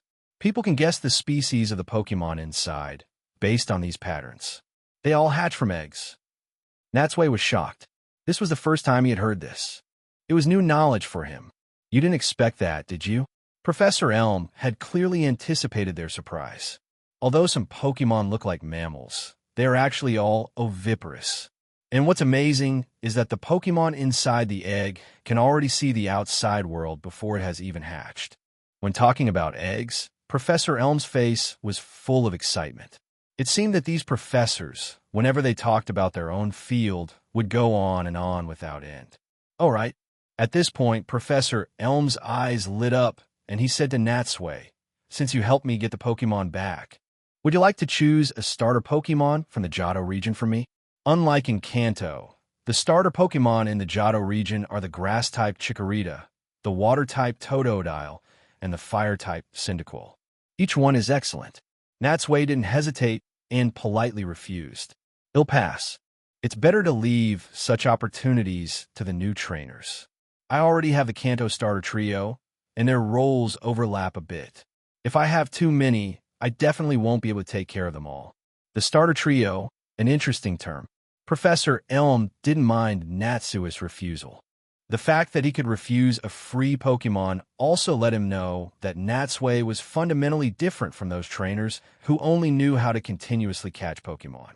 The group sat in the laboratory for a while longer, seeing that assistants were constantly coming to report to Professor Elm, and knowing that he was very busy, they didn't disturb him further and took their leave. Professor Elm insisted on walking them to the main entrance before turning back to the lab. Watching his back, Looker said to Natsui, "Professor Elm has a very good impression of you, and I can tell that your refusal to accept a starter Pokemon just now greatly increased his favor towards you. Is that so?" Natsui rubbed his nose. "I didn't feel it." Patting Natsui on the shoulder, Looker whispered in his ear, "Actually, being on good terms with him is definitely beneficial. I've heard from our internal staff that Professor Elm seems to have a Master Ball in his possession. I think for you trainers, that should be very precious, right?" "Professor Elm has a Master Ball too?" Natsui's eyes widened in disbelief. He never thought that the gentle Pokemon professor would also have a Master Ball, something trainers dreamed of. However, although he also wanted one, he wasn't familiar with Professor Elm and didn't hold out much hope. Sighing softly, Natsui shook his head. "A Master Ball that can 100 catch a Pokemon is not just attractive to us trainers. In fact, it's a huge temptation for anyone. Anyone would be very envious of it." The two chatted for a while longer. When Looker glanced at the time, he also said his farewell to Natsui. "All right, I should be going too. That Silver managed to escape this time. I can only say he was lucky to have run into Sukun. But next time, Team Rocket won't be so lucky. We plan to attack the Team Rocket base in Mahogany Town in 10 days. At that time, I hope you two will be able to participate." Chapter 288. The Energetic Girl, Casey. Mahogany Town in 10 days. Natsui made an okay gesture. "Of course, no problem for us. Then I'll see you then." With that, Looker waved to them, then turned and left, disappearing alone around the street corner. Now it was just Natsui and Sabrina again. Natsui stretched and said lazily, "Sigh, that's finally over. Now we can finally start challenging the gyms." Glancing at him, Sabrina said flatly, "So which gym do you plan to challenge first?" Natsui took out his phone and opened the map. Looking at the straight line distance on the map, the closest gyms from here are the Violet Gym in Violet City and the Blackthorn Gym in Blackthorn City. But in terms of the actual route, although the road to Blackthorn City is not easy to travel, it's very close to Mahogany Town. When we meet up with Looker It will save us some detours. Sabrina nodded. So, you're going to Blackthorn City? No, I plan to go to Violet City first, to challenge the Violet Gym. Sabrina, is there something wrong with this guy's head? If you're going to take the long way around, why did you say all that just now? Seeing her cute expression, Natsui stroked her face and laughed loudly. It's precisely because it's so close that I can't go there first. Otherwise, after challenging the gym, there would be nothing to do. So it's better to go to the Violet Gym first. After all, Violet City is in the central part of Johto. It's well-connected and convenient to go anywhere from there. It won't be too late to go to Blackthorn City after that, although she was almost thrown off by Natsui's leap in logic. Sabrina naturally had no objections to his plan. In fact, at this point, even if Natsui said he wanted to retire and live here for the rest of his life, she would stay with him. It was now close to noon. The two had lunch nearby, then left New Bartown and headed west, planning to pass through Cherry Grove City again to get to Violet City. Since they weren't in a hurry, they walked at a leisurely pace, chatting and enjoying the scenery along the way. And as they passed by a forest divided by a river, Natsui learned from an online note that this forest was home to a large population of Heracross and Pinsir, several thousand of them, making it a good place to catch bug-type Pokemon. Unfortunately, Natsui had no interest in either of these two Pokemon, and he already had the bug-type Scyther, so he didn't venture in. However, at the edge of the forest, they saw the girl they had met yesterday again. At that moment, the girl was trying to catch a Pidgey, and what was most strange was that while she was battling, she was also cheering herself on in the style of a commentator. Chikorita, this is the decisive inning. You absolutely cannot lose. Go, go, go. Amidst her cheers, Chikorita shook the leaf on its head, its eyes fixed on the Pidgey. Then, it gathered a dozen or so razor-sharp leaves on its head and shot them rapidly towards the Pidgey. Swoosh, swoosh, swoosh. With a series of whooshing sounds, the glowing green razor leaf blades repeatedly struck the Pidgey. Although the Pidgey had tried to dodge in advance, it was still hit by most of the attacks. This time, it couldn't endure the pain, its body swayed, and then it lost its balance and fell from the sky onto the grass. Nice job. Seeing victory in sight, the girl held the baseball bat to her mouth like a microphone and shouted encouragement. Let's hope our starting pitcher, Chikorita, can make the batter, Wild Pidgey, swing and miss for a strikeout. All right, Chikorita. Now let's press our advantage and settle this with a fastball. Use tackle.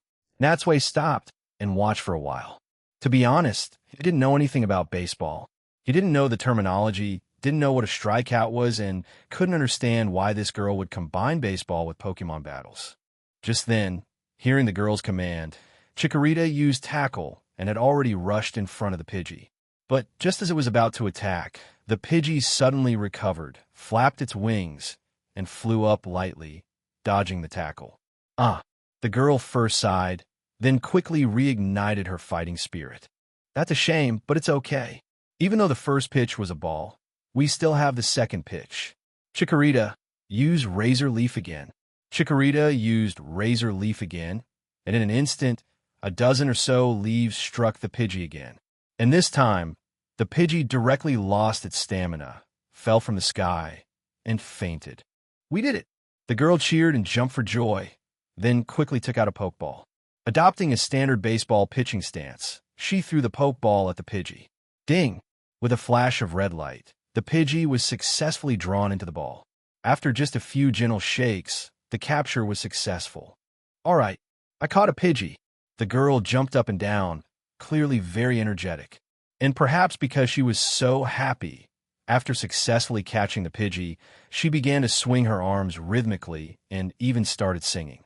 To celebrate this moment, let's sing the victory song. Here we go. Riding the winds of MT. Mortar, coming in with a quick attack. Light screen, Thunder Punch. Glare, glare, Electabuzz. Go, go, Electabuzz. The song left Natsui completely baffled. He knew that MT Mortar was one of the high mountains in Johto, but there weren't any electric-type Pokemon there. Why would she connect them? And it had to be said, like trainer like Pokemon.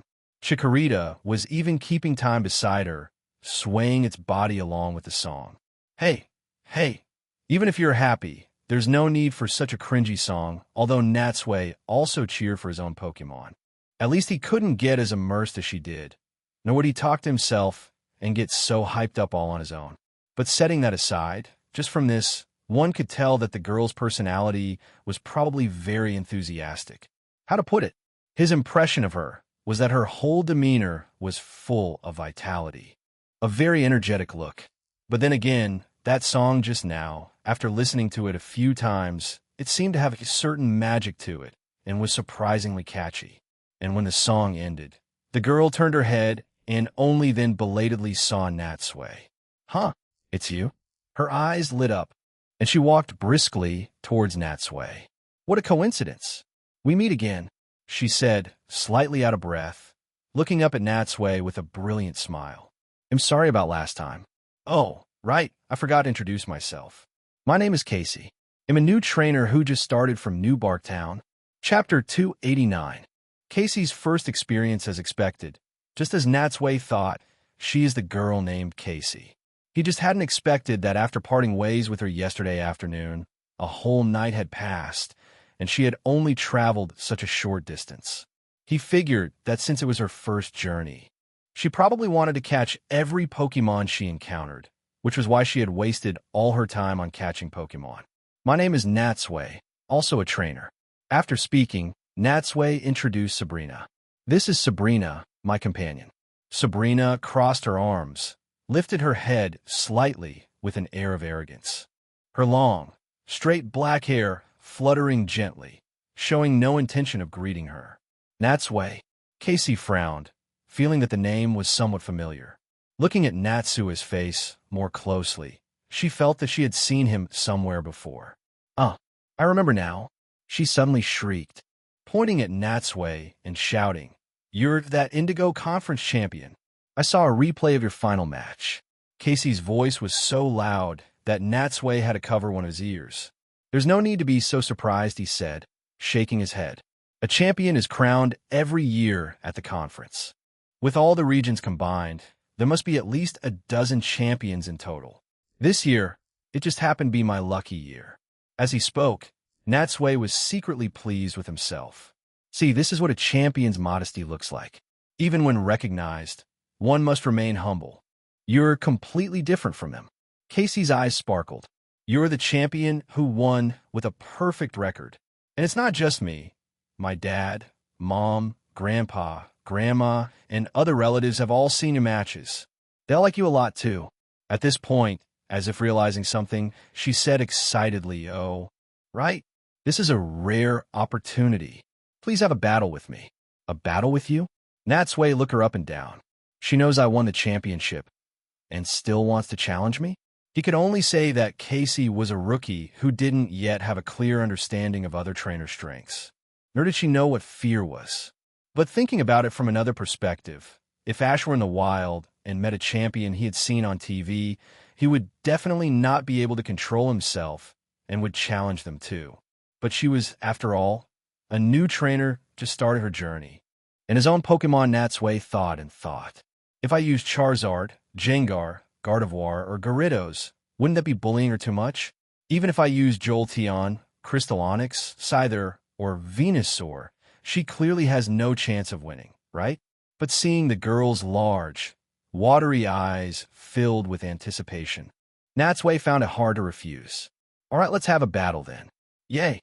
Seeing Natsui agree, Casey ran backward with a joyful expression, creating a large open space between them. She bowed and said politely, "This is my first battle with another trainer. Please go easy on me." Waving his hand, Natsui said with a helpless smile, "It's just a casual spar, not a competition. There's no need to be so formal." As he spoke, Natsui was also thinking to himself about which Pokemon he should use to seem evenly matched with her, so as not to traumatize her too much. Finally, he took out Dratini's Pokeball. On the other side, Casey instructed the Chikorita at her feet, "Go Chikorita! This opponent is very strong. Let's go right in with a fastball." Chikorita nodded, then trotted to the center of the field. "Dratini, it's up to you." Natsui opened the Pokeball, and with a flash of blue light, a small, snake-like Pokemon appeared in front of Chikorita. Wow, it's a Dratini. This is the first time I've ever seen one. It's so cute. Casey's eyes widened as she looked at the Pokemon in front of her in disbelief. Even as a rookie trainer, she knew how rare and precious a Dratini was. To think that Natsui had one. Subconsciously, she took out her Pokédex and pointed it at Dratini. Pokédex, beep.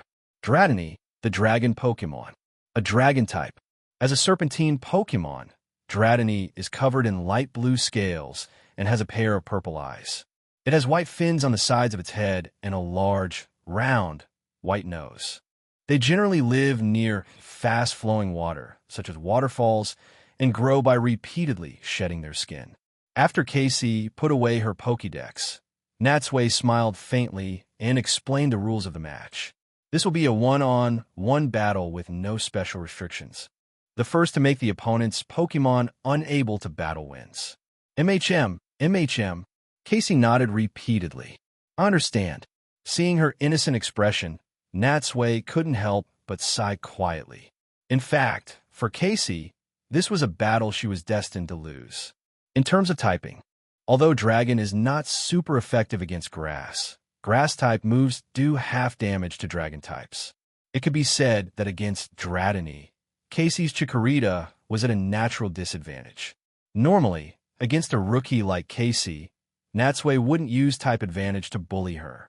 But among his Pokemon, only Dratini was relatively weak. Sending it out was his only option.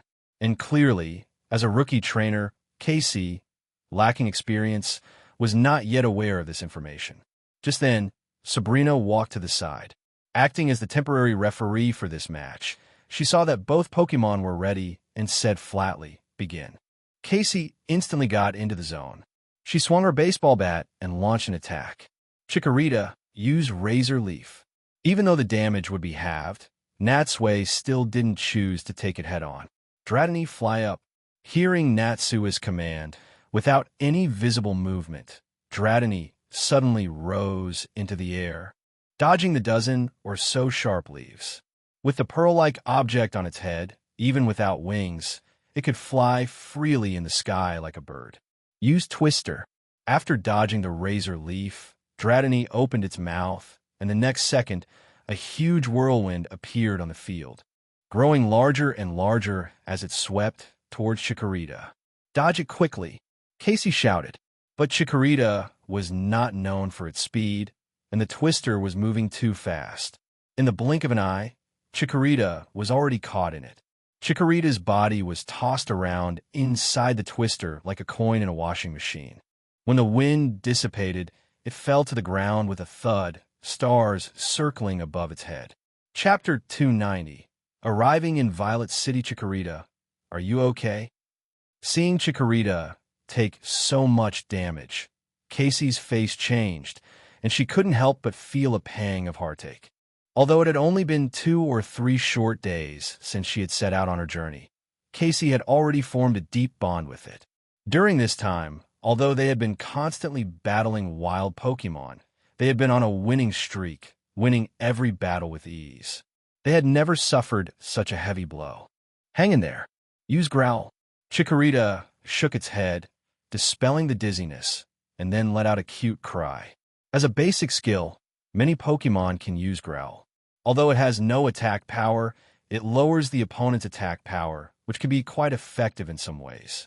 And as the cry reached Dratini's ears, since it went directly into its ears, even if it didn't want to be affected, Dratini couldn't stop the sound from being transmitted. So even though it didn't look like much had changed, Natsui knew its attack had been weakened. But in response, Natsui's expression remained unchanged. From its performance just now, Chikorita's strength was not yet that great, and it didn't know many moves, just repeatedly using Tackle and Razor Leaf. Compared to it, Dratini was much stronger and knew many more moves. It doesn't matter if its attack is lowered. Dratini, use Dragon Rage. Hearing Natsui's command, energy quickly gathered inside Dratini. The next second, a shockwave shot from its mouth, instantly hitting Chikorita. Chikorita didn't even have a chance to dodge before it was knocked to the ground. After being hit by 2 consecutive attacks, the damage was already too much, and it lost the ability to battle without any struggle. Although this was also the first time Natsui had used Dratini in a battle against someone, it had been by his side for a long time and had already been well trained. Although both Pokemon were at a beginner stage, just as Natsui had expected, Dratini had easily defeated Casey's Chikorita with its superior strength. Glancing at the fainted Chikorita, Sabrina said flatly, "Chikorita is unable to battle. Dratini wins." Chikorita. Watching Chikorita slowly fall, Casey quickly ran forward and hugged it. Fortunately, it had only fainted and was not seriously injured. Casey let out a sigh of relief, then looked up at Natsui, her tone full of disappointment. In fact, after watching Natsui's matches at the Indigo Conference, she knew he had many powerful Pokemon. This time, for him to send out this Dratini was already a special consideration for her, and she still couldn't win, which showed just how huge the gap between them was. Natsui comforted her. "You did very well. Although you lost, Chikorita still has a lot of room to grow. I believe that before long, it will become a powerful Pokemon in its own right." Hearing Natsui's comfort, perhaps because of her cheerful personality, although Casey was disappointed for a while, she quickly recovered. "You're right, Chikorita will definitely become stronger," she said, recalling Chikorita to its Pokeball, then said with some envy, "But your Dratini is really amazing." My Chikorita was no match for it at all. Walking up to Dratini, Natsui stroked its forehead as a reward while smiling at Casey. "Don't be in a hurry. Your journey has just begun. I'm sure you'll catch many rare partners in the future too." Hearing this, Casey hesitated slightly. "That may be so, but I still prefer Pokemon with yellow patterns like Pikachu, Beedrill, and Electabuzz. It's always been my dream to form a team of them." At this, Sabrina finally couldn't help but ask, "Why are you so obsessed with Pokemon with patterns?" Rubbing her nose, Casey had a brilliant smile on her face and said proudly, "Because my whole family are fans of the Electabuzz team, and Electabuzz is yellow, so that's why I want to have a lot of Pokemon with patterns." So that's the reason glancing at the yellow striped clothes Casey was also wearing. Natsui couldn't help but shake his head. "What a crazy fan, to be so obsessed though, right?" Casey said, looking up again. "You came to Johto to challenge the Silver League, right?" "That's right. But before I can participate, I need to collect 8 badges first." Her eyes lighting up, Casey clenched her fists. "In that case, I'm going to participate in the Silver Conference too." "You're participating too?" "Of course. That's great." Natsui nodded. "And you said you've seen my matches, right? Going from a spectator to a contestant is a nice change." Hee. Casey's eyes seemed to sparkle. "They'll also start by challenging the gyms one by one. By then, it'll definitely be stronger than I am today, and it'll definitely surprise you." Violet City, a city with an ancient fragrance. The city was built on a small hill in a river bend. Although it was quite large, much of it was covered by forest, giving it a lush, green appearance filled with the scent of nature. After parting with Casey, Natsui and Sabrina had passed through the Ilex Forest and the Valley of Donphan, finally arriving in the city at noon the next day. Walking into the city, they could occasionally see 1 or 2 wild Pokemon in the depths of the dense urban forest. Needless to say, this was clearly another city where humans and Pokemon lived in harmony. Being in an unfamiliar place, Natsui had to open his navigation again. According to the map's introduction, there was a trainer's school in the city where many children studied knowledge related to Pokemon, aspiring to become excellent trainers. In addition, in the northernmost part of the city, there was a huge, swaying tower where many monks were undergoing training. As a famous landmark of Violet City, everyone who came here would go to see the tower. Finally, the most well-known place was the Violet Gym. The Violet Gym was an official Pokemon League gym, specializing in flying-type Pokemon. The gym leader was Faulkner, and after defeating him, one could obtain the Zephyr Badge. Following the directions, the two passed through the streets and arrived at the gym's location.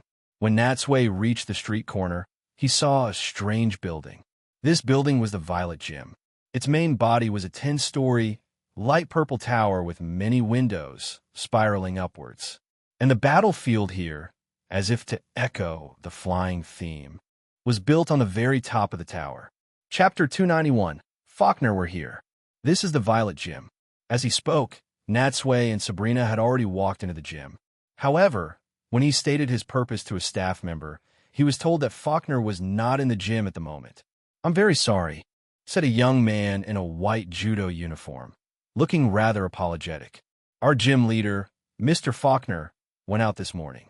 I don't know when he'll be back. If you wish to challenge him today, please wait in the rest area." What bad luck, but there was nothing to be done. Natsui and Sabrina could only sit and wait in the rest area. Lying on the soft sofa, bored, he looked around and saw many young men dressed in the same uniform as the staff member. Huh, are all these people apprentices here? Natsui couldn't help but feel it was strange. This was, after all, just a gym, and a flying-type gym specializing in bird Pokemon. Are all these people aspiring to become bird Pokemon masters? They could just learn from Ash or Lance. Everyone knows Ash and Lance are the true masters of the flying type, and bird Pokemon are naturally no exception. Glancing at Sabrina, Natsui asked in a low voice, "By the way, do you know this person, Faulkner?" Sabrina shook her head. Although we're under the jurisdiction of the same Pokemon League, the gym leaders of Kanto and Johto belong to two different regions. We've never met, let alone had any interaction. I see Natsui try to recall any information he had about Faulkner. As they say, know yourself and know your enemy, and you will win 100 battles. Unfortunately, Natsui didn't know much about Faulkner. He had only heard that Faulkner was known for his cool and handsome image, but that he paled in comparison to his father, Walker. However, his father was currently traveling, which was why he had passed the position of gym leader to Faulkner. And many of Faulkner's Pokemon had come from his father. It was purely a case of the son inheriting the father's business. But on second thought, such people were not uncommon. In Kanto, for instance, not just Brock and his father, but also Sabrina and her father, and even Misty's family wasn't the position of gym leader inherited in the same way. The two waited for a while longer. Seeing the time tick by, Natsui finally couldn't sit still any longer. "No, we can't just wait here like this. Why don't we find a place to stay first, or go check out the Sprout Tower?" Sabrina gave a light MHM. Just as they were about to leave and had reached the gym's main entrance, they ran into a young man. Judging by his age, he was about the same as Natsui, but a head shorter. He wore a similar judo uniform to the staff, but the style was much more ornate. As for his face, he had thick, semi-long hair, and although his heavy bangs covered half his face, his delicate features were still visible. This must be Faulkner at first glance. He did look a bit cool, giving off a very calm impression. But cool is one thing, handsome is another. In front of me, no one has ever dared to call themselves handsome. Before Natsui could speak, Faulkner spoke first. "I am Faulkner. Are you here to challenge the gym?" "It really is him." "That's right," Natsui said. "But only I am here to challenge the gym. The lady beside me is just my companion." After giving Natsui a couple more glances, Faulkner nodded. "I see. Please follow me." Faulkner walked past Natsui and towards the gym's main hall. Just then, Natsui also noticed a Hoot Hoot standing on one leg on Faulkner's shoulder. Hoot Hoot looked a lot like an owl, but a bit more rounded. It had very small wings and a beak. As a normal flying-type Pokemon, its red eyes looked extremely scary at night. And Natsui remembered that Hoot Hoot has an internal organ that can sense the Earth's rotation, so it hoots at the same time every day. Its internal clock is incredibly accurate. It was also said that in the past, people held it in high regard, treating it as a divine messenger of time. In some countries, it was even considered a god of wisdom that knew everything in the world. Now, seeing how close Faulkner was with it, he was probably like Ash with his Pikachu. Also liking to have his Pokemon stay outside its Pokeball with him. Hoot Hoot tilted its head, seeing Natsui's gaze on it. It let out a Hoot Hoot and waved its wings, greeting him with great intelligence. Natsui also smiled back at it. Led by Faulkner, the three of them went to the elevator in the center of the main hall, and rode it to the top floor. The top floor was the gym's battlefield. However, upon arriving, Natsui found that the field had no roof and was exposed to the sun. It was just enclosed by a wall of tiered seating. In the center was a standard, ordinary battlefield. In truth, Natsui didn't like battling on rooftops, ship decks, or elevators. He always felt they were too flimsy and didn't dare to use terrain-destroying moves like dig, worried about breaking them. He preferred the feeling of solid ground under his feet, where he could battle as he pleased without any worries. After a few steps, Faulkner stood in the trainer's box on one side and said solemnly, "Let me introduce myself again. I am Faulkner, the gym leader of the flying-type gym, the Violet Gym. Welcome to my challenge. My name is Natsui." Unexpectedly, after hearing his name, Faulkner showed no surprise, just said flatly, "I know it's you, the champion of the Indigo Conference. But I thought you would come and challenge our Silver League immediately after the Indigo Conference. I didn't expect you to be so late." So he already recognized me. I went to the Orange Archipelago on the way and stayed there for a while. Since they were not familiar with each other, Faulkner didn't say much more. He waited until Natsui was also standing in the trainer's box on the other side before saying, "All right, let's go over the rules. Each person is limited to using 3 Pokemon. Whoever's Pokemon all faint loses." A typical gym battle, either 2-on-2 or 3-on-3, followed such rules. There was generally no difference. Just as Natsui was getting ready, the elevator suddenly opened again, and a dozen or so young men walked out. They stood behind Faulkner without a word, seemingly here to watch the battle. One of the slightly older boys came to the center to act as the referee. Chapter 292. Increasing the difficulty as the gym leader, Faulkner was naturally the first to send out his Pokemon, and his first contestant was the very Hoot Hoot that had been standing on his shoulder. "Hoot Hoot, the first battle is up to you." Hoot Hoot. Hoot Hoot flapped its wings and flew to the center of the field. At the same time, Faulkner's apprentices all sat down in the spectators' seats, their eyes focused on the match. Their serious expressions made the atmosphere a bit tense. Glancing at them, Sabrina walked alone to the spectator seats on the other side and sat down gracefully, her expression relaxed, in stark contrast to them. On the field, Natsui looked at Hoot Hoot, his mind pondering which Pokemon to use against it. His fingers slid over the Pokeballs one by one, and finally, it stopped on Gardevoir's. "Come on out, Gardevoir." Once he had decided, Natsui didn't hesitate and threw the Pokeball directly. As the blue light faded, Gardevoir's beautiful figure appeared before Hoot Hoot. Gardevoir Faulkner crossed his arms and studied it carefully. "This is not a Pokemon from our continent. It's indeed a rare sight." "Can't be helped," Natsui shrugged. "That's just regional differences. In fact, Kanto and Johto Pokemon are also rarely seen in other regions." In terms of typing, the two Pokemon had no advantage over each other. But as a normal flying-type Pokemon, Hoot Hoot could also use many Psychic-type moves. It was precisely because of this that Natsui had chosen Gardevoir for this battle. "Begin." As a referee gave the order, the match officially started. However, after just a few exchanges, Natsui's brow slowly furrowed. It wasn't that Gardevoir was performing poorly and at a disadvantage. On the contrary, it was performing too well. From start to finish, Gardevoir completely suppressed Hoot Hoot, leaving it with no way to fight back. Whether it was the flying-type Peck, or the Psychic-type moves like Confusion, Hypnosis, and Reflect, all were easily neutralized by Gardevoir, who then calmly counterattacked. It was clear that although this Hoot Hoot was well raised as a first-stage Pokemon, its strength was far from matching that of the third-stage Gardevoir. And this made Natsui suddenly realize a problem. This is too easy to be honest. After the trials of the Indigo League and the Orange League, using his champion lineup to fight the ordinary Pokemon of a gym was indeed a bit of an overkill.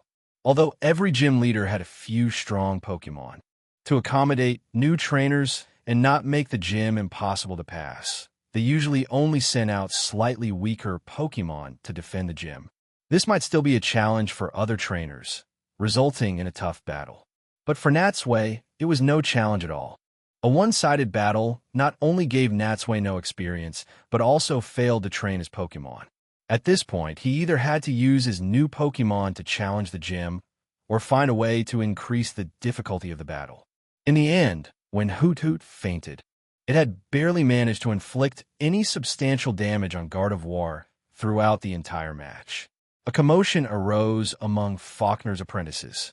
They whispered to each other, clearly not expecting Hoot Hoot to be defeated so badly. They had, of course, seen Natsui's matches before, but it was only when they were truly facing this champion that they realized they had still underestimated his strength. Faulkner shook his head helplessly. Your Gardevoir is very strong. The difference in skill between the two Pokemon is obvious. Hoot Hoot's loss was not unjust. Hearing his words, Natsui's face showed no signs of happiness. Although he had won, he also sighed. Actually, this was my oversight. I wasted an opportunity to become stronger through battle. Faulkner raised his eyebrows. Oh, why do you say that? Looking at Faulkner seriously, Natsui suggested, to make the battle more intense, Mr. Faulkner, could you please send out your ace Pokemon? It seems my Pokemon are being looked down upon, Faulkner said with a wry smile. But are you sure you want to do that? That would be against the League's original intention. Seeing that Natsui was unwavering, Faulkner finally nodded. That's fine too. For you, this is indeed a bit too simple. Since you're the one asking, I'll have to bring out some of my best. As he spoke, Natsui noticed that Faulkner had recalled Hoot Hoot and put all 3 of his Pokeballs back on his belt. Then he took out 2 new Pokeballs. These 2 Pokeballs looked ordinary, but from Faulkner's expression, it was clear they held a different meaning for him. Staring at Natsui, Faulkner said slowly, to be honest, I also want to have a real match with you to see what level the champion of the Indigo League is really at. So now, let me show you the true power of bird Pokemon that dance magnificently in the sky. With that, Faulkner threw his second Pokeball into the air. Come on out, Staraptor. In a dazzling blue light, a rather handsome and ferocious-looking bird Pokemon appeared in the sky. Staraptor Natsui looked up at this Pokemon. Its size was that of a medium to large bird Pokemon, and it looked very strong and sturdy.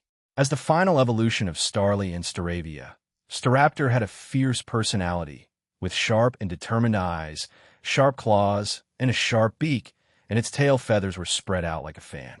And what was most impressive about it was the crown-like crest of feathers on its head, which looked quite punk rock. This was the first time Natsui had seen it in person. He couldn't help but take out his Pokédex and pointed at it. Pokédex, beep. Staraptor, the predator Pokemon, a normal flying type. This is a Pokemon that lives alone after leaving its flock. It is very particular about the shape of its crest.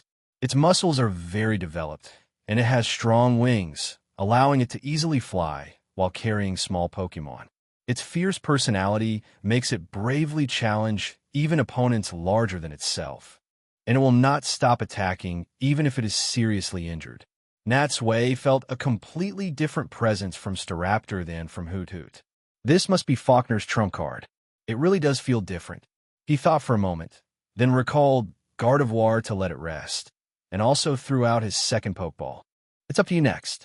Go Jolteon. For Natsui, with Faulkner changing his Pokemon, it was as if he had skipped the first playthrough and was now fighting the new game plus of the gym battle. He naturally didn't dare to be careless in the slightest and had to seize the initiative from the very beginning. Chapter 293. I only fight aces in terms of typing. The electric-type Jolteon had a direct advantage over the flying-type Staraptor. Not only that, but electric-type Pokemon also had the advantage of taking half damage from flying-type moves. Therefore, in this battle, Jolteon had a huge advantage, both offensively and defensively. Faulkner naturally understood this, but he didn't let it bother him. In fact, since he became a gym leader, most of the trainers who had scouted his lineup in advance would choose Pokemon with a type advantage against flying, attempting to use this simpler method to easily obtain his Zephyr badge.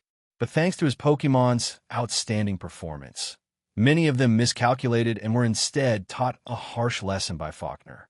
And what Faulkner disliked the most was the notion that flying-type Pokemon were destined to lose to electric types.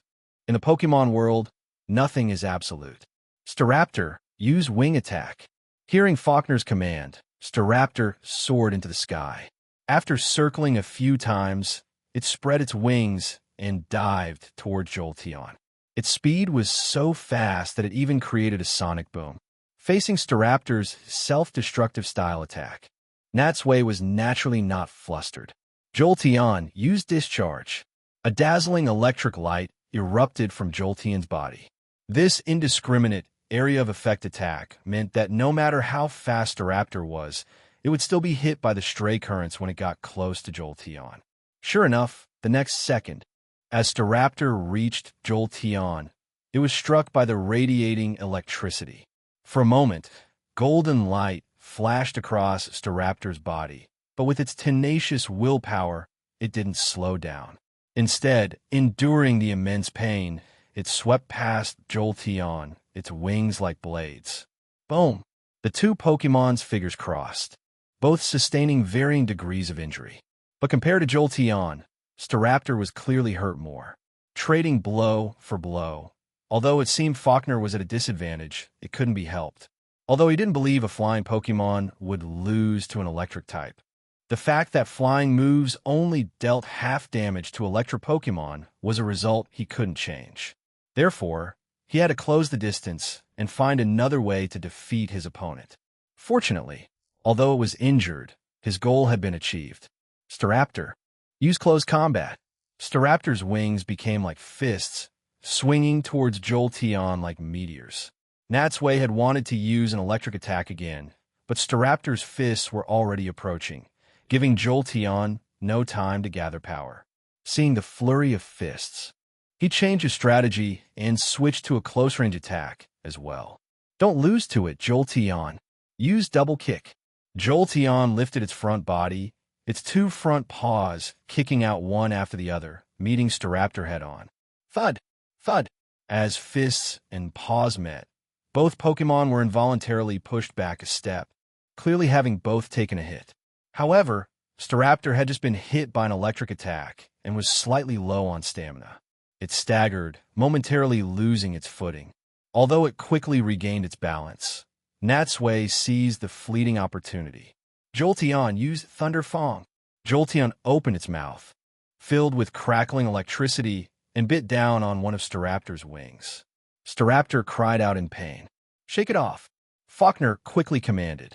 Staraptor flapped its wings desperately, but Jolteon held on tight, and it couldn't break free. Darn it! Seeing how tenacious Jolteon was, Faulkner frowned and shouted. Use Endeavor. As the name suggests, it was a normal-type physical contact move. Since Jolteon didn't have a resistance to normal-type moves, Natsui naturally wouldn't let it get hit.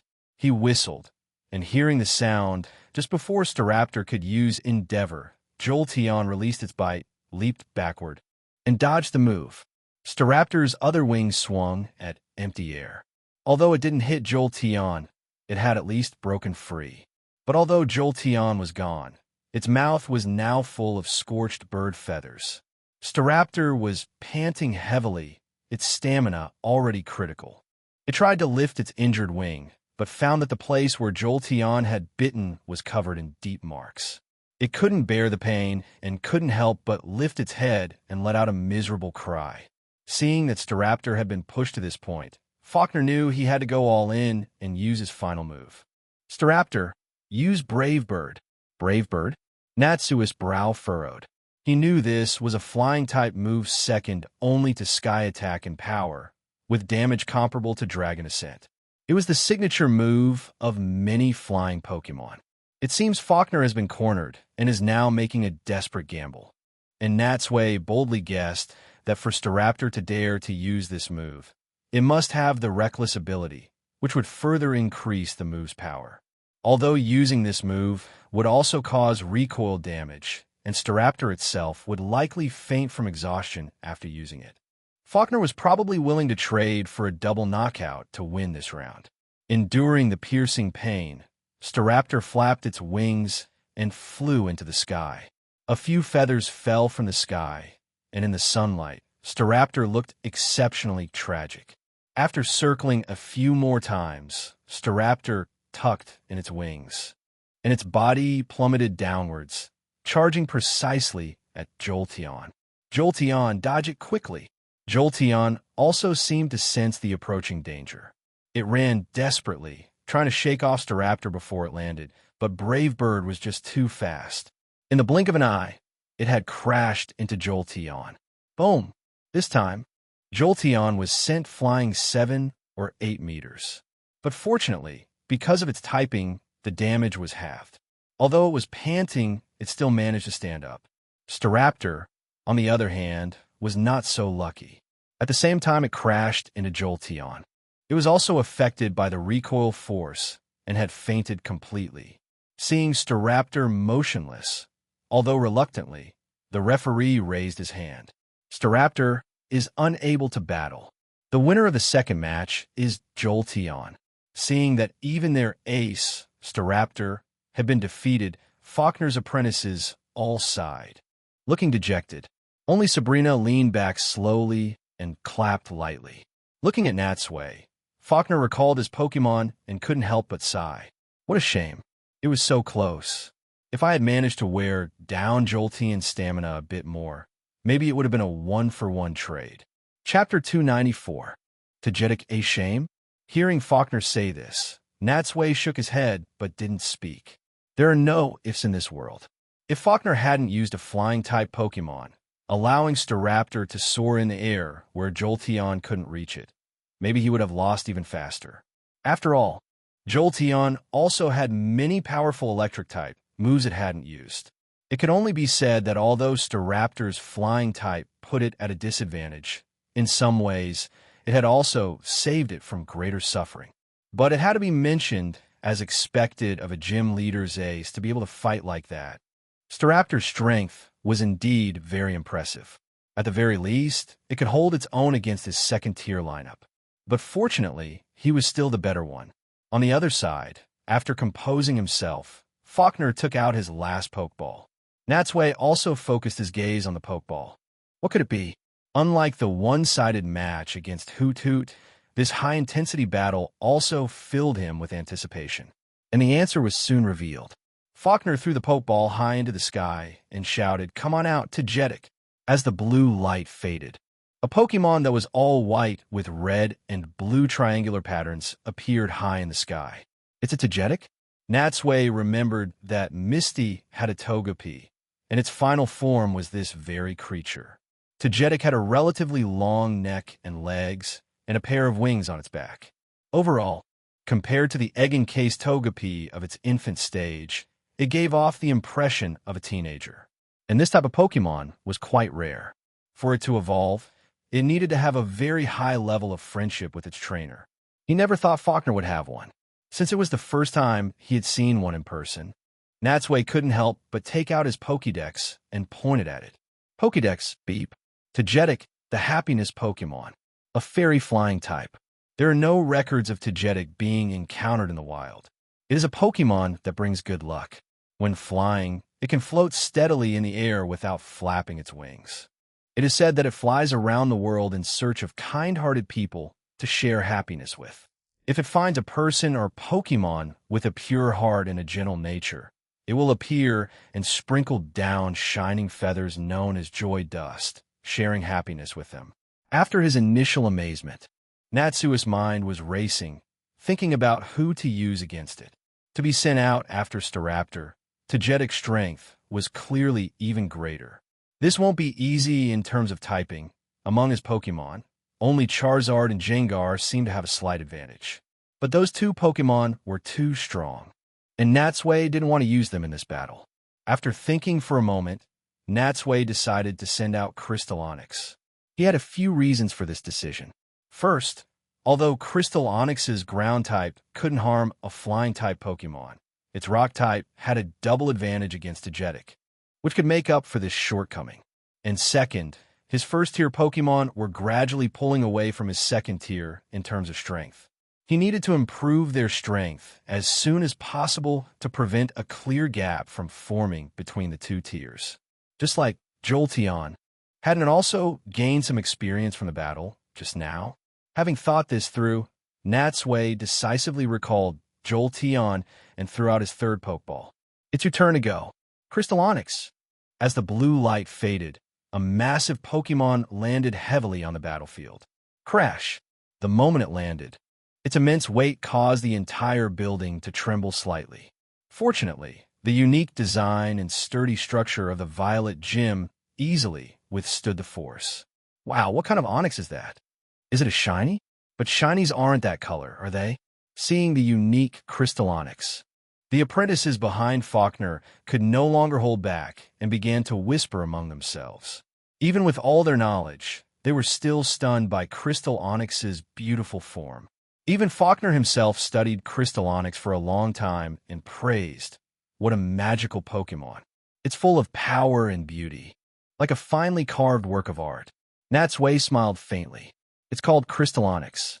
I obtained it by chance. Without a similar growing environment, I think it might be the only one of its kind in the world." Crystal Onyx? A good name. Fortunately, after a brief moment of appreciation, Faulkner regained his focus. As the referee announced the start of the match, having already lost 2 rounds, he once again took the offensive. "Tagetic, use Yon." Natsui's eyes narrowed, and he commanded, "Dig underground." A strange light enveloped Crystal Onyx, but at the moment it arrived, Crystal Onyx had already drilled a hole in the floor and, at an extremely fast speed, had disappeared underground.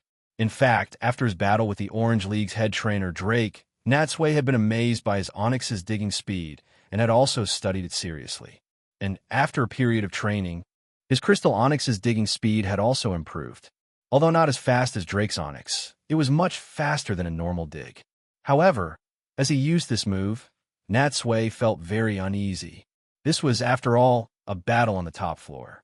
He was afraid that if it dug too deep by accident, it would break through the entire floor. If that were to happen, the gain would not be worth the loss.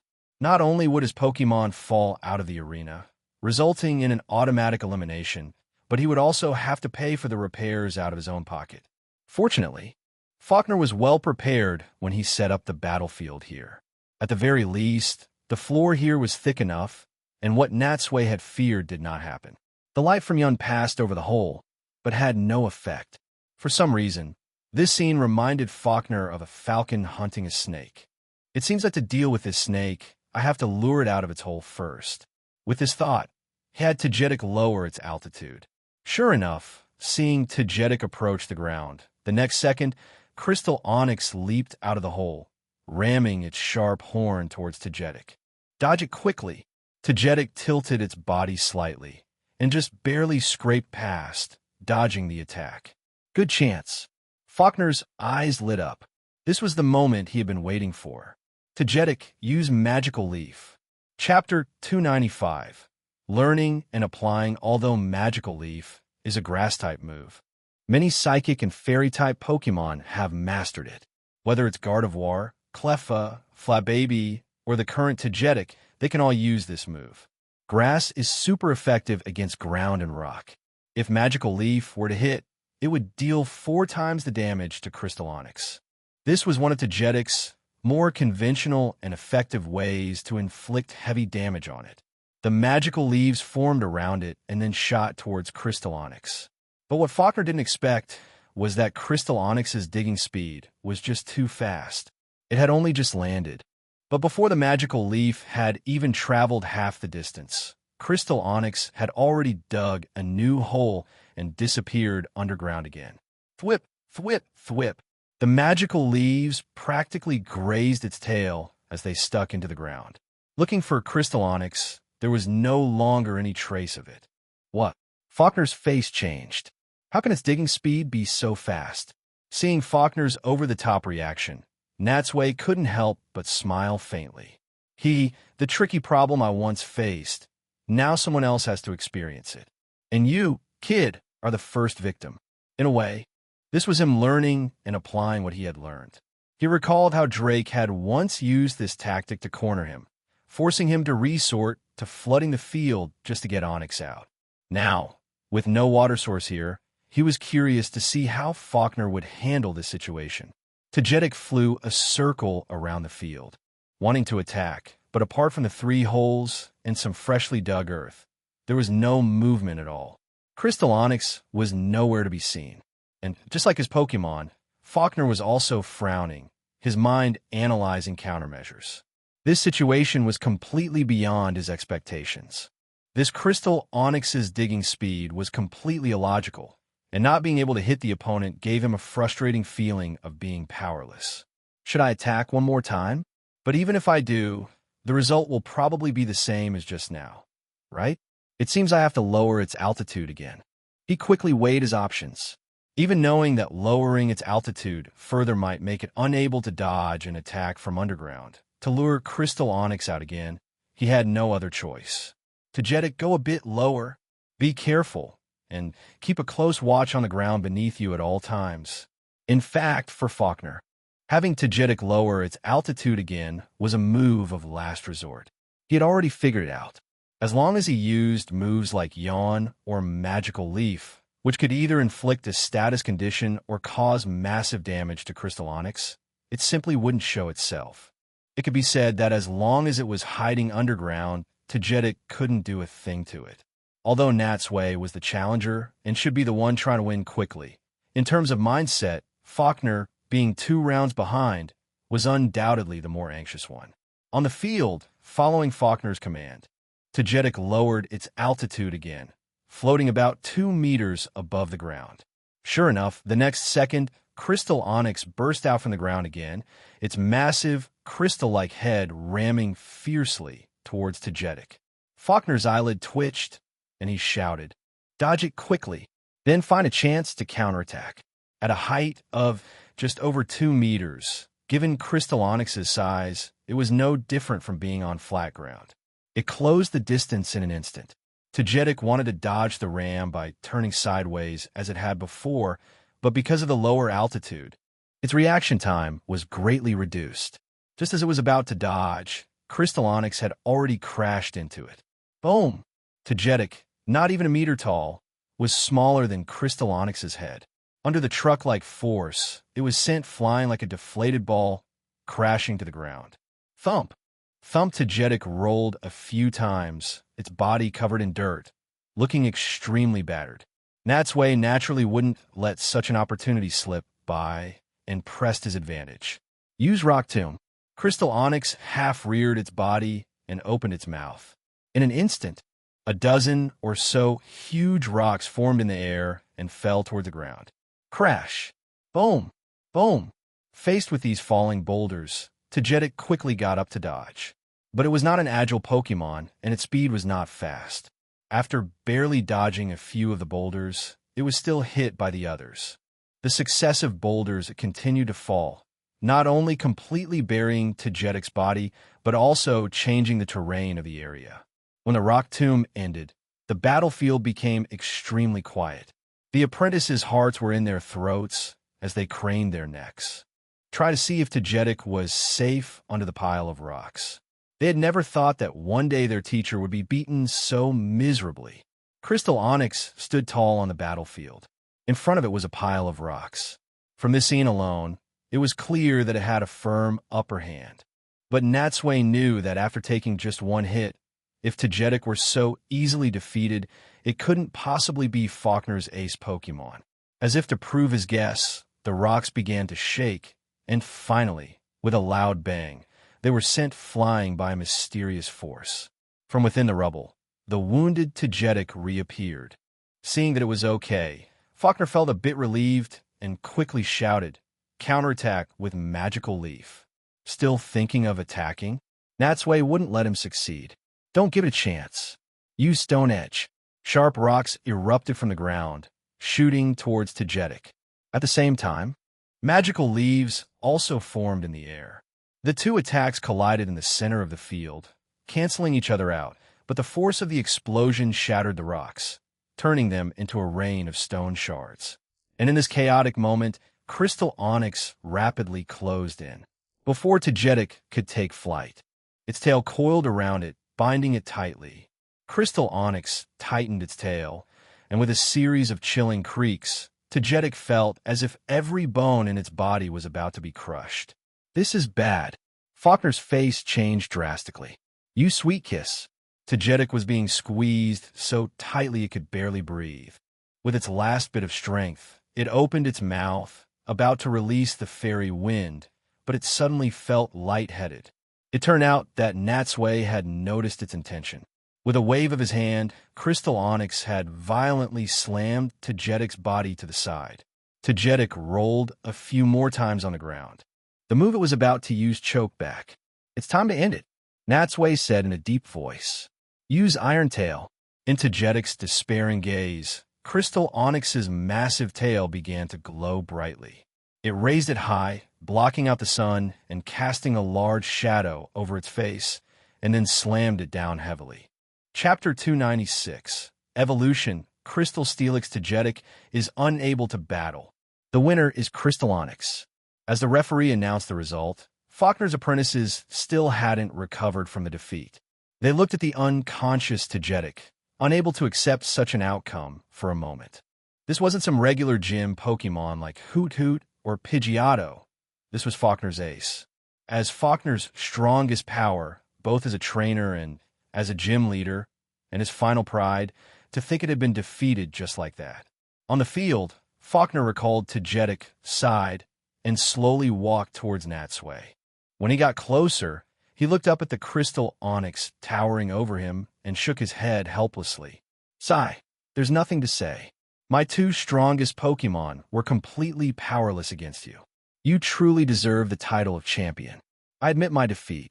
With that, Faulkner took a badge from his pocket and handed it to Natsui. "Now this Zephyr badge is yours." "Thank you." Natsui took the badge and examined it carefully. The design of the Zephyr badge was simple, looking like a pair of slightly distorted wings. However, its material was like steel, with a metallic texture that gleamed in the sunlight. It felt heavy in his hand, arguably the most substantial badge Natsui had obtained so far. Placing it in the brand-new badge case that Nurse Joy had given him when he registered for the Silver League, Natsui nodded at Faulkner. "I'm sorry your Pokemon were injured, but I have a question I'd like to ask you." Faulkner looked at him. "A question?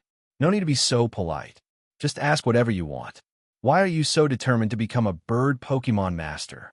Hearing this question, Faulkner thought for a moment, but didn't answer immediately. Instead, he pointed to the blue sky. Natsui looked up and saw a few white clouds moving slowly, but nothing else. Faulkner smiled. "Actually, ever since I was a child, I've had a longing for the blue sky. Over time, I became fascinated with the bird Pokemon that fly in it." "I see." Although he said that, Natsui was quite skeptical. "Isn't it really because of your father's influence?" Faulkner, from your name alone, one can see your father's hopes for you regarding flying Pokemon." But since this was just speculation, Natsui didn't say it out loud. Instead, he said, "Since I've achieved my goal, we'll be taking my leave now." "Take care," Faulkner said, shaking his hand. "I wish you the best of luck in the Silver League." Leaving the Violet Gym with Sabrina, as it was getting late, they didn't look for a hotel, but went to the Violet City Pokemon Center. Although he had been separated from Sabrina for one night and was eager to sleep with her soft body in his arms again, at this moment, there was something more important that needed to be handled in a space that was both open and had some privacy. And the Pokemon Center was undoubtedly a good choice. After having dinner there, the two went to the courtyard behind the Pokemon Center. In fact, after these few battles, Natsui felt that Crystal Onyx's strength was still a bit lacking. And having been with him for so long, it was about time for it to evolve. At that moment, it was close to dusk, and an orange glow enveloped Natsui and Sabrina. The other trainers staying there had already returned to their rooms to rest. Seeing that no one was around, Natsui released Crystal Onyx again. Rumble Crystal Onyx's appearance made the ground tremble slightly. But because it was surrounded by walls on three sides and shielded by dense trees, it didn't attract anyone's attention. Looking at it, Natsui praised, "You performed well just now. But there are tougher battles waiting for us, so I think it's time for you to evolve." Crystal Onyx lowered its head and looked at Natsui. Although it didn't speak, Natsui could already understand its meaning from its eyes. "I see. You want to become stronger too, don't you?" Seeing it agree, Natsui no longer hesitated and took out the metal coat he had obtained in the Sevii Islands from his backpack.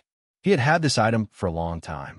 Although he had had many opportunities to use it before, due to other considerations, he had delayed it until now. Now, he and Crystal Onyx had a certain bond and affection, and its strength had also grown to a certain extent. It was time to make a choice. However, holding in his hand, Natsui didn't know how to use it for a moment. Fortunately, in the end, it was Crystal Onyx itself that took the initiative to come closer and gently touch it with the horn on its forehead. The next second, the metal coat seemed to come alive, quickly covering Crystal Onyx's body. Then, a dazzling white light suddenly enveloped it. Natsui felt a sharp pain in his eyes and subconsciously took a step back. But having seen it many times before, he recognized it at a glance as the light of evolution. And when the white light disappeared, a Pokemon with a ferocious appearance, larger, longer, and stronger than Crystal Onyx, appeared before Natsui. Crystal Onyx had finally evolved into Crystal Steelix. The evolved Crystal Steelix, just like before, still had a body made of crystal. Its head had become larger, no longer looking dopey, but ferocious. Its red eyes made it look very intimidating. Although it had lost the horn on its head, its tail had become extremely sharp, looking even more dangerous and deadly. Natsui circled it several times with a joyful expression, then finally took out his Pokédex and pointed it at it. Pokédex, beep. Unknown Pokemon. Since the trainer has already registered a similar Pokemon, beginning automatic identification, identifying after a moment, the Pokédex continued. Identification successful, beep. Crystal Steelix, the Iron Snake Pokemon. A steel ground type. Steelix lives even deeper underground than Onyx. Its body, tempered by high pressure and heat, is harder than any metal. Its entire body is coated in steel particles, reflecting a shimmering light. Sometimes it digs towards the center of the earth, and it has eyes that can see even in the pitch-black underground. Natsui liked its ferocious appearance more and more, and just as he was about to put away the Pokédex, he heard it speak again. Beep. No related data in the database. Upload data? The so-called database meant uploading Crystal Steelix's information to the network for others to share. Natsui didn't hesitate, and just as he had when he had just caught Crystal Onyx, chose no again. Pokédex, beep. Confirm cancellation of upload. On the other side, the evolved Crystal Steelix gently twisted its body, as if getting used to its new form. Just then, Jengar popped out of a shadow from somewhere. It looked the new form of Crystal Steelix up and down and praised, "Yo, you look pretty good. You look much more imposing than before." Hearing Jengar's praise, Crystal Steelix's eyes narrowed happily. It then lowered its body and nudged its huge head against Natsui's hand affectionately. And it was only when observing it up close that Natsui realized just how frighteningly large Crystal Steelix's head was. It was already taller than his own height, and its diameter must be at least 2 meters. Although after evolution, Crystal Steelix's typing had changed from ground rock to ground steel, making it more difficult to face fighting and fire-type Pokemon. In any case, the increase in its abilities had greatly strengthened Natsui's overall power. Chapter 297, Sprout Tower, and seeing Gary again after resting for a night at the Pokemon Center, Natsui and Sabrina didn't rush to leave Violet City. Instead, they crossed a lake and went to the Sprout Tower in the northern part of the city. The Sprout Tower was located within a temple on the outskirts of the city. From its location, the temple was far from the hustle and bustle of the city center, nestled against a mountain and by the water, surrounded by forest, truly a good place for quiet cultivation. Since admission was free and it was a famous landmark, many tourists came here every day. But it was only 9 in the morning, still early, and the monks had just finished their morning prayers. At this moment, there weren't many tourists visiting the temple. Natsui and Sabrina walked through the temple gate. Perhaps it was a psychological effect, but as Natsui stood in the solemn temple, he seemed to faintly feel a sense of zen surrounding him. But glancing at Sabrina, Natsui laughed at himself. What zen? Get away from me. He was currently head over heels for Sabrina, and was also liked by several young girls. Entangled in the red threads of fate, he was probably destined to have no connection with Buddhism in this life. Walking a few more steps into the temple, Natsui looked around and found that the layout of the temple was surprisingly simple. Surrounding them were the monks' living quarters, and he could see a few monks sweeping the courtyard in the distance. And in the center, a 3-story wooden tower stood on a stone platform. This must be the Sprout Tower, to be honest. After seeing the real thing, Natsui was a bit disappointed. When he first heard the name, he had thought it would be a 6- or 7-story building. But now, looking at it, the Sprout Tower was no different from an ordinary wooden tower with wooden walls and green tiles. It wasn't in the shape of a bell sprout, nor was it very tall. It was quite different from what he had expected. Jengar popped its head out of the shadow. It looked around, clearly having the same question. I really don't get it. Why is it called the Sprout Tower? It doesn't seem to have anything to do with a bell sprout. Natsui looked down, flipping through the travel guide he had gotten from the Pokemon Center. Well, it seems to say that inside the Sprout Tower, there's a huge pillar that is constantly swaying, maintaining the balance. Because it's like a constantly swaying bell sprout. That's why it was named that. A swaying pillar? Jengar asked, puzzled. If it's always swaying, wouldn't the building be very unstable? Why would it be designed like that? I don't really understand the specifics either. Natsui shook his head. The guide doesn't say. But I heard that this kind of flexible structure has very good earthquake resistance, known as flexible construction. Not just in ancient times, but even many modern buildings still use this construction method. Although it looks like it's swaying, in terms of structure, there's no problem. As they spoke, Natsui and Sabrina had already climbed the steps and walked into the Sprout Tower through the open gate. Creak, stepping onto the wooden floor. As soon as they entered the tower, their eyes were drawn to the giant wooden pillar that was constantly swaying like a pendulum. The pillar was about 2 meters wide, hanging down from the upper floor and extending into the ground, swinging back and forth rhythmically. So big. Jengar, curious, passed through the wall, first looking upstairs, then sinking into the ground. When it flew back to Natsui, it was still muttering in disbelief. I just looked. There's no external force driving this pillar. The reason it can keep swinging on its own is entirely due to its clever structure. It's so amazing. MHM, it is indeed amazing. Amidst Jengar's incessant chatter, Natsui and Sabrina went up the stairs to the 2nd and 3rd floors.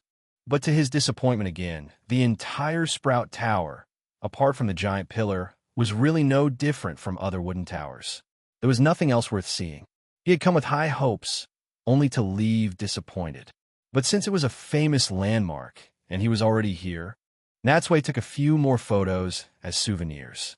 They stayed for a while longer, and at 11 in the morning, they had the temple's free vegetarian meal.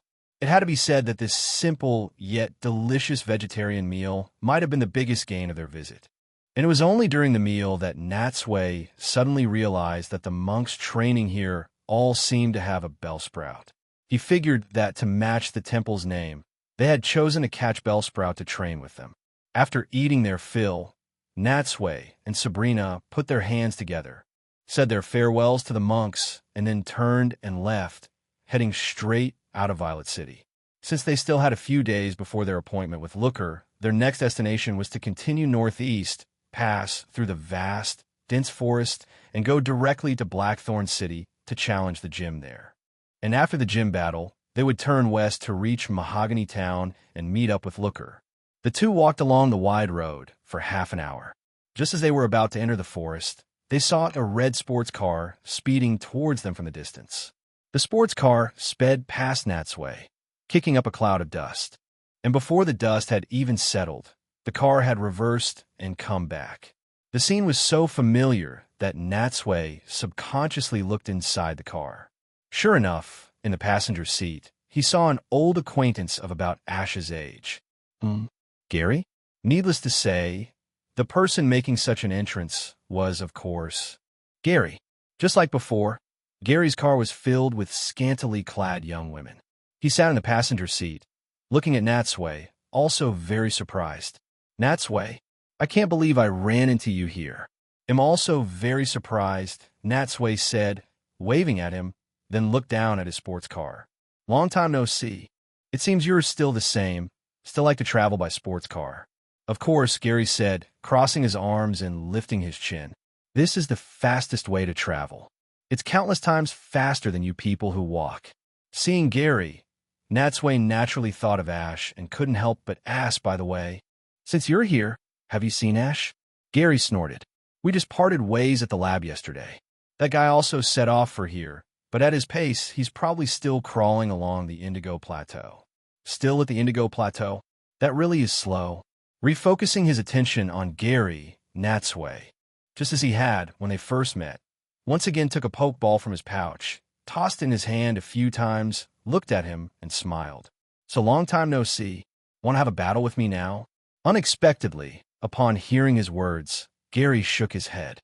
"Now, let's not. Our big showdown has to wait for the Silver Conference. At that time, I definitely won't lose to you again, and he'll let you have a taste of defeat." With that, he ignored Natsui, waved his hand, and as the young woman driving stepped on the gas, the sports car sped away. Virum.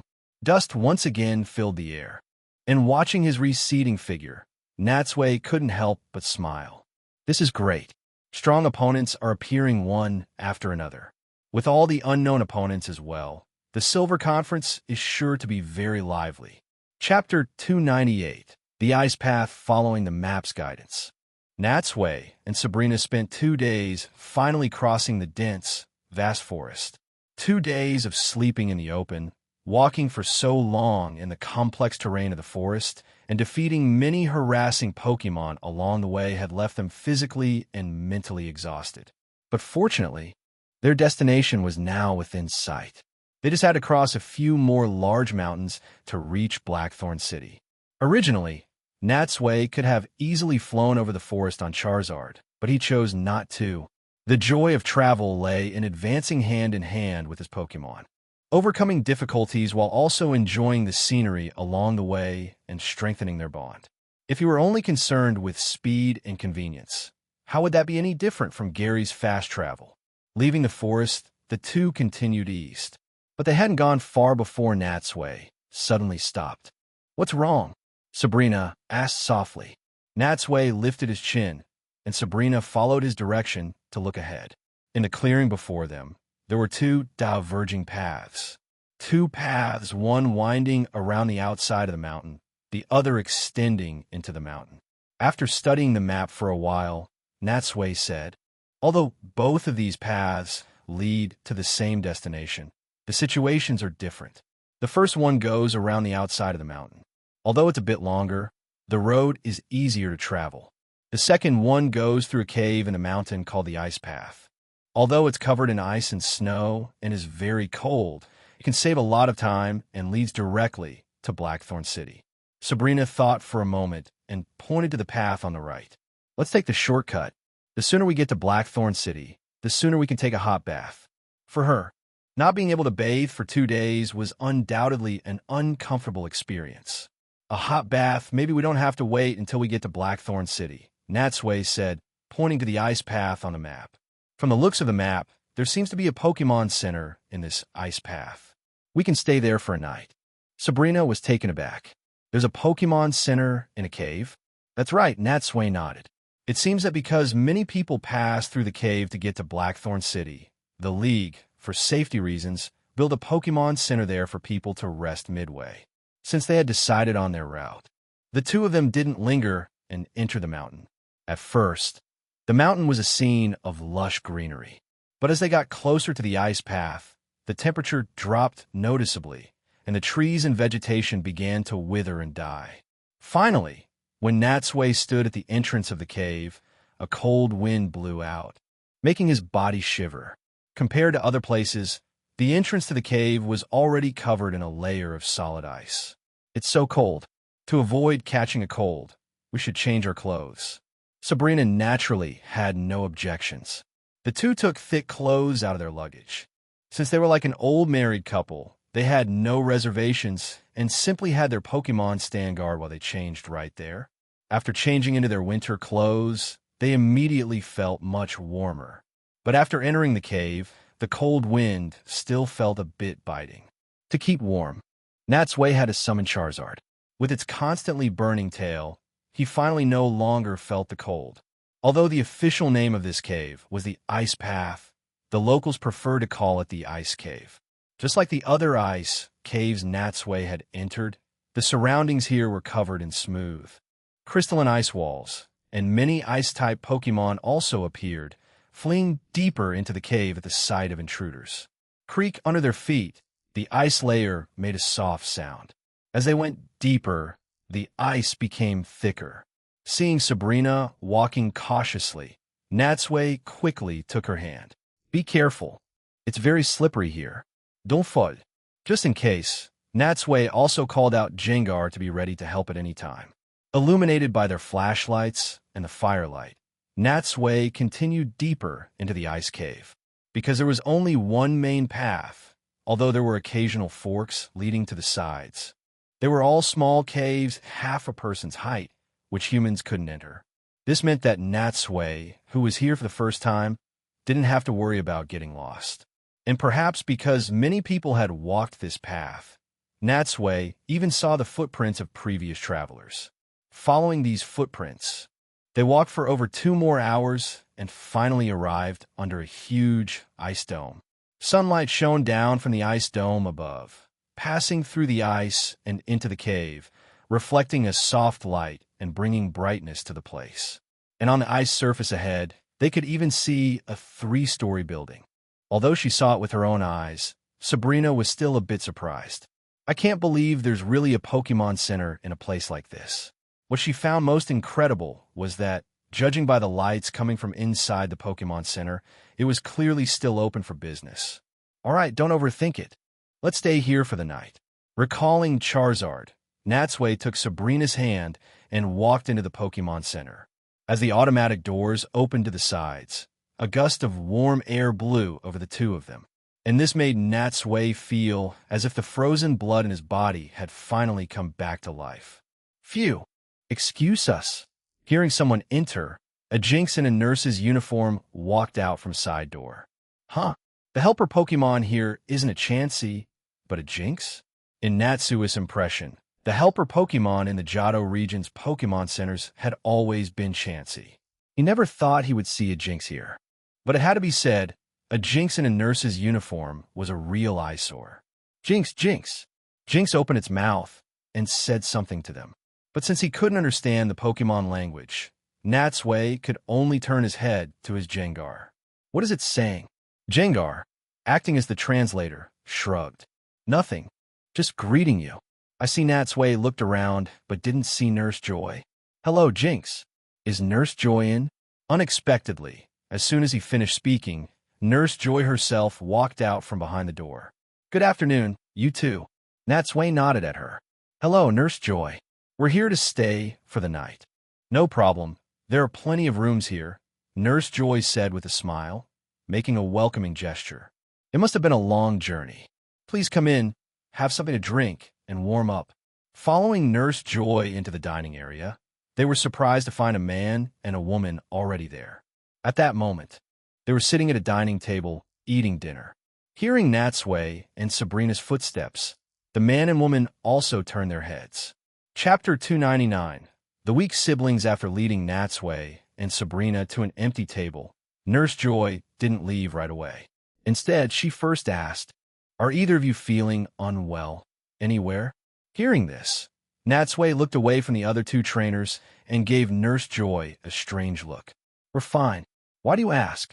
Well, Nurse Joy explained with a smile, due to the large temperature difference between the inside and outside of the cave. If you enter the ice path suddenly, the rapid change from hot to cold can easily cause a fever or a cold. That's why I'm asking if you feel any discomfort. If anyone has caught a chill, I have a special ginger soup to offer. Natsui and Sabrina exchanged a glance. Because they had prepared thoroughly before entering the ice path, they didn't feel anything unusual at the moment. No, thank you. Just 2 cups of coffee will be fine. Extra sugar, please. All right, please wait a moment. Watching Nurse Joy leave, Natsui's gaze lingered on her short skirt for a moment before he shook his head. She really is amazing in such a cold place. Nurse Joy was dressed as usual in her standard uniform, with her arms and legs exposed. It was quite surprising women really are very cold-resistant creatures. And with the Pokemon Center located in the heart of the ice cave, seeing no sunlight for years on end, and having few people to talk to, living here was truly not something an ordinary person could endure. Before long, Jinx brought over their coffee. Natsui said his thanks and took a hot sip. The slightly scalding coffee immediately dispelled the last of the chill from his body.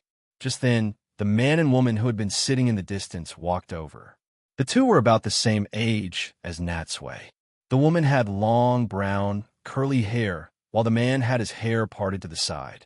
In terms of appearance, they were both quite ordinary, the type of people who would blend into a crowd. However, after a closer look, Natsui noticed a slight resemblance between their features and guessed they were probably siblings. "Hello," the woman said, walking up to Natsui with a smile. "From the looks of it, you must be trainers too, right? First, let me introduce ourselves. We're the weak siblings. I'm Satsuki, and this is my younger brother, Katsuki." "Satsuki? Katsuki? Are your names really that casual?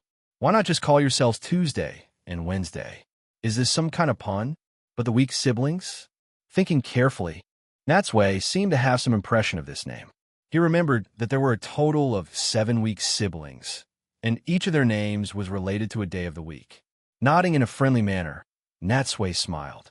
"Is there something I can help you with?" Satsuki raised her eyebrows at Natsui and got straight to the point.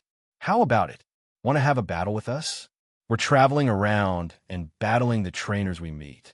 If you beat us, we'll give you a medal." "A medal?" Seeing Natsui's flat reaction, Katsuki, who was beside her, interjected, "It seems you're not from around here, since you haven't even heard of our name. I'm not bragging, but we weak siblings are quite famous in Johto. These badges are just ones we made ourselves, and although they're useless for challenging the Silver League, getting one from us is still a sign of your strength." "I see." Natsui nodded again. "A battle is fine, of course, but I haven't had dinner yet. The battle will probably have to wait." "No problem." Satsuki waved her hand dismissively. "We have plenty of time tonight. We can wait for you here." In truth, if he could, Natsui would have liked to take a hot bath and get a good night's sleep. But now that he had been challenged, although he was a bit tired, as a Pokemon trainer, he would absolutely not back down at a time like this. "All right then." Seeing Natsui agree, Satsuki and Katsuki returned to their own table. After coffee, Nurse Joy assigned Natsui and Sabrina to their dorm rooms. However, because there were few people and many rooms, it was basically like having a private room. After putting down their luggage, the two returned to the dining area for dinner. But while eating, Natsui could always feel 2 pairs of eyes glancing at him from time to time. Being watched like this, he instantly lost his appetite. After just a few hurried bites, he gave Sabrina a helpless, wry smile, indicating that he was full. After Sabrina had finished her meal in a leisurely manner, he walked her to the Pokemon Center's bathhouse. Only then did he find Satsuki and follow them out of the Pokemon Center to the battlefield behind it. Because it was located on the ice path, the battlefield here was appropriately made of ice. It was already night, the sun had set, and the ice dome had lost its light. Nurse Joy and Jinx, with nothing else to do, turned on the searchlights, illuminating the field. They also waved at them from the window on the 2nd floor. Natsui, Satsuki, and Katsuki stood on opposite sides. Satsuki said, "All right, the rules of the match are simple, just like ordinary battles. It's one-on-one. Each person sends out 1 Pokemon. Whoever defeats the opponent wins. But if you can beat both of us in a row, you can get both badges at the same time." With that, Satsuki took a Pokeball from her pouch and waited quietly for Natsui. Unlike gym battles, street battles required both sides to send out their Pokemon at the same time. This way, there was no issue of having a type advantage by going second, making the match as fair as possible. However, Natsui didn't act immediately. Instead, he said, a friendly reminder, to avoid the battle being too easy, "You should both send out your strongest Pokemon. I'm very strong, you know." Hearing Natsui's arrogant words, Katsuki snorted coldly. No one has ever dared to speak to us weak siblings like that. Since you're asking for it, I won't hold back. Big sis, you stay out of it. Let me teach this arrogant guy a lesson first. With that, Katsuki pushed past Satsuki, took a step forward, and pulled a pokeball from the very back of his pouch, staring at Natsui with a hostile expression. Although he had angered them, it wasn't because Natsui was being arrogant. After all, at his current level, he needed high-level battles to improve more so than simple ones. So, he had to make sure that most of his battles were effective. Therefore, Natsui felt that his request was indeed justified. After a moment of thought, he ultimately sent out Venusaur. Seeing Venusaur, Katsuki let out a cold laugh. And as the blue light faded, his Pokémon also appeared on the field. Natsui looked and saw that it was a fortress. Oh, Bug is super effective against grass. It seems at this time, my Pokémon is at a type disadvantage. Chapter 300. 2 medals as the evolution of Piniko. Fortress was like it was encased in hard armor. It had no limbs, and its red shell had a small seam along the midline where its eyes could be seen. It also had 4 tube-like protrusions extending outwards. It floated in midair, its appearance so strange that it had no obvious bug-type Pokémon features, looking more like a hybrid of rock and steel. The Pokémon's type advantage, especially the fact that Venusaur's grass-type moves would only deal minimal damage to Fortress, gave Katsuki the false impression that he had the upper hand. But as the battle began and progressed, he slowly realized that something was wrong. Under Natsui's command, Venusaur started with a tackle, followed by Sleep Powder. Although it didn't put Fortress to sleep, it did make it pause, revealing an opening. Seizing this opportunity, Venusaur used Leech Seed and Growth, strengthening itself, while also draining the opponent's stamina. And when the time was right, Natsui again commanded Venusaur to use Double Edge to knock it down, then restrained it with Vine Whip, swung it in the air a dozen times, and slammed it hard onto the ice. Finally, the Leech Seed also took effect at this moment, draining Fortress' remaining stamina. Boom! Fortress, which had cracked a large hole in the ice, fainted instantly. Katsuki's eyes widened. Nanny? For Natsui, this was a less-than-perfect battle with a type disadvantage. And the less-than-perfect part was that, from the many wounds on Venusaur, it was clear that Katsuki's Fortress, with its type advantage, had also dealt a lot of damage to Venusaur. But thankfully, even while at a disadvantage, he was still the one who had won in the end. Shrugging, Natsui said, "See? I told you just now. You should have sent out your strongest Pokémon. This was purely a taunt." Katsuki ignored him. In fact, to teach the impudent Natsui a lesson, this had been Katsuki's strongest Pokémon. And what made it most embarrassing for him was that this battle was a complete and utter defeat. Despite having a full type advantage, he was clearly outmatched, and now, facing Natsui's taunts, there was naturally nothing he could say. Seeing Katsuki's expression, Natsui knew he had admitted defeat and turned his head to Satsuki. Although the weak siblings had a big name, perhaps due to talent, while they were strong, they were only considered relatively excellent trainers. There was still a huge gap between them and a champion like Natsui. But it was clear that the two of them hadn't recognized Natsui's identity, and Natsui didn't point it out. "Let me take this one." Seeing her brother defeated, Satsuki patted his shoulder, signaling him to step aside. She then also switched to her ace Pokémon. "Be careful, big sis. This guy is not ordinary." "I know." In terms of strength, Satsuki, being over a year older than Katsuki, was undoubtedly stronger. Natsui also recalled Venusaur and took out his second Pokeball. Satsuki said, "Just as you said, this is my strongest Pokemon. I hope it satisfies you. Come on out, Lombra." As the two threw their Pokeballs at the same time, and as the two blue lights faded, a Lombra and a Jolteon appeared on the ice field. As a bipedal water grass-type Pokemon, Lombra resembled a Kappa. It had a large lotus leaf on its head, a green body, red fingers and toes, short, round ears, and a red, beak-like mouth. But compared to the last battle, the situation was now reversed, and it was Natsui who had the type advantage. Lombra was almost zapped into oblivion by Jolteton. Amidst the continuous flashes of electricity, Lombra finally collapsed, smoke rising from its body. Even the ice field beneath it was shattered by the electricity and, under the high temperature, melted into water. Satsuki was defeated even faster than her brother. "We lost." The two siblings exchanged a look, then silently walked up to Natsui. Each took a medal from their pockets and handed them to him. Katsuki mumbled, "Here, this is my disappointment medal." Satsuki also said, "This is my heartbeat medal. Take them, unknown trainer. This is proof that you have defeated us." Heartbeat medal and disappointment medal. Natsui took the two badges and examined them carefully. The two medals, apart from one being red and the other blue, were identical in shape. Overall, they were no different from the ordinary medals he had seen before his transmigration. But this was also a part of growth. He carefully put away the two badges, said his thanks, and was about to return to the Pokemon Center. But before he had taken 2 steps, Satsuki called out to him, "Unknown trainer, my other brothers and sisters are still traveling around Johto. If you see them, you can also challenge them. I guarantee you won't be disappointed, and I will tell them what happened today, so they can avenge me and Katsuki."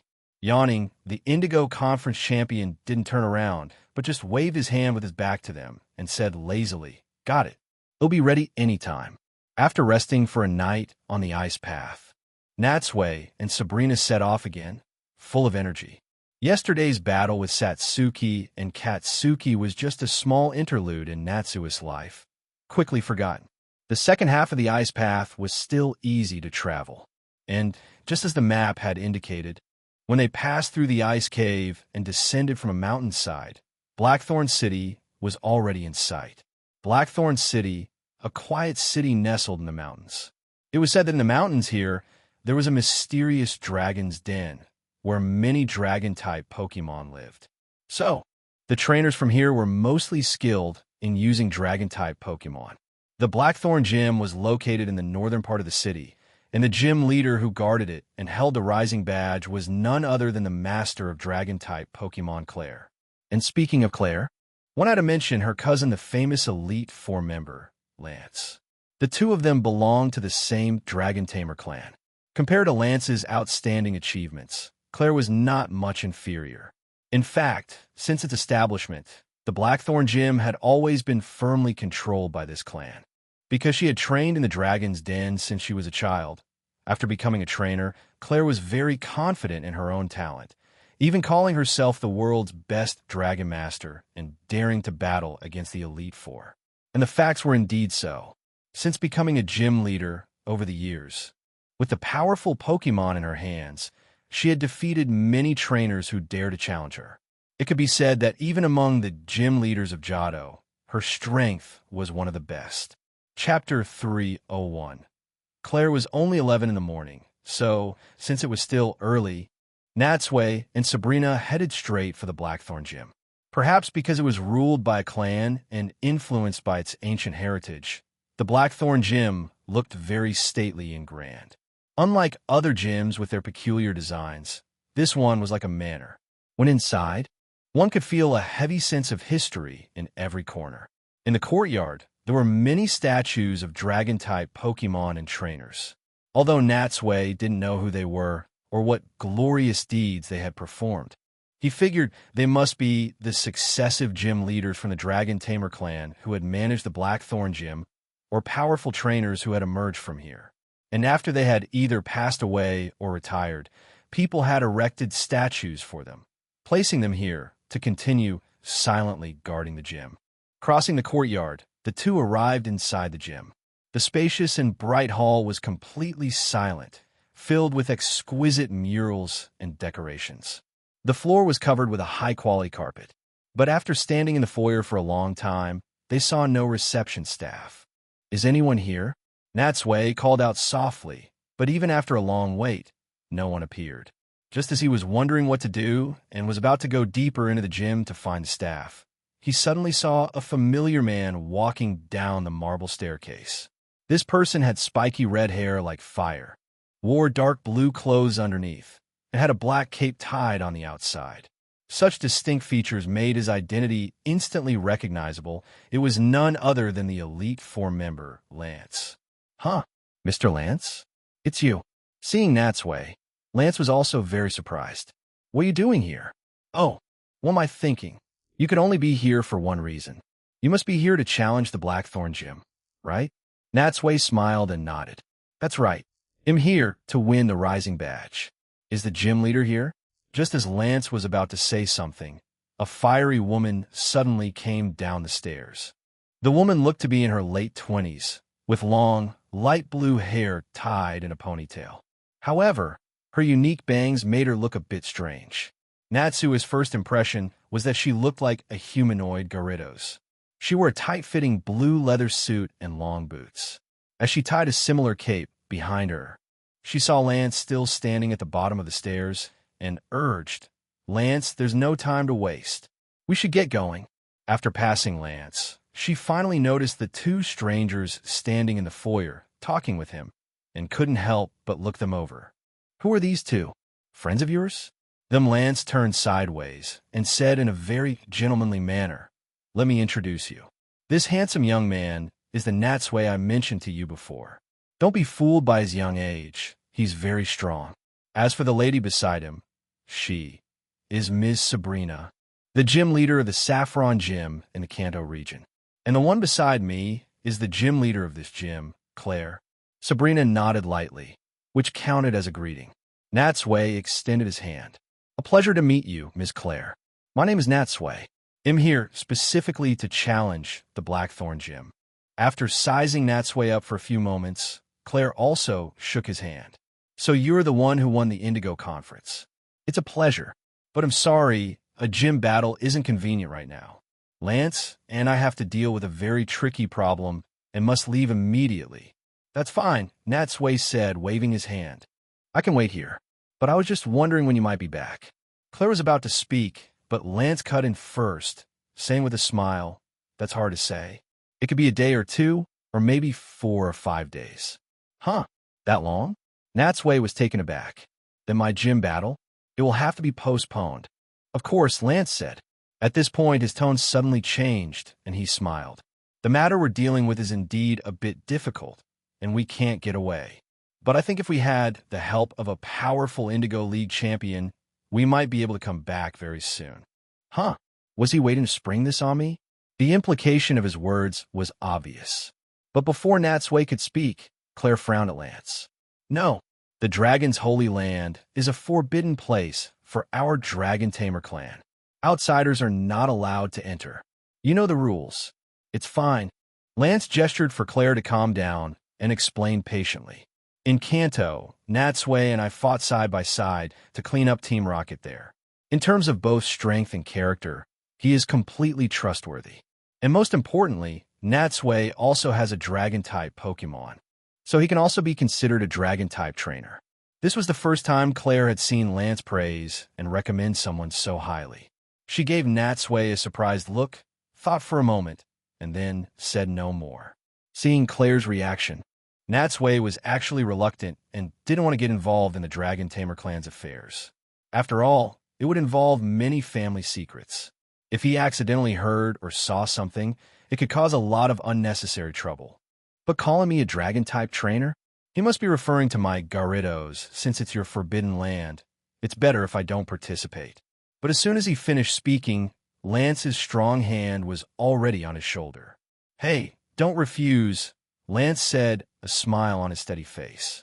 "I've already said so many good things about you. Why are you backing out at the last minute? And don't you want to see our dragon's holy land?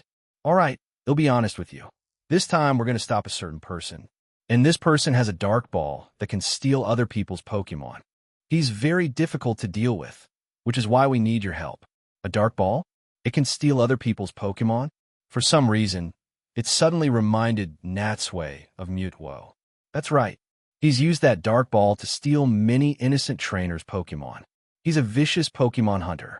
Doesn't your Dragon Tamer clan have anyone else? Lance shrugged helplessly. Our Dragon Tamer clan follows a policy of elitism. Besides us, everyone else is out traveling. Right now, There are only some elders and children left. We can't possibly send them, can we? If word got out, we'd be a laughingstock. All right, sighing, Natsui nodded. Since you put it that way, I guess I'll have to help. Tell me, who is this person that requires both an Elite Four member and a gym leader to deal with him at the same time? As expected of the man I have high hopes for. Lance patted Natsui's shoulder again, a broad smile on his face. But we're short on time. Let's talk about the details on the way. Chapter 302. The top executive of the Cold Mountain Wind howled. At that moment, north of Blackthorn City, 3 Charizards were flying in a single file line, speeding over a mountain range. As the clouds covering them drifted away, the sunlight shone down, illuminating the faces of the trainers on the Charizards. Needless to say, this was Natsui's group, having departed from the Blackthorn Gym. In the formation, Lance rode his Charizard at the front, acting as the leader. Claire followed closely behind, and at the very back were Natsui and Sabrina, sharing his Charizard. As Dragon-type Pokemon trainers, Lance's and Claire's Charizards were very strong. At this moment, with 3 Charizards gathered together, each one looking ferocious, they presented a very imposing sight. And their destination this time was the Dragon's Den within this mountain range. By passing through the Dragon's Den, they could reach the holy land of the Dragon Tamers, the Dragon's Holy Land. On the way, Natsui also heard the whole story from Lance. It turned out that the Pokemon hunter with the Dark Ball was none other than the highest-ranking executive of Team Rocket Vicious. It was unknown why this infamous Pokemon hunter had set his sights on the Pokemon of the Dragon's Holy Land, to the extent that Lance, upon receiving the news, had to drop his work and rush back here to deal with this tricky enemy together with Claire. Top executive, vicious, Pokemon hunter Natsui carefully searched his memory. He had some impression of this person. He remembered that he had appeared in the 4th movie as the main villain and had even involved Ash in an incident that spanned 40 years.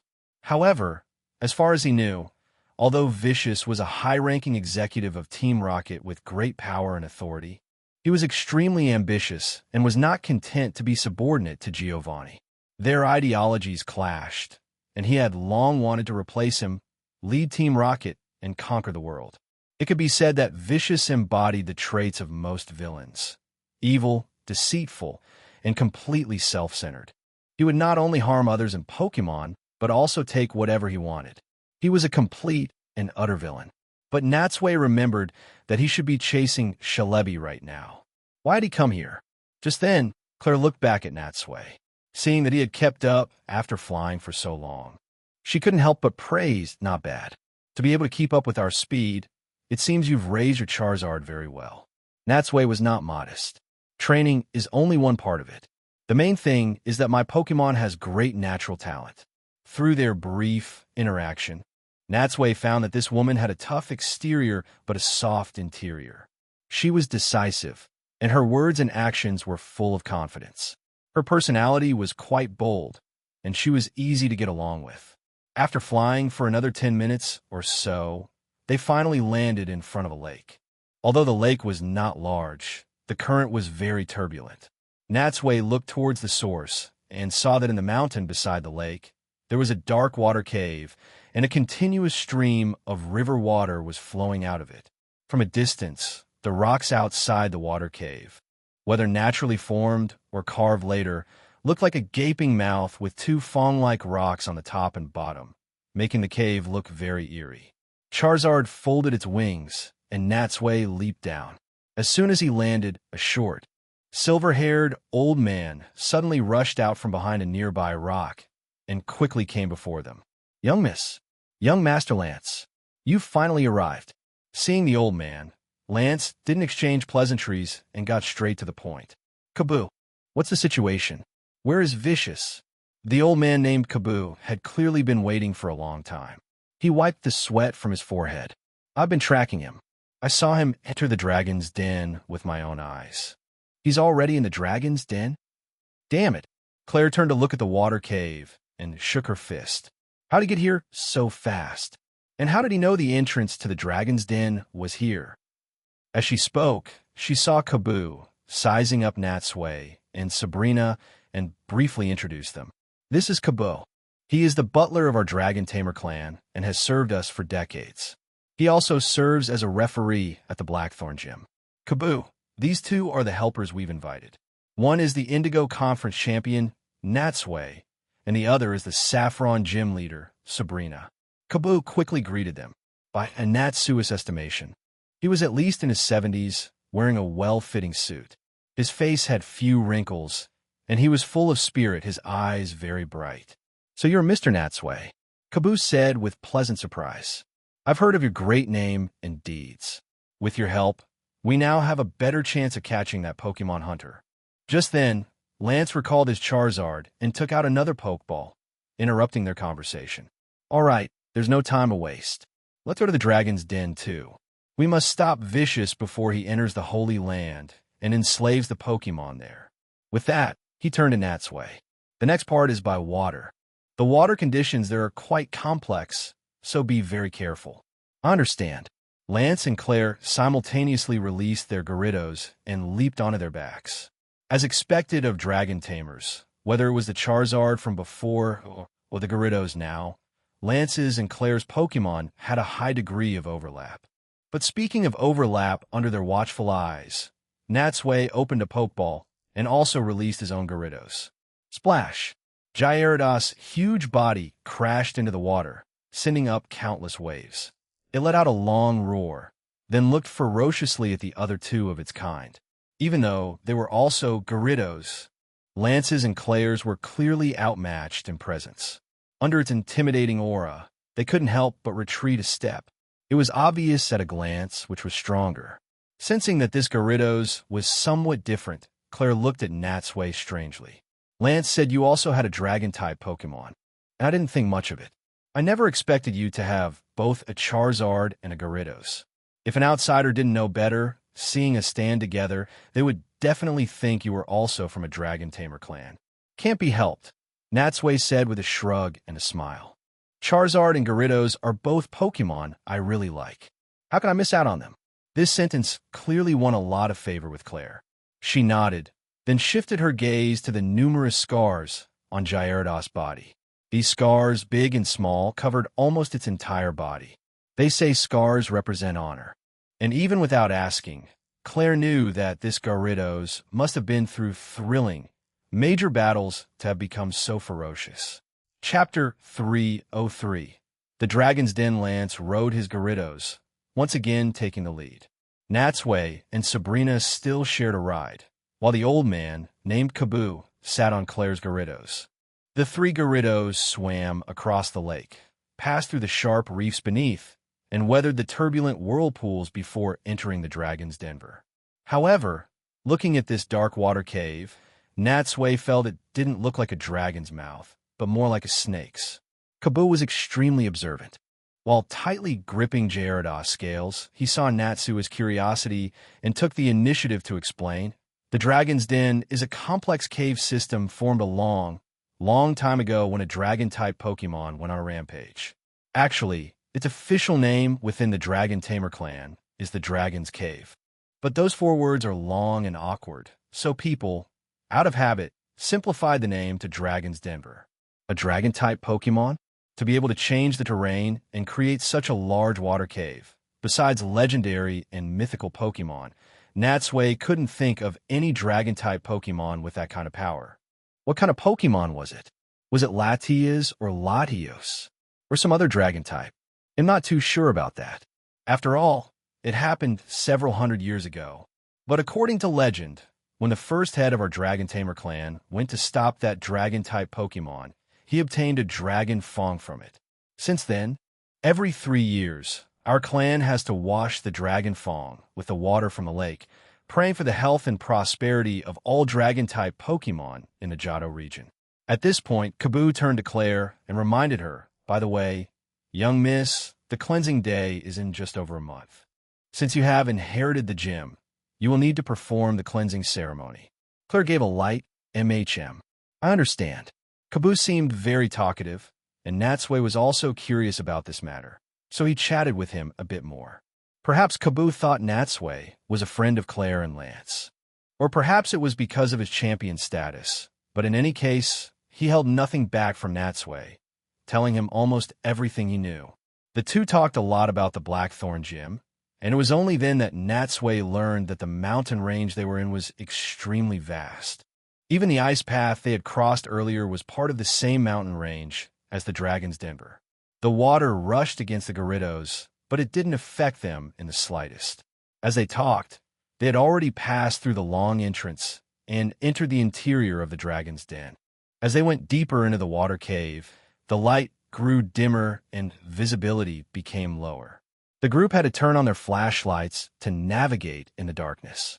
A gust of wind blew through the cave, and for some reason, Natsui felt that this dragon's den was a bit eerie, as if some ghostly spirit was watching him coldly. It didn't take a genius to figure out that it must be the wild Pokemon they had disturbed, staring intently at these uninvited guests. The water cave was filled with forks of all sizes, leading to many unknown places. According to Kaboo, even after hundreds of years, the Dragon Tamer clan had not been able to explore all of them. After traveling a few hundred more meters, the river in the cave became even more turbulent and cold. At a fork, Lance patted his Gyarados neck, bringing it to a stop. There were no traces around, making it impossible to determine which path Vicious had taken. He turned to look at Claire and Natsui, frowning. This is the main fork. The waterways are extremely complex. The two paths, left and right, lead to different places. One wrong step and you'll get lost. We haven't seen any sign of Vicious so far. I don't know which path he took. Looking at the two forks, Claire asked, "What do you want to do? Should we split up?" Lance didn't answer immediately. After a few careful glances, he looked at Natsui. "Champion, what do you think?" Stroking his chin, Natsui pondered. "Since Vicious is heading for the Dragon's Holy Land, we should prepare for the worst. We shouldn't hold out any hope that he's lost in the maze.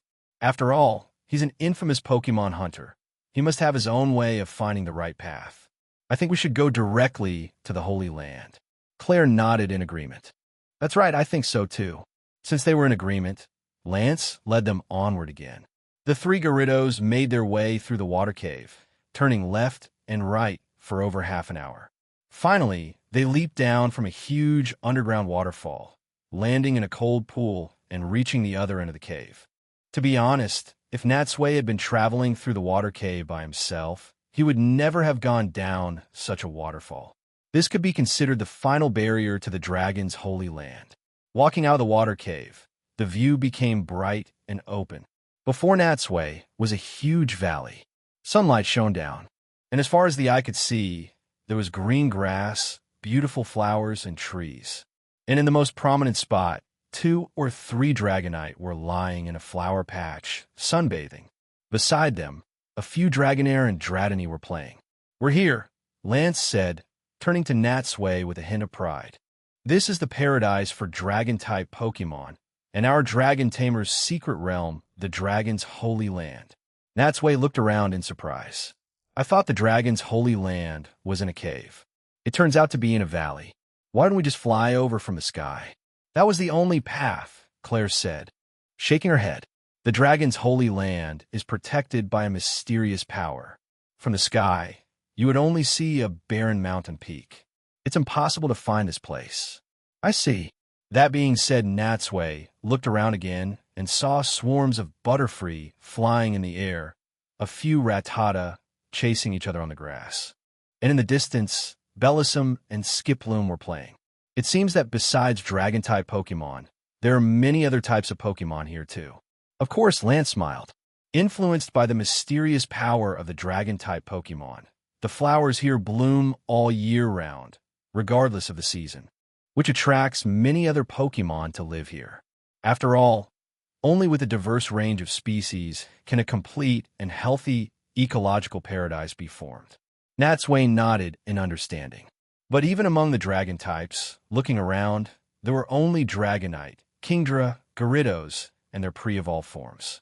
There were no particularly rare dragon-type Pokemon. It seems that although it's called the Dragon's Holy Land, a grand name, it's still constrained by its Region Chapter 304. The Dragon Elder standing in the dragon's holy land, Claire cautiously surveyed the surroundings. Seeing that everything was as usual and there was no sign of vicious, she couldn't help but let out a sigh of relief. Good, it seems our choice was correct. That Pokemon hunter hasn't arrived here yet. Lance no dead. We can't let our guard down. Anyway, let's go to the shrine first and report the situation to the Great Elder. The Great Elder? Who's that? With this question in mind, Natsui followed Lance and Claire towards the center of the valley. Along the way, the Pokemon living here cast curious glances at them. But perhaps because they were used to dealing with the dragon tamers, they weren't as wary or hostile towards humans as other wild Pokemon. A few bold ones even greeted them in a friendly manner. They walked to a pond deep in the valley, and under a few solitary large trees, Natsui saw a shrine. Lance pointed. We're here. This is the dragon shrine. Natsui looked at the shrine. It was shaped like a small temple, covered in vines and flowers. On either side of the shrine stood 2 stone pillars carved with inscriptions, looking very mysterious. But just like the shrine, these 2 pillars had been weathered by the wind and rain and were full of the traces of time. It was impossible to know how long they had been there. And what caught Natsui's eye the most was a flame burning brightly in a stone basin inside the shrine.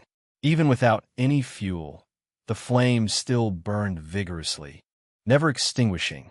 Noticing Natsui gaz, Lance smiled. A long time ago, after the battle with that dragon-type Pokemon, our Dragon Tamer clan built this small temple to pray for peace with Pokemon. And here, we enshrine this important artifact called the Flame of Prayer. It is a miraculous fire that has been burning for 500 years and continues to burn to this day. A flame that has been burning for 500 years? What incredible power! One could only imagine how majestic and powerful that dragon-type Pokemon must have been back then. At that moment, inside the shrine, an old man in a suit of armor and a helmet was dozing off on a cushion, holding a dragon-headed staff. The old man was short, about 1.2 meters tall, by Natsui's estimation. He had thick, long white eyebrows that completely covered his eyes and a white, goat-like beard that obscured his entire mouth. These symbols of longevity left only his nose and deep wrinkles visible on his face. Steady snores came from his nose, and he didn't even notice Natsui's group approaching. Judging by his age, the old man was even older than Kaboo, at least in his 90s. Natsui had to be careful with his movements. Afraid of startling him and causing some problem, the group exchanged a look, and finally, Lance cleared his throat twice, cautiously approached, and whispered. Great Elder Lance wanted to wake the old man, but after a long wait, there was still no reaction. He sighed, but didn't dare to raise his voice. It was hard to imagine that this great Elite Four member was now standing there as helpless as a child who had made a mistake. Fortunately, just then, footsteps came from behind the shrine, and a Dragonite walked over. Unlike other Dragonite, one could see the strength of this one at a glance. Claire explained softly. This Dragonite was the Pokemon of the gym leader from 2 generations ago. After he passed away, the Dragonite inherited its master's will and has been protecting this land ever since. It's well loved by the Pokemon here. The Dragonite was clearly very familiar with Lance and the others. It waved to them in greeting, and seeing that they seemed to have something to report to the Great Elder, it began to gently shake the old man's body. Woken by the Dragonite, the Great Elder yawned, slowly woke up, and only then noticed that there were a few more people beside him. So it's you hearing the old man's voice, Lance, Claire, and Kaboo quickly bowed. From this, one could see that they all held this Dragon Elder in high esteem. Natsui also followed their lead and bowed. And when he looked up, he was surprised to see a Rayquaza ornament on the old man's helmet. The Rayquaza figure was lifelike, but as a legendary Pokemon that lived in the ozone layer and had never landed on the ground, few ordinary people knew of its existence. Yet this Great Elder not only knew of it, but also used it as a totem on his helmet. It seemed this Dragon Tamer clan must have had some dealings with Rayquaza. Could it be that the Pokemon that fought with the first Dragon Tamer was Rayquaza? Lance respectfully recounted the events. A Pokemon hunter? Despite his age, the Great Elder's mind was still sharp. He struck the ground hard with his dragon-headed staff and said in an aged, deep voice, "We must not let him disturb the peace here. We must stop him." With that, he turned his head to look at Natsui. The Great Elder's bright eyes revealed a deep wisdom, and he looked directly into Natsui's eyes, as if he could see through his soul.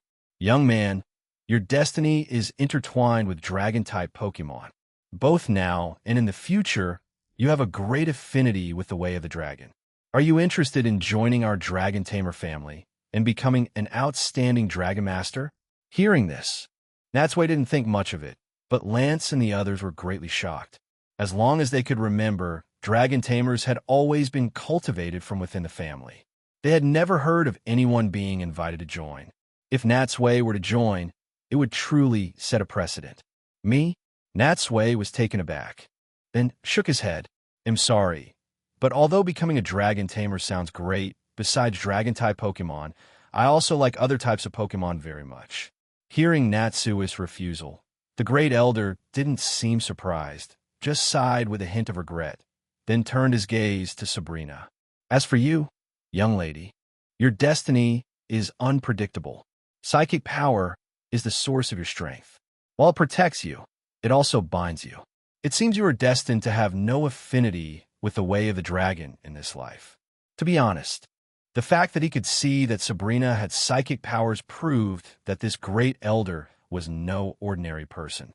Indeed, this world not only has magical Pokemon, but many humans have also become abnormal. Sabrina, of course, scoffed at the idea of becoming a Dragon Master or a Dragon Tamer. She was about to say something when she suddenly heard a loud bang from the distant mountain. Everyone turned to look and saw an explosion on the mountainside, amidst choking smoke. And among the shattering rocks, a dark cave entrance was revealed. Chapter 305, splitting up in the astonished gazes of the group. A black and massive mechanical spider with 4 steel-clawed arms emerged from the cave. Because it was too far away, Natsui and the others could only see a blurry human figure at the controls of the mechanical spider. But even without seeing the face, it was clear that this had to be Vicious. As expected, what coming will eventually come. It seemed that unable to find a way out, Vicious had created a new path for himself. It could only be said that, as expected of a top executive of Team Rocket, he certainly had his own unique style of doing things. What was worse was that behind the mechanical spider, a dozen or so Team Rocket grunts in black uniforms and holding special firearms jumped out of the cave one after another. The Great Elder frowned and said in a deep voice, "Go quickly. You must protect the peace of the dragon's holy land. I am old and can no longer fight as I once did. Now, I can only rely on you. Please rest assured. Let's handle this matter." Lance nodded solemnly to the Dragon Elder, then turned to face Natsui and Claire. As the oldest, most experienced, and calmest trainer present, he naturally took charge of organizing the mission.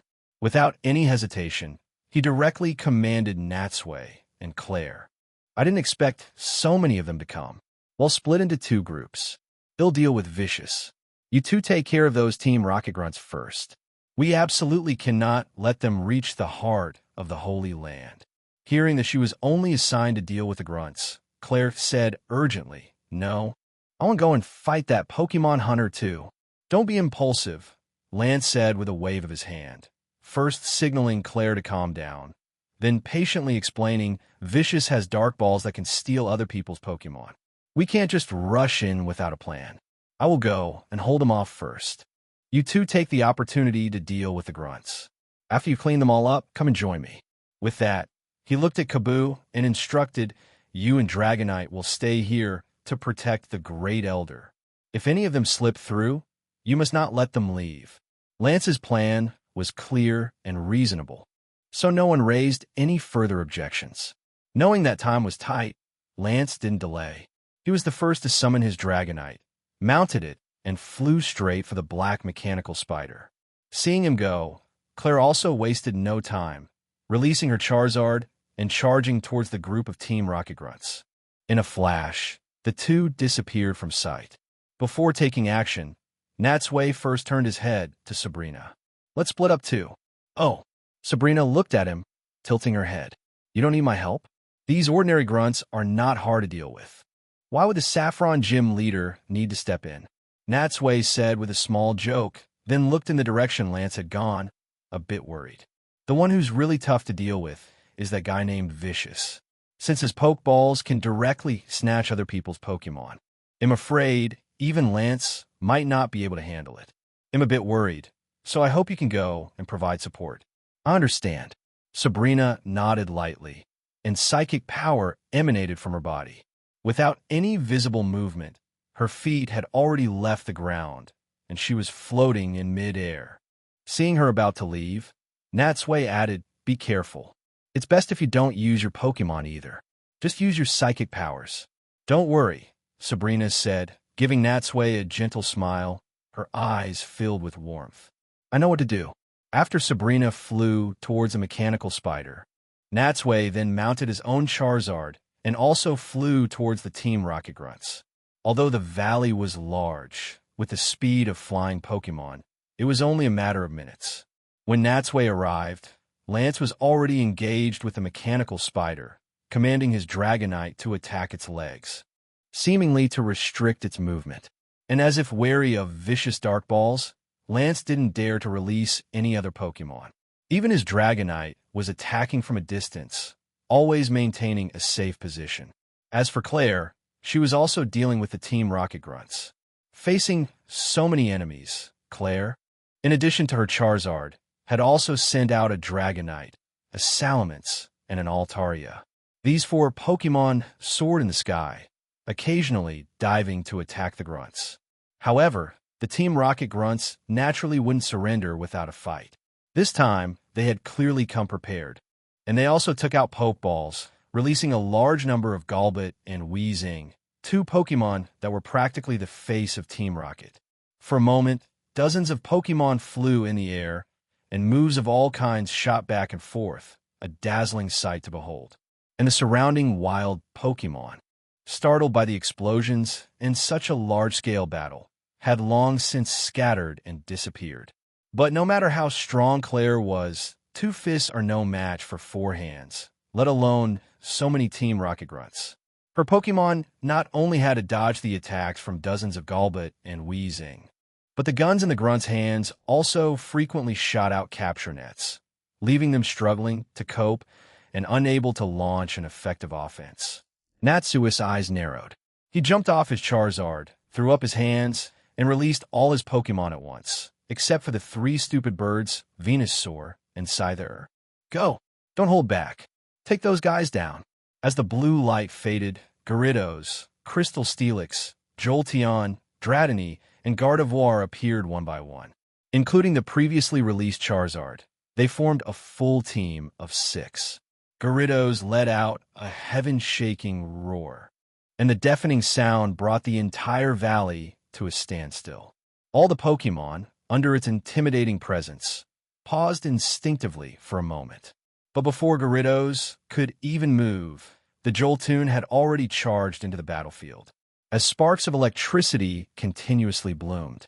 Every hit on a target left many Golbat paralyzed, falling uncontrollably to the ground.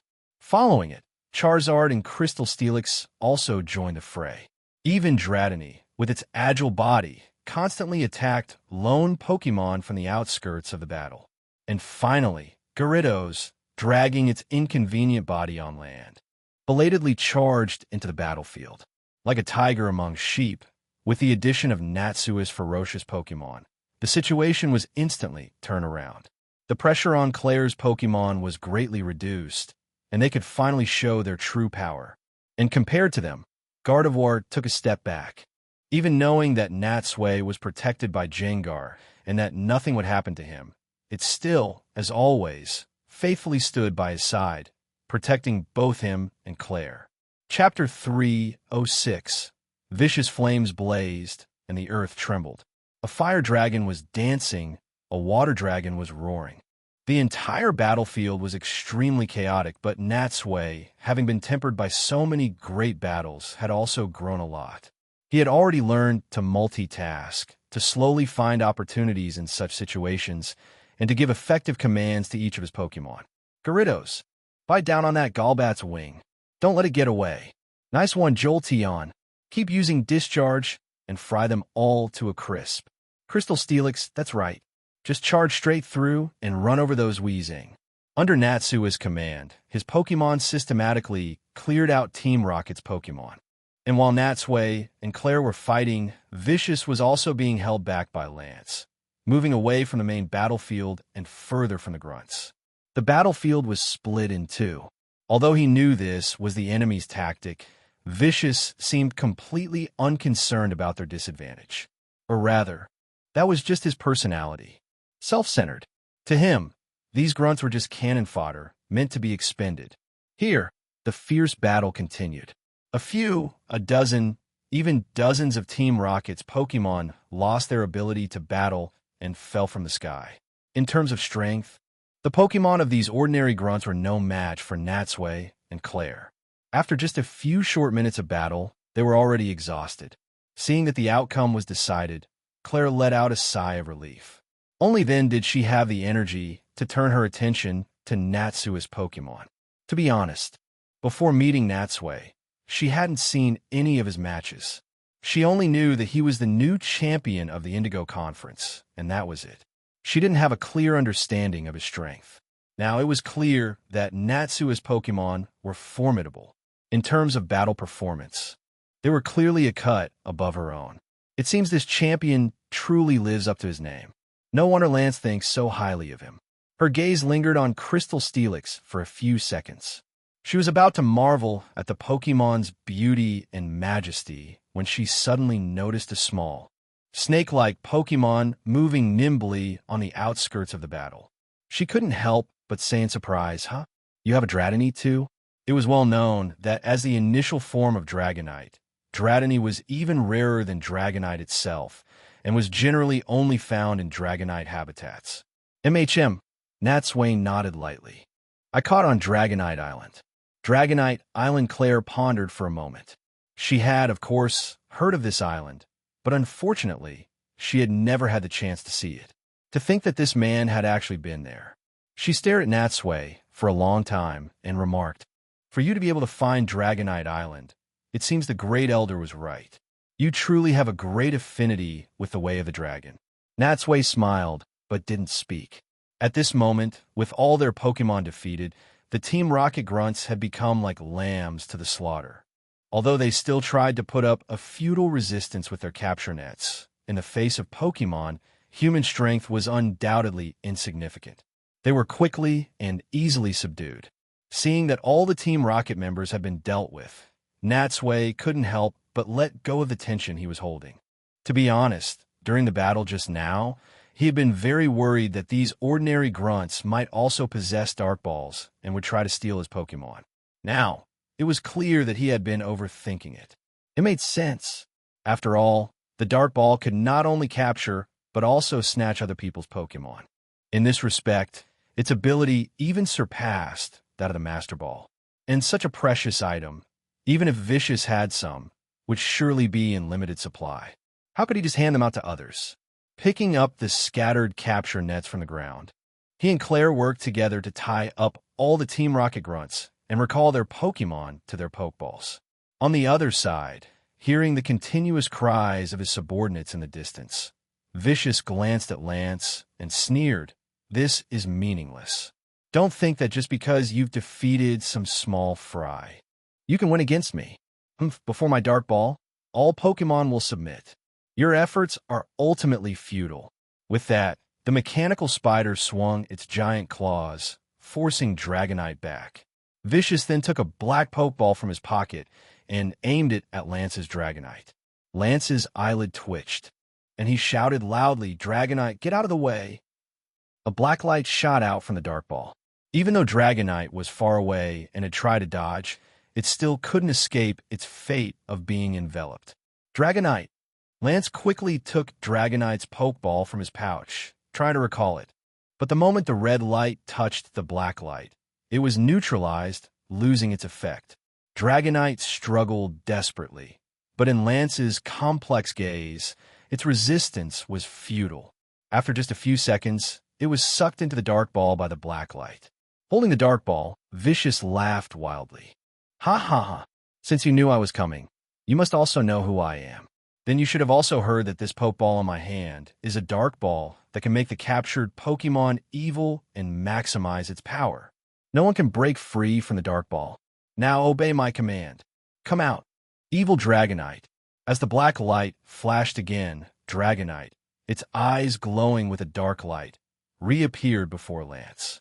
However, as soon as it appeared, it opened its mouth and shot a hyper beam directly at him. The attack was very sudden and without any warning.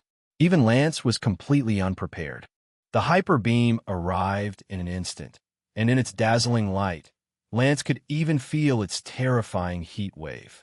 But at the moment the hyper beam was about to hit Lance, it suddenly stopped in mid-air, as if it had hit an invisible wall. Boom! The energy of the hyper beam exploded, and thick smoke billowed out, the flames spreading outwards but not harming Lance in the slightest.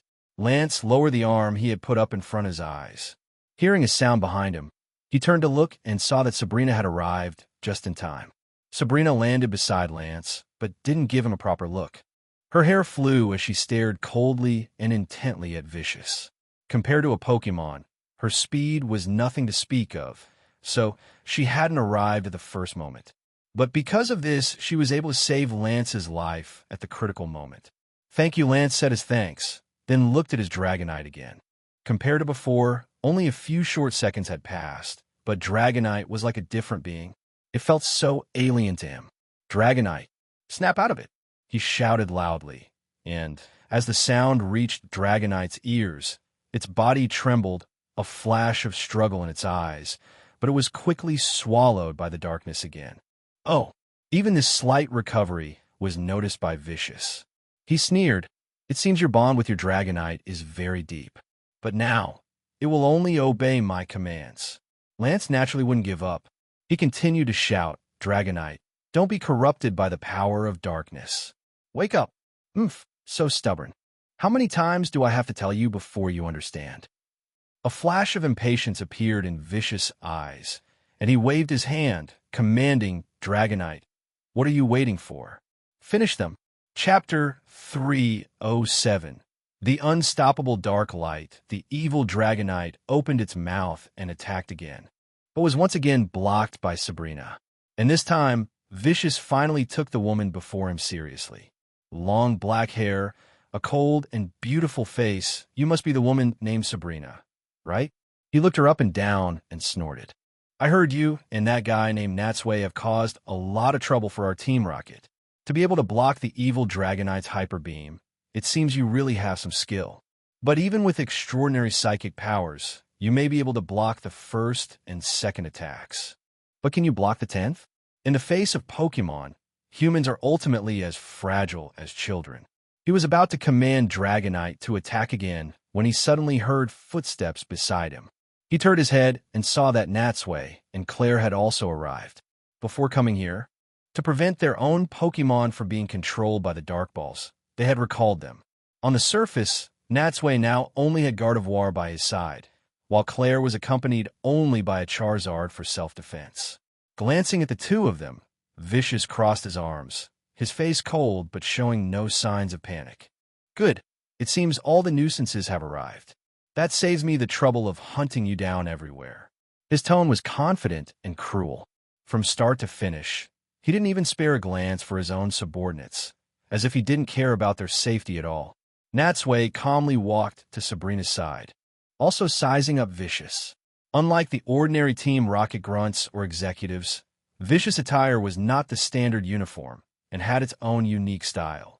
He had a large tuft of beard on his chin, his hair was tied up in a small ponytail, and he wore a yellow mask that covered most of his face, revealing only his nose and mouth, making it impossible to see his features clearly.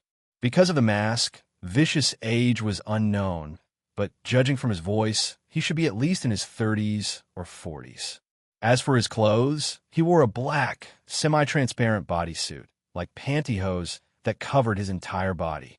Over it, he wore a spiky black vest, similar to what a biker would wear, and on his back, he had a red cape with the letter R on it. Overall, this outfit was indescribably strange and, at the very least, quite unbecoming for his age. After a few glances, Natsui, like a domineering CEO, curled his lip into a sneer. Oof, what a strange sense of style. It's miles worse than my transformation outfit and Jengar mask. Your level of disguise is worlds apart from mine. After a small moment of self-praise, Natsui returned to reality and began to think about how to deal with Vicious. Dragonite's condition was clearly not right. It was being controlled by the Dark Ball, its mind affected, and would only obey Vicious commands. In such a situation, Lance couldn't possibly bring himself to attack his own Pokemon. Not to mention, if he were to send out more Pokemon, they would surely be captured by the Dark Balls. For him, it was truly a dilemma. The only good news was that Dragonite had been raised exceptionally well by Lance, and its abilities were already near their peak. As a result, the Dark Ball hadn't increased its power by much, and it was still within a controllable range. This was evident from the fact that its attacks could be blocked by Sabrina. Claire glared at Vicious and demanded, "Vicious, what is your purpose in coming to the dragon's holy land? Isn't it obvious? To capture the Pokemon here, of course." Vicious extended his hand and pointed at Lance, Natsui, and Sabrina one by one. Thanks to them and the international police, most of our Team Rocket bases in Kanto have been destroyed. We're severely lacking in both manpower and Pokemon and are in urgent need of new blood. Hearing such a reason, Claire was furious. "So you came here? What an evil organization. This is just one of our targets," Vicious said, taking out a few more Dark Balls and twirling them in his hand. "If you know what's good for you, don't waste time. Hand over your Pokemon willingly." "Ha! In your dreams." Shrugging, Vicious let out a very theatrical, helpless sigh. "Since you insist, then let me see how you will face your own former Pokemon. Come on, before me, the great Vicious, show me your ant-like struggle." To speak so arrogantly in front of an Elite Four member, a champion, and two gym leaders was the height of insolence. But with the Dark Balls in his hand, he did indeed have the capital to be so arrogant. With a wave of Vicious' hand, two Dark Balls were thrown simultaneously, their targets being Natsui's Gardevoir and Claire's Charizard. Black light shot out from the Dark Balls, rapidly enveloping Gardevoir and Charizard. Claire commanded her Charizard to dodge, while Natsui employed the opposite strategy. With a thought, the next second, Gardevoir raised its hands and unleashed its psychic power to resist the black light. A wave of blue light crashed against the black light, but it was completely useless. The psychic power passed right through the black light without any interference, not even causing a ripple. "This is tough," Natsui sighed. It seemed his method wouldn't work. As the black light closed in, Gardevoir used Teleport to move to a safe location. Fortunately, the black light didn't have a tracking function, which allowed Gardevoir to escape. Speaking of Dark Balls, the first thing that came to Natsui's mind was the strange black Pokeballs he had seen in Mutewo's hands during their battle on New Island. Although the two types of Pokeballs had similar functions and colors, there were still some differences. Vicious Dark Ball could forcibly capture Pokemon and make them evil, while Mutewo's black Pokeballs, although they didn't make the captured Pokemon stronger, had a tracking effect, and could even snatch Pokemon directly from other people's Pokeballs. The two types of Pokeballs each had their advantages. Thinking about it, since Mutewo had escaped from Team Rocket, the black Pokeballs it had were probably also something it had obtained from Team Rocket's technology and then modified. If that were the case, the two types of Pokeballs indeed shared a common origin, which would explain why they were so similar and why Vicious also possessed Dark Balls. As for the current situation, although he had figured this out, Natsui had no other way to stop Vicious for the time being. The only thing he could guarantee now was that, no matter the outcome of this battle, he absolutely could not bring out the three legendary birds and raise the difficulty to Hell mode. And while they were fighting, Lance was squinting, his mind racing. He looked at his companions and said in a deep voice, "Just dodging like this is not a solution. We have to go on the offensive together. Focus our fire on the dark ball in his hand. As long as we can shatter it, the Pokemon will surely regain its senses." Chapter 308. A desperate gamble. Hearing Lance's idea, the others exchanged a look and all nodded. At this point, they had no better plan and could only pin their hopes on this. Without delay, Claire was the first to attack. Charizard, aim for the Pokeball in that man's hand. Use Flamethrower. Previously, to avoid being captured by the Blacklight, Charizard had fled to the edge of the battlefield. Now, hearing Claire's command, it returned, its mouth filled with flames as it dived towards Vicious. At the same time, Lance also released an Aerodactyl, commanding it to flank from the side. "You go too." Natsui looked back and nodded at Gardevoir. The next second, Gardevoir used Teleport and also appeared behind the mechanical spider. Several Pokemon simultaneously bypassed the evil Dragonite and went straight for Vicious. Trying to win with numbers? How naive. Vicious was unhurried. He took out 3 more Dark Balls from his pocket, and as they opened, several Pokemon glowing with a dark light appeared before them. "My evil Pokemon, eliminate the enemies before you." And while he was taking out the Dark Balls, Natsui had been observing him carefully. Previously, because they were far away, Natsui hadn't been able to see clearly how Vicious used the Dark Balls. Now, face to face, he finally realized that these Dark Balls containing Pokemon had been embedded in Vicious' red vest all along. Before being enlarged, the Dark Balls were like buttons on his vest, serving as decoration. And whenever he used one, Vicious would take one off and enlarge it in his hand. So on the surface, he had at least 6 Dark Balls containing Pokemon. And at this moment, as the Dark Balls were used one by one, only 2 buttons remained on his vest. However, Natsui looked at Vicious' waist pouch. For someone with such a complex personality, he must have other empty, spare Dark Balls besides these 6. Having figured this out, he squinted and looked at the field again. The dark light had dissipated, and before them were 3 Pokemon of different sizes. A Houndoom, an Ursaring, and a Beedrill. Compared to the Beedrill, which he had seen many times, Natsui focused his observation on the Houndoom and Ursaring. Houndoom looked like a black, slender dog with 2 curved horns. It had sharp claws and fangs. Besides the bony structures on its body, it was all black, and its tail was thin and long like the tail of a little devil or a succubus. It was said that when designing this Pokemon, the designers had referenced Cerberus and a legendary European creature, the black dog, and had mixed them together. Ursaring looked like a large brown bear. It had a signature yellow circle on its abdomen and a tuft of long fur on each of its shoulders like pauldrons. Its tail was rather large. Other than that, it was no different from the brown bears Natsui had seen on Earth. Although these 3 Pokemon were all common types that could often be encountered in the wild in the Johto region, at this moment, their eyes also glowed with a dark light. They had clearly been mind-controlled, and their strength had been greatly enhanced. As soon as they appeared, they immediately blocked the path of Natsui and the others' Pokemon. For a moment, the 7 Pokemon were entangled, moves flying wildly, and neither side could get the upper hand. It could only be said that after being enhanced by the Dark Balls, these Pokemon were indeed very difficult to deal with, displaying superpowered strength. And with an evil Dragonite on their side, a 4-on-3 advantage, Natsui and the others' Pokemon couldn't get close to Vicious at all. But after fighting for a while, Natsui noticed another detail. Perhaps because he was too reliant on the Dark Balls and on the free-for-all style of the evil Pokemon, Vicious seemed to be very bad at commanding Pokemon in battle, merely acting as a master. He neither had his Pokemon switch opponents based on type matchups, nor did he have any tactical arrangements. He just let his Pokemon attack randomly, showing off their evil, rampant power. Just then, seeing the battle at a stalemate, Claire turned to Lance.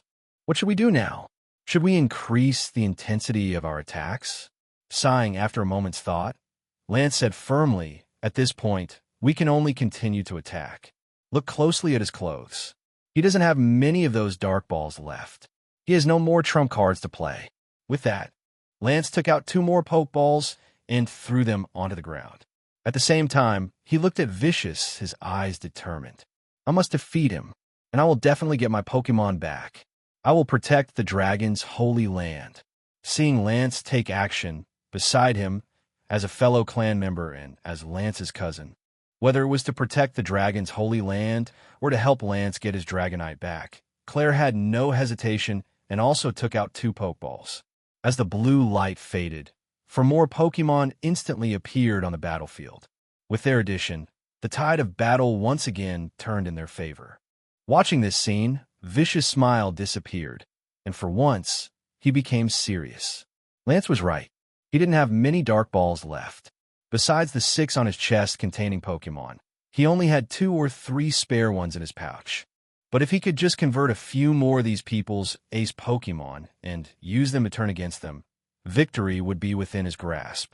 And compared to capturing wild Pokemon and controlling them, capturing these people's Pokemon would undoubtedly unleash even greater power. Overestimating yourselves. Just you watch. I will definitely defeat you, and all your Pokemon will become a great help in achieving my dream. Seeing that both sides were now serious, Natsui knew that they had both gone all in. For whatever reason, at this point, neither side could back down. He thought for a moment, then signaled for Sabrina not to act yet, while he himself took out 2 Pokeballs. Venusaur, Scyther, you go help out too. As the blue light flashed, his 2 Pokemon also charged into the fray. Natsui and the others' Pokemon swarmed forward, surrounding vicious, evil Pokemon.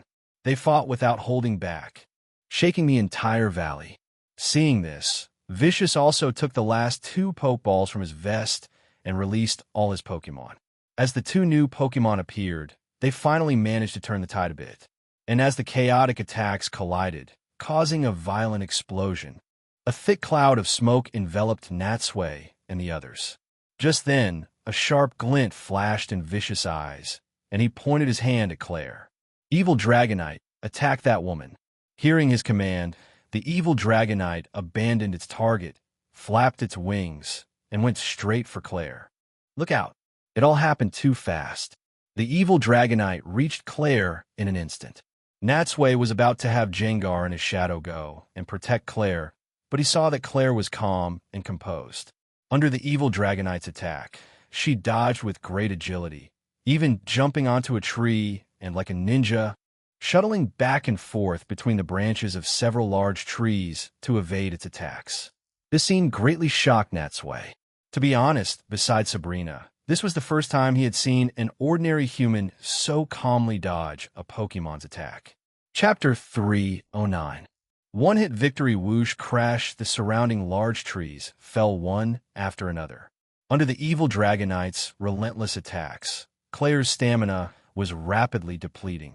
Especially after the several large trees she had been using to maneuver were destroyed, dealing with it was no longer as easy as before. Several times, she only managed to narrowly escape. Fortunately, her Charizard noticed its master's predicament and returned in time, ramming the evil Dragonite and sending it flying, thus resolving the crisis. On the mechanical spider, Vicious took out another empty Dark Ball from his waist pouch, his eyes fixed on the battlefield, ready to capture a new Pokemon at any moment. However, the current situation was too chaotic. The Pokemon on both sides were running amok, attacking each other without any pattern. If he were to act rashly without a suitable opportunity, it would be easy for the Pokemon to dodge, thus wasting a precious Dark Ball. On the other side, Natsui, who had taken in the entire scene, knew that he had to play a role. The only thing causing trouble now was the Dark Ball in Vicious' hand. He held it, but didn't use it, which was a huge threat. As long as he could get rid of those Dark Balls, Vicious would be like a tiger without teeth or claws, completely harmless. As for the mechanical spider he was controlling, let alone being besieged by so many Pokemon, Dragonite alone, once freed, would tear it to shreds. Natsui, without changing his expression, said softly, "Gengar, it's your turn." Gengar poked only half its head out of Natsui's shadow. Apart from Sabrina, who was right beside him, no one else noticed. Yo, I've been waiting for a long time. Tell me, what do you want me to do? Jengar was eager to go. Natsui narrowed his eyes, looked at Vicious, and laid out his plan. The Dark Balls are the key to this battle. If any Pokemon tries to get close to Vicious, they're either blocked by the evil Pokemon or captured by a Dark Ball. So now, you must approach him quietly and without a sound, attack from the shadows, and destroy those Dark Balls in one fell swoop, giving him no chance to react. Hee hee hee. Jengar let out a cold laugh. I understand. This is what I do best. Leave it to me. Seeing it about to act, Natsui added another warning. Be careful yourself. Don't get caught by a Dark Ball. If that happens, no one will be able to beat you. And remember, you must destroy those Dark Balls and release the controlled Pokemon. Don't worry, Jengar said, puffing out its chest. As long as I don't want to be, no one can catch me. With that, Jengar dived directly into the shadows and rapidly approached the mechanical spider from underground. At that moment, on the main battlefield, Lance was still trying to break through Vicious' line of defense. He pointed to an exposed vulnerability and shouted, Aerodactyl, charge through there. As a ferocious Pokemon from ancient times, the theory that Aerodactyl went extinct due to a massive meteor impact has been deeply rooted in people's minds. However, more and more recent evidence suggests that they did not all go extinct, and people occasionally find traces of them deep underground or in canyons. This Pokemon was extremely violent and fierce. Its body was gray, and its appearance was similar to the pterodactyls from science fiction movies. Its mega-evolved form was even more impressive. Unfortunately, Natsui had never had the chance to encounter one, and had no idea where Lance had caught his. Hearing Lance's command, Aerodactyl dived, flew past Beedrill and Ursaring, and approached Vicious from the left flank. As Aerodactyl got closer and closer, Vicious showed no panic because he had been waiting for this opportunity. You think you seized the moment? Ridiculous. This was a vulnerability I deliberately exposed to lure you in. Aerodactyl will soon be mine. The distance closed in an instant. By the time Aerodactyl was right in front of him, before it could even attack, Vicious had already raised his arm, about to capture it with the Dark Ball. However, his wishful thinking was just that. The moment he threw the Dark Ball, a black shadow suddenly flashed before his eyes. The shadow was so silent and so close that it nearly scared the soul out of him. Whoosh! A cool breeze blew past him. Before he could figure out what had happened, his hand suddenly felt empty. He looked down, and the Dark Ball in his hand had vanished. What? He had a feeling and looked up at the sky. A Jengar was floating above his head, smiling at him, and in its hand were those few Dark Balls. My Dark Balls. Vicious was terrified. Whose Pokemon is this? When did it appear? And how did it get so close to me? With no time to think, he quickly looked around and commanded his evil Pokemon, Quick, all of you get them. You must get the Dark Balls back. Before the evil Pokemon could even move, Jengar let out a cackle at Vicious, revealing 4 white fangs. At the same time, its left hand glowed with a dark light, forming a Shadow Ball, which it then slammed into the Dark Balls in its right hand. Boom! Under the powerful energy of the Shadow Ball, the Dark Balls were instantly shattered. No! Vicious' eyes were wide with fury. After Mewtwo had awakened and destroyed the laboratory where it was created, these are the last few Dark Balls left in Team Rocket, the very foundation of his power. Grunts could be recruited again if they died, and Pokemon could be captured again if they ran away. But the Dark Balls, once broken, could not be replaced. Just then, freed from the control of the Dark Balls, the dark light in the eyes of the controlled Pokemon, including the evil Dragonite, disappeared. Their bodies paused, and they regained their self-awareness. It was only at this moment that Lance and Claire realized what had happened. They looked at the Jengar in the air, then turned to look at the calm Natsui, and both let out a sigh of relief. Well done. On the other side, seeing that all the Pokemon had regained their senses, Vicious realized the situation was dire. His heart filled with rage. He slammed a button on the control panel. The next second, the mechanical spider spewed out a thick cloud of smoke, enveloping the surroundings. and in the smoke, two thrusters extended from its bottom. With a dazzling burst of fire, the mechanical spider carried Vicious into the sky and fled. Darn it, he's getting away. Lance's brow furrowed, his tone slightly anxious. You guys stay here. They'll go after him. We absolutely cannot let him leave this place. He waved for his Pokemon and was about to jump on a Dragonite's back when Natsui called out to him. Don't chase him. As they say, don't pursue a desperate foe. I think he still has more Dark Balls. If you go alone, you'll definitely fall into his trap. Chapter 310. The Charizardite Vicious had escaped so decisively and cleanly. He didn't even say any threatening last words, nor did he care about the Team Rocket grunts he had abandoned. And after the brief but intense battle, with trees toppled, the ground collapsed, the river blocked, and bushes burned, the evil Pokemon had not controlled their power, and as a result, half the valley was now in ruins. Seeing the once beautiful and familiar environment destroyed like this, Claire was filled with emotion and couldn't help but let out a long sigh.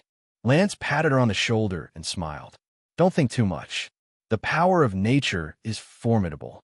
Before long, the ecosystem here will recover. Lance is right. Natsui also agreed.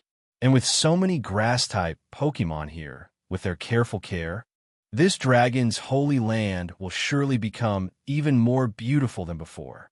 Hearing Natsui still addressing him so formally, Lance said to him seriously, All right, after going through so much together and fighting side by side for so long, isn't calling me mister.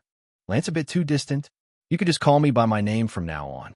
Natsui naturally wouldn't refuse this kindness from an Elite Four member. Including Lorelei from before, this was the second Elite Four member he was on good terms with. Even the cunning Agatha had praised him. It could be said that up to now, his network of connections had been gradually accumulating, which was an extremely valuable asset. Recalling their respective Pokemon, the group then looked at the tied-up Team Rocket grunts in the distance. At this point, they had slowly regained consciousness, but with their hands and feet bound. They were powerless to escape, and having witnessed their highest-ranking executive abandon them and flee alone, coupled with their Pokemon being defeated, they had lost all faith and could only sit dejectedly on the ground, quietly awaiting their unknown fate.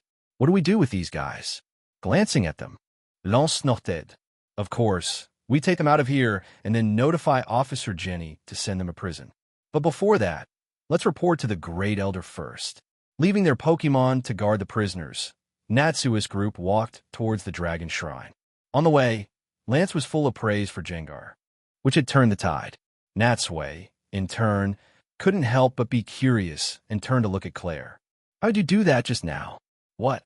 Claire was taken aback, not knowing what Natsui was referring to, making a few gestures with his hands and even adding a swoosh-swoosh sound effect. Natsui said, like a ninja jumping back and forth between the tree branches. How did you become so agile and light? Oh, that Claire smiled. Because I've been training with Pokemon since I was a child, my physical fitness has improved over time, and am very familiar with Dragonite's attack rhythm, which is why I could dodge so gracefully. Is it really that simple? Natsui was quite skeptical. That kind of movement doesn't seem like something an ordinary person can do. Hearing this, Lance, who was walking at the front, laughed. Claire is indeed just an ordinary person. If you knew Bruno, you would know what a truly strong human is. He's someone who can wrestle with Pokemon. Seeing his power would definitely blow your mind. Bruno Natsui stroked his chin. In his memory, Bruno was indeed no ordinary person. His strength was so great that he had even defeated an Onix with his bare hands. He was as strong as a humanoid Pokemon. If I have the chance, I should definitely meet him. And he was the only Elite Four member he hadn't had any dealings with yet. After a few minutes' walk, the group had arrived at the Dragon Shrine. The Great Elder and Kabu had been watching from a distance during the battle. Seeing the group return safely, they came out to greet them. Lance went forward and recounted the battle. The Great Elder encouraged the two family members with a few words of praise, then turned his gaze to Natsui. Young man, you have helped us a great deal. We dragon tamers always repay our debts. And as a reward for this incident, Given your affinity with the way of the dragon, I will give you this." As he spoke, he took out 2 stones from his pocket. The 2 stones, one yellow and one blue, looked crystal clear and round, clearly having been carefully polished to be extremely smooth. Inside each was a pattern similar to a DNA helix, and under the sunlight, the stones shimmered with a faint light. With just one look, Natsui could tell that these were both Charizardites. The yellow one would make Charizard evolve into its Y form, while the blue one would make it evolve into its X form. Seeing Natsui's astonished look, the Dragon Elder seemed to think that Natsui didn't understand their use, and explained, "These are 2 magical stones brought back from the Kalos region by a traveling dragon tamer. The stones contain powerful energy that can allow Charizard to temporarily evolve further. But to use them, besides the stones, you must personally go to the Kalos region to find a way to use them. However, the powers of these 2 stones conflict with each other and cannot be used at the same time, so you can only choose one as your reward. Isn't this too valuable? Don't be polite. Take it. You deserve it." Although the Dragon Elder said so, Natsui still hesitated. He looked up and saw that both Lance and Claire were looking at him with encouraging smiles. After a moment's thought, he still extended his hand. But when it came to choosing, Natsui's finger hovered in the air for a long time. A choice between 2, it's really a tough decision. In fact, whether it was Charizard's X form or its Y form, each had its own characteristics and looked very cool. Natsui really liked them both. But as the Great Elder had said, this was a multiple-choice question with only one answer. No matter how much he liked them, he could only take one of the evolution stones. After a long time, Natsui finally made his choice. He gritted his teeth and took the yellow Mega Stone from the Great Elder's hand. Mega Charizard Y, this is it. Compared to Mega Charizard X, whose typing changed from Fire Flying to Fire Dragon, and whose body color also changed. Although Mega Charizard Y's typing did not change, the power of its moves was greatly enhanced, and it also fit the completeness of Natsui's lineup better. Comparing the 2, one couldn't say which was stronger or weaker. It only depended on the trainer's personal preference. And in any case, after confirming his answer, Natsui finally no longer had to struggle with the decision. And, including the Gyarados he had obtained earlier, this was already his 2nd Megastone, which put him one step ahead of others even before he had begun his adventure in the Kalos region. Chapter 311. Crossing the sea under a deceptive guise, leaving the dragon's holy land. The sky was already dusk. The feeling after a great battle was undoubtedly refreshing. As Natsui and the others walked out of the mountains, they looked up at the sky and saw, under the orange-red clouds, a flock of over a dozen Pidgey flying leisurely in a V formation over the mountain peaks.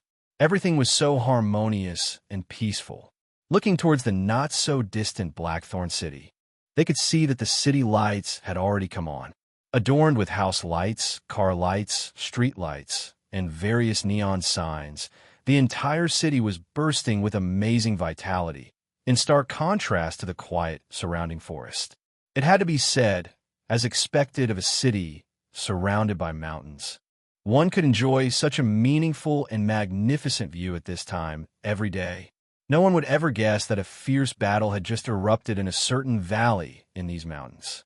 After escorting the Team Rocket Grunts for a while longer, Natsui and his group finally met up with Officer Jenny, who had come with a team to take them into custody outside Blackthorn City.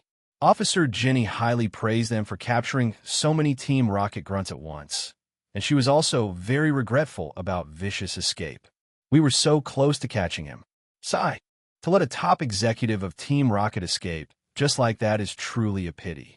But in any case, you've managed to capture so many ordinary members, which is undoubtedly another heavy blow to Team Rocket.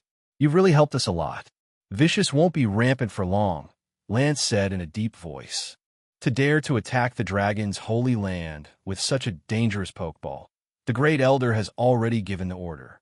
The other dragon tamers in our clan will hunt him down after receiving the news. We want rest until he is caught." To be able to talk so openly about the dragon's holy land and the Great Elder in front of Officer Jenny showed just how close the relationship between the dragon tamers and the Blackthorn City Police was. Natsui could even boldly guess that, having operated here for hundreds of years, perhaps the entire city was already under the control of the Dragon Tamer clan. The two chatted for a few more moments, and seeing that it was about time, Lance left Kaboo with Officer Jenny to handle the transfer, while he and Claire, along with Natsui and Sabrina, continued towards Blackthorn City. Before leaving, Natsui looked back at the Team Rocket Grunts. At that moment, the police officers who had come with Officer Jenny were handcuffing them.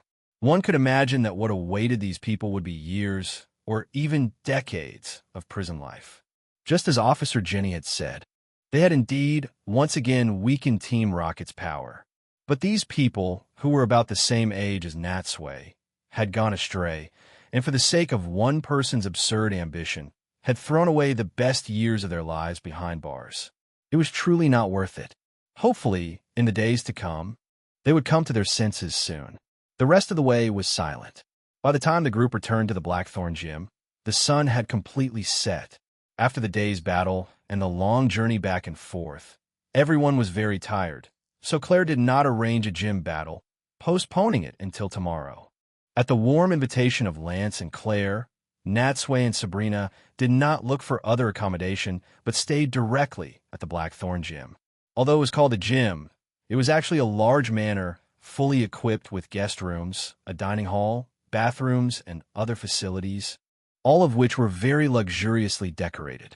And for two outsiders not from the Dragon Tamer clan to be invited to stay here showed that they had gained a great deal of recognition from these people. Even if I were to think of this in terms of other games, my reputation with the Dragon Tamer clan should be at least friendly or higher now, right? After a short rest, Natsui and Sabrina were invited to the dining hall again. A 5-meter-long wooden table, high-stem glasses, white plates, gorgeous curtains, Pokemon ornaments, and a marble floor. When all these elements came together under the bright lights, the dining hall looked equally magnificent. Even the knives and forks Natsui and the others used were exquisite silverware, which was an eye-opener for him and allowed him to deeply appreciate just how wealthy the Dragon Tamer clan was. On the other side of the table, Lance and Claire had both changed out of their daytime attire into casual clothes. Setting Lance aside, Claire was actually quite good-looking. It was just that her strange hairstyle affected her appearance a bit, and her toned muscles made her look less delicate than other female trainers. Let's toast to this victory. Cheers! During dinner, the group chatted happily, but it was mostly Lance and Natsui who were talking, with Claire occasionally chiming in. As for Sabrina, she had no intention of speaking at all and just ate the food in front of her elegantly. Downing the expensive red wine, Natsui couldn't tell if it was good or bad, only that it was all the same bitter and pungent taste. When he ate the high-end ingredients, although he could feel they were very delicious, he couldn't say what was so good about them compared to ordinary ingredients. But in any case, Natsui enjoyed the meal very much. After dinner, Claire arranged separate rooms for Natsui and Sabrina. However, she clearly didn't realize that the two were in a romantic relationship and still thought they were just traveling companions. Natsui couldn't say anything about this and could only smile wryly as he walked into his own room under Sabrina's teasing gaze. After entering the room, Natsui composed himself, and the first thing he did was wash off the dust. He hummed a song he liked from Earth and took a comfortable hot bath in the bathroom, washing away his fatigue. However, just as he lay down on the bed, he saw Jengar approach with a sleazy look on its face. "What's wrong with you?" Natsui gave a strange look. "Why do you look so weird? You're smiling so vulgarly. Did you find some money?" "What use is money to me? It's just a piece of paper. What's so special about it?" Jengar first rolled its eyes, then said with a grin, "It'll show you something good." As it spoke, it reached into its body and from somewhere pulled out a black pokeball. Natsui looked closely and saw that it was Vicious Darkball. "A dark ball?" he exclaimed, his eyes wide in disbelief. "How did you get it?" "Hee," Jengar grinned, looking extremely smug. "Everyone else saw me destroy the dark balls in Vicious' hand. But actually, I secretly kept the one that hadn't been used yet." "Well, we'll be damned. You're really something," Natsui said, shaking his head. That was a brilliant sleight of hand. You fool not just me, but Sabrina, Lance, and Claire too. We really thought you had destroyed all the dark balls in your hand at that time. Taking the dark ball, Natsui examined it carefully. Compared to a regular pokeball, the dark ball was not much different in shape. It was just that its all-black body had a dozen or so gray stripes on it. Holding it in his hand, Natsui played with it over and over, but he didn't feel any surprise. To be honest, with a Master Ball in his possession, he had no desire to use this kind of thing. As a proper trainer, he disdained snatching Pokemon from others. Moreover, Pokemon caught with a dark ball would become evil, and their minds would be severely affected. Forget it. Since I have it, it'll just keep it as a souvenir, as a collector's item. Sigh. I really hope I never have to use it in the future. Chapter 312. That girl, after carefully putting away the dark ball, Natsui leaned back on the soft pillow and looked out the window. At that moment, the sky outside was dotted with stars, and a clear moon was right opposite the window, casting a bright moonlight onto his bed. A soft snoring sound came from the foot of his bed. He turned his head and saw that Jolteon was lying on a blanket, already fast asleep. And beside it, Dratini was also curled up, snuggled tightly against Jolteon's belly, also sleeping soundly. Perhaps drowsiness was contagious, or perhaps the warm and reassuring room made Jengar unbearably sleepy. It let out a big yawn, said good night to Natsui, and dived into the shadows. Everything was silent. In an instant, it seemed as if he were the only one left in the world.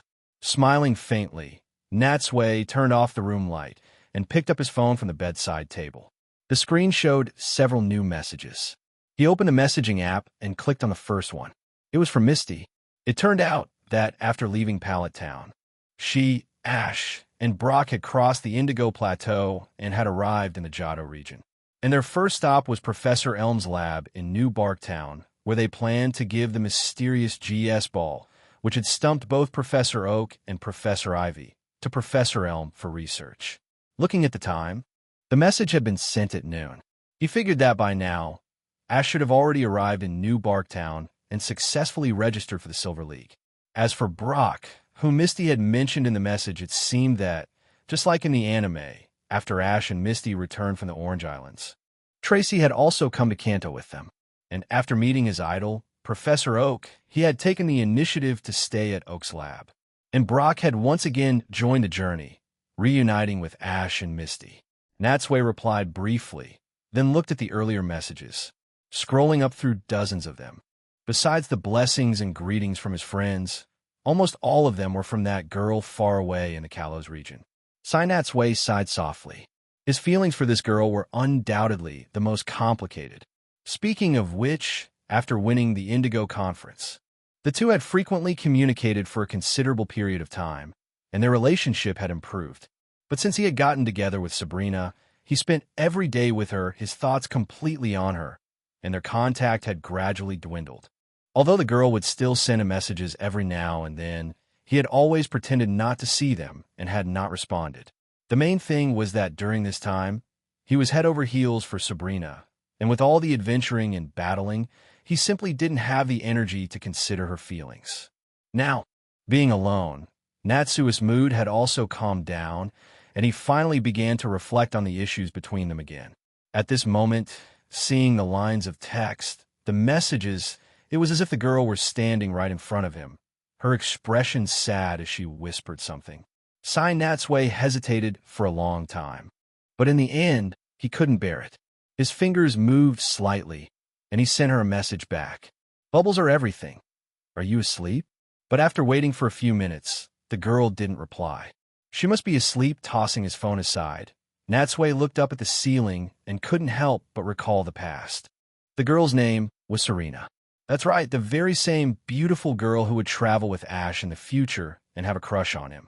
When he had first transmigrated to the Pokemon world, he had been unconscious in a pile of grain on her family's farm. It was Serena who had first discovered him and dragged him out from a crowd of spectating Rhyhorn. Since then, Natsui had temporarily stayed at their house, receiving great care from Serena and her mother. In the following days, the two spent several months together, and their relationship grew rapidly, becoming closer and closer. He played with her, helped her learn how to ride a rhyhorn, went shopping with her, ate with her, and watched movies with her. When she was down, he was there to comfort her, and when she was discouraged, he was there to encourage her. It could be said that in both her studies and her daily life, Natsui had given her a lot of help and affection, becoming a part of her life in every way. Later, after earning some money from part-time jobs, Natsui gradually saved up some money and moved out, renting a house not far away. And after he moved out, their relationship did not grow distant. Perhaps because her mother was not around to get in the way, it became even better than before. On her way to school, Serena would always use her key to open Natsui's door, wake him up affectionately, and bring him the breakfast her mother had prepared. Even after school, she wouldn't go home right away, but would come to Natsui's place again, staying until late at night. Calculating it, she spent most of her day following Natsui, almost inseparable. Even when Natsui went to work at the theater, people could always see a cute little tail following behind him. Because of this, the staff at the studio often joked about the two of them. And whenever that happened, Natsui would always reply, "This is the wife I've been raising since she was a child." Hearing such words, Serena never refuted it, just continued to follow behind Natsui with a slight blush on her face. In the days that followed, she smiled more and became more lively in front of him. Sometimes, when she was thirsty, she would even drink from Natsui's cup without any hesitation. However, what had started as a joke was, in the end, becoming more and more like the real thing. Perhaps it was his meticulous care for her, like a gentle spring rain, that when Natsui came to his senses, he found that he had unknowingly walked into the girl's heart, filling it completely, without leaving a single gap. On ordinary days, when he turned his head inadvertently, he would always find the girl tilting her head, looking at him affectionately, her bright, clear eyes full of tenderness. And this made Natsui suddenly wake up.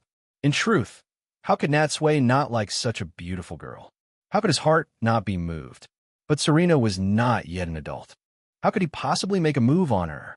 The reason he cared for her so much was naturally out of gratitude for her taking him in at the beginning. Secondly, it was also because she was an important female protagonist in the anime, and Natsui wanted to understand, get to know, and integrate into this world through her. Of course, the fact that Serena was so beautiful was also a major reason why Natsui was so close to her. But from beginning to end, he had always seen her as a little sister. Since then, Natsui had begun to deliberately distance himself from her. But perhaps it was her delicate heart that made the girl quickly notice something. When she went to look for Natsui as usual, she always found him avoiding her. And this made Serena panic. She didn't know what she had done wrong and was dejected for several days. Finally, unable to bear it any longer, to win Natsui back, she finally mustered up the courage to confess to him one night. Natsui still remembered that the moonlight that night seemed to be just as bright as it was now. But after Serena said, "I like you," all she got was Natsui's heartless reply, "I only see you as a sister." In that instant, Serena's emotions had completely collapsed. She cried her heart out and returned home, heartbroken. She shut herself in her room for several days, her eyes dull and lifeless. To be honest, Natsui had also regretted it at the time, but things had already come to this, and he couldn't change anything. After a long period of inner turmoil, he simply left the place, taking the ralts he had gotten from Diantha, and came to Kanto to make a name for himself, hoping that time would wash everything away. Just as Natsui's memories reached this point, the phone beside him suddenly lit up. Its faint light was so bright in the dark room, just like Serena's eyes had once been. But unfortunately, he hadn't seen them for a long time. Picking up the phone, he saw that Serena had replied, "Just got out of the shower. You're not resting either?" At the end of the message, she had also added a cute smiley face, as if to explain that she really had been in the shower and wasn't deliberately not replying right away. Sighed the girl who was once so happy. Why has she become so humble now? His fingers hovered in the air for a long time. Natsui changed the subject. I've arrived in Johto.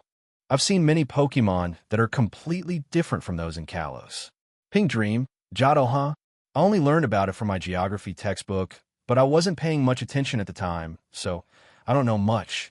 Is it fun there? LOL, bubbles are everything. It's not that different, really. Just mountains, rivers, and lakes. Pretty much the same as Kanto or even Kalos. He thought for a moment, then opened his pictures and sent her a few recent photos. Pink Dream, wow, so beautiful. I really want to go and see. By the way, congratulations on winning the Orange League. Cheeky. Natsui was taken aback. He hadn't told Serena about this. How did she know? Perhaps knowing what he was thinking, Serena's second message arrived a moment later. Pink Dream, I looked up information about you on purpose. That's how I found out you've already won your second trophy. I watched every match.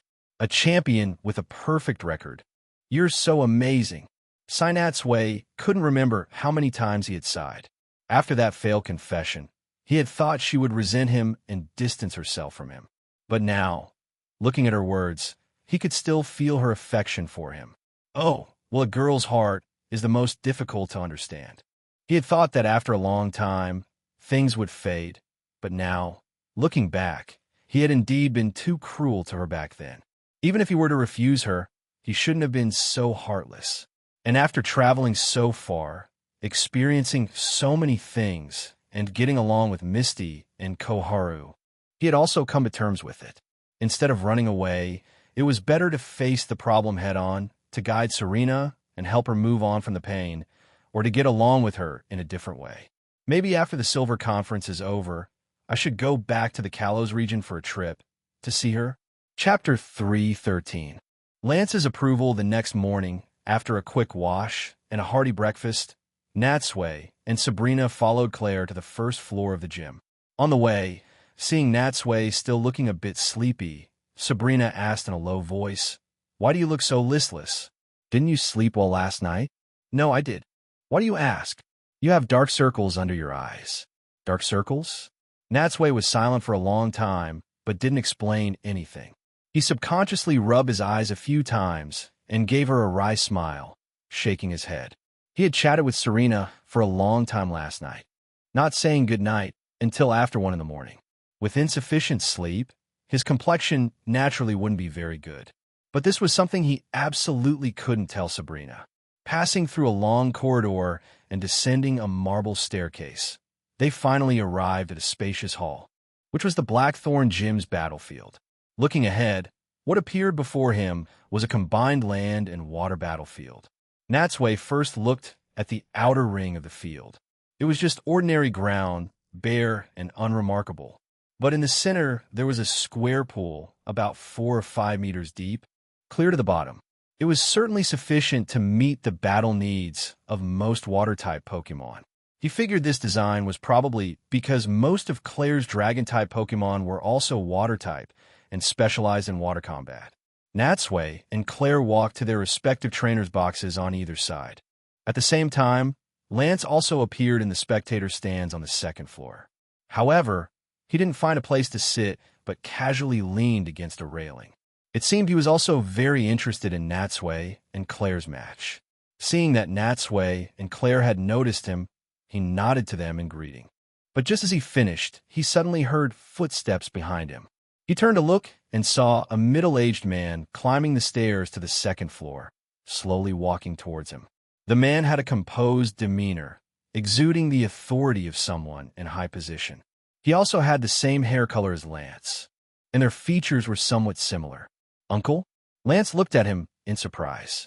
"I heard Claire say you went to the Pokemon League. How did you come back so quickly?" The man before Lance was the former Blackthorn gym leader, the current head of the Dragon Tamer clan, and also Lance's biological uncle. "The matters there are resolved, so of course I came back. I just entered and heard someone challenging the gym, so I specifically came to see. I didn't expect to see you." As he spoke, the middle-aged man walked up to Lance, looking him over. "Speaking of which, I haven't seen you in a long time. You look just the same as before, no change at all." Lance looked at Tilly. "At my age, my appearance is hard to change. It'll only get older." The man smiled faintly. After a brief exchange between uncle and nephew, he changed the subject and asked, "I heard someone broke into the Holy Land yesterday. It was Team Rocket. I rushed back specifically for this." Lance nodded. The leader was a top executive named Vicious. But the matter has been resolved. Besides Vicious escaping, everyone else has been handed over to the police. And the Great Elder has given the order for the other dragon tamers still in the Johto region to hunt Vicious down. We will not rest until he is caught. Well done, the man praised. Then his face hardened, and he said seriously, these audacious Team Rocket members to dare to break into the dragon's holy land. We must make them pay the price they deserve. With that, he turned his head to look at the field and asked in surprise, "But I didn't expect you to be interested in gym battles either. You actually have time to come here to watch a match. Isn't your work as a Pokemon investigator always very busy?" "You're right. We are very busy," Lance smiled. "Originally, after dealing with the Holy Land matter, I had to rush back to Kanto immediately. But this challenger is a friend of mine, and thanks to him yesterday, the Holy Land is safe. So I thought I'd watch this match before leaving." "Oh." The middle-aged man looked at Natsui. "A friend of yours? And he helped us a lot? So he's very strong?" "That's right," Lance said seriously. "He is indeed very strong. Claire is definitely no match for him. This match is a definite loss for her." "Claire is no match?" Hearing this, the middle-aged man was greatly surprised.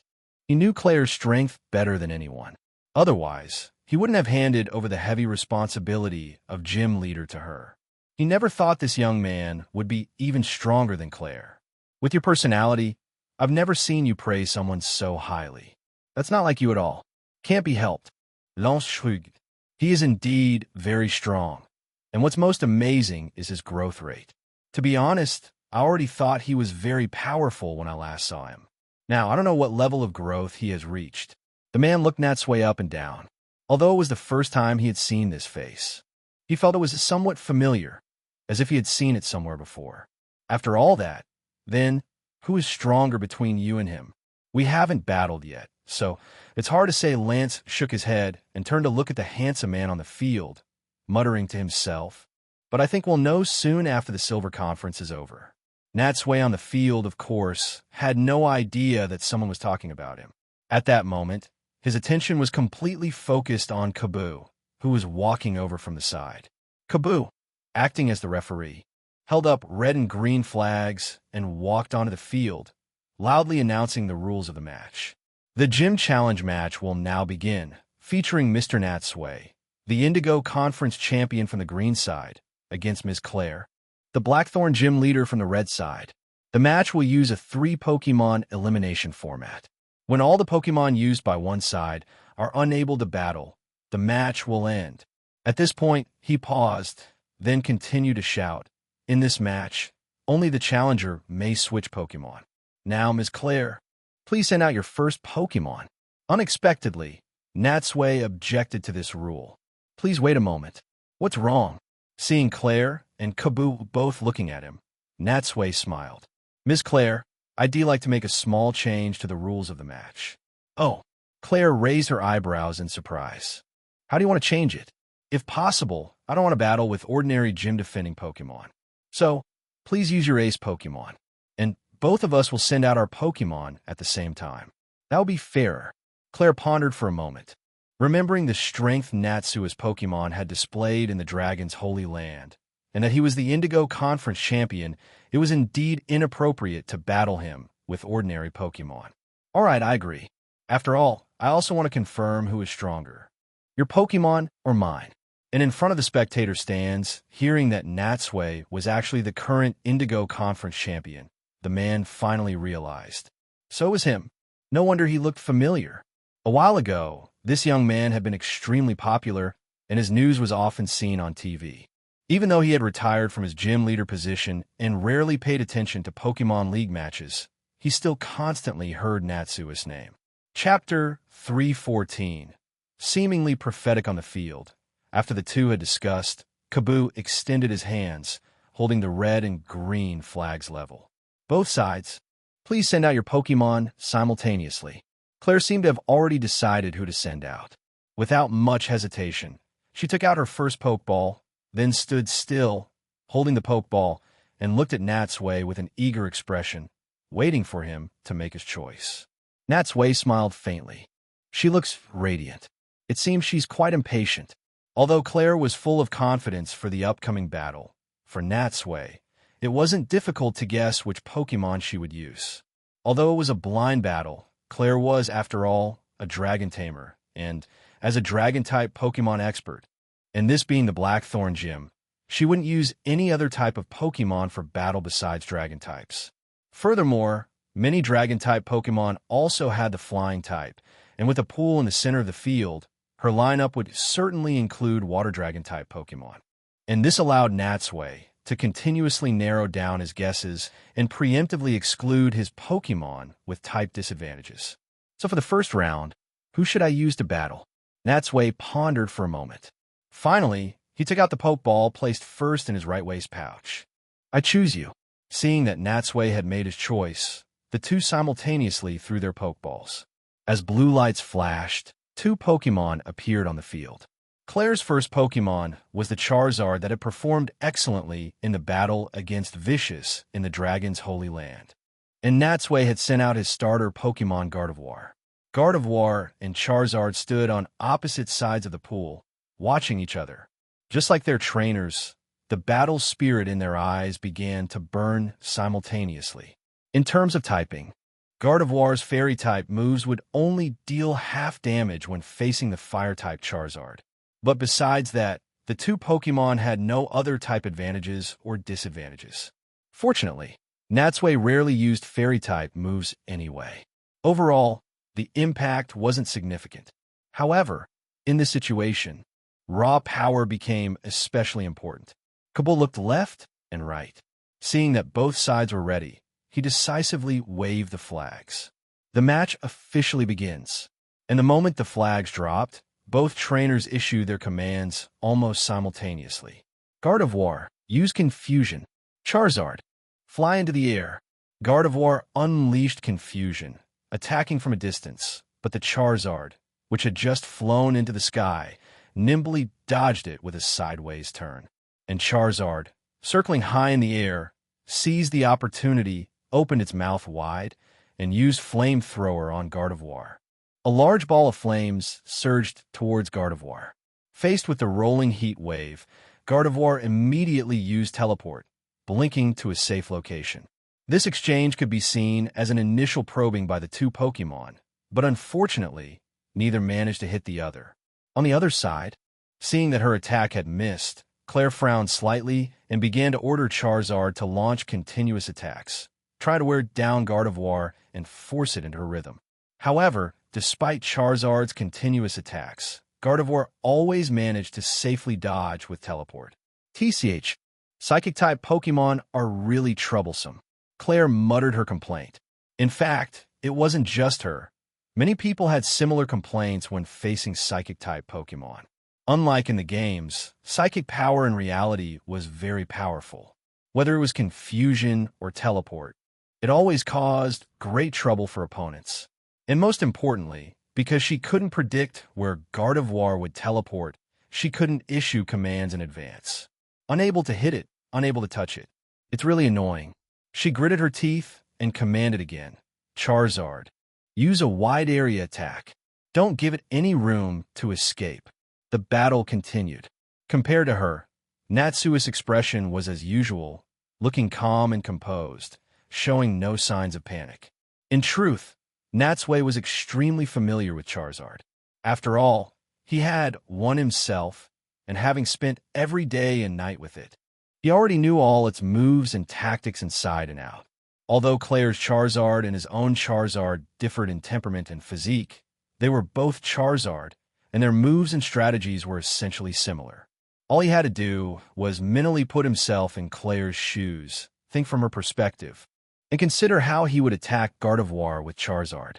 Then, Gardevoir, reading Natsui's thoughts through telepathy, would be prepared for Charizard's next attack.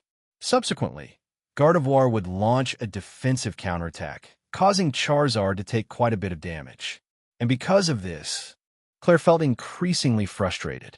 It was as if Gardevoir could predict the future, always anticipating Charizard's next move. This is troublesome. It could only be said that it was only after personally experiencing a battle with Natsui that she could feel how incredibly strong Natsui's Pokémon were. As expected of the undefeated Indigo Conference champion, he's really tough. And what was most terrifying was that she had never experienced this feeling of powerlessness, not even when battling Lance. Could this person be even stronger than Lance? Finally, when the severely exhausted Charizard, its breathing ragged, exposed another opening, Gardevoir used Psybeam, causing Charizard to suffer temporary mental confusion. Then it followed up with Psychic, paralyzing its body, and finally delivered a Hypnosis, knocking it out of the sky. Hit by Hypnosis, Charizard's eyes grew extremely heavy, and its consciousness became increasingly blurry. In an instant, it seemed to lose all its power and plummeted headfirst into the pool in the center of the field. Whoosh! Dozens of meters over 10 meters, a few meters Charizard.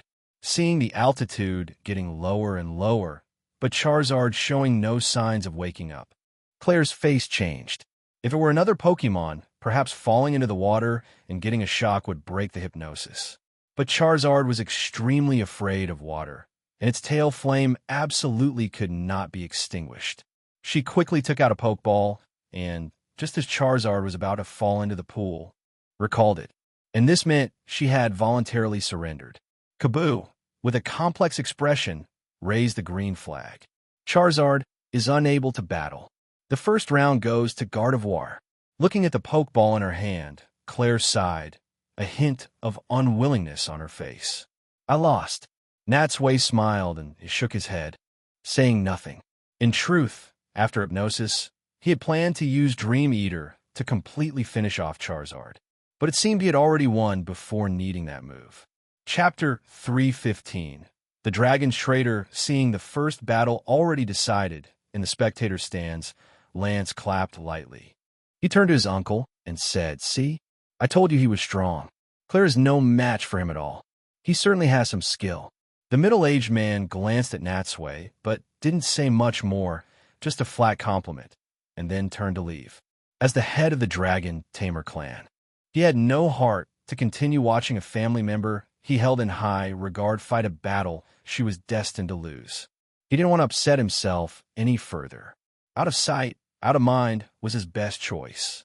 On the field, seeing Claire take out her second Pokeball, Natsui also called back Gardevoir.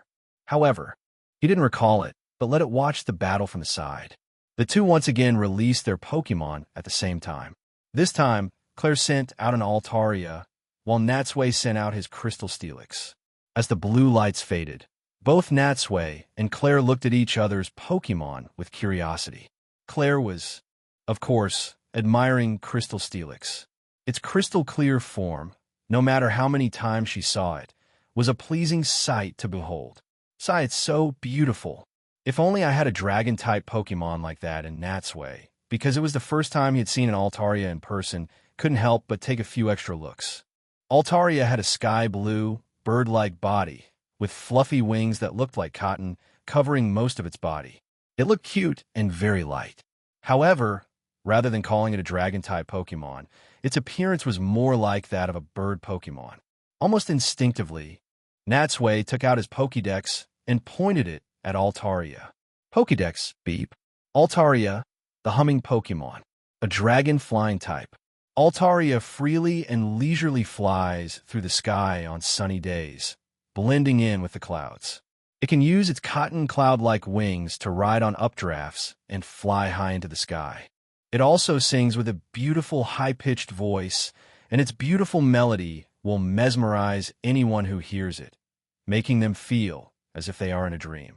Interestingly, although Altaria possessed the dragon type, because of its bird-like appearance, it, along with Druddigon and Flygon, was once jokingly called the shame of the dragon types.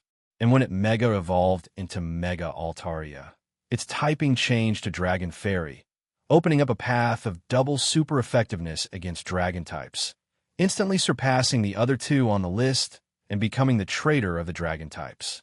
He never thought that Claire, a dragon tamer, would make such a famous Pokémon one of her aces. However, For Natsui, this battle was actually a bit difficult. After all, Crystal Steelix's ground-type moves couldn't harm a flying-type Pokemon, while conversely, flying-type moves could deal normal damage to a ground-type Pokemon. This invisibly crippled one of Crystal Steelix's arms. But fortunately, even after evolving, it could still use some rock-type moves. At the same time, it also had another typing, Steel, which could be used to fight against Altaria. Also realizing the type issue, Claire couldn't help but smile. In terms of typing, it seems I have the advantage. Natsui nodded, not refuting. If he had wanted an easier victory from the start, he could have sent out his Charizard or Gyarados and simply steamrolled her with raw power. But Natsui chose not to do that. Instead, he used this battle to train his other Pokemon and also to improve their ability to fight in even or disadvantaged situations. When the match began, just like Claire's resolute personality, she maintained a high offensive drive, having Altaria attack continuously, causing a lot of trouble for Crystal Steelix.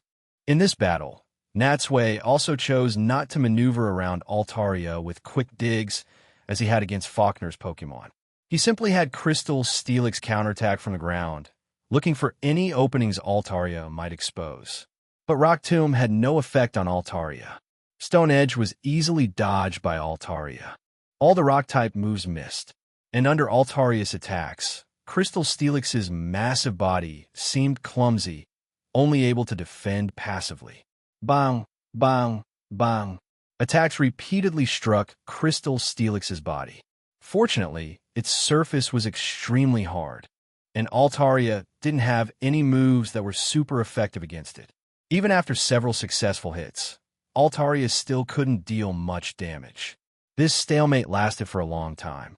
As Altaria used Wing Attack again and charged towards Crystal Steelix, Natsui's eyes suddenly narrowed. Good chance. Now, use Dragon Breath. Crystal Steelix raised its head, and a stream of blue-green flame shot from its mouth, instantly enveloping Altaria. What? Seeing the Dragon Breath, Claire was first greatly surprised, then belatedly shook her head. Sigh, that was my oversight. I rarely battle against Steelix, so I had completely forgotten that it can also use Dragon Breath. You can't be blamed for that, Natsui said. After all, there are too many types of Pokemon, besides the common ones, who can remember all their moves. Even a Pokemon professor probably forgets sometimes.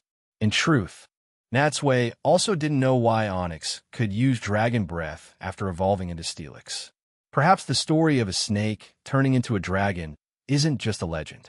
A Pokemon that lives deep underground for so long might have absorbed a bit of dragon energy. Coming back to his senses, Natsui refocused his attention on the field. The surprise Dragon Breath attack had caught Altaria completely off guard and had dealt double damage, finally turning the tables a bit. And as Altaria emerged from the Dragon Breath, most of its body was scorched. It could only return to the sky, looking at Crystal Steelix with lingering fear. Don't be afraid. Claire chuted. Just be careful. One more time, use Wing Attack. Hearing Claire's command, Altaria dived again. But because of a newfound wariness, its momentum was no longer as unstoppable as before. Crystal Steelix. Use Euro Ball. Crystal Steelix's massive body began to spin faster and faster, with such force that it even made the entire gym start to shake. Altaria couldn't stop its charge in time and crashed directly into the Euro Ball, being thrown to the ground by the immense force. And, taking the opportunity, Natsui once again had Crystal Steelix use Iron Tail, slamming it hard onto the still-downed Altaria. Crash! Hit by the massive tail, the beautiful voice that Altaria usually used for singing instantly let out a miserable cry. Chapter 316. Why isn't it afraid of water? Altaria, amidst Claire's shout. Without waiting for the Altaria on the ground to get up, Natsui again issued a command to Crystal Steelix. Use Crunch. Crystal Steelix opened its massive mouth and bit down on Altaria's body. And because its mouth was so huge, it bit down on most of Altaria's body in one go. Creak, the people present, could even hear the sound of teeth grinding against skin. And this made Altaria let out another heart-wrenching cry. Fortunately, Crystal Steelix's teeth were not sharp, and Altaria's thick, fluffy feathers meant that its skin wasn't pierced, and its bones and internal organs were not harmed. But the soul-deep pain was still unavoidable. At that moment, Altaria was like being clamped by giant pincers, being squeezed hard. "Altaria, break free." Hearing Claire's voice, the struggling Altaria seemed to experience a final surge of energy, its spirit suddenly rallying. Enduring the immense pain, it used all its strength to launch an attack from within Crystal Steelix's mouth. In the violent explosion, it finally managed to pry open its giant mouth and escape in a battered state. But at this moment, it looked covered in wounds, on the verge of collapse, a far cry from its initial elegance and beauty. Looking at Crystal Steelix, it stood tall, its head held high, with a continuous stream of black smoke coming from its mouth. The attack inside its mouth had also dealt a lot of damage to it. Although it was bleeding, it had only been stunned for a moment, and its brain was not injured. When it regained its senses, it turned its huge head and stared angrily at Altaria. Seeing this, Natsui sighed softly. Speaking of which, before it evolved, Crystal Onyx had a relatively calm personality, the type that would quietly lie in a corner without making a fuss. But after evolving, not only had its form changed, but its personality had also become more and more brutal. This could be clearly seen from its appearance, which was just as ferocious as Gyarados. Anyone who saw that massive snake-like head and was stared at by those blood-red eyes would feel a chill down their spine. Especially its hard, rock-like body, which was cold to the touch and felt completely devoid of warmth, as if it were a cold-blooded animal. Thinking of Magikarp, one could only say that the more harmless a Pokémon looks, the more ferocious it becomes after evolving. And in his own lineup of only 10 regular Pokémon, 2 had now unknowingly developed in this ferocious direction. He didn't know if that was a good thing or a bad thing on the other side. Claire also gritted her teeth. Looking at Altaria's condition, it no longer had the stamina to continue fighting. Perhaps Crystal Steelix's next attack would knock it out directly. No, this can't go on. If I lose this round, the score will be 2-0, and he'll have the match point. And to turn the tables with only one Pokémon left is almost impossible. I have to find a way to turn this situation around. Even if I lose, I have to at least take down one of Natsui's Pokémon. That way, he'll have a chance to make a comeback in the third battle. With this thought, she glanced at the pool in the middle of the field and immediately had an idea. "Altaria, use takedown. Knock it into the water." Hearing Claire's command, Natsui couldn't help but nod. Given the current situation, this was indeed a good choice. Although Altaria would also be injured in the process, and its feathers would be soaked after entering the pool, making it unable to fly again. But as long as it could knock Crystal Steelix into the water with its weight, it would be impossible for it to climb out of the pool, which would count as a double knockout. But unfortunately, this tactic might work against other Steelix, but against Crystal Steelix, her plan was destined to fail. Altaria took a breath and, using its last bit of strength with a do-or-die conviction, rammed hard into Crystal Steelix. Boom! Crystal Steelix didn't dodge. Its massive, sturdy body leaned back, and it fell into the pool behind it along with Altaria. Yes, it worked. Claire's eyes lit up. However, in her joy, she didn't think about why Natsui, knowing her intention, hadn't commanded it to dodge. Splash, splash. Splash. The water that surged onto the ground spread out, soon washing over Claire's feet and soaking her shoes. But she ignored it, her eyes fixed on the situation in the pool. In her expectant gaze, the water in the pool began to churn, and as a huge, crystal-clear head rose from under the water, she couldn't help but feel a wave of disbelief. Crystal Steelix? How is this possible? Why is it okay? She had thought of several outcomes.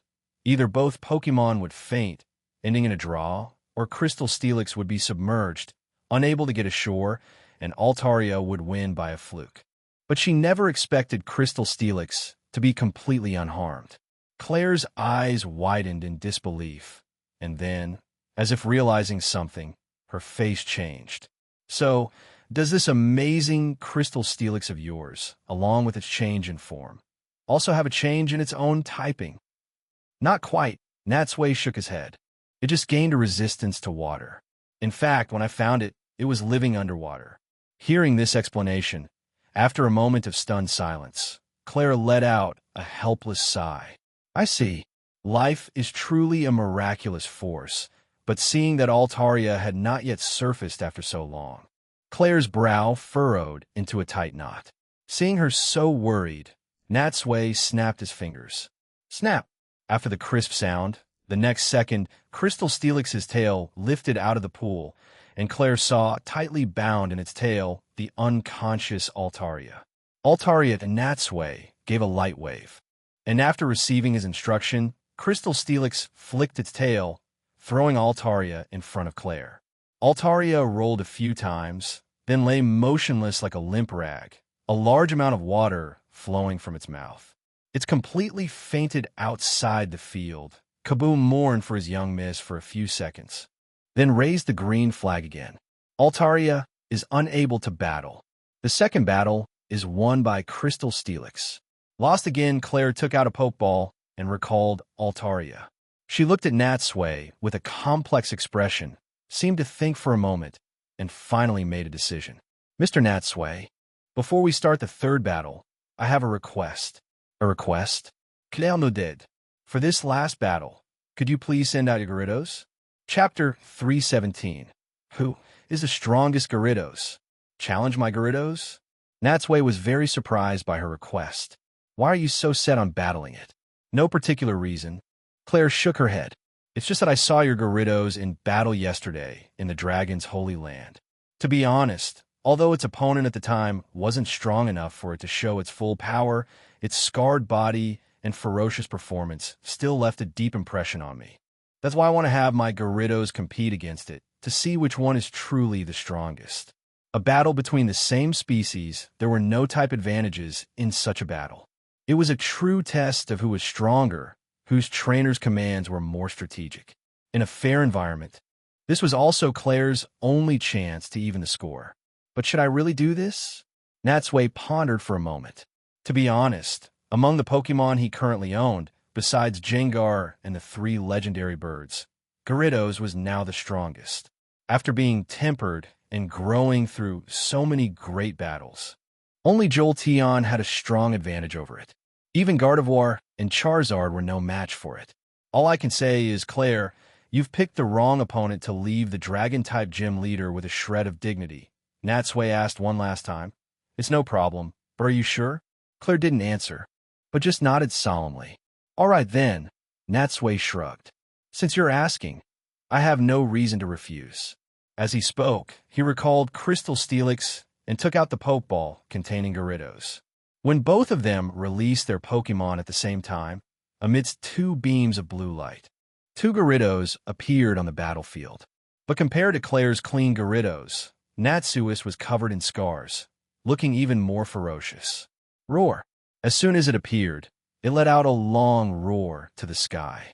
The resounding draconic cry echoed through the Blackthorn gym. Both Lance and Claire frowned, surprised by Gyarados' astonishing presence. As dragon tamers who had been dealing with dragon-type Pokemon since they were children, they understood that a Gyarados presence was often linked to its own strength. It seems this Gyarados is indeed extraordinary, and compared to those 2, Kaboo, being older and much closer, found the sound so deafening that he subconsciously covered his ears. Looking at Claire's Gyarados, it was taken aback by the preemptive roar from Natsui's Gyarados and paused for a moment. Although it also let out a roar immediately after, its voice was not as powerful. And in terms of presence, it had already lost by more than just a little. Seeing that both sides were ready, Kaboo rubbed his ears and signaled for the 3rd time for the match to begin. However, unlike Claire, who immediately gave a command, Natsui at this moment had his hands in his pockets, not saying a word, not giving any command, just watching quietly, as if it had nothing to do with him. Strange, why isn't he commanding his Pokemon?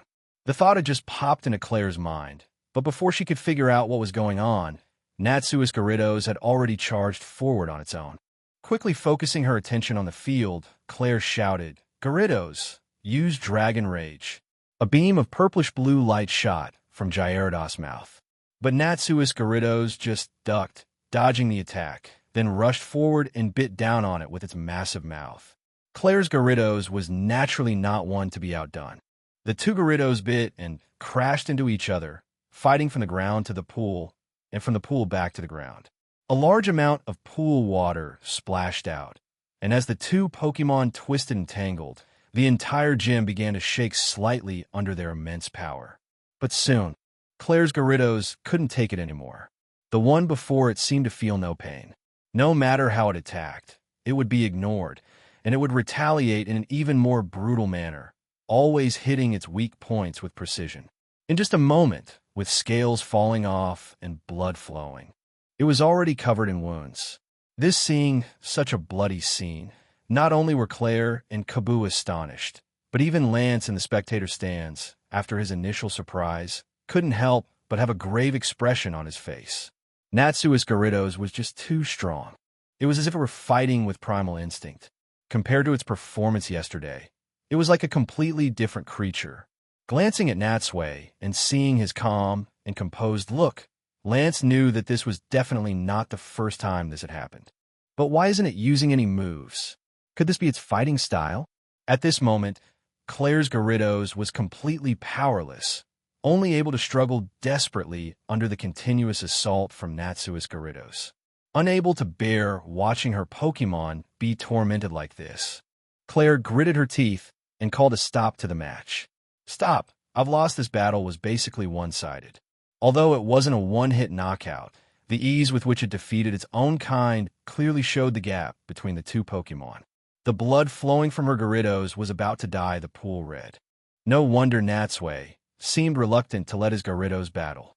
So this was the reason Claire realized this a bit too late, but it was already over. Normally, she would never surrender midway through a battle, but the fight before her forced her to set aside her dragon tamer pride and lower her noble head. Kaboo raised the green flag high. The gym challenge is over. Miss Claire concedes. The winner is Mr. Natsui. Natsui took out a Pokeball and recalled his own Gyarados, afraid that after seeing blood, it would go into a frenzy and continue to attack Claire's Gyarados. Just then, Lance came down from the stairs and walked up to them. "Well, Claire, did you lose fair and square?" Lance made a joke, but was met with Claire's silence. For Claire, this was indeed a complete and utter defeat. Especially after these last two battles, she had developed a great trauma for the move bite. Both her Altaria and her Gyarados could be said to have fallen into the massive jaws of their opponents. Turning his head to Natsui, Lance asked again, "By the way, how did you train this Gyarados of yours? Not only is its strength extremely formidable, but its presence and ferocity are the main things. I've never seen such a special Gyarados before." In fact, Natsui often wondered if his Gyarados had become like this because he had damaged its brain when it evolved, leaving it with a screw loose, so that now all it knew was to constantly tear and bite, preferring to engage in close-quarters combat. Perhaps it still has its wild nature, Natsui thought for a moment and smiled. After all, Pokémon that are caught by trainers after being trained often focus more on the power of their moves and are unwilling to trade blow for blow, rarely fighting on instinct anymore. In fact, there was one more thing Natsui didn't say. For other Pokémon, a battle was a rule-based fight, but for Gyarados, there was only ever slaughter. "I see." Hearing Natsui's explanation, Lance seemed to have an epiphany. He then said eagerly, "Right now, there's an Elite Four member standing before you. How about it? This is a rare opportunity. Do you want to have a battle with me? I've been waiting for a while now." "It'll pass," Natsui said, shaking his head and refusing without hesitation. "I don't have any plans for that at the moment. Let's wait until after the Silver Conference." Chapter 3:18.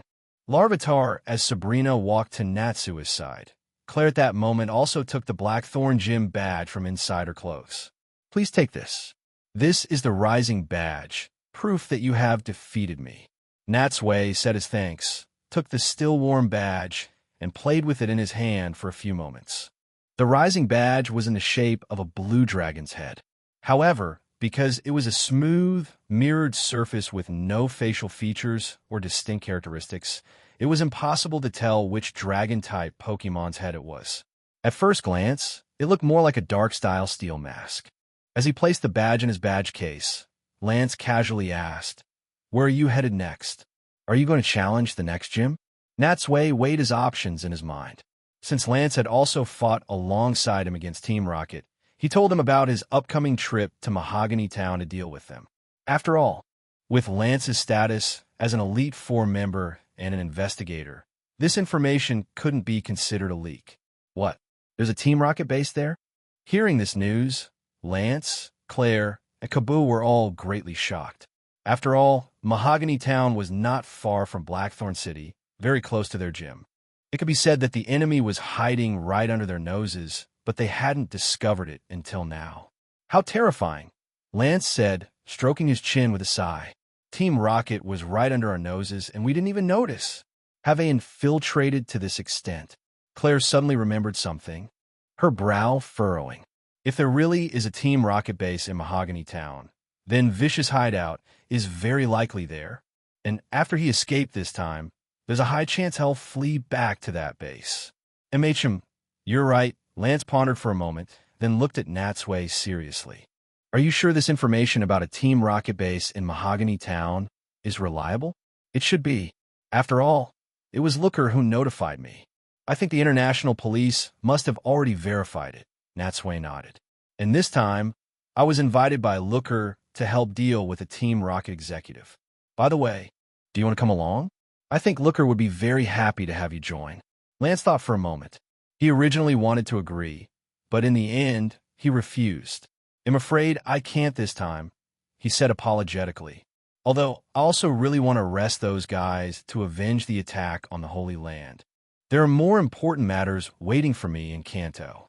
I've already been delayed here for too long and can't afford to drag it out any longer. And at this point, Lance drew out his voice and said with a smile, "And I believe that with you there, that group of Team Rocket will be no match for you. There's no need for me to get involved."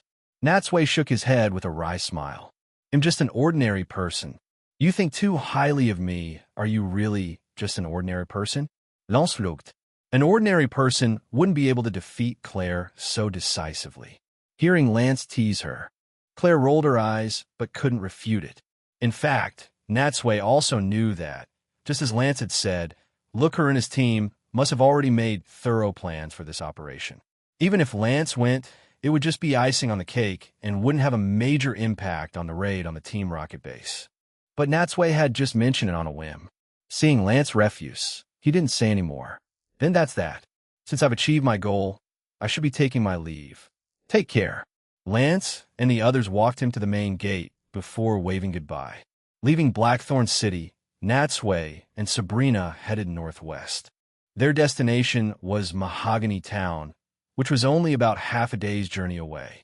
But this time, Natsui didn't take the same route back through the ice path. Instead, he chose to cross the mountains, taking the less rugged mountain road on the surface. Counting the time, although there were still a few days left before his 10-day appointment with Looker, and he had plenty of time, Natsui was no longer in the mood to wander around other places. After all, with a big battle imminent, his mood had also settled down. With the sun overhead, he had Charizard carry their luggage and soar in the sky, while he and Sabrina traveled light with just small backpacks. As they left the mountain-enclosed Blackthorn City, the forests on both sides of the road became sparser. The two walked side by side, talking and laughing, just like a couple in love on an outing. However, although going downhill was much easier than going up, as anyone who has walked it knows, because your center of gravity is forward and you have to pay attention to the path under your feet, it is still very tiring. And indeed, after walking for just over an hour, Sabrina's clothes were already soaked with sweat. Fortunately, this mountain road was not steep. They walked and stopped, treating it as sightseeing. And just as they were about to leave the mountains, among a pile of rubble at the foot of a cliff, Natsui keenly spotted a Pokemon flash by. Huh? What's that? He turned his head and saw a small, grayish-green Pokemon rummaging through the pile of rocks, as if looking for food like mushrooms. It's a Larvitar. Natsui recognized it at a glance. Seeing Natsui take out his Pokédex from his pouch, Sabrina gave him a surprised look. You want to catch it? Of course, Natsui nodded. Just like Dragonite, its evolution, Tyranitar, is extremely powerful, a pseudo-legendary level of strength. Pseudo-legendary? Sabrina hadn't played the Pokemon games and naturally didn't know the meaning of pseudo-legendary. But seeing Natsui rarely prepare to catch a Pokemon, she couldn't help but size it up. This was the first time she had seen a Larvitar. Larvitar had a long, blunt horn on its head, its eyes were red, its arms were short, and each of its feet had a single toe. Its abdomen was covered with a diamond-shaped red scale armor, and the center of its tail was cone-shaped, surrounded by a plate-like structure. Although it looked a bit small, its expression was cool, and its eyes, in particular, made it seem as if it was always in a defiant mood. Unfortunately, besides Psychic-type Pokemon, no other Pokemon could arouse her interest. At that moment, Natsui quietly approached the Larvitar. Before it could notice him, he pointed his Pokédex at it. Pokédex, beep. Larvitar, the rock-skinned Pokemon. A rock ground type. It is said that Larvitar is born deep underground and grows by feeding on the nutrients in the soil. It eats soil as it makes its way to the surface where its parents are. And after eating about a mountain's worth of soil, it will become a pupa on the ground and begin to sleep in order to grow. To be honest, this was the first time Natsui had seen such strange information. Eating soil, that must be a joke, right? Chapter 319. The 14th Pokemon Natsui moved his feet lightly, continuing to inch closer to the Larvitar. However, when the distance was close enough, even though he was extremely careful, he still alerted it. Seeing a human, the Larvitar was suddenly startled, and the next second, it turned and ran. Trying to run? No way.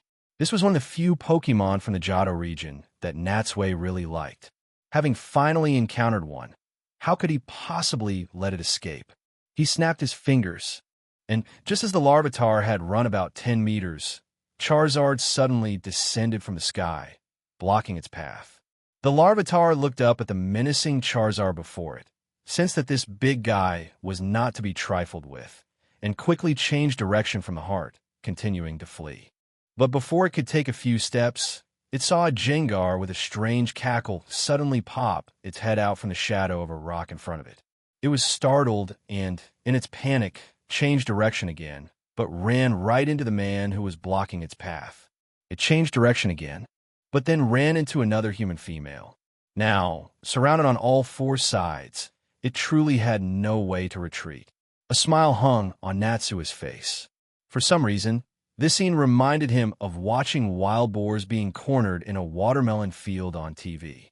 The Larvitar before him was clearly a cornered little wild boar, and, looking closely, their expressions were indeed somewhat similar. The Larvitar opened its mouth and made an intimidating sound, as if trying to scare Natsui and the others away. But it was just too small, only about 60 centimeters tall, and looked completely non-threatening. Neither Charizard, Gengar, nor Sabrina took it seriously. Larvitar, calm down, Natsui said, crouching down and speaking gently. Don't be afraid. I'm not a good person, you know. Hearing this, the Larvitar immediately bared 2 rows of sharp fangs, which made Sabrina, who was beside him, unable to hold back a chuckle. This opening line seemed somewhat familiar. Taking a Pokeball from his pouch, Natsui released his Dratini. At that moment, he truly looked like a villain, his voice full of temptation. You have only 2 choices before you. Have a battle with my Pokemon. If you lose, you will come with me from now on.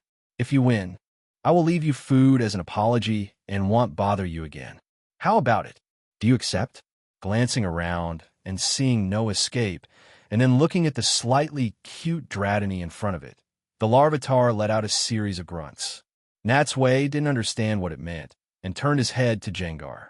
Hey, Gengar, don't just stand there. Translate for me. What did it say? Gengar shrugged. It said you can dream on. Dream on? Natsui stroked his chin, a bright smile on his face, and shook his head at the Larvitar. Unfortunately, that's not an option. I think it's quite pitiful for you to be all alone, having to run around for food. If you travel with me, you'll have food and shelter. Not only will you live in a comfortable pokeball, protected from the wind and rain, but you'll also be provided with delicious food to eat your fill every day. I guarantee your quality of life will improve dramatically. However, the Larvitar was completely unmoved and became even more vigilant. Seeing Natsui's failure, Jengar clutched its stomach and laughed heartily without any sense of decorum. Giving it a helpless look, Natsui cleared his throat and stood up. All right, the jokes are over. Since you can't make a choice, they'll take that as you agreeing to battle me. With that, he waved his hand and directly gave a command to Dratini. This capture battle is up to you. Go, Dratini. Let's see what you're made of. Dratini, who had been eager for a while, immediately charged forward. And under its assault, the Larvitar naturally wouldn't just take the hits, so it was forced to fight back. The two Pokemon crashed into each other and, in an instant, were locked in a struggle. And while they were battling, Natsui observed the Larvitar carefully from the side, with no intention of commanding. It was just a battle between two first-stage Pokemon anyway. It wouldn't cause too much of a stir. He might as well let them fight it out on their own. And after watching for a moment, he found that this Larvitar was still very weak and didn't know any advanced moves, just repeatedly using Bite and Tackle, occasionally mixing in a Rock Throw. However, compared to other wild Pokemon in their initial stage, it was slightly stronger. Otherwise, it wouldn't be surviving on its own here. But such strength still posed no threat to Dratini. And most critically, while fighting, the Larvitar would always glance at Charizard and Jengar from time to time, as if it were very afraid that these two would launch a sneak attack without any sense of honor. With its mind elsewhere, it naturally couldn't use its full strength and was increasingly at a disadvantage. After taking several attacks from Dratini, perhaps wanting to try and break through again, it used the opportunity of a tackle to push Dratini back and suddenly use Sandstorm. Having hidden this move until now, it could be said that it had a surprising effect. Yellow sand suddenly swept up, and the fine particles and pebbles kicked up by the sandstorm enveloped everyone and their Pokemon, temporarily blinding them. Seeing this, the Larvitar chose a direction and fled again. But perhaps the sound of its running was too loud. It was soon caught up by Dratini, which had shaken off the sand, and was then bound by its bind, pinned to the ground. This time, the Larvitar, out of stamina, fainted directly. Well done. Natsui first praised Dratini, then took out an empty Pokeball and threw it at the Larvitar. And at the moment, the Larvitar was enveloped in a red light. Dratini's body was also suddenly surrounded by a white light. This light, is its evolving? Come to think of it, Dratini had been with him for a long time and had fought in many battles, big and small. It was indeed time for it to evolve. The white light quickly disappeared, and a few seconds later, when Dratini reappeared before Natsui, it had transformed into the new form of Dragonair. Compared to Dratini, Dragonair's body was more slender, covered in sapphire blue scales. It had a pair of bright black eyes, a small white horn on its forehead, and two small, feathered wings on the sides of its head. Overjoyed, Natsui couldn't help but take out his Pokédex again and pointed at it. Pokédex, beep. Dragonair, the dragon Pokemon. A dragon type. Like its unevolved form, Dratini, they live in beautiful seas or lakes and are known as sacred Pokemon. Although they have no wings, they are occasionally spotted flying in the sky. They can ride the wind and ascend into the heavens by manipulating the power of the weather. They exude a mysterious aura and store a huge amount of energy in their bodies, which they can focus in the crystal-like orbs on their neck and tail to control the weather. Just then, the Larvitar's Pokeball, after flashing a few times, went out with a click. Excellent. This capture was also a success. Not only had he gotten his 14th Pokemon, Larvitar, today, but Dratini had also evolved into Dragonair. It was a double blessing, and his strength had once again been enhanced. But the number of Pokemon he was currently carrying had reached the limit, and according to the settings, he had to immediately send one back. So, who should I send back? Chapter 320. Chain reaction, he picked up Larvitar's Poke Ball from the ground. Originally, Natsui had wanted to send Gyarados back to the Sakuraji Institute to let it rest and recover in Sakuraji Park. Although sending back both Blastoise and Gyarados would leave him without a Water-type Pokemon, making his lineup even less complete, Gyarados' strength was truly off the charts. Even in a league conference, it was at an MVP level. Using it for gym battles or street fights was a complete overkill. Instead of letting it occupy a slot, it was better to send it back for now and focus his energy on training his other Pokemon, giving the others more opportunities to battle. But on second thought, since a big battle with Team Rocket was imminent, and the 3 legendary birds couldn't be easily shown, and since Mahogany Town was right next to a lake, it was a place where Gyarados was needed. Oh well, they'll send it back after the raid on the Team Rocket base with this thought. Natsui sent back Venusaur, which hadn't been in battle much lately, and was in his second tier of strength, to the Sakuraji Institute. Including Blastoise, both of these Kanto starters had relatively gentle personalities. They could look after each other in Sakuraji Park, and would surely get along well. Sigh. I still feel like the Pokemon carrying limit is not enough. Shaking his head, Natsui took out his phone and sent a message to Koharu. Natsui, I sent Venusaur back. Help me take care of it. Koharu replied almost instantly. Koharu, don't worry. Leave it to me. It'll go to the Institute as soon as I get out of school at noon and put in the park. At the end of the message, Koharu had also sent 3 emojis. Mission accomplished.jpg, salute.jpg, cute. JPG. This girl to reply was so fast that Natsui couldn't help but suspect she must have set him as a special notification. Otherwise, with her personality and it being school time, it was impossible for her to be holding her phone at all times. Mahogany Town, a town filled with an atmosphere of suspicion and fear, and also a hideout for ninjas. It was said that in ancient times, this was the hometown of ninjas, but as times changed, they slowly lost their purpose and disappeared into the river of history. Apart from people like Koga, who studied the way of the ninja, their figures were rarely seen anymore. Leaving the range of Blackthorn City, the road under their feet became flat, and the mountains had been left far behind.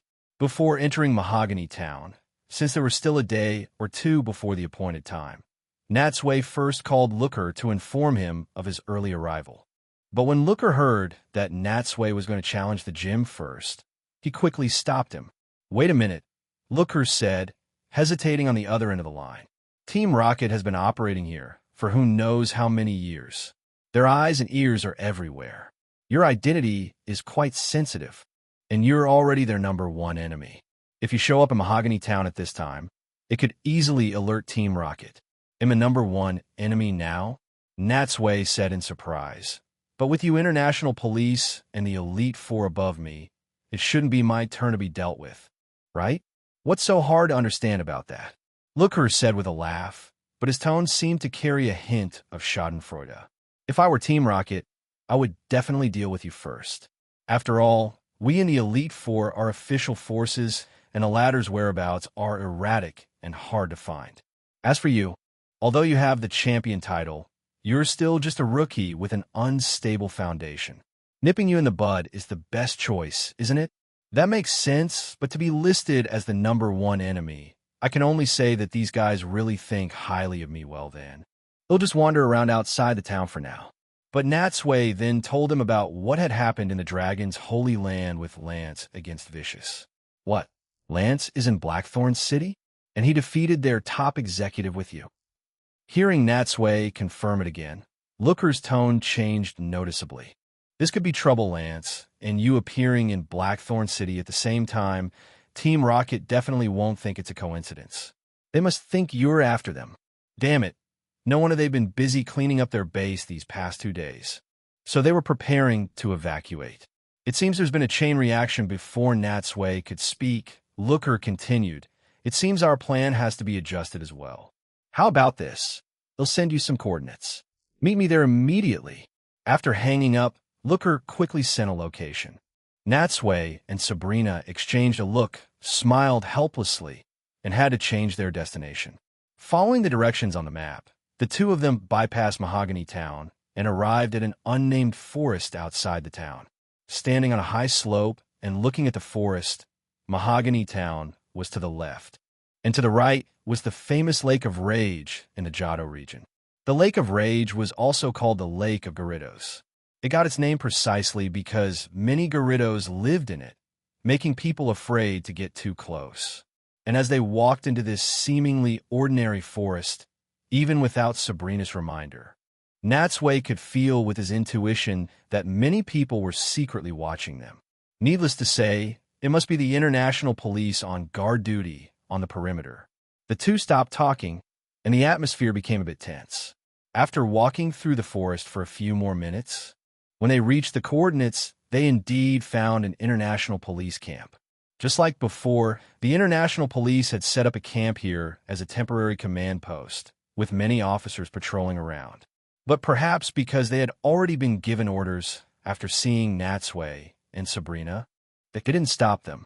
Instead, after verifying their identities, they let them directly into the camp. And before entering the camp, Natsui had already put on his Jengar mask. So it's finally come to this time again. The moment he put on the mask, it was as if his Chinibyu had taken over, and his entire demeanor changed. Although in front of Team Rocket, this mask had become useless, and everyone knew his identity, the necessary ceremony could not be skipped.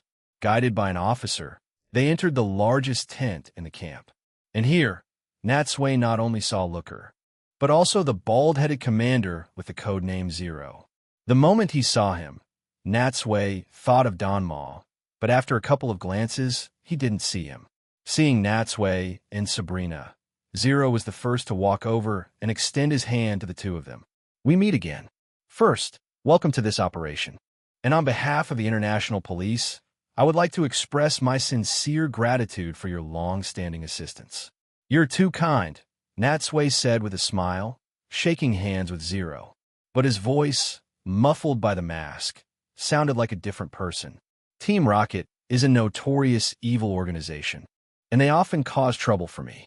And since Mr. Looker is a good friend of mine, for both public and private reasons, I wouldn't stand by and do nothing in such an operation. Chapter 321. Will and Karen Natsui greeted Looker, and just as they were talking, the tent flap was lifted, and another man and woman walked in from outside. Hearing the sound, Natsui turned his head and saw two people he had never met before. But although he had never met them, Natsui recognized them at a glance. One of them, the man, had semi-long purple hair, wore a gorgeous red and black suit, and had a half-mask covering his eyes, making it impossible to guess his exact age and giving him a very mysterious feel. The woman, on the other hand, had long, wavy, aqua-blue hair, wore a yellow tube top that exposed her midriff. Although she looked very beautiful and had a smile on her face, there seemed to be a hint of gloom in her eyes, making her look like a very cunning person. "You're here." Seeing the two of them, Looker took 2 steps forward and introduced them to Natsui. "These two are also helpers we've invited. First, on the left, is Mr. Will, who is an expert in Psychic-type Pokemon. And on the right is Ms. Karen, who is an expert in Dark-type Pokemon. So it really is Karen and Will. To think that even they have come. It seems that just like last time, the international police are taking this operation very seriously. It was known that Will and Karen were no simple characters. Not only were they outstandingly strong, but in a few years they, along with Koga and Bruno, would form the new Elite Four of the Johto region. And it was said that no one had ever seen the true face under Will's mask, as if afraid that Natsui, being a newcomer, was not familiar with these two. Looker added for him and Sabrina, "You may not know, but Will and Karen have a very high reputation in the Johto region. This time, we also went through a lot of trouble to contact them through the Pokemon League. They were specially invited to help us deal with Team Rocket." After introducing Will and Karen, Looker then pointed to Natsui and Sabrina. Following the principle of ladies first, Looker introduced Sabrina. "This is Ms. Sabrina, the gym leader of the Saffron City Gym in the Kanto region. Like Mr. Will, she's also an expert in Psychic-type Pokemon. and she herself is also a master psychic. Hearing that the cold and beautiful long-haired woman before him was Sabrina, Will's interest was immediately piqued. "So you're Ms. Sabrina." He bowed like a dapper gentleman. "It's true what they say, seeing is believing. You are as beautiful as your name, although you are far away in Kanto. You're also very famous in our Johto psychic circles. I am Will. It's a pleasure to meet you." He was all smiles, waiting for Sabrina to speak. However, after a long wait, he only saw Sabrina frown slightly, showing no intention of acknowledging him. "Huh? What's going on? Is this woman so rude? I was so polite, praising her beauty and her strength. At the very least, she should have greeted me in a friendly manner, right?" After another 2 seconds of stunned silence, he suddenly remembered that besides being a powerful psychic, Sabrina was also famous for her Ice Queen image and being difficult to approach. His body stiffened, and under the half-smiling gazes of the others, he could only awkwardly straighten his back. Clearing his throat, Looker pretended not to have seen anything and casually pointed to Natsui. "All right, and the one beside, Miss Sabrina, is a good friend of mine." His name is Na. Looker was halfway through his sentence when Natsui suddenly interrupted him with a wave of his hand. He adjusted his mask and said in a voice full of Chinibu flair, "Hello, my code name is Player. It's a pleasure to meet you. You're doing this again." Hearing Natsui introduce himself like this, Looker slapped his forehead, completely speechless. Even Sabrina unnaturally averted her gaze. Is this never going to end? The moment he puts on that mask, it's like he becomes a different person. Player? Hearing this code name, both Will and Karen were taken aback. Will looked at the man whose face was even more covered than his own and expressed great shock at his code name. Karen, on the other hand, looked Natsui up and down with great interest and asked with a chuckle, "Player? As in a character's name in a game?" "That's right. Why would you choose a name like that?" Natsui grinned. "Peel away the clouds and mist to see reality. This world is actually just a never-ending game, and we are nothing but a piece of data in it." An interesting way of putting it. For some reason, hearing such an obviously absurd joke, Karen nodded seriously. "To me, this world is indeed like a playground. And to be honest, compared to Mr. Looker's code name, I find yours to be much more normal. All right, let me reintroduce myself. I am Karen. I love Dark-type Pokemon. They're strong and wild. And I love their wicked image and powerful, dark strength the most." She's gone. This woman's mind is broken. I'm just pretending to be a Chinibu, but this woman is genuinely not normal. Will struck a flamboyant pose and said, "Let me also reintroduce myself. My name is Will, a magician who travels the world, training day and night with psychic-type Pokemon." With that, he waved his hand and, out of thin air, produced a vibrant rose, which he then held in his mouth. But unexpectedly, this gesture made the tent fall into an awkward silence again. Seeing that the group was now somewhat acquainted, Zero, who had been on the side, cleared his throat, drawing their attention to himself. "Let's get back to business. I have gathered you all here to announce an urgent situation." Hearing him say this, the atmosphere in the tent became solemn, and everyone dropped their jokes and became serious. Looking at Zero, Karen asked in a deep voice, "Why have we assembled ahead of schedule? Has something happened?" Glancing at Natsui, without changing his expression, for various reasons, Zero did not reveal the reason. There has indeed been a change in the situation. Team Rocket has begun to evacuate, so we must act immediately. Looker went to the strategy board and called the group over to assign them their respective tasks. This time, we will also split up. Mr. Will and Ms. Karen will lead a team of international police to raid a shop in Mahogany Town. Although the shop may not look like much, it is an important entrance to Team Rocket's underground base. And not at this point, Looker corrected himself. And Player and Ms. Sabrina will, along with me, lead the other international police officers to raid a research base on the shore of the Lake of Rage. That is the place we are most concerned about.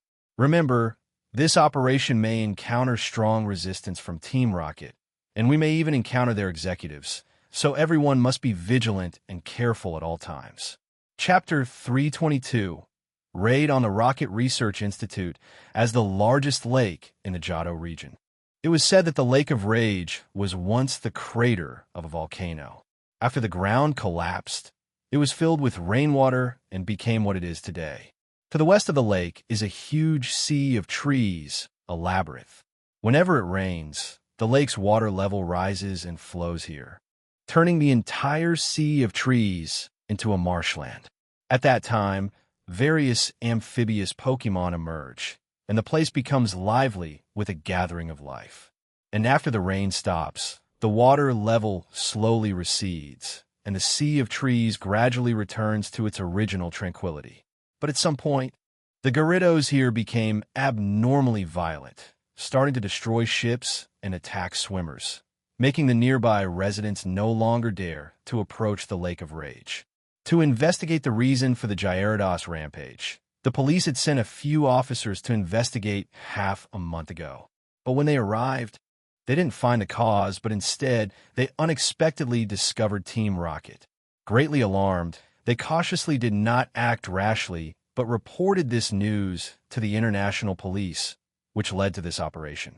Under Looker's leadership, Natsui, Sabrina, and a team of international police arrived at a hillside not far from the Team Rocket base. They hid behind the hill and looked towards the lakeshore. A large clearing had been made in the originally dense forest, and Team Rocket's secret base had been built here. From a distance, the base was quite large. At its center was a 3-story, modern-looking research institute. Beside it were facilities like a signal tower, warehouses, and a power station. They had even built a small pier for easy access to the Lake of Rage. With such thorough preparations, it seems Team Rocket plans to establish a long-term presence here. Unfortunately for them, today is the day of their demise. When Natsui and the others arrived, many Team Rocket grunts were already moving boxes of items out of the warehouses and loading them onto trucks, as if preparing to evacuate. But from the looks of it, they were not in a hurry to leave. "This is the best we could have hoped for in a bad situation," Looker said, letting out a sigh of relief. "It's been over a day since you and Lance appeared in Blackthorn City. Since nothing has happened in that time, they've probably realized it was just a coincidence. And the fact that they're still packing up supplies now is just them preparing for the worst while also observing the situation." Natsui nodded. Looker's mind was clear, and his analysis was very reasonable. Just then, Sabrina suddenly tugged on Natsui's sleeve. Natsui followed her gaze and immediately saw Vicious. "He's really here." The man was still riding his mechanical spider. However, from the looks of it, he seemed to be preparing to leave the base. "Is he going to hunt other Pokemon again?" "It's Vicious," Natsui said in a low voice. "He's about to leave. Should we capture him now?" Looker also looked at Vicious and, after a moment's thought, said in a deep voice, "Let's not worry about him for now. Just send someone to follow him. Our men have not yet completed the encirclement.